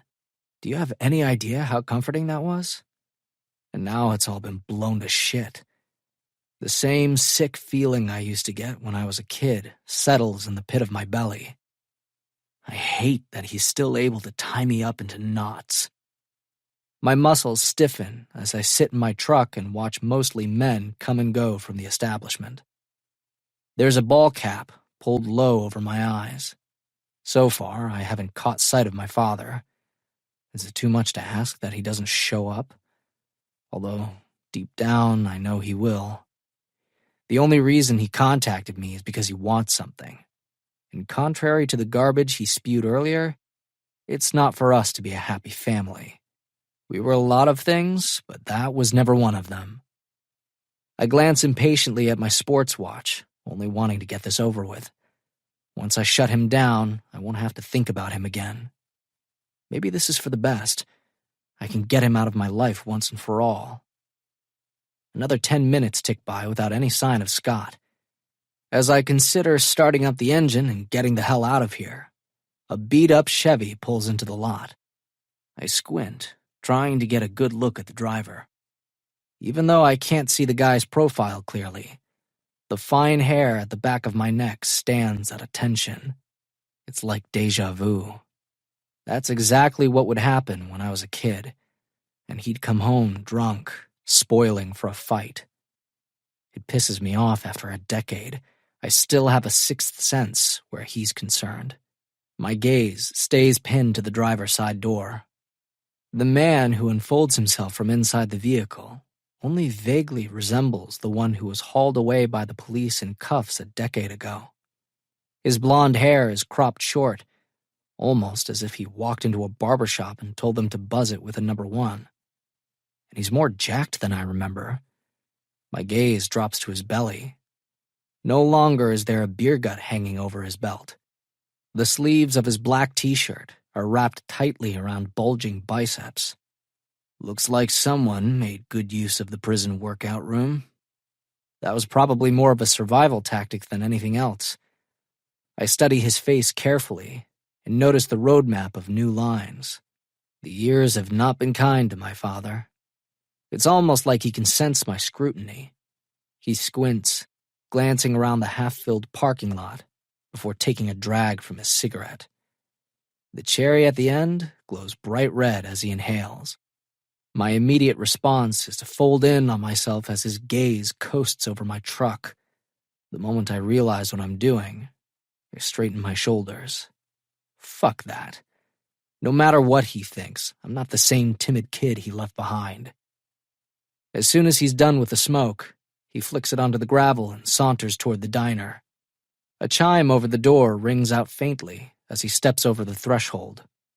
I force out the lungful of air that is lodged in my throat. My fight or flight instincts kick in, screaming at me to start up the truck and get the hell out of here while the getting is still good. It only proves you can never escape from your past. And rewiring your brain, even after a decade, is more difficult than you'd think. As tempting as it is to cut and run, I know there's no point. He'll make damn good on his threat to come looking for me, and I don't want him anywhere near Western University. Or Demi. My mouth dries, especially Demi. It takes another 10 minutes before I work up the courage to leave the safety of my vehicle. As I stalk toward the rundown restaurant and whatever the hell goes on here, it's like I'm walking toward certain death. I pull open the door and step inside. Maybe I'm a mess of nerves, but I'll be damned if I show him anything but strength.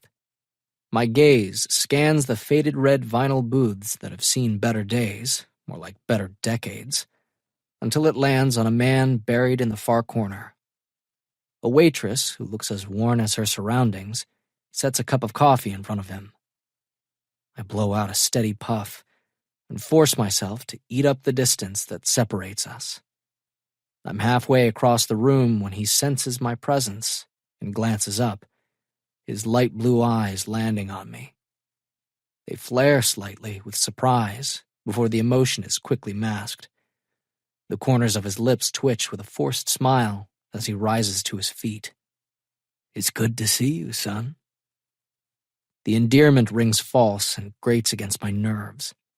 "Don't call me that," I snap, unable to rein in my irritation. There is no love lost between us.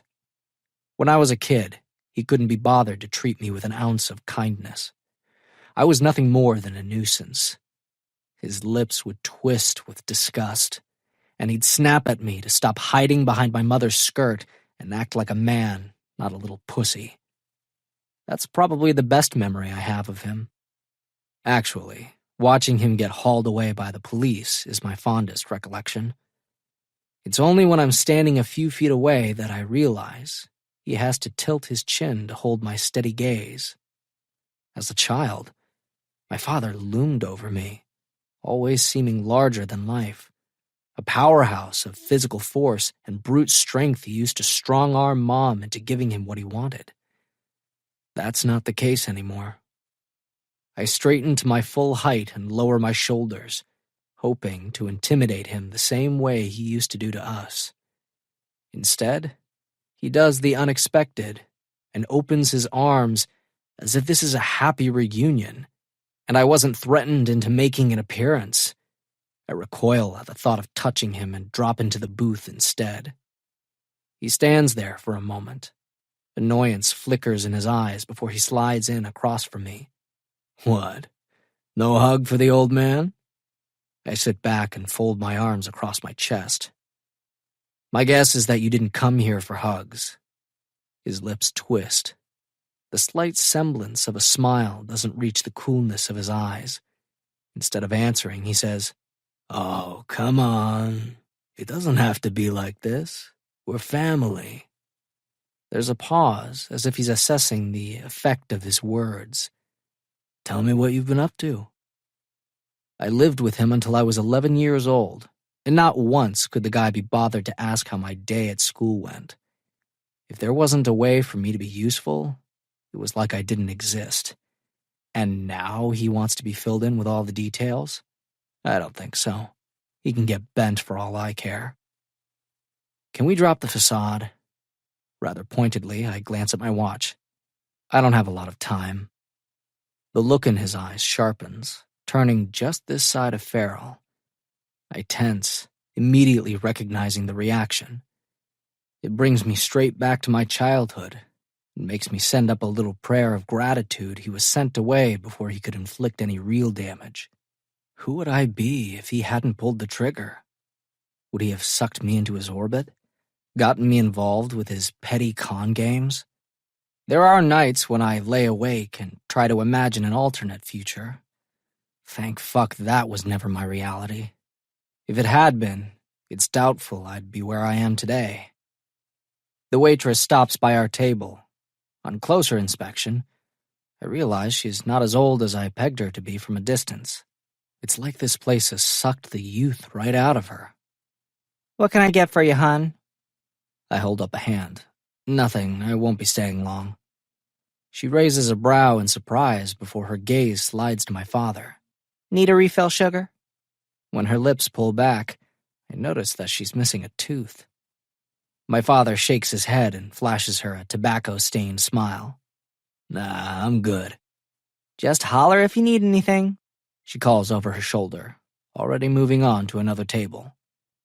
What did you want to talk about? I'm done beating around the bush. I already told you that I didn't have a lot of time. And yet, here you are. A glint of satisfaction enters his eyes. It's as if he's playing a game of cat and mouse. Little does he know, I'll never be the mouse again. I've been away for 10 long years. Is it so much to ask that we spend a little time together? I'll be honest, kid. It hurts my feelings that you won't even call me dad like the good old days. It takes everything I have not to roll my eyes. Give me a damn break. How about you get to the point, Dad? I grit between clenched teeth.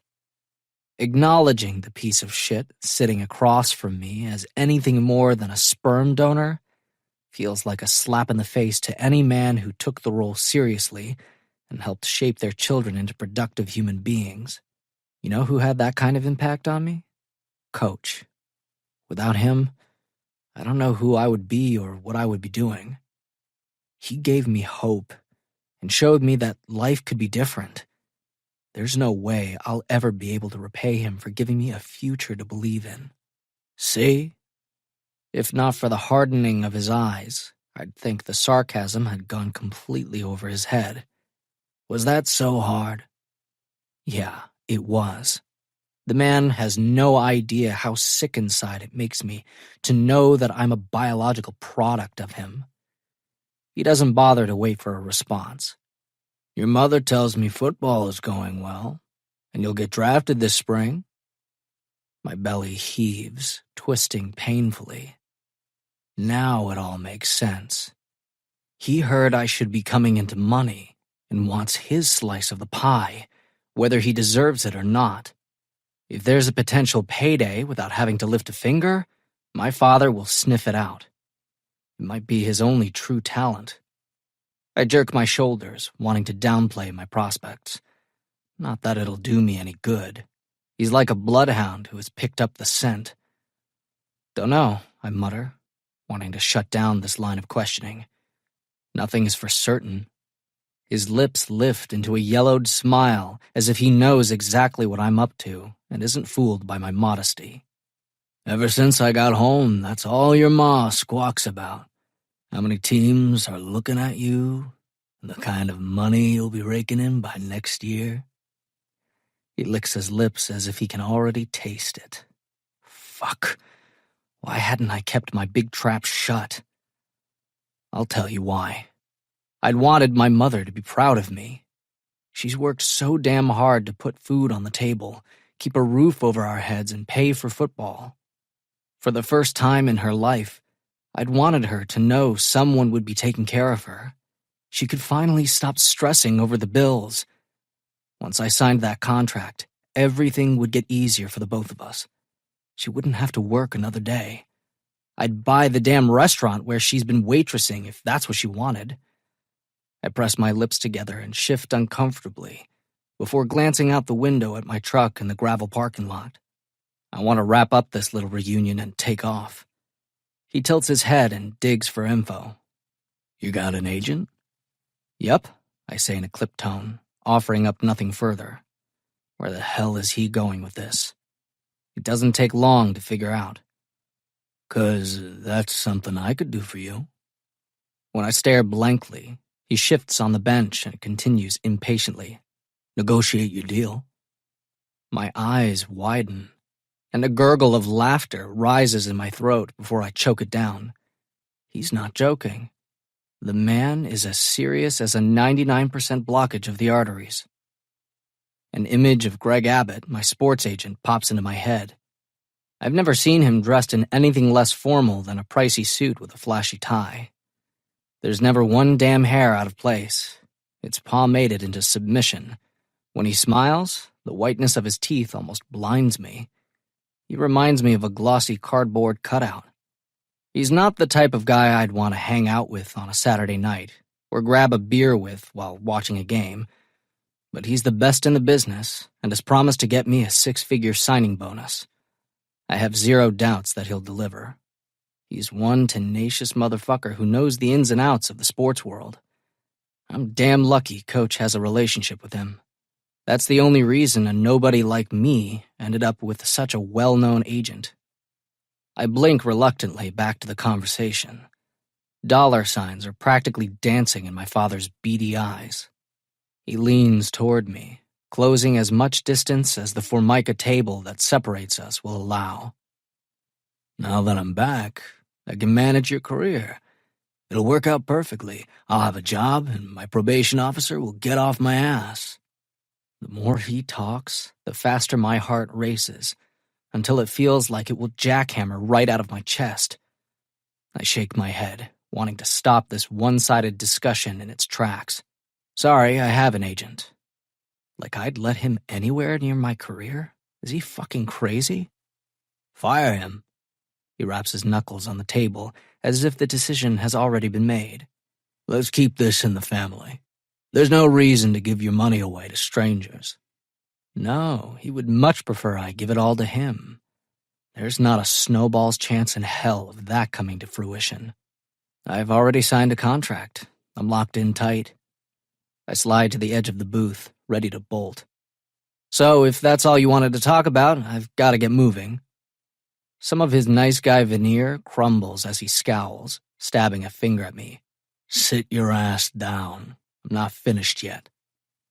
I glare before begrudgingly dropping back to the seat. It takes a moment for him to regain his composure. He picks up his mug and takes a sip before grumbling, "Stone cold." With a wave of his hand, he flags down our waitress and asks for a second cup. This takes a good 5 minutes. I drum my fingers impatiently on the chipped table as I simmer. What he's doing right now is deliberate. He's purposefully trying to rile me up. All I want is for him to get to the fucking point so I can shoot him down. Once he has a fresh cup of coffee, he points to me and says in an overly loud voice, "This here is my son, Rowan Michaels. Maybe you recognize him? He plays football for the Western Wildcats." The waitress narrows eyes that have been made up with an overly heavy hand, inspecting me carefully. I thought I recognized you. She points to a decrepit TV mounted on the wall. Hal has the game on every Saturday afternoon. Take off your hat, son, Dad says mildly. Let the woman get a good look at you. I grit my teeth, torn between refusing the directive and not wanting to appear like a total dick in front of this stranger. Manners win out as I drag the ball cap off my head before combing my fingers through my unruly hair. I give her a tight smile and hope I don't come across half as pissed off as I feel. She whistles. You sure are a handsome one. Her gaze slides approvingly to my father before she winks at him. Just like your daddy. He takes everything I have inside, not to throw up in my mouth. Yep. The man across from me grins like he's the reason for my success. You mark my words. He jabs a finger at her. He's gonna make millions next year. Gracious. Her hand flies to her narrow chest as if she had no idea something like that was even possible. He puffs up, clearly pleased by her reaction. His mama and I couldn't be any more proud. Well, then, I should get your autograph. She shifts, searching her pockets for a pen before grabbing it from where it's tucked in her hair. Once you turn pro, we can hang it on our wall of fame. Wall of fame? I don't even want to know.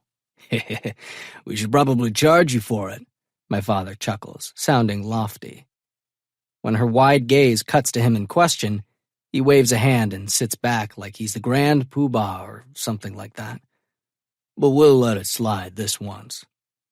Embarrassment stings my cheeks. If only it were possible to sink into the floorboards and escape from this nightmare.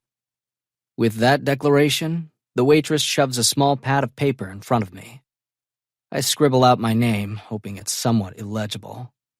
Like I want anyone to know I ever stepped foot in this dump that masquerades as a no-tell motel.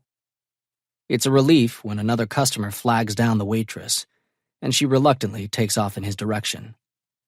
Well, Dad leans against the booth before settling one arm along the torn-up top.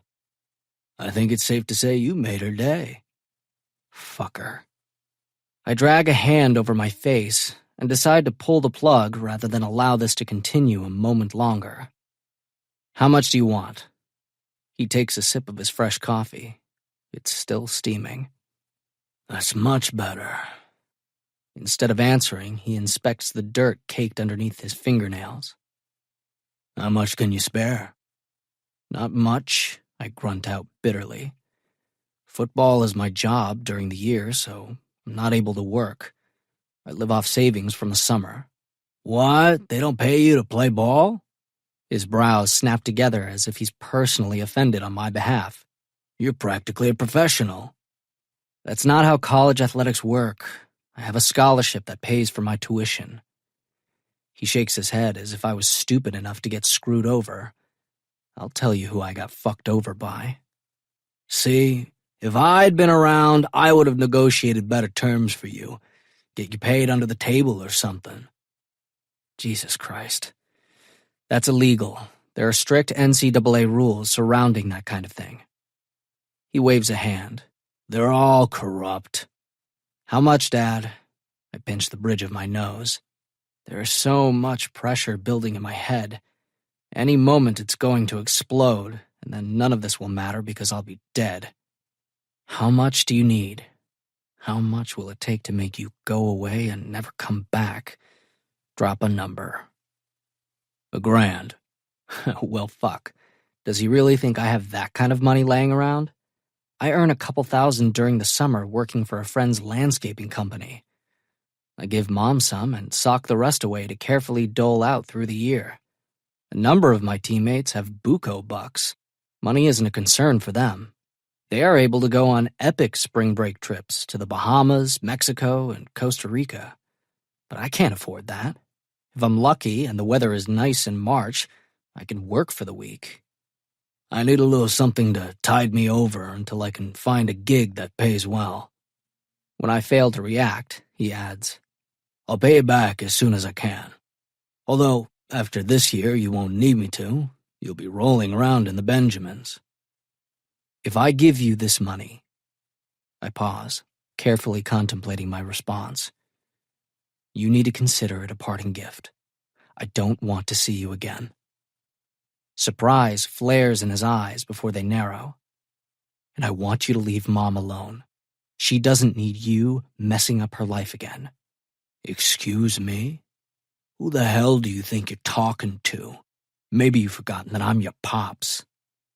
He stabs a finger at me as fury flashes across his face. "Don't think you're too old for me to beat some sense into." "I should have known that your mother would fuck this up. She put ideas in your head." The smile he gives me is bone-chilling. "I see the way you look at me, like you're so much better." An ugly glint enters his eyes. "But you know what? We're the same, son." If I actually thought that was true, I'd shoot myself. I rise from the booth before glaring down at him. As I do, I feel nothing but anger and resentment. The first, because he's no longer locked up, and the second, because he'll never be anything more than a leech trying to suck me dry. We are nothing alike. Unable to stomach the sight of him, I walk away. "What about the money?" he snaps from the booth. I stop but don't turn. "You'll have it by the end of the week."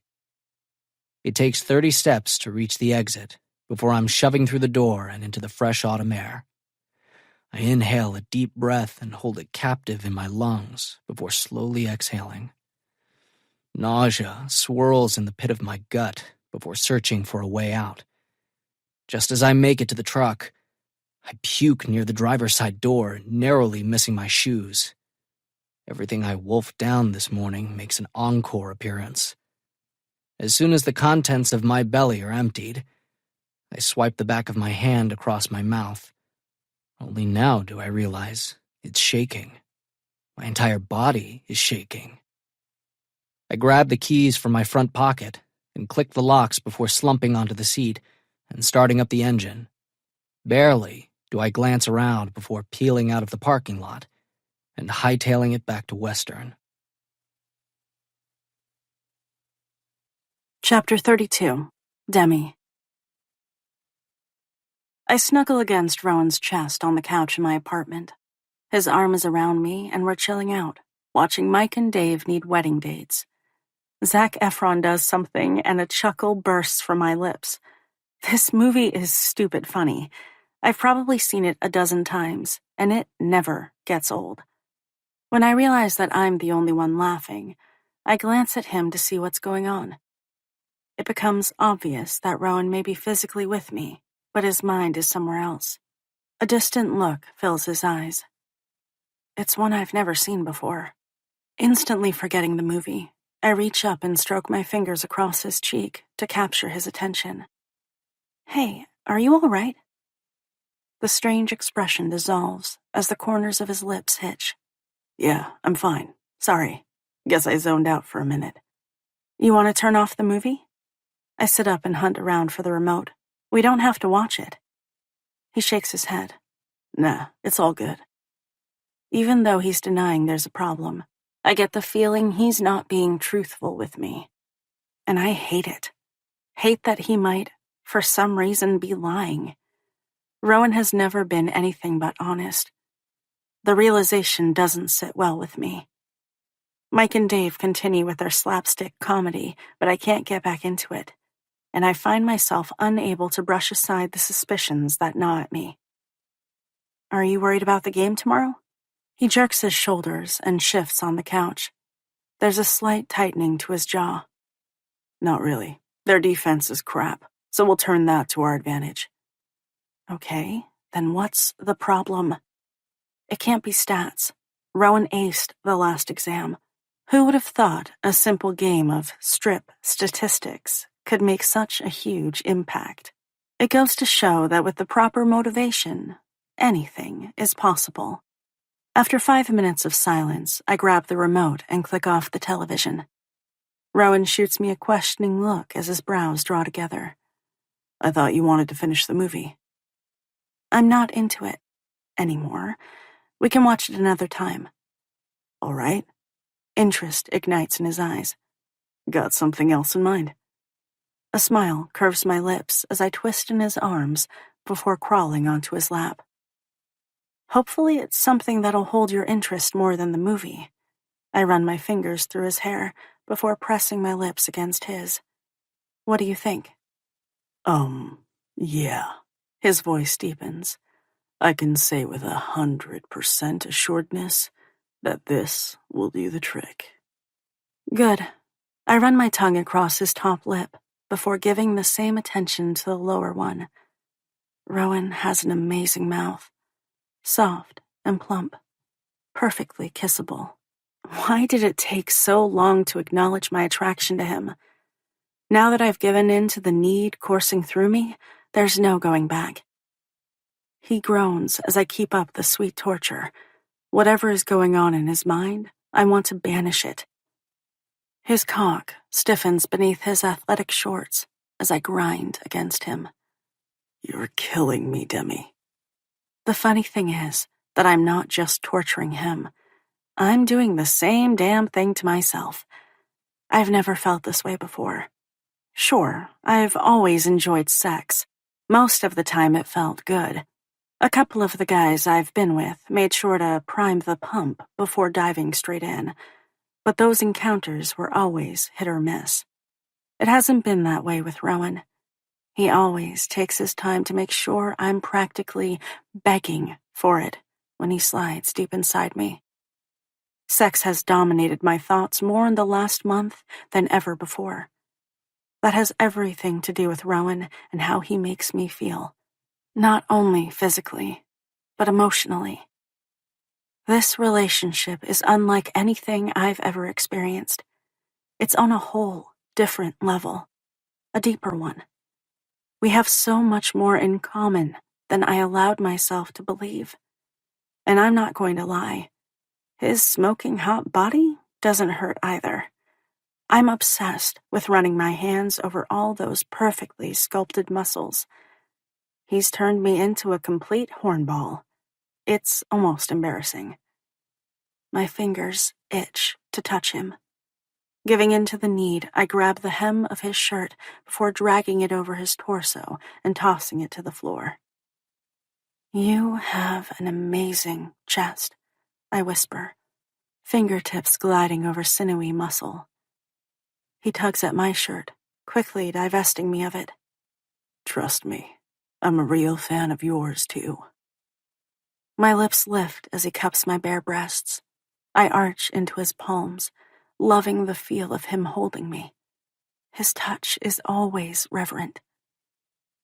Is Sydney going to be home anytime soon? Nope. She and Ethan were planning to hit a party and then spend the night at his place. I grin. Which means we have the apartment all to ourselves. A matching smile lights up his face.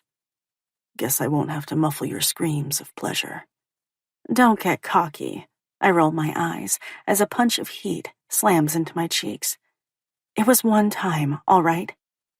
Please, woman, he grumbles. It's a point of pride. Just let me have it. I chuckle and press my lips against his. Fine. You're a stud. His eyes narrow. Why do I get the feeling you're placating me? What? Me? No way.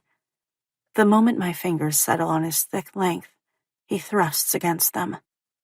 I'm about to pull the material down when the apartment door crashes open, and loud voices fill the quiet space. If that's the kind of girl you want, then you can have her. We're through. There's a pause before Sydney snaps. And this time, I mean it. I yelp. My fingers tighten around Rowan's dick. He grunts with a wince. Damn, girl. I'd like to use that appendage in the future. Sorry. I release him, hands flying to my naked breasts as the apartment is flooded with light. Sydney stalks into the tiny living room, grinding to a halt when she spots us on the couch. Her eyes widen in surprise. Ethan slams into her back, and she pitches forward a couple of steps. Why did you? His voice falls off as he takes in the sight before him. The tension filling his face vanishes, only to be replaced by one of amusement. Oh, a chuckle escapes. Sorry, man. Looks like we've interrupted your Friday night. Rowan drags a hand through his hair. It's not a problem. Really? I'm perched on his lap. Topless. This definitely seems like a problem. An embarrassing one. Sydney spins around to face her boyfriend, or maybe ex-boyfriend. It changes on the daily, and it's difficult to keep track of. You should go. Not only have you ruined my night, she thrusts a hand in our direction, but you've ruined theirs as well. Ethan's lips sink into a frown as the humor from moments ago evaporates from his eyes. He folds his arms across his chest. I'm not going anywhere until we hash this out. As usual, you're overreacting. Her brows skyrocket into her hairline. I almost shake my head. That's the wrong thing to say to a girl who is already pissed off. As usual? Her voice rises a couple hundred decibels until it could shatter glass. What does that mean? You can see the exact moment Ethan realizes the error of his ways as he drags a hand over his face. That's not what I meant, he mumbles. All right. She plants her fists on her hips.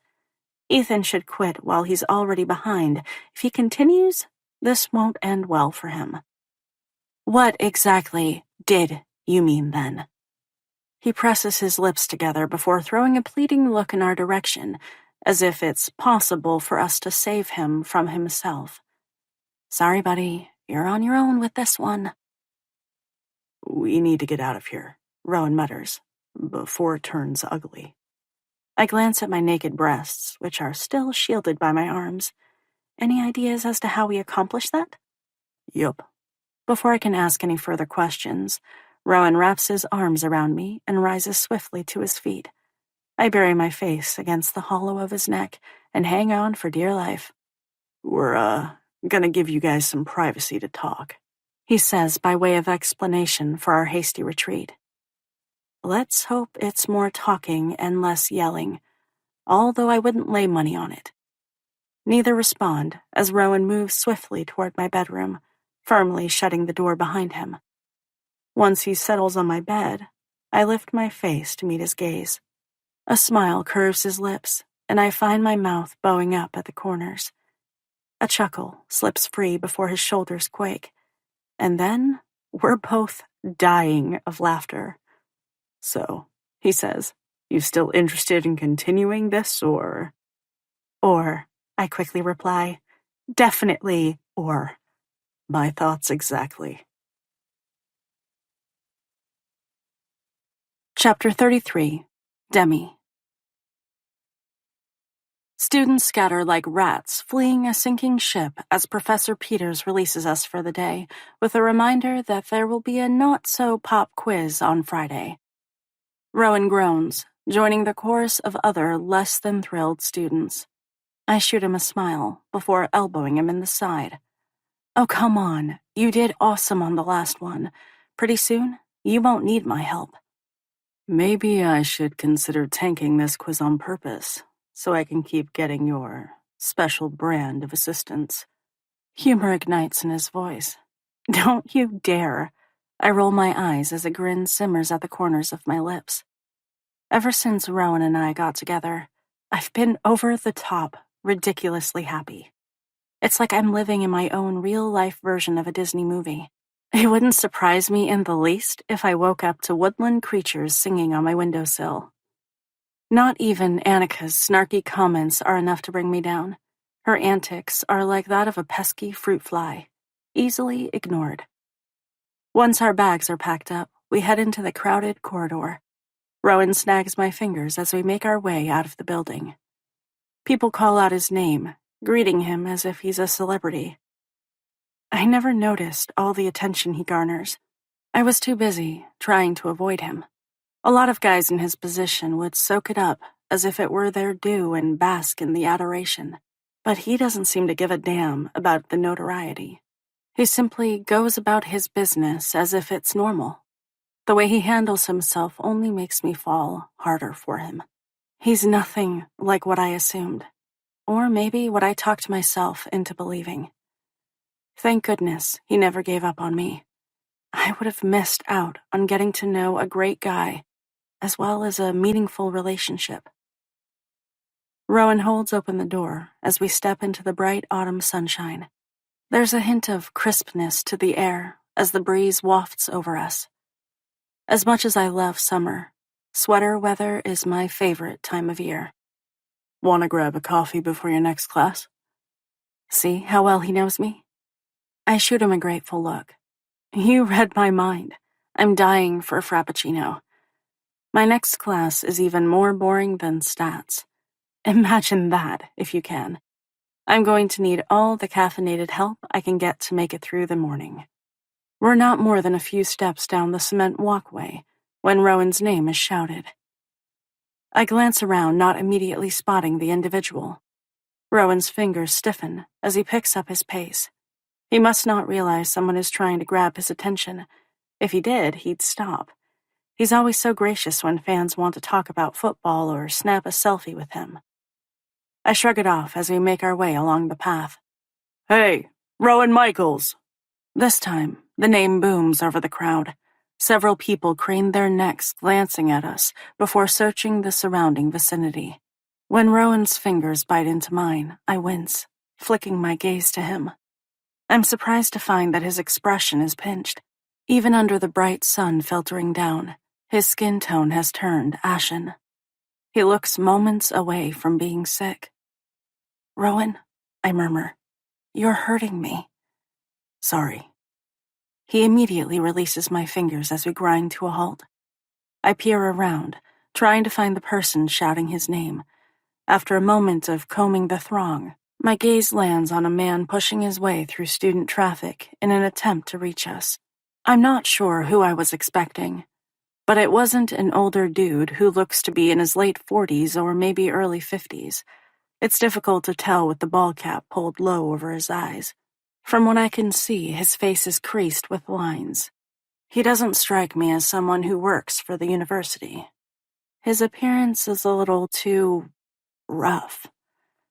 Unease slithers down my spine as my gaze stays pinned to the guy walking toward us. For reasons I don't understand, I'm afraid to take my eyes off him, as if he's a predator I need to be cautious of, which is strange. We're in the middle of campus. There are swarms of students, and it's broad daylight. Nothing is going to happen. But still, there's this little buzz at the back of my brain, screaming, danger.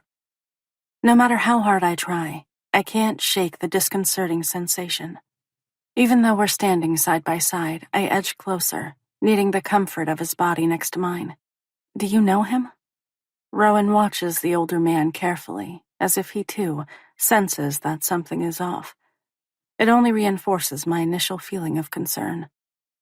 Instead of answering the question, he mutters, Why don't you grab your coffee, and I'll catch up to you in a couple of minutes. And leave him alone with this strange dude? No way. Not that I'll be any help if the situation turns sideways, but still, I refuse to leave Rowan's side. I'll skip the coffee, it's no big deal. Demi. A strange urgency fills his voice. Rowan doesn't get a chance to bite out anything more before the guy following us stops a few feet from where we stand. His pale blue gaze bounces between the two of us before fastening on Rowan. I was afraid you didn't hear me. A crack of anger flashes across Rowan's face before it's tucked away behind a steely mask. Sorry, there's a lot of noise. I'm not sure who this guy is or what he wants, but I know Rowan isn't telling the truth. The moment he heard this man's voice, his fingers tightened almost painfully around mine. His entire demeanor changed, becoming more anxious. As those thoughts circled through my head, I realized that Rowan must know him. What are you doing here? The older man shrugs as his lips twist into a thin smile. Just thought I'd swing by campus and check the place out. There's a beat of awkward silence. It's not like you've returned my calls. That statement only confirms my suspicions. They definitely know one another. But how? Rowan's jaw locks. A mixture of nerves and anger vibrate off him in suffocating waves. Who is this guy? When it becomes apparent that neither will fill me in, I step forward and thrust out my hand. Hello, I'm Demi. I hesitate before tacking on. Rowan's girlfriend. The man's piercing gaze flicks to me before sliding over my body in an assessing manner that makes me feel as if I've been stripped bare. Another bolt of unease shoots through me when his rough skin comes in contact with mine. Girlfriend, huh? His brows rise under the brim of his hat. Seems like you're doing pretty well for yourself, huh, Ro? Ro. With the exception of my father, no one else calls him that. Who are Demi? Rowan cuts me off before I can spit out the rest. Why don't you head to class, and I'll meet up with you later. A fresh wave of tension rolls through me as my narrowed gaze bounces between the two men. Now that I've had time to study them side by side, I realize there's a likeness between them. They have the same sharp cheekbones and straight nose. Rowan is taller by a handful of inches, but they both have the same broad set of shoulders. Is it possible they're related? It's an unsettling thought. It's on the tip of my tongue to argue. Even if they are family, I'm still loath to leave Rowan alone with this guy. The hair at the back of my neck prickles with unease. Demi. His voice drops. Please. I'm unsure what to do. If Rowan wants me to take off, I should go. But still, my instincts are screaming for me to stay. Demi. He growls, impatience simmering in his voice. Are you sure? Yeah. I'll catch up with you after your next class. Fine. My focus shifts from Rowan to the man silently watching our exchange with amusement. I don't like it. Not one damn bit. It's as if he's won some sort of game. This entire interaction can only be chalked up as bizarre. For a split second, I consider brushing a kiss across his lips, but don't want to do that with this stranger looking on. Instead, I give a hesitant wave before taking off. Rowan's expression turns to one of relief as I step away, which is odd. He's never happy when we part ways, and he always tugs me in for a kiss, even when we're in public. Rowan has turned out to be surprisingly affectionate. I can't say that I don't love it. Bye. Rowan gives me an abrupt nod, only meeting my gaze for a moment before his attention shifts back to the man.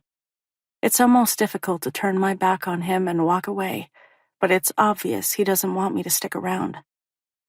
When I'm about 20 feet away, I glance over my shoulder and catch a glimpse of the thunderous expression on Rowan's face. I don't know what this is about, but I'm going to figure it out. One way or another. Chapter 34. Rowan.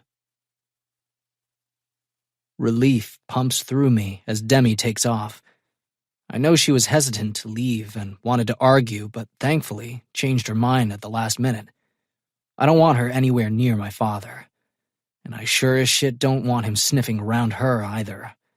If I had my way, he wouldn't even know she existed. Unfortunately, it's too damn late for that. He's already sizing her up and assessing the situation. If he can use her to squeeze me, he'll do it in a heartbeat. It doesn't matter if I'm his own flesh and blood.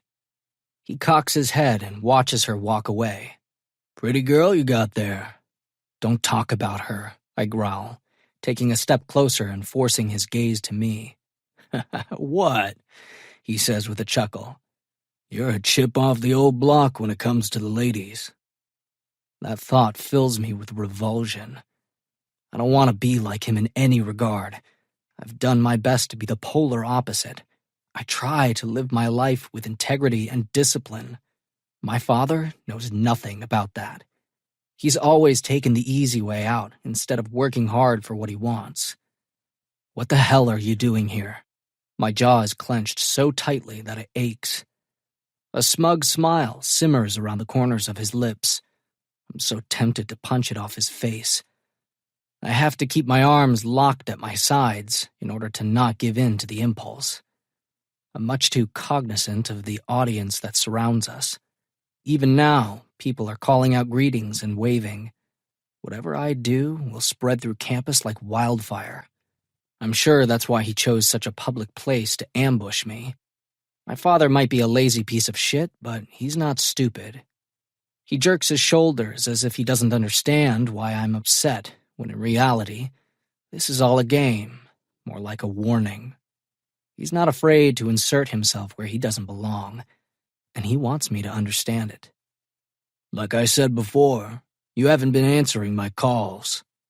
That's because we have nothing to talk about, I snap with frustration.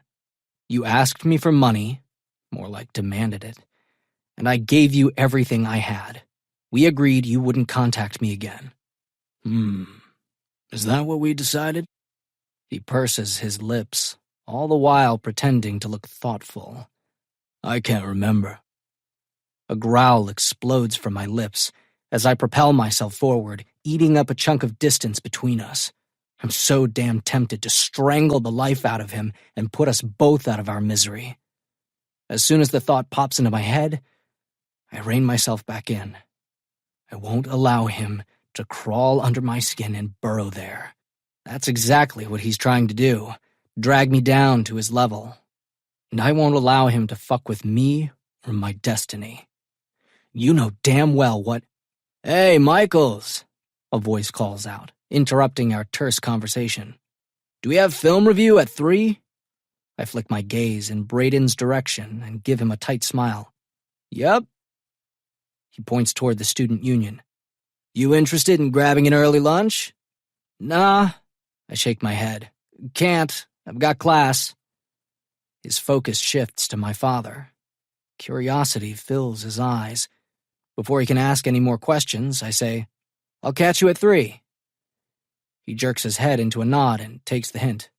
Yep, later. Relief escapes from my lungs as he leaves. People continue to walk past and stare. A few girls giggle and wave when I catch their gaze. I really need to take this conversation someplace a little less public. Not sure why you would tie yourself down when the pussy is so plentiful around here, my father says with a leer as he watches the girls walk away. God damn, son. You must be drowning in it. Makes me realize how much we've done for you. My jaw drops to the ground. Is he fucking delusional? Rage claws at my insides, searching for an escape. I told you before, I mutter, not wanting to be overheard. I don't have anything else to give. Well, he jerks his shoulders and raises his hands as if it can't be helped. That's gonna be a problem. He pulls off his ball cap and scratches his head. Who would have thought everything would be so damn expensive? $1,000 doesn't stretch nearly as far as it used to. I'm going to need a little extra to help me get on my feet. There's nothing more I can do. He purses his lips and glances around the tree-lined campus. You got a nice setup going here. His hardened gaze flicks to me. I would hate for anything to ruin it. I gulp down the rising nausea before it has a chance to explode from my lips. It might be a vague threat, but it's one to take seriously. He doesn't care about making problems for me. He's always been a selfish bastard. Clearly, nothing has changed in that regard. I'm cash-strapped, I repeat. If I give him anything more from my savings, I don't know how I'll support myself for the rest of the academic year. I still need to eat and pay rent. Now that I'm no longer living in the dorms, scholarship money doesn't cover off-campus housing. Although, with the number of guys I share a place with, it's cheaper than the student residence halls. Maybe you can get a loan. It's not like you won't be making millions next year. You're a good investment. His eyes light up, warming to the idea. In fact, I got a couple of associates who would loan you some money at a fair price. Loan sharks. He wants me to take money from guys he got in the hole with. There's no damn way I can get involved with people like that. Well, you better figure it out. I'm almost out of cash, and your mother doesn't bring in much. Maybe you're the one who needs to get a job. The bitterness shoots from my mouth before I can think better of it. He would much rather sit on his ass and take money from his wife and kid than actually do something to change his situation. I wish he would get the hell out of our lives and leave us alone once and for all. But he won't. As long as he sees a way to squeeze us for money, he'll stick around. I see it in his eyes. And right now, I'm a cash cow for him. Anger snaps in his dull blue eyes as he straightens. What? You too good to help out your old man? After everything I've done for you? Done for me? What a joke. The best thing he ever did was get sent to prison. Too fucking bad he couldn't have stayed locked up behind bars where he belongs. And now he's back to ruin my life. When I remain silent, lost in those depressing thoughts, he steps toward me and smacks my shoulder. Get me a couple of $100 by the end of the week. That should hold me over for the time being. But you're gonna have to figure something out, kid. Maybe talk to that fancy agent you got and see if he can slip you something. Then he says what I've been dreading, but know deep in my soul is the truth. I ain't going away. He's right about that. He'll never go away. He'll continue to suck off me until I die. For the first time in a decade, I feel hopelessness rush through me, filling up every space inside as it threatens to suck me under. Chapter 35. Rowan.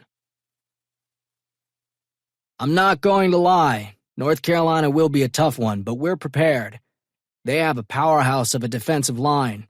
As long as our guys give you a pocket to do your thing, we'll be good. Coach's voice barely penetrates the thick haze clouding my thoughts. I startle when he jumps to his feet before clapping his hands and pointing to his daughter on the field. Way to go, honey! Keep up the pressure! I follow suit and refocus my attention on the game. Demi is in her zone today, kicking ass and taking names. If there's action on the field, she's involved in it. There's only been a handful of times when she's come out for a break, and that was to guzzle down water before her coach sent her right back in.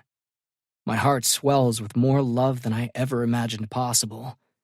As soon as that realization enters my mind, my breath hitches, and everything inside me goes eerily silent.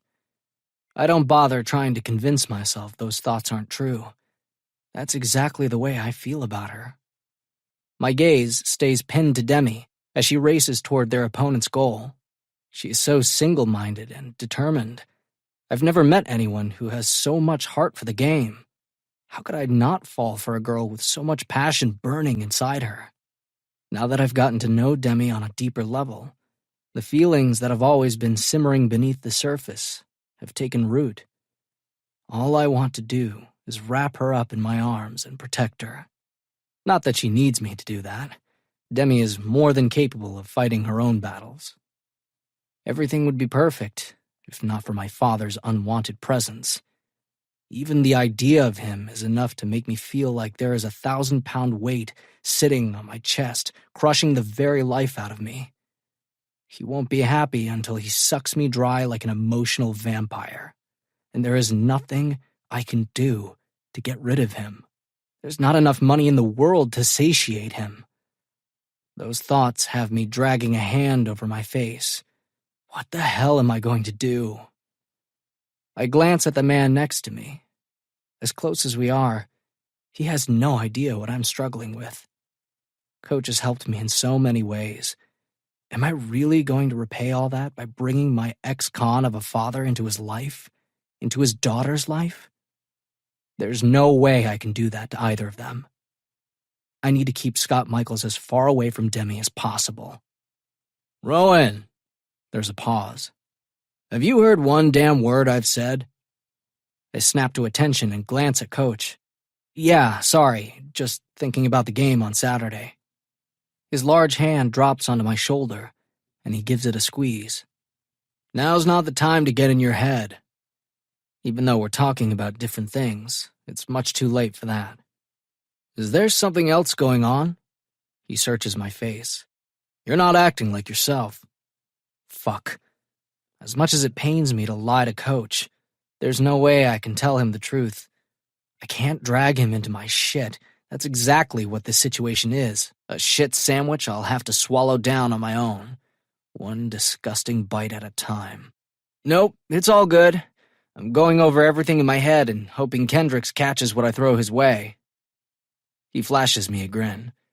You two are solid this season. No reason to think it won't continue. He's right. Raiden and I are in the zone. It's like he can't not catch what I throw. We've totally gelled on the field. He seems to move into position before the ball explodes from my hand. I'm going to miss him next year. I glance at the man beside me. Out of everyone on the team, he's the one I'll miss most. Nick Richards has been like a father to me since he strode into my life the summer before 9th grade. There's no way I would be where I am today without his guiding hand. Unbeknownst to him, he stepped in and filled the gaping hole my father never could. He's always led by example, demonstrating how to be a man. He's taught me invaluable life lessons along the way, ones that I will carry with me forever. How do you repay the one person who has altered the course of your life and made you a better human being? I'll tell you what you don't do. You sure as shit don't bring your deadbeat father around him or his daughter. The air held captive in my lungs burns as I release it back into the world and watch Demi race up the field before scoring her third goal of the game. The girl is unstoppable. She's a force of nature to be reckoned with. The two of us jump to our feet and clap our hands. He sticks his fingers between his lips and lets out a loud whistle. A few other spectators blow air horns. Sure, women's soccer doesn't bring in the same kind of fanatic crowd that football does, but there are still a good number of fans filling the soccer arena. We sit in silence for a few minutes, watching the fast-paced action on the field, before Coach says, I think she has a damn good chance of getting picked up by the NWSL. A few scouts have contacted her, expressing interest. That would be amazing for Demi. She's talked about playing professional soccer, but I also know that she's not pinning her hopes on it either. She has a backup plan in mind. My girl is so damn smart. She's as talented as she is beautiful. Demi Richards is the total package, the girl of my dreams. Which is exactly why I won't be the one who stands in her way. I won't allow my past to alter her future. My heart lurches as the realization of what I need to do sinks inside me like a boulder. I spent all these years trying to get close to Demi, and now that she's mine, I have to let her go. She deserves the best, and I'm not it. When the buzzer sounds, signaling the end of the game, I blink back to the present. The Wildcats have pulled off their third win in a row. This was the most challenging team they've taken on this season. A few players surround Demi, hugging her before they line up and congratulate the other team on a good game. Demi's gaze seeks mine out in the crowd of spectators before she flashes me a grin. That one smile is enough to have everything stilling inside me. How the hell am I going to cut this girl loose? Not only will I break her heart, I'll shatter my own in the process. Chapter 36. Demi. Tonight's the night. I'm going to tell Rowan what's in my heart. The feelings that have taken root inside me have come on so hard and fast, it's almost enough to make my head spin. In the beginning, I held them in because I wanted to be sure they were real. Over the last couple of weeks, they've managed to multiply, growing out of control and intensifying rapidly. Now that I've come to terms with my own emotions, I don't see a reason to hold them inside any longer. I want Rowan to know how much he means to me. This is a massive step. I've never told anyone other than my parents that I love them. It's as thrilling as it is scary. The plan for tonight is to meet up at a party. The Wildcats won this afternoon's football game, and everyone will be out celebrating like their lives depend on it. It's kind of cool that we both won our respective games this week. How often does something like that happen? Adding to the celebratory mood is Rowan's statistics grade. It's sitting at a solid B. He's worked so hard to get it there. We both deserve to relax and have some fun tonight. There's a light knock against my bedroom door. Before I can call out a response, Sydney pushes it open and pokes her head inside. Her gaze roves over me as I hold out my arms and do a little twirl. What do you think? That you look hot and you'll definitely be getting laid this evening. My lips quirk as a gurgle of laughter breaks loose. I certainly hope so. I haven't been able to spend much time with Rowan this week. We've both been busy, and I've noticed that he's been a little preoccupied. Now that today's game is won, I think he'll loosen up. If not, I'll have to get him there. And I know exactly how to do that. Sydney grins and takes another step inside the room. I wasn't kidding, girl. You look seriously hot. She raises a brow. Special occasion? A flutter of nerves wing their way to life inside the pit of my belly. I chew my lower lip before shrugging. Just want to look nice. Mission accomplished. Rowan won't be able to keep his hands off you. That would happen regardless, but this sexy little skirt and cleavage-bearing top should clinch the deal. I glance at the mirror and scrutinize my reflection before turning one way and then the other to get a better look at my ass. I've never felt so far out of my comfort zone. I'm almost tempted to tear the clothing from my body and throw on a comfy sweater and a pair of well-worn jeans.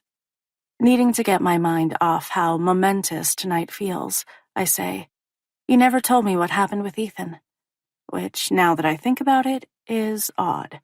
Usually, Sydney gives me a blow-by-blow of their relationship status.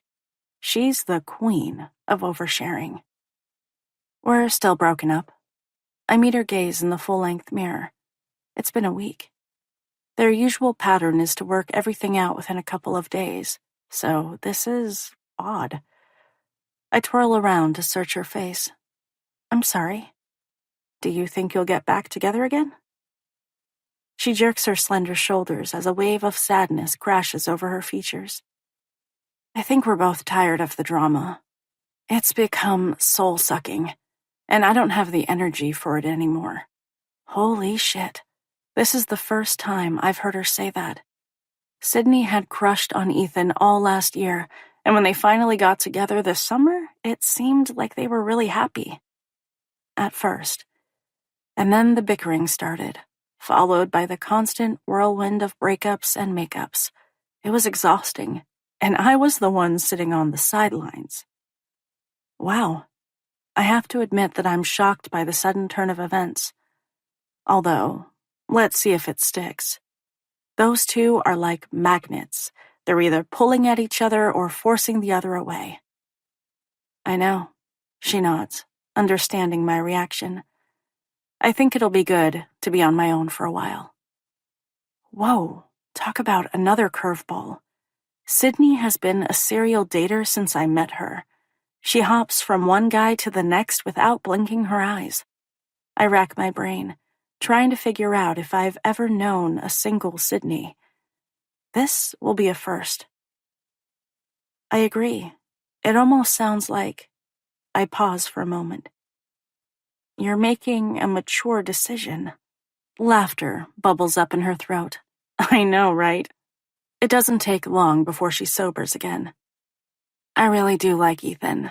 Her voice trails off, and her brow furrows, as if she's trying to work out a complicated math equation in her head. But I prompt when she remains silent. She blinks, and her gaze refocuses on me. I don't think we're very good together. That is the understatement of the year. And the thing is, they're great people on their own, just not as a couple. For reasons I don't understand, they bring out the worst in each other. With any luck, the breakup will stick this time. I really am sorry. Even when you're the one making the decision to walk away, the demise of a relationship is still painful. Are you sure about going out tonight? We could always chill here, rent a few movies, order pizza, and dive headfirst into cartons of chocolate ice cream. You know, all the things that are supposed to help you move on. She snorts before shaking her head. No, I need to get out and get my mind off of it. If I sit at home, all I'll do is mope and eat. It'll turn into an ugly cycle. She pats her behind. My ass can't take that. Please, I roll my eyes. Your ass is amazing. She waves a hand in my direction. Plus, you're dressed to slay. There's no way in hell we're wasting that.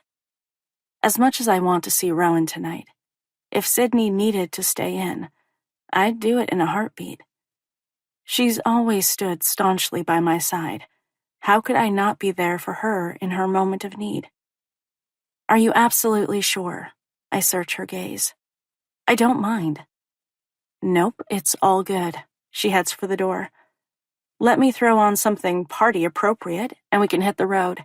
I'm sure Rowan has already texted you half a dozen times, wondering where you're at. My brows draw together as I glance at my cell on the nightstand. It's been strangely silent for the last couple of hours. No chirping or dinging to speak of.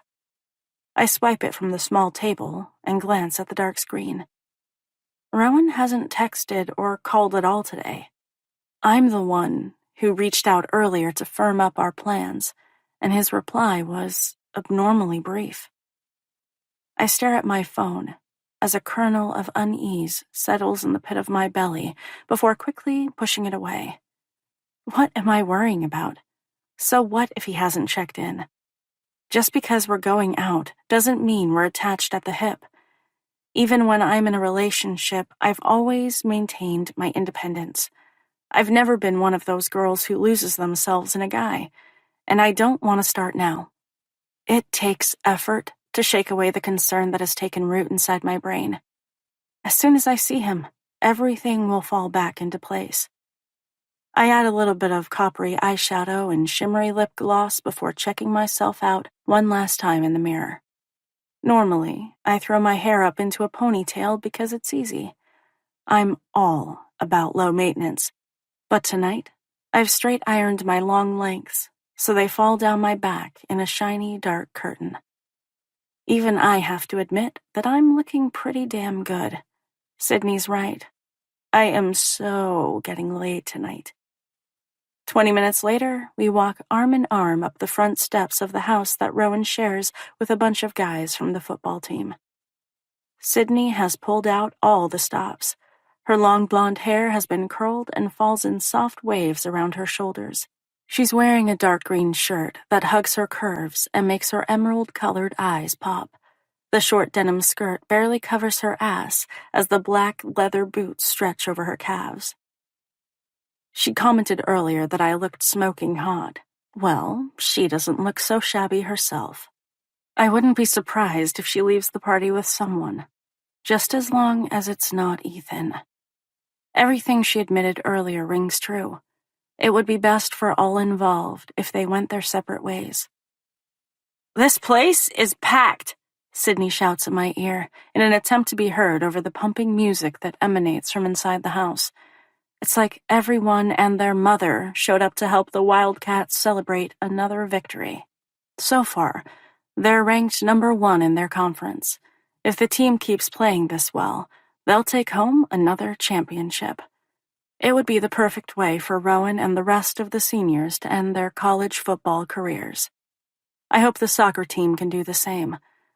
Unlike Rowan, I have no idea if I'll go on to play professional sports.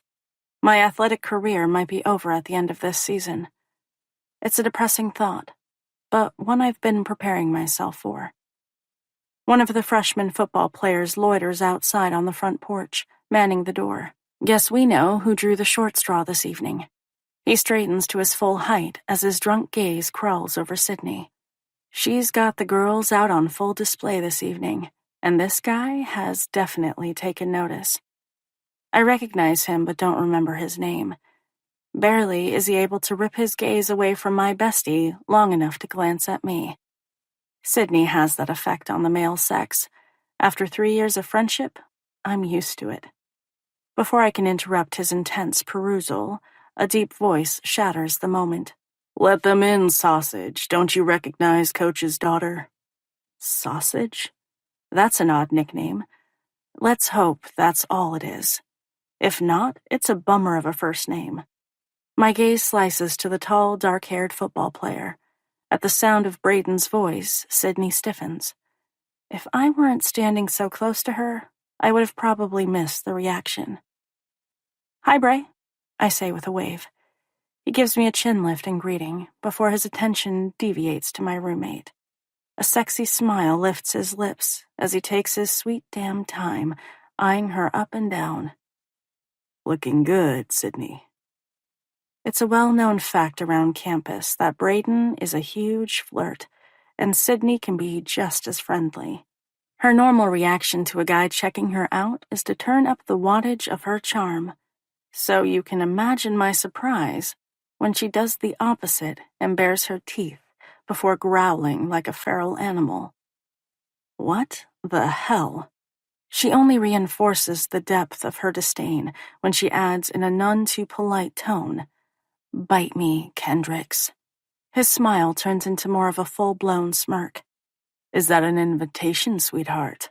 I think we both know that I'd like to do more than bite. He takes his gaze off her long enough to glance around. Where's the boyfriend? He'll be here shortly, she snaps. Now go away. My wide gaze bounces between them as I try to figure out what's going on. There's a strange combustible energy sizzling in the air.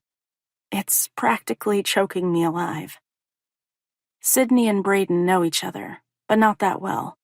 Certainly not well enough for Sydney to want to rip his throat out, which is exactly how she looks at the moment. He ignores the last comment and focuses on the first. That's too bad. With a snort, she attempts to push past him, but Braden has other ideas.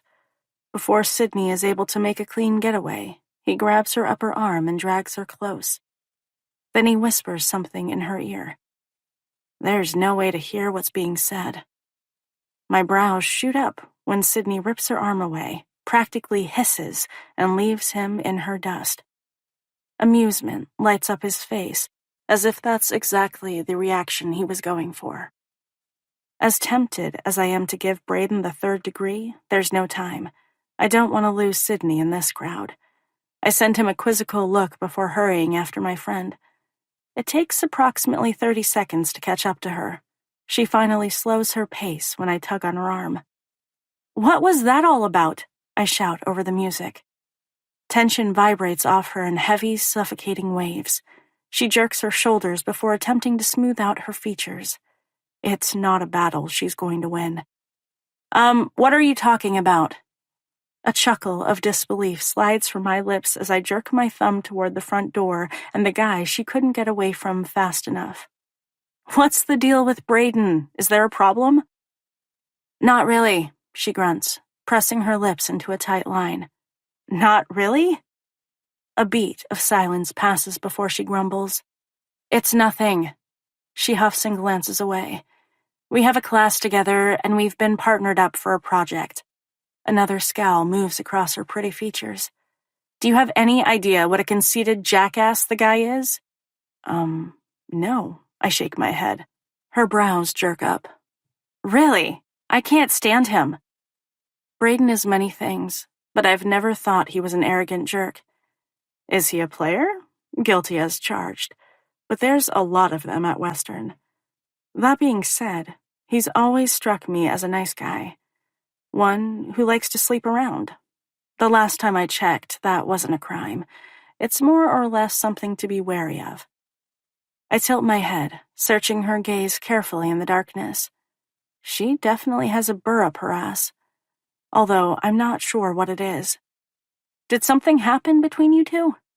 Guilt flickers across her face before it vanishes, making me wonder if I glimpsed it in the first place. Of course not. Strangely enough, I don't believe her. But then again, Sydney has never lied to me. She's always been an open book about what's going on in her life. Sometimes a little too open. Before I can come at her with any more questions, she points toward the living room. I think I see your man. Rowan? A fresh burst of nerves explodes inside me, and just like that, I forget all about the weird interaction with Braden. This is it. It's do or die time. I follow behind her as she blazes a trail through clumps of people before grinding to an abrupt halt. Unprepared for the sudden stop, I slam into Sydney's back. She stumbles forward a couple of steps before swinging around. There's a grimness to her expression that catches me off guard. Let's detour to the kitchen and grab a couple of drinks first. What? Confusion spirals through me at the abrupt change in plans. I thought you spotted Rowan. Her gaze darts around before flitting toward me again. Drinks first, then we'll find him. Sydney has always been something of a wild card, but this behavior doesn't quite fit the pattern. The unease I'd felt earlier this evening slams back into me full force. What's going on? I try to peek around her, but she quickly shifts to block my line of sight. What the hell? Trust me, all right? Her voice rises. Let's grab a drink instead. Wait a minute. Is Sydney trying to prevent me from seeing something in the living room? Why would she do that? Only one reason comes to mind. I need to see if my suspicions are correct. I fake a move to the left. When she attempts to sidestep me, I lunge to the right. The moment Sydney is no longer shielding my view, my gaze lands on him. Or maybe I should say them. All of the oxygen gets sucked from the room as paralysis sets in. My feet freeze to the floor, rendering me incapable of movement. A tentative hand lands on my shoulder. Demi. I blink away the shock and wait for the image to shimmer and disappear as if it's a figment of my imagination. But it remains solid. My heartbeat thunders in my ears, drowning out the loud music as I try to make sense of the scene unfolding in front of me. There's no mistaking Annika. Her body is pressed against Rowan. Her head is tipped back, a cascade of auburn-colored hair falling down her back as she grins up at him. What bothers me most is the way he's smiling at her. His arm is wrapped loosely around her body. He's certainly not making any attempt to push her away. In fact, he looks to be enjoying the attention. I don't understand. It feels like my lungs will burst when he glances over and our gazes collide. I expect the easygoing smile he always flashes at me to cross his expression. Something that will tell me I've jumped to the wrong conclusion and this isn't what it looks like. But his face never transforms. It remains strangely devoid of emotion. You need to talk to him and figure out what the hell he's doing with that viper. Anger bleeds through every whipped-out word. A gurgle of laughter rises in my throat. Talk to him? There's no way in hell I'm going to stomp over there and get into a wicked fight with a captive audience watching. Especially when the girl he's with is none other than my nemesis. He's well aware of the problems we've had. Clearly, there's nothing for us to talk about. The fact that he's staring at me, making no attempt to untangle himself from her, speaks volumes. Decision made. I straighten my shoulders and spin around before stalking toward the front door. The beginning of this relationship caught me by surprise and turned my world upside down. It seems like the end, unfortunately, has done very much the same. Chapter 37. Rowan. As soon as Demi disappears through the crowd, I push Annika away. I've never felt so sick to my stomach. Every instinct is screaming at me to run after the only girl I've ever cared about and apologize for causing her even an ounce of pain. That had never been my intention. all right, so maybe it was. What's become clear over the last couple of days is that I needed a clean break from Demi. If our relationship had lingered even for a day or two, there was the distinct possibility I wouldn't have been able to go through with the breakup. I couldn't allow that to happen. There's no way I could permit Demi to get sucked into my bullshit. I'd assumed that once my father had been sent to prison, I would be free of him. But that hasn't turned out to be the case. He'll continue to suck off me like a leech, and nothing short of death will ever get rid of him. He soils and destroys everything he comes in contact with. I only have to look at my mom to see the truth of that. I don't want him anywhere near Demi. In the end, cutting her loose was the only way to protect her, no matter how much pain it causes me. She might not realize it now, but I'm doing her a massive favor. Hey. Annika stares up at me with lust-filled eyes. I thought we were going to hook up. Thankfully, she has no idea Demi saw us together. I'm sure this girl would only use it as another way to inflict pain on her teammate. Sorry, not tonight. Or, more than likely, ever. Her smile turns seductive, as if she's used to getting what she wants from the opposite sex. Are you sure about that? When she reaches out to trail her fingers over my chest, she's yanked away. Ow! The redhead howls as Sydney buries one hand in her hair, dragging her back a few steps. Get off me! The blonde gives a vicious shake. Someone needs to put you in your place, and if Demi won't do it, then I sure as hell will. Annika winces, her lips twisting into a snarl as she tries to free herself. Let me go, you crazy bitch! Oh, you have no idea how crazy I can be, but you're about to find out. You should know better. You mess with my girl, you mess with me. As I consider jumping between them, arms wrap around Sydney from behind. The blonde struggles, attempting to fight her way free. Annika screams again as her head is jerked one way and then another. Brayden whispers something in Sydney's ear before her body goes limp, and she reluctantly releases the other girl. You fucking psycho! With a glare, Annika lurches a few steps before righting herself. One hand goes to the back of her head to gingerly rub at the spot. I think you pulled some of my hair out. Her lips curl. You're as talentless as your stupid friend. The insult renews Sydney's fight.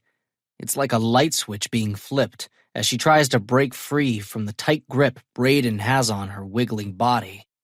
Get the hell out of here, Brayden barks to Annika. Before I let her loose, I doubt that's something you want to happen. Annika's eyes widen before narrowing. Without another word, she swings away, shoving through the crowd. If she's got any brains whatsoever, she'll leave the party. My gaze slides to Sydney with renewed appreciation. That girl is definitely a fighter. I'm not going to lie, I'm kind of frightened. I glance at Brayden, who still has Sydney held captive in his arms. You can let go now, she growls, attempting another escape. You sure about that, killer? Brayden asks with a grin. He doesn't seem to be in any hurry to turn her loose. A moment later, Sydney drives her elbow into his ribs, and he releases her with a grunt. Fine, he chuckles. Have it your way.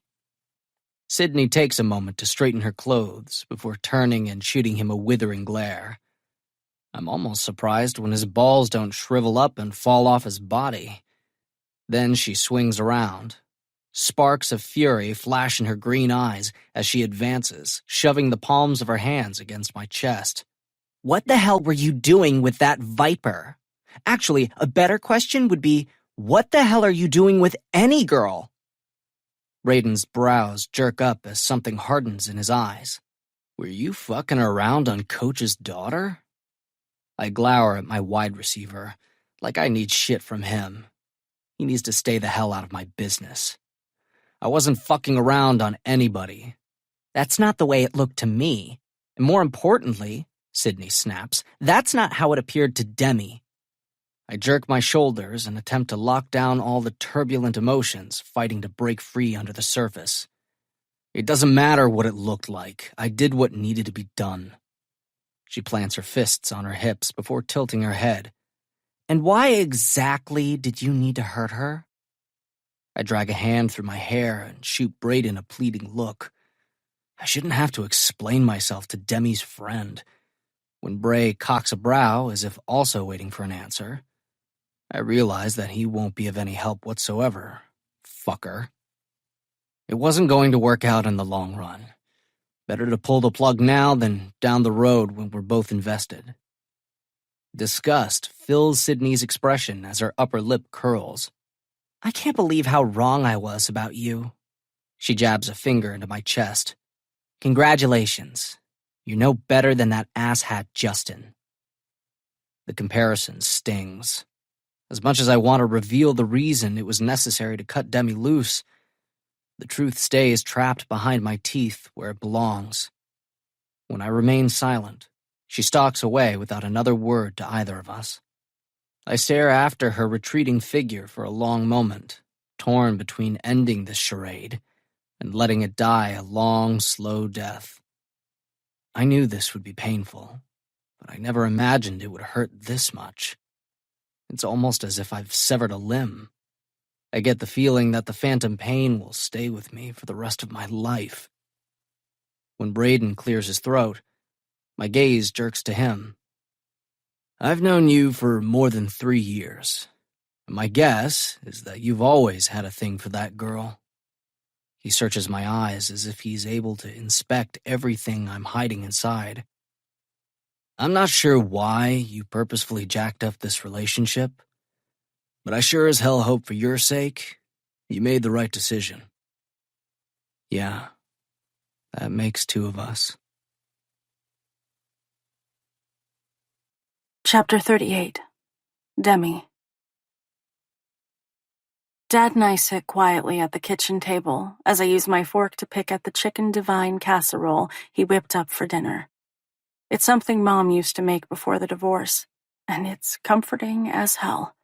Right now, I need as much solace as possible. After 5 full minutes of silence, Dad clears his throat. So, anything new going on?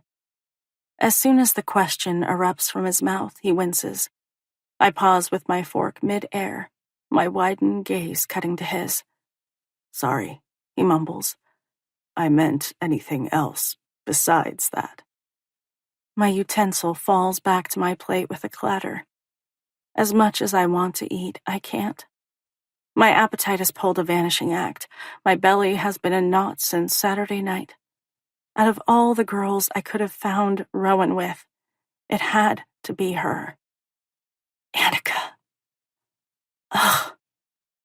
Honestly, this is the kind of behavior I've come to expect from her. The girl has turned out to be a real supervillain.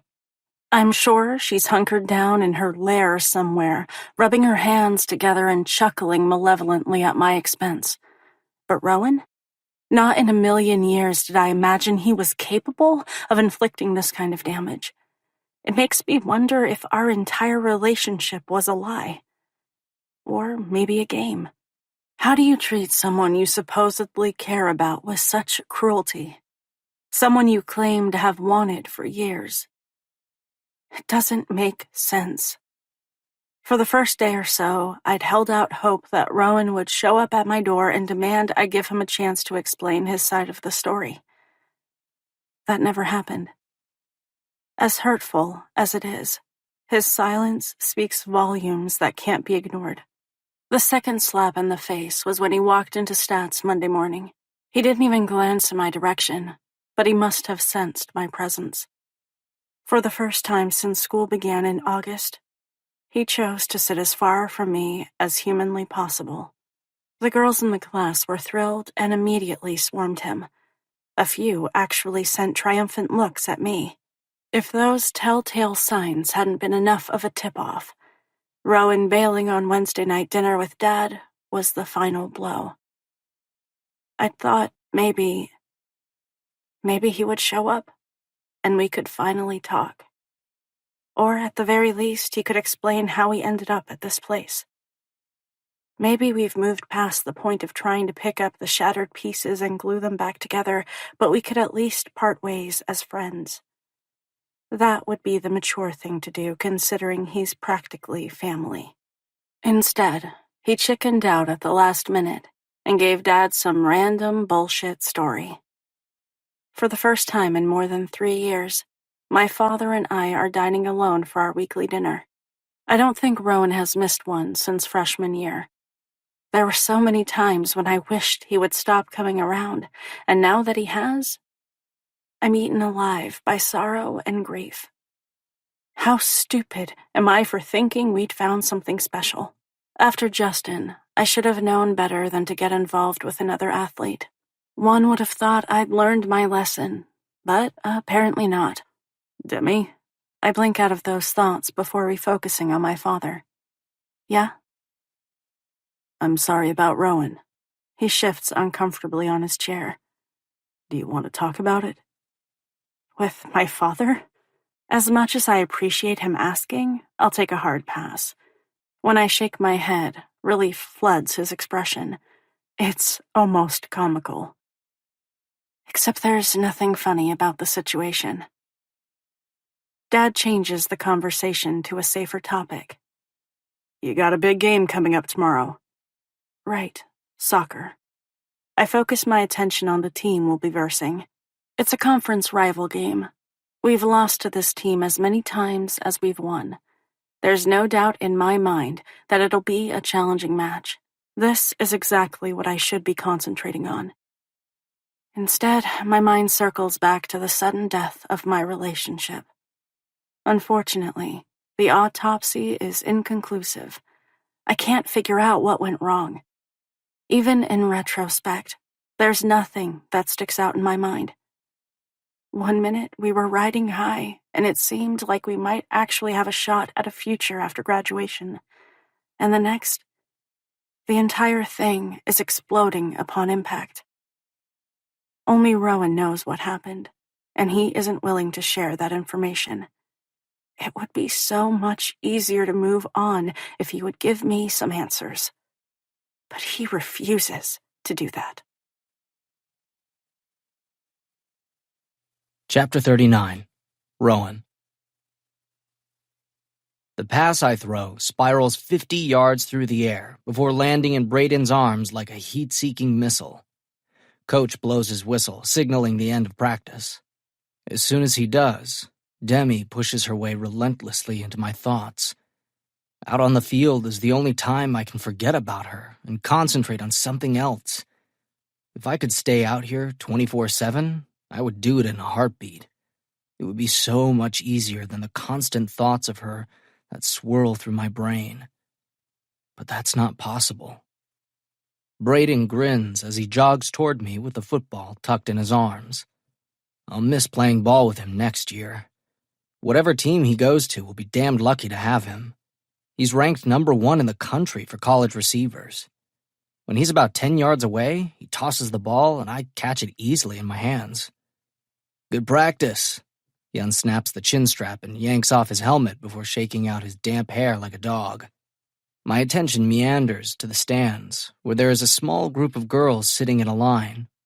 As soon as Braden glances their way, they wave frantically. He grins and returns the gesture with a little more subtlety.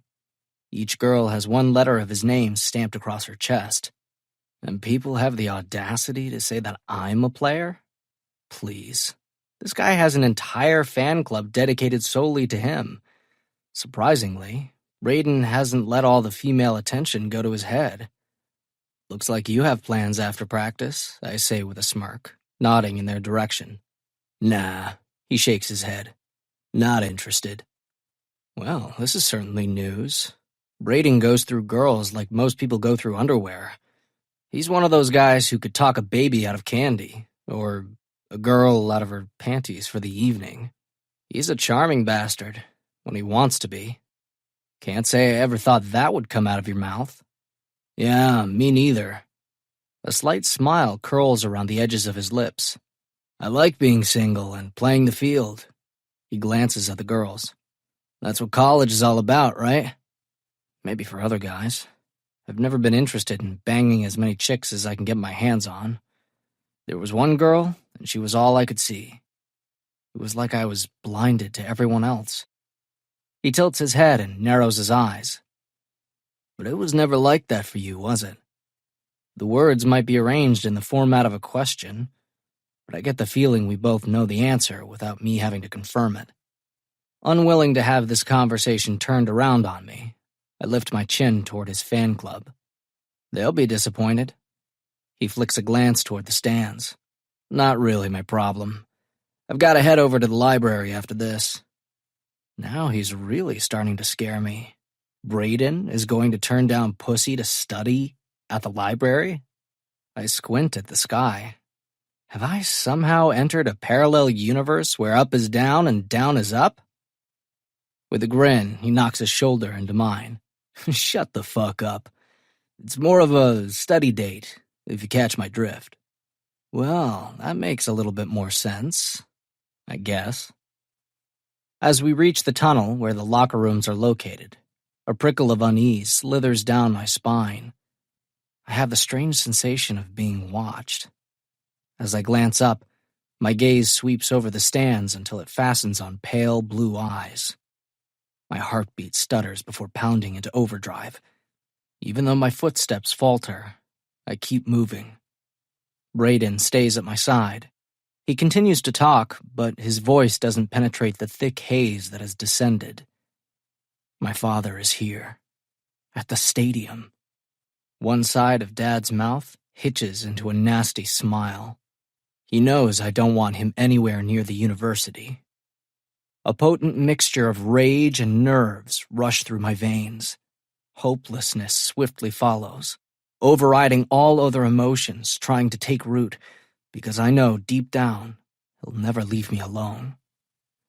I'll admit, I've been having second thoughts about pushing Demi away, but seeing him here only reconfirms that I made the right decision. There is no way I could saddle her with my past. It's like having a fucking anchor shackled around my neck. No matter how much I fight against the constriction, it'll eventually drag me to the bottom of the ocean.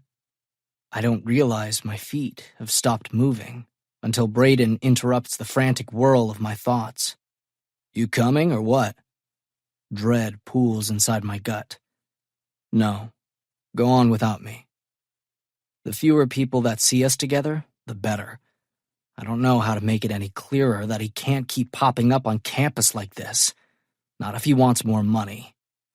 Braden jerks his shoulders. Okay, man. Catch you in a few. Yup. I blow out a steady breath as he takes off, thankfully disappearing inside the tunnel. A couple of the other guys jog past. Once the turf has been emptied, I glare at my father, who has made his way down to the field. When I remain silent, he grins, opening his arms wide. Mighty fine place you got here. He glances around the stadium as if casing the joint, like this is my personal space and he's trying to come up with a way to rob me blind. I clench my hands at my sides in an effort to resist the urge to wrap them around his throat and squeeze. What do you want? As if I didn't already know.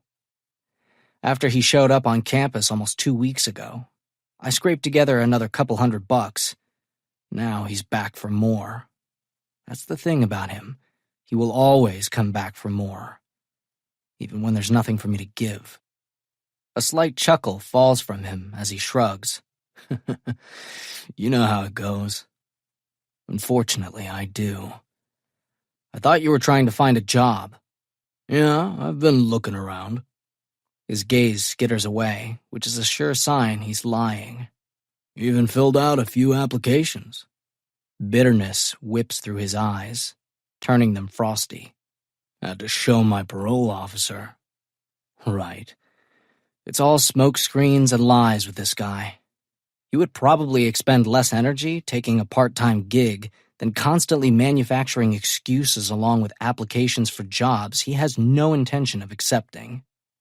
One quick glance around tells me that we're alone, but still, I step closer and lower my voice.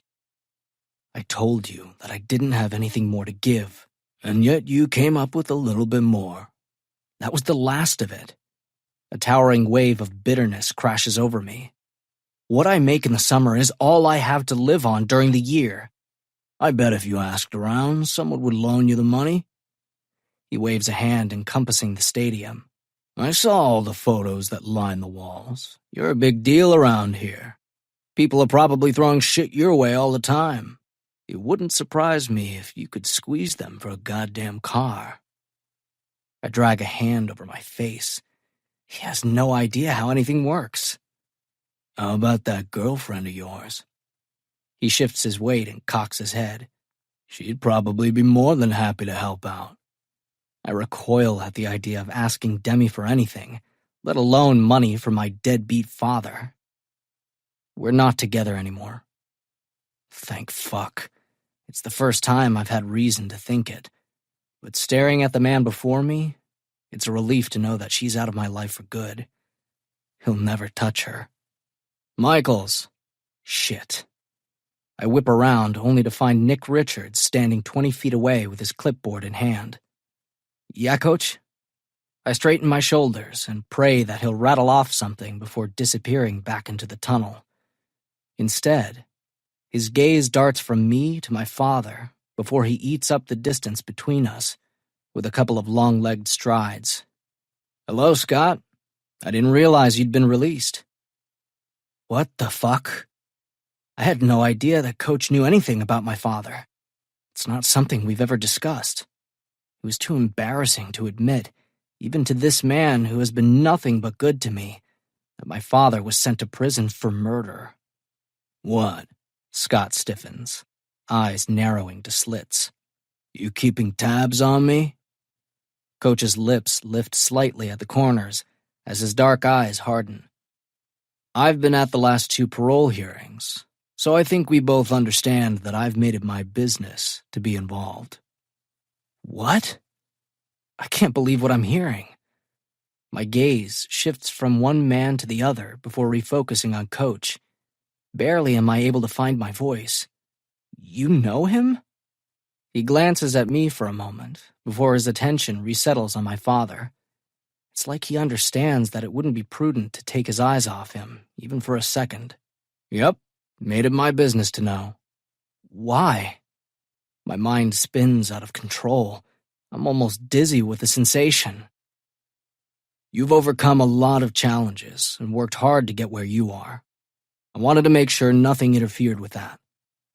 Nick Richards levels a hard look at my father, and it becomes clear that what he didn't want interfering in my life was this man. I spent the last decade rotting in prison, my dad hisses, as if answering the silent accusation in the other man's eyes. Don't you think I've paid my debt to society? That's not my decision to make. Coach shrugs and steps closer to me before settling a hand on my shoulder. The heavy weight of it anchors me to the earth, leaving me to feel less vulnerable. It's the first time in my dad's presence that I've been able to suck in a full breath of air. Why are you here, Scott? My dad's lips thin before he bites out a response. I wanted to see my son. It's been a long time. The ungrateful little shit didn't visit me once while I was in prison.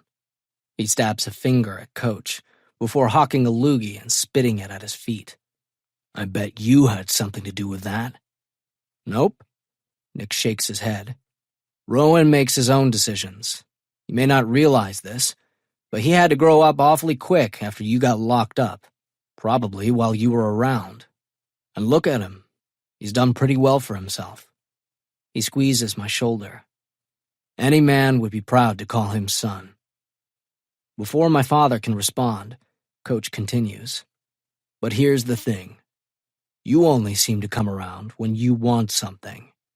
And I'm guessing that what you want right now is money. I won't put Rowan on the spot by asking him. All I'll say is this. If you truly want to build a relationship with this young man, then you need to make some positive changes in your life. And let him come to you when he's ready. Maybe that won't ever happen. What I do know is that you need to stop coming around campus and harassing him. My father takes a menacing step in our direction. His hands tighten into fists. "That's not what I'm doing, isn't it?" Coach raises a brow. Instead of being intimidated, the guy is calm, cool, and collected. "You're a grown man. If you're intent on turning your situation around, you need to prove that to Rowan by standing on your own 2 feet instead of looking to your 21-year-old son for handouts. Now, if you're ready to make those changes, I would be more than happy to steer you in the right direction as far as jobs go." "I don't need any charity from the likes of you," Dad snarls. "Suit yourself," Coach says, as if it doesn't make a difference to him one way or the other. "But I think this conversation is over and it's time for you to leave."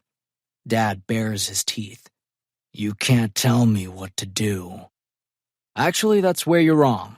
You step foot on university property again, I'll call the campus police and tell them that you've been harassing one of my players. Then I'll personally call your parole officer and fill him in on what's been going on."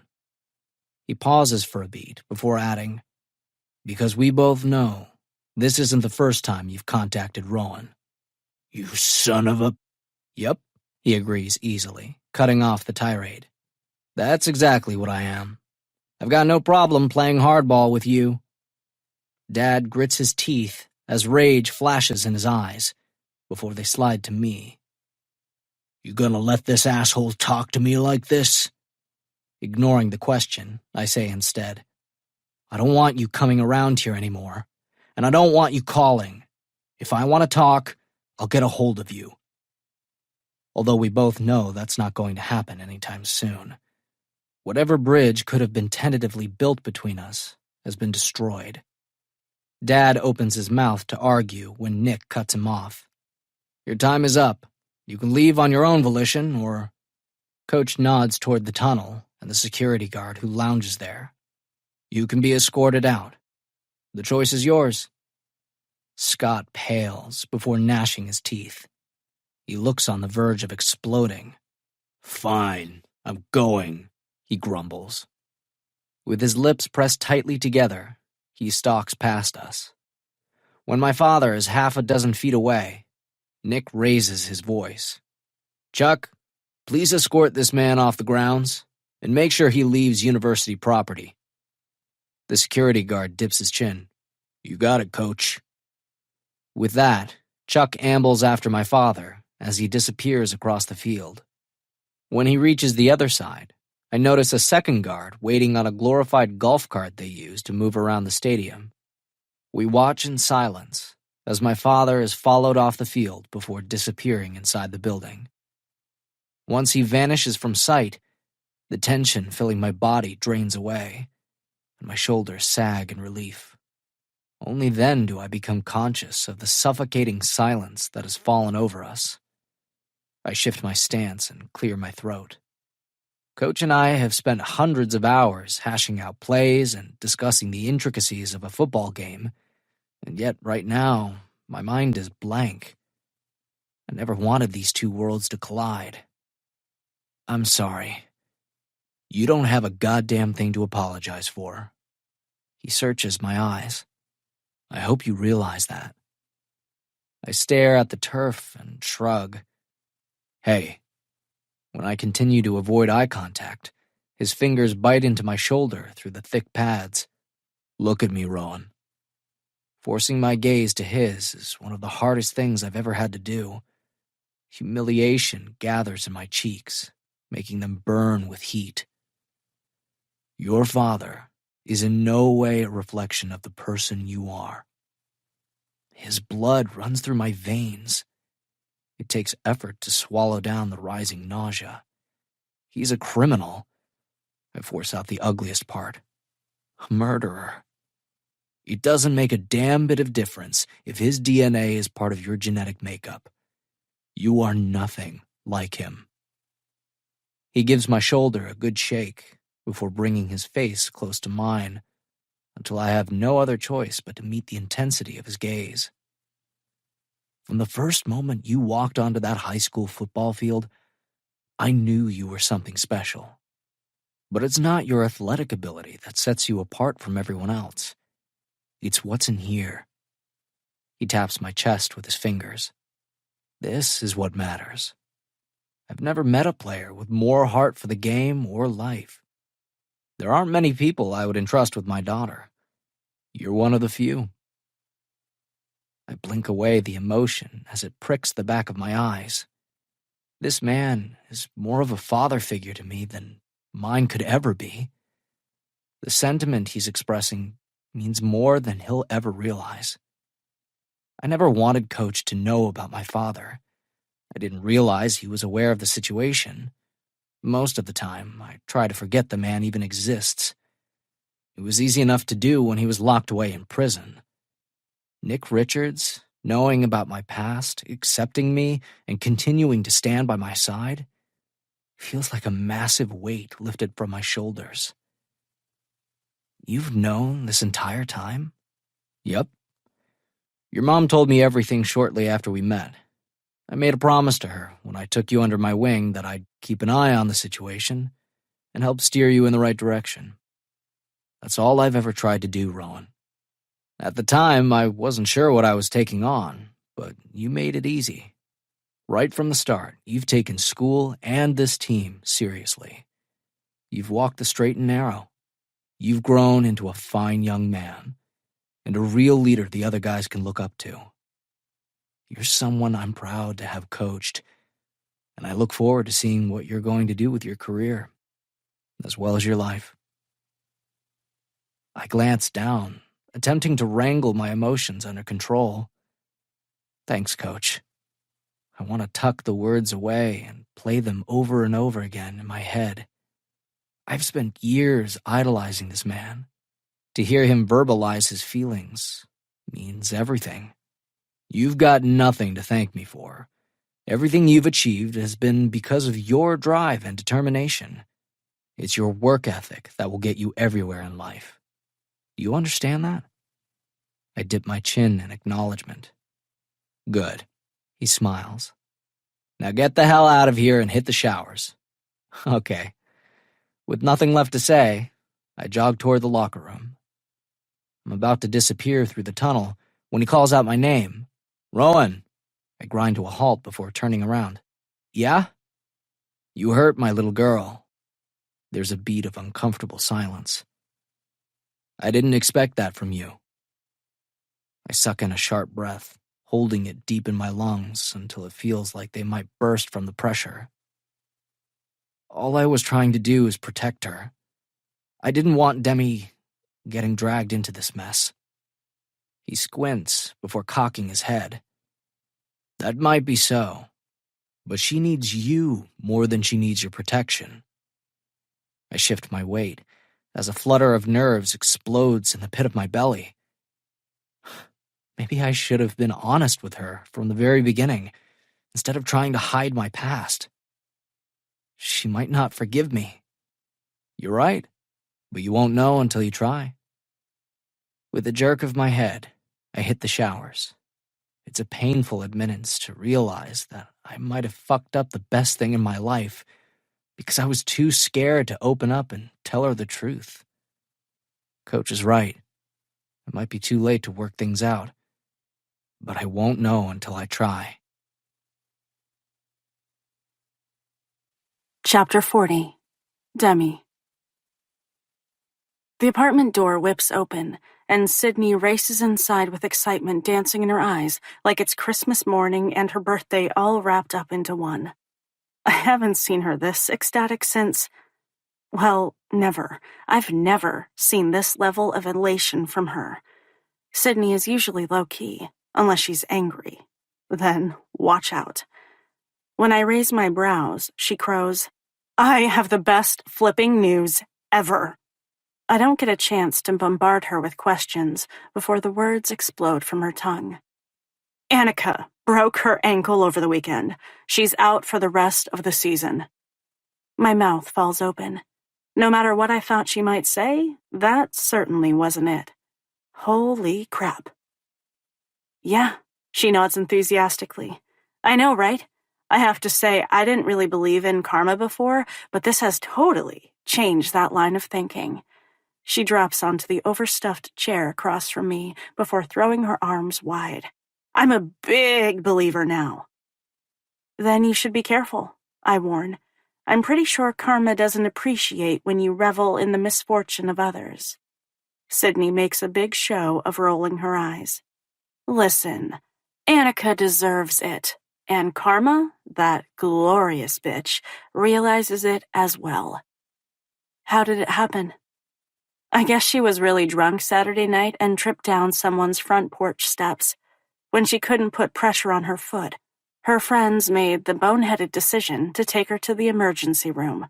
She turns gleeful, kind of like the Grinch anticipating Whoville's disappointment on Christmas morning. Get this. Not only did she break her ankle, she also got a drinking ticket too, and now has to face sanctions from both coach and the university. Triple whammy. With a pause, she counts out something on her fingers, more like quadruple whammy. My eyes widen. That's terrible. No, she's terrible. And you, she stabs a finger in my direction, of all people should know it. With a shrug, I glance away. Yeah, Annika has turned out to be a real pain in my ass, but that doesn't mean I wish her any ill will. Fine, maybe a teeny tiny shred of it, but it sounds like she got the mother load in one fell swoop. You know, Sydney says, breaking into the chaotic whirl of my thoughts. She caused a lot of friction with the team. It's like she thrived on it. That's true. Annika did seem to enjoy the discord. Most people understand that a team can't succeed unless they band together to achieve a collective goal. Does that necessarily mean every player's personality will mesh? Of course not. Guess that wasn't a lesson that Annika learned early in life like the rest of us. With her out for the rest of the season, maybe we can get the team gelling again. If there's anything good that comes out of the situation, it's that we pull the younger girls back into the fold and get them to buy into the idea of working together to bring home a championship. At this point, it's not too late to turn things around. I think that's what we all want. Now that Sydney has shared the good tidings, she huffs and rises to her feet. All right, I've got to head over to the library for a couple of hours. I perk up. Want some company? I'm not busy. I can come with you. It would probably be a good idea to get out of the apartment for a little bit. It's been more than a week since the breakup, and I'm still all sad bastard. Even I'm tired of being around myself. I wish you could. A scowl twists her pretty face. Unfortunately, I'm meeting up with Braden to work on that stupid project. Oh. Their strange interaction pops into my head. I've been so focused on my own situation that I almost forgot about her run-in with Braden. He's a nice guy. I'm surprised you have such a problem with him. She straightens to her full height and stares at me like I've grown a horn on my head. How can you even say that? I don't know. I've never had an issue with the handsome wide receiver. He's always treated me like a little sister. Out of all the guys on the team, he's probably the one I trust most. Clearly, Sydney feels differently, which is strange. As far as I know, nothing has ever happened between them to bring out such animosity in her. Most girls would be thrilled to be partnered up with him. A haughty look enters her eyes as she sniffs. Well, I'm not most girls. True that. I'll be honest, after we ran into him at the party, I kind of wondered if there might be a little something going on between you two. You had that whole I hate you, but I secretly want to sleep with you vibe going on. Although now that I think about it, Braden wasn't acting that way. He was needling her, trying his best to solicit a reaction, kind of like an elementary school boy would do to a girl he liked.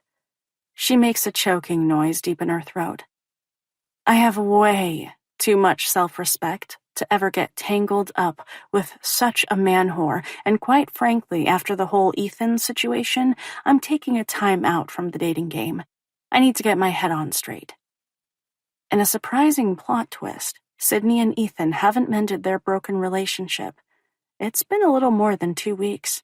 This is the longest they've ever gone without getting back together again. That's probably a smart decision.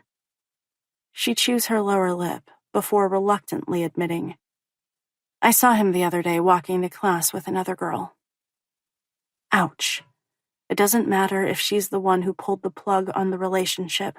Seeing your ex with another person still stings. I'm sorry, Sid, I say gently. Are you okay? Do you want to talk about it? Sadness flashes in her eyes as she shakes her head. No, the thing is, it hurt to see him, but not nearly as much as I assumed it would. It didn't make me want to call him up and get back together again. She pauses, as if thinking about what she's admitted, before her gaze refocuses on me. That's gotta mean something, right? I think it means you made the right decision where Ethan is concerned. Yeah. A small sigh escapes from her. I think you're probably right. For a while, we were really good together. And then we weren't. Now that I'm looking back, I think we hung on for too long. We should have broken up a while ago. She jerks her shoulders as if unsure what the correct answer is. But it was comfortable, you know? It was easy. Easy? That's not the term I would use to describe their relationship. When I give her a get the hell out of town look, her lips twitch, and a few chuckles escape. All right, maybe not easy, but you know what I mean. No matter what, Ethan's a good guy, and I always knew what to expect from him. He's definitely a good guy, I agree. Just not for me. She tacks on, almost regretfully. I nod, understanding the mix of emotions she's experiencing. The plan is to focus on school and soccer for the time being. The last thing I need is a man fucking up the works. Sounds smart. We can do it together. The celibate sisters, she adds with a grin. I like it. We'll get t-shirts. Sydney slips her phone out of her pocket and glances at it before the lightheartedness she'd managed to find drains away. All right, I've got to go meet up with WU's very own man whore. See you later. I call after her as she grabs her bag and heads to the door. Try not to kill him. I'm not making any promises, she shouts before disappearing into the hallway. Less than a minute later, there's a knock. I jump from the couch and pad into the tiny entryway before opening the door. Back already? What did you... My voice dies a quick death when I realize it's not my roommate. Instead, I find Rowan standing on the other side of the threshold. The sight of him has me hugging the doorframe a little closer to my body. Hi. He shoves his hands into the pockets of his khakis. There's a ball cap pulled low over his eyes, and even though there's a definite chill to the air, he's wearing a black t-shirt that hugs his biceps. In other words, he looks amazing. The magnetic attraction that always hums beneath the surface when we're together explodes to life with a vengeance. It's so tempting to reach out and pull him to me. Instead of giving in to the urge, I squeeze the door a little harder. Hey. My heart slams painfully against my ribcage. I've seen him in class and caught glimpses of him around campus, but we haven't been this close in a while.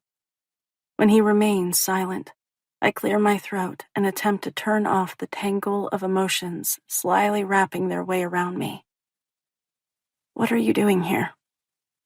I was hoping we could talk. An image of Annika hanging all over him flashes through my head. A pit of nausea blooms at the bottom of my belly, and I force myself to straighten my shoulders. After more than a week of silence, I don't think we have anything to discuss. Rowan draws his lower lip into his mouth before chewing on it. A mixture of sorrow and regret fills his expression, and it's almost enough to break my heart. What the hell is wrong with me? I want to smack myself for even thinking along those lines. I'm not the one who hurt or betrayed him. It was the other way around. I need to explain something to you, and then, if you don't want to speak with me again, I'll respect that. When I remain silent, unsure what to do, his voice turns pleading. Give me 5 minutes, and then I'll leave. You'll never hear from me again. I promise. If I were smart, I would slam the door in his face. There is nothing he can say or do to change the way I feel about him. He's the first guy I took a chance on and opened myself up to. I was prepared to lay it all on the line for him. Thank God I didn't get a chance to do that. It would have only made me feel more pathetic than I already do. Whoever said it's better to have loved and lost than never to have loved at all was seriously mistaken. The whole loving and losing thing sucks major ass. And quite honestly, I don't see it getting better anytime soon. Please, Demi. A huff of frustration leaves my lips. I wish I were strong enough to tell him to go to hell. Since I'm not, I begrudgingly move away from the door and wave him in. There's a tiny part of me that's curious about what he has to say. Thanks, he murmurs, slipping past me and into the living room where he drops onto the chair. Needing as much distance as possible, I gravitate to the far end of the couch. Regret flickers over his expression as he watches me. It's like he realizes what tactics I'm trying to employ to keep him at a safe distance. His elbows settle on spread thighs as he clasps his hands together in front of him. An oppressive silence blankets us, and I shift restlessly beneath the heavy weight of his stare. This is more painful than I expected. Only now do I realize that allowing him inside was a mistake. I've changed my mind. No longer do I care what he has to say. His rationale of the situation won't make a difference. Rowan clears his throat, and his gaze falters, falling to his fingers. I don't realize how tightly clasped they are until the knuckles turn bone white. I want you to know that nothing happened with Annika. That night or any other. For the second time in a matter of minutes, an image of them flashes unwantedly through my head, and my heart jackhammers a painful staccato against my ribcage. I jerk my shoulders, not wanting him to see how deep his betrayal has cut. That's not the way it looked. It's a relief when my voice comes out sounding devoid of emotion. If he thinks he can waltz in here with some half-assed explanation and I'll fall all over him, Rowan has another thing coming. I know. There's a moment of silence before he admits softly. That was the plan. I wanted you to find us together. What? For a beat, maybe two, my mind cartwheels, and all I can do is stare. He wanted me to find them? I shake my head as my brows slam together. It's almost impossible to wrap my lips around the question. You deliberately set out to hurt me? My throat grows scratchy as thick emotion wells in the middle of it. No. There's a pause before he hastily amends. I mean, yes.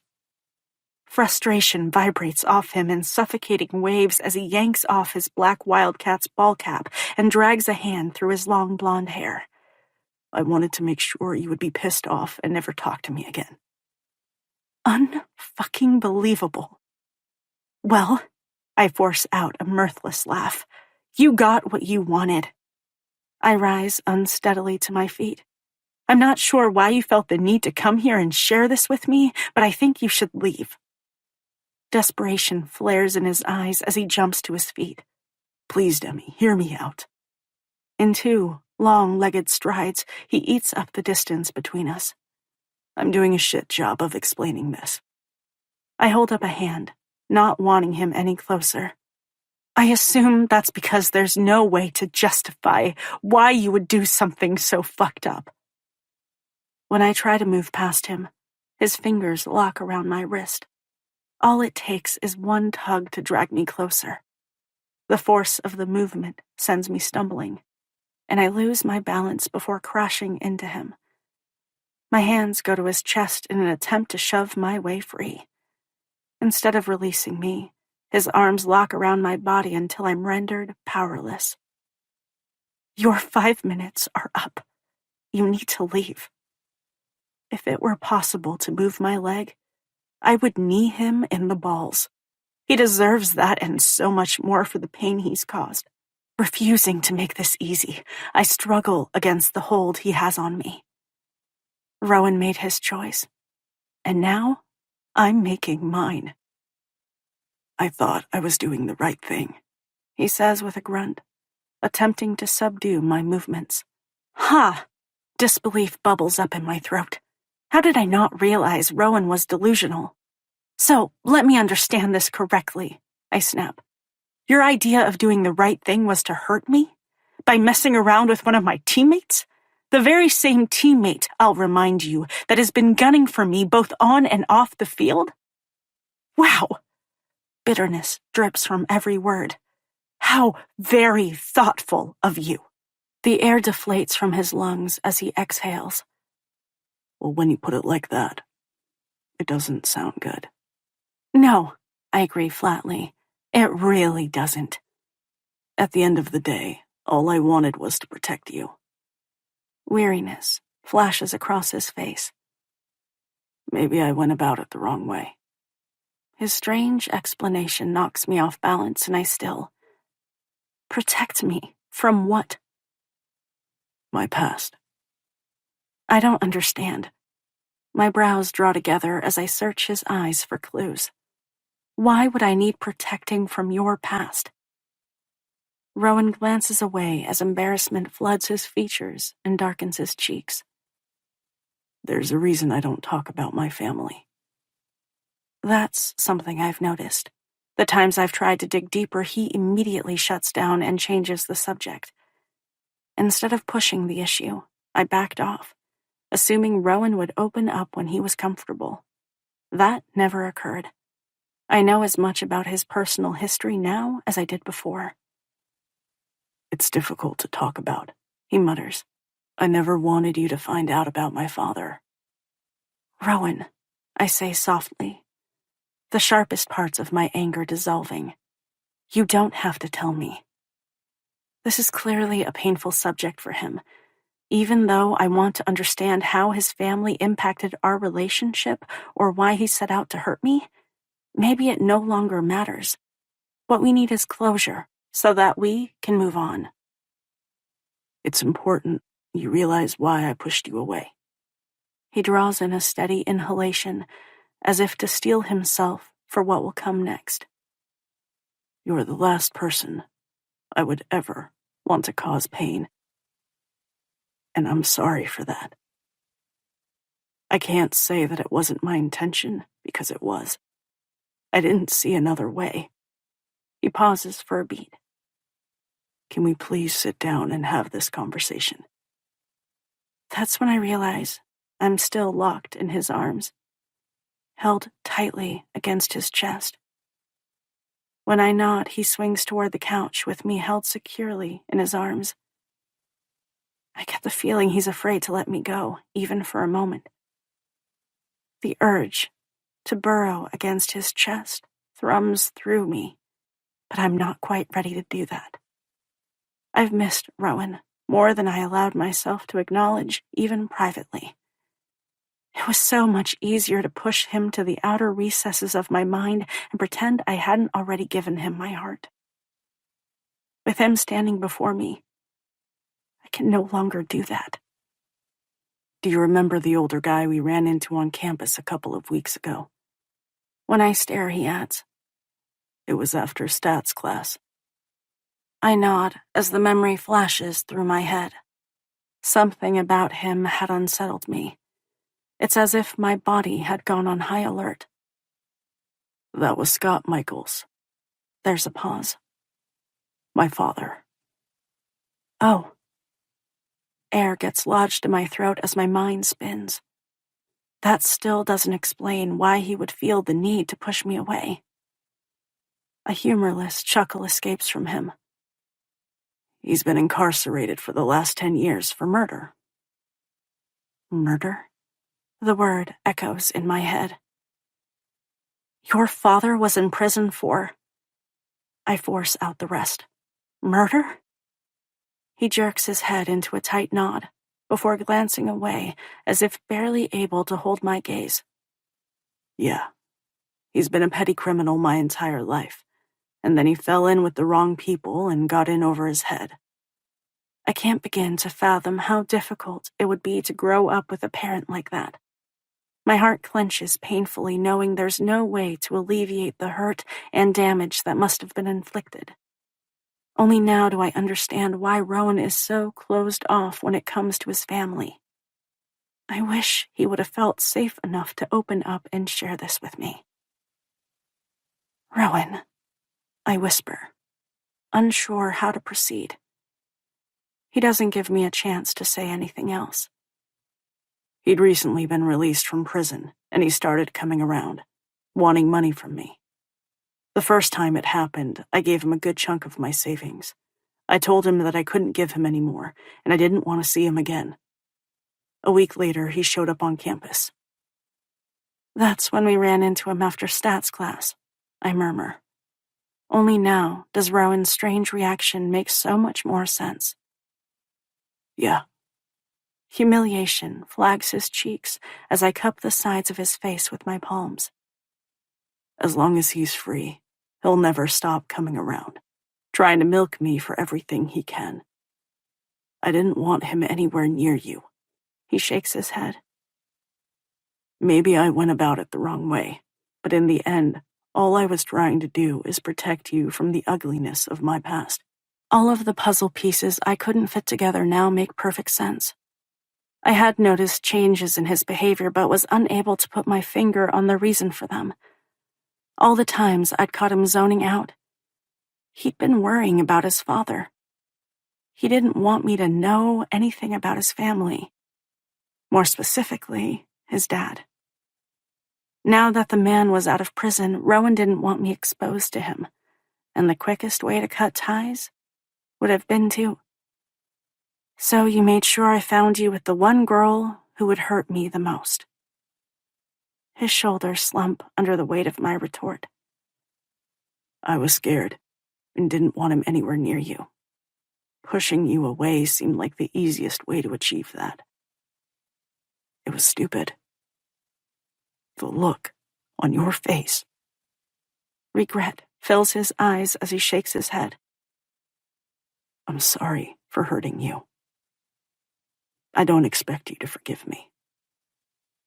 Why didn't you tell me the truth? I would have understood.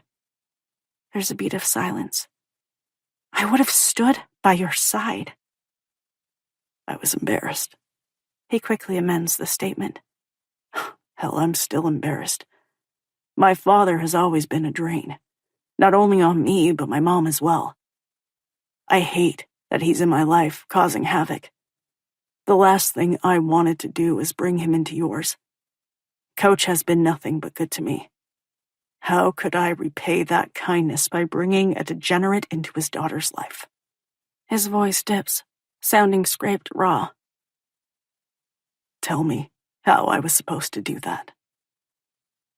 The heaviness of his emotion shatters my heart into 1,000 jagged pieces. I wish you had trusted me with the truth. It had nothing to do with trust, and everything to do with keeping you safe. That's all I wanted to do. Protect you. With my palms still cupping his cheeks, I bring my forehead to rest against his. Your father has nothing to do with you. The truth wouldn't have changed my feelings. I realize that now. I made a mistake, and I hurt you. I understand if that's something you can't forgive. His gaze clings to mine. But I hope you will. I love you, Demi. I always have. I love you too. Air escapes from his lungs in a rush as he tilts his head until his mouth can slant across mine. When his tongue sweeps over the seam of my lips, it never occurs to me to hold back. No one has ever made me feel the way Rowan does.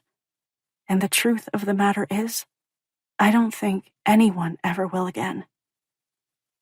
What we've found is once in a lifetime. He breaks away long enough to search my gaze. From the very beginning, it's been you. It might have taken me 3 years to realize that I had feelings for him, but I'm there now. He took the time to break down all of my resistance until I could see the man standing before me, with his hand stretched out. Maybe I didn't want to admit it, even privately to myself, but it's always been Rowan. And if I have my way, that will never change. Epilogue. Rowan. 3 years later. As you can see, the kitchen is completely stainless steel with brand new marble countertops. The real estate agent beelines from the spacious kitchen with an island so massive I could probably roll around on it to the adjoining living room. Instead of following her, I stay in the kitchen and stare at the island. I can just imagine christening the joint, and that ocean of white marble is the first place I'd start. I know exactly what you're thinking, Demi whispers in my ear. That's because you're a dirty girl and thinking the exact same thing. Only with you, she says, pressing a kiss against my lips. Hey, that's my line. I glance at the realtor, who stands next to the floor-to-ceiling windows that overlook the white-capped waves of Lake Michigan. You have to check out the view. She pauses for a beat before doing her best impersonation of Vanna White. Isn't it absolutely fabulous? Ignoring the woman, I glance around the wide-open space. What do you think of the place? We've been condo hunting in Milwaukee, Wisconsin, and have toured a couple dozen buildings. Demi and I have spent the last 2 years living in separate cities. I ended up getting drafted in the first round by the Milwaukee Mavericks, and Demi tried out for the Chicago Suns women's soccer team after graduation and made it. Even though we've been in different cities, we've only been an hour and a half away from each other. As much as it sucks, it could be worse. The most challenging part has proven to be when we're both in season. My training camp starts mid-July and goes through February, depending on if we're knocked out of the playoffs. Professional soccer runs April through October. It's a constant battle to find time together. While Demi has enjoyed playing in the NWSL for 2 years, she's decided to hang up her cleats and attend graduate school for a master's in exercise science. She's already been accepted at the University of Milwaukee, Wisconsin, and is now moving here permanently. Demi makes a visual sweep of the kitchen and living area. I like it. The place is just shy of 3,000 square feet and is located on the 30th floor. There are 3 spacious bedrooms and a study with wood paneling. Did I mention there's a rooftop garden? Cindy, the realtor, takes a step toward us. Her high heels click against the sea of shiny hardwoods. I'd be happy to show it to you. The woman is a little pushy for my taste, but she's shown us everything under the sun. I clear my throat. Would you mind giving us a little time to talk it over? Her eyes sharpen with the thrill of a potential sale. Of course. She rushes past us on the way to the foyer. I'll pop downstairs for a few minutes and speak with the building manager to make sure all of the necessary paperwork is in order. I dip my chin in acknowledgement. Great. Toodles, she calls out in a sing-song voice, closing the door behind her. Finally, I sigh, pulling Demi to me. Alone at last. Her arms thread around my neck. Yup, I'm sure we have a good 10 minutes to ourselves. Unfortunately, that's not nearly enough. I brush my mouth across hers for a quick kiss. You know I like to take my time. Her lips bow up against mine. Yes, I do. And trust me, the effort is always appreciated. Damn right it is. When Demi groans, I reluctantly break away before we ignite a fire that can't be extinguished. Give it to me straight. What do you think? I wrap my arm around her waist and walk us toward the large picture windows to inspect the million-dollar view. I point to the path across the street that winds its way along the shoreline. How amazing would it be to run along the lake every morning? The sexual haze I'd stoked to life moments ago clears from her eyes as she surveys the vast blueness of the water.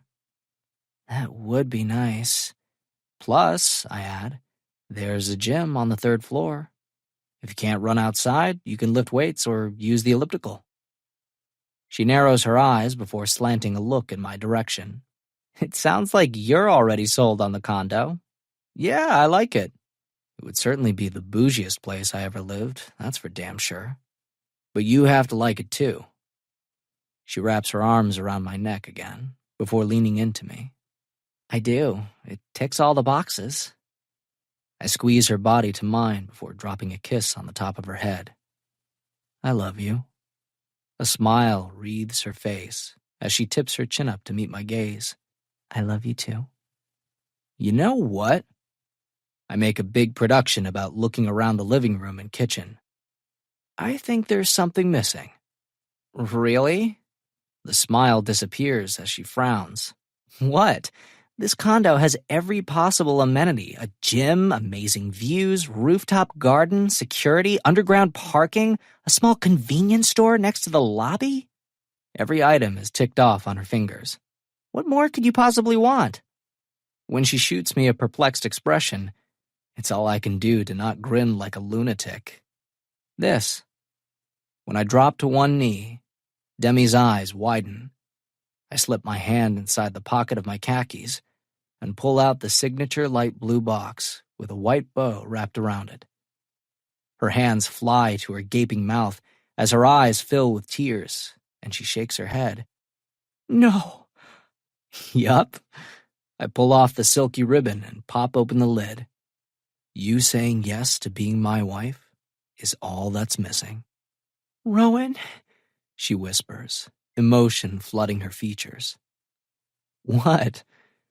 Before she can respond, I say, I've wanted this for the past 2 years, but I needed everything to be perfect.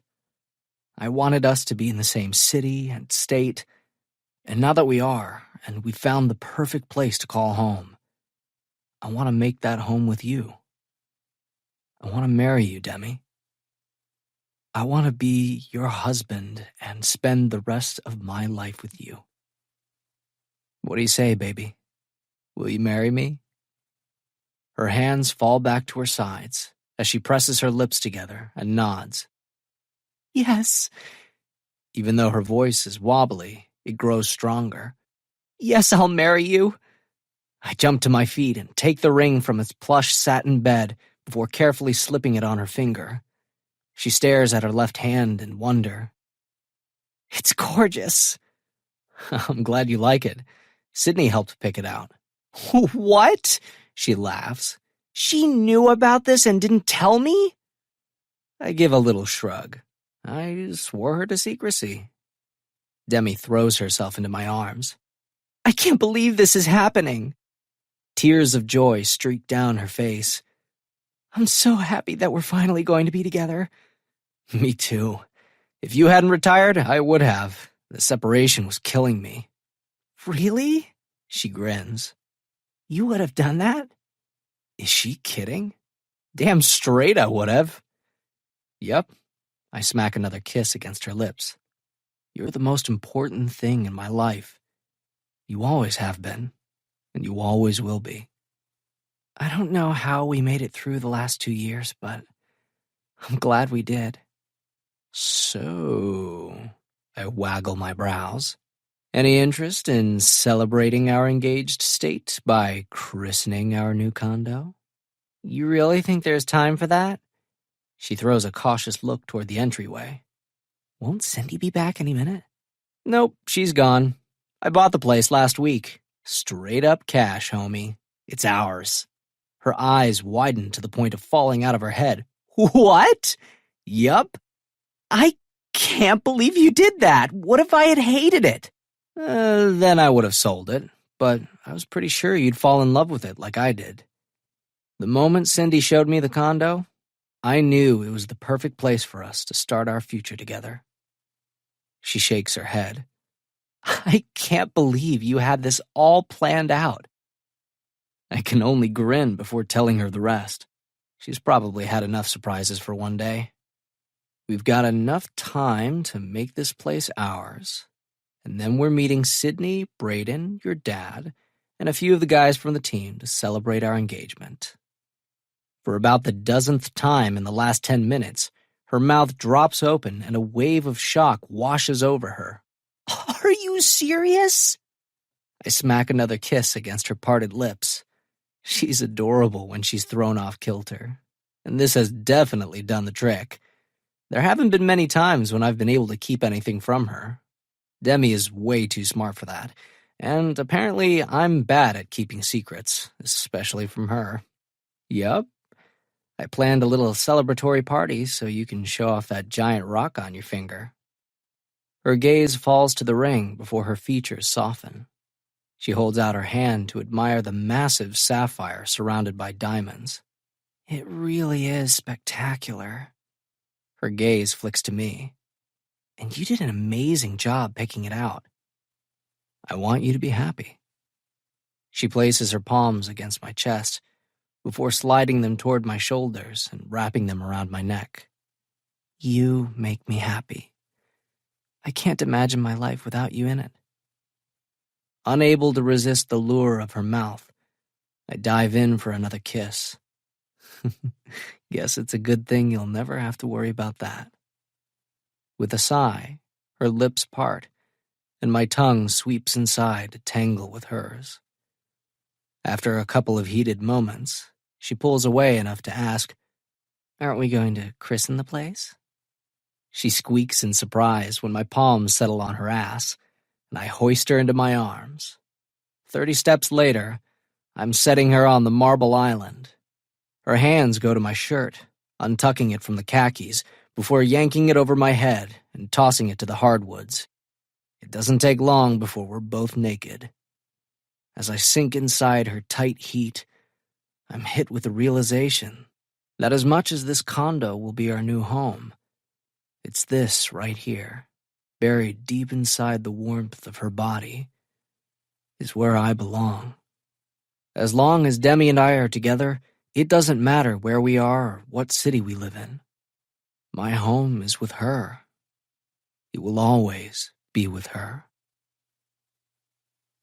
The end.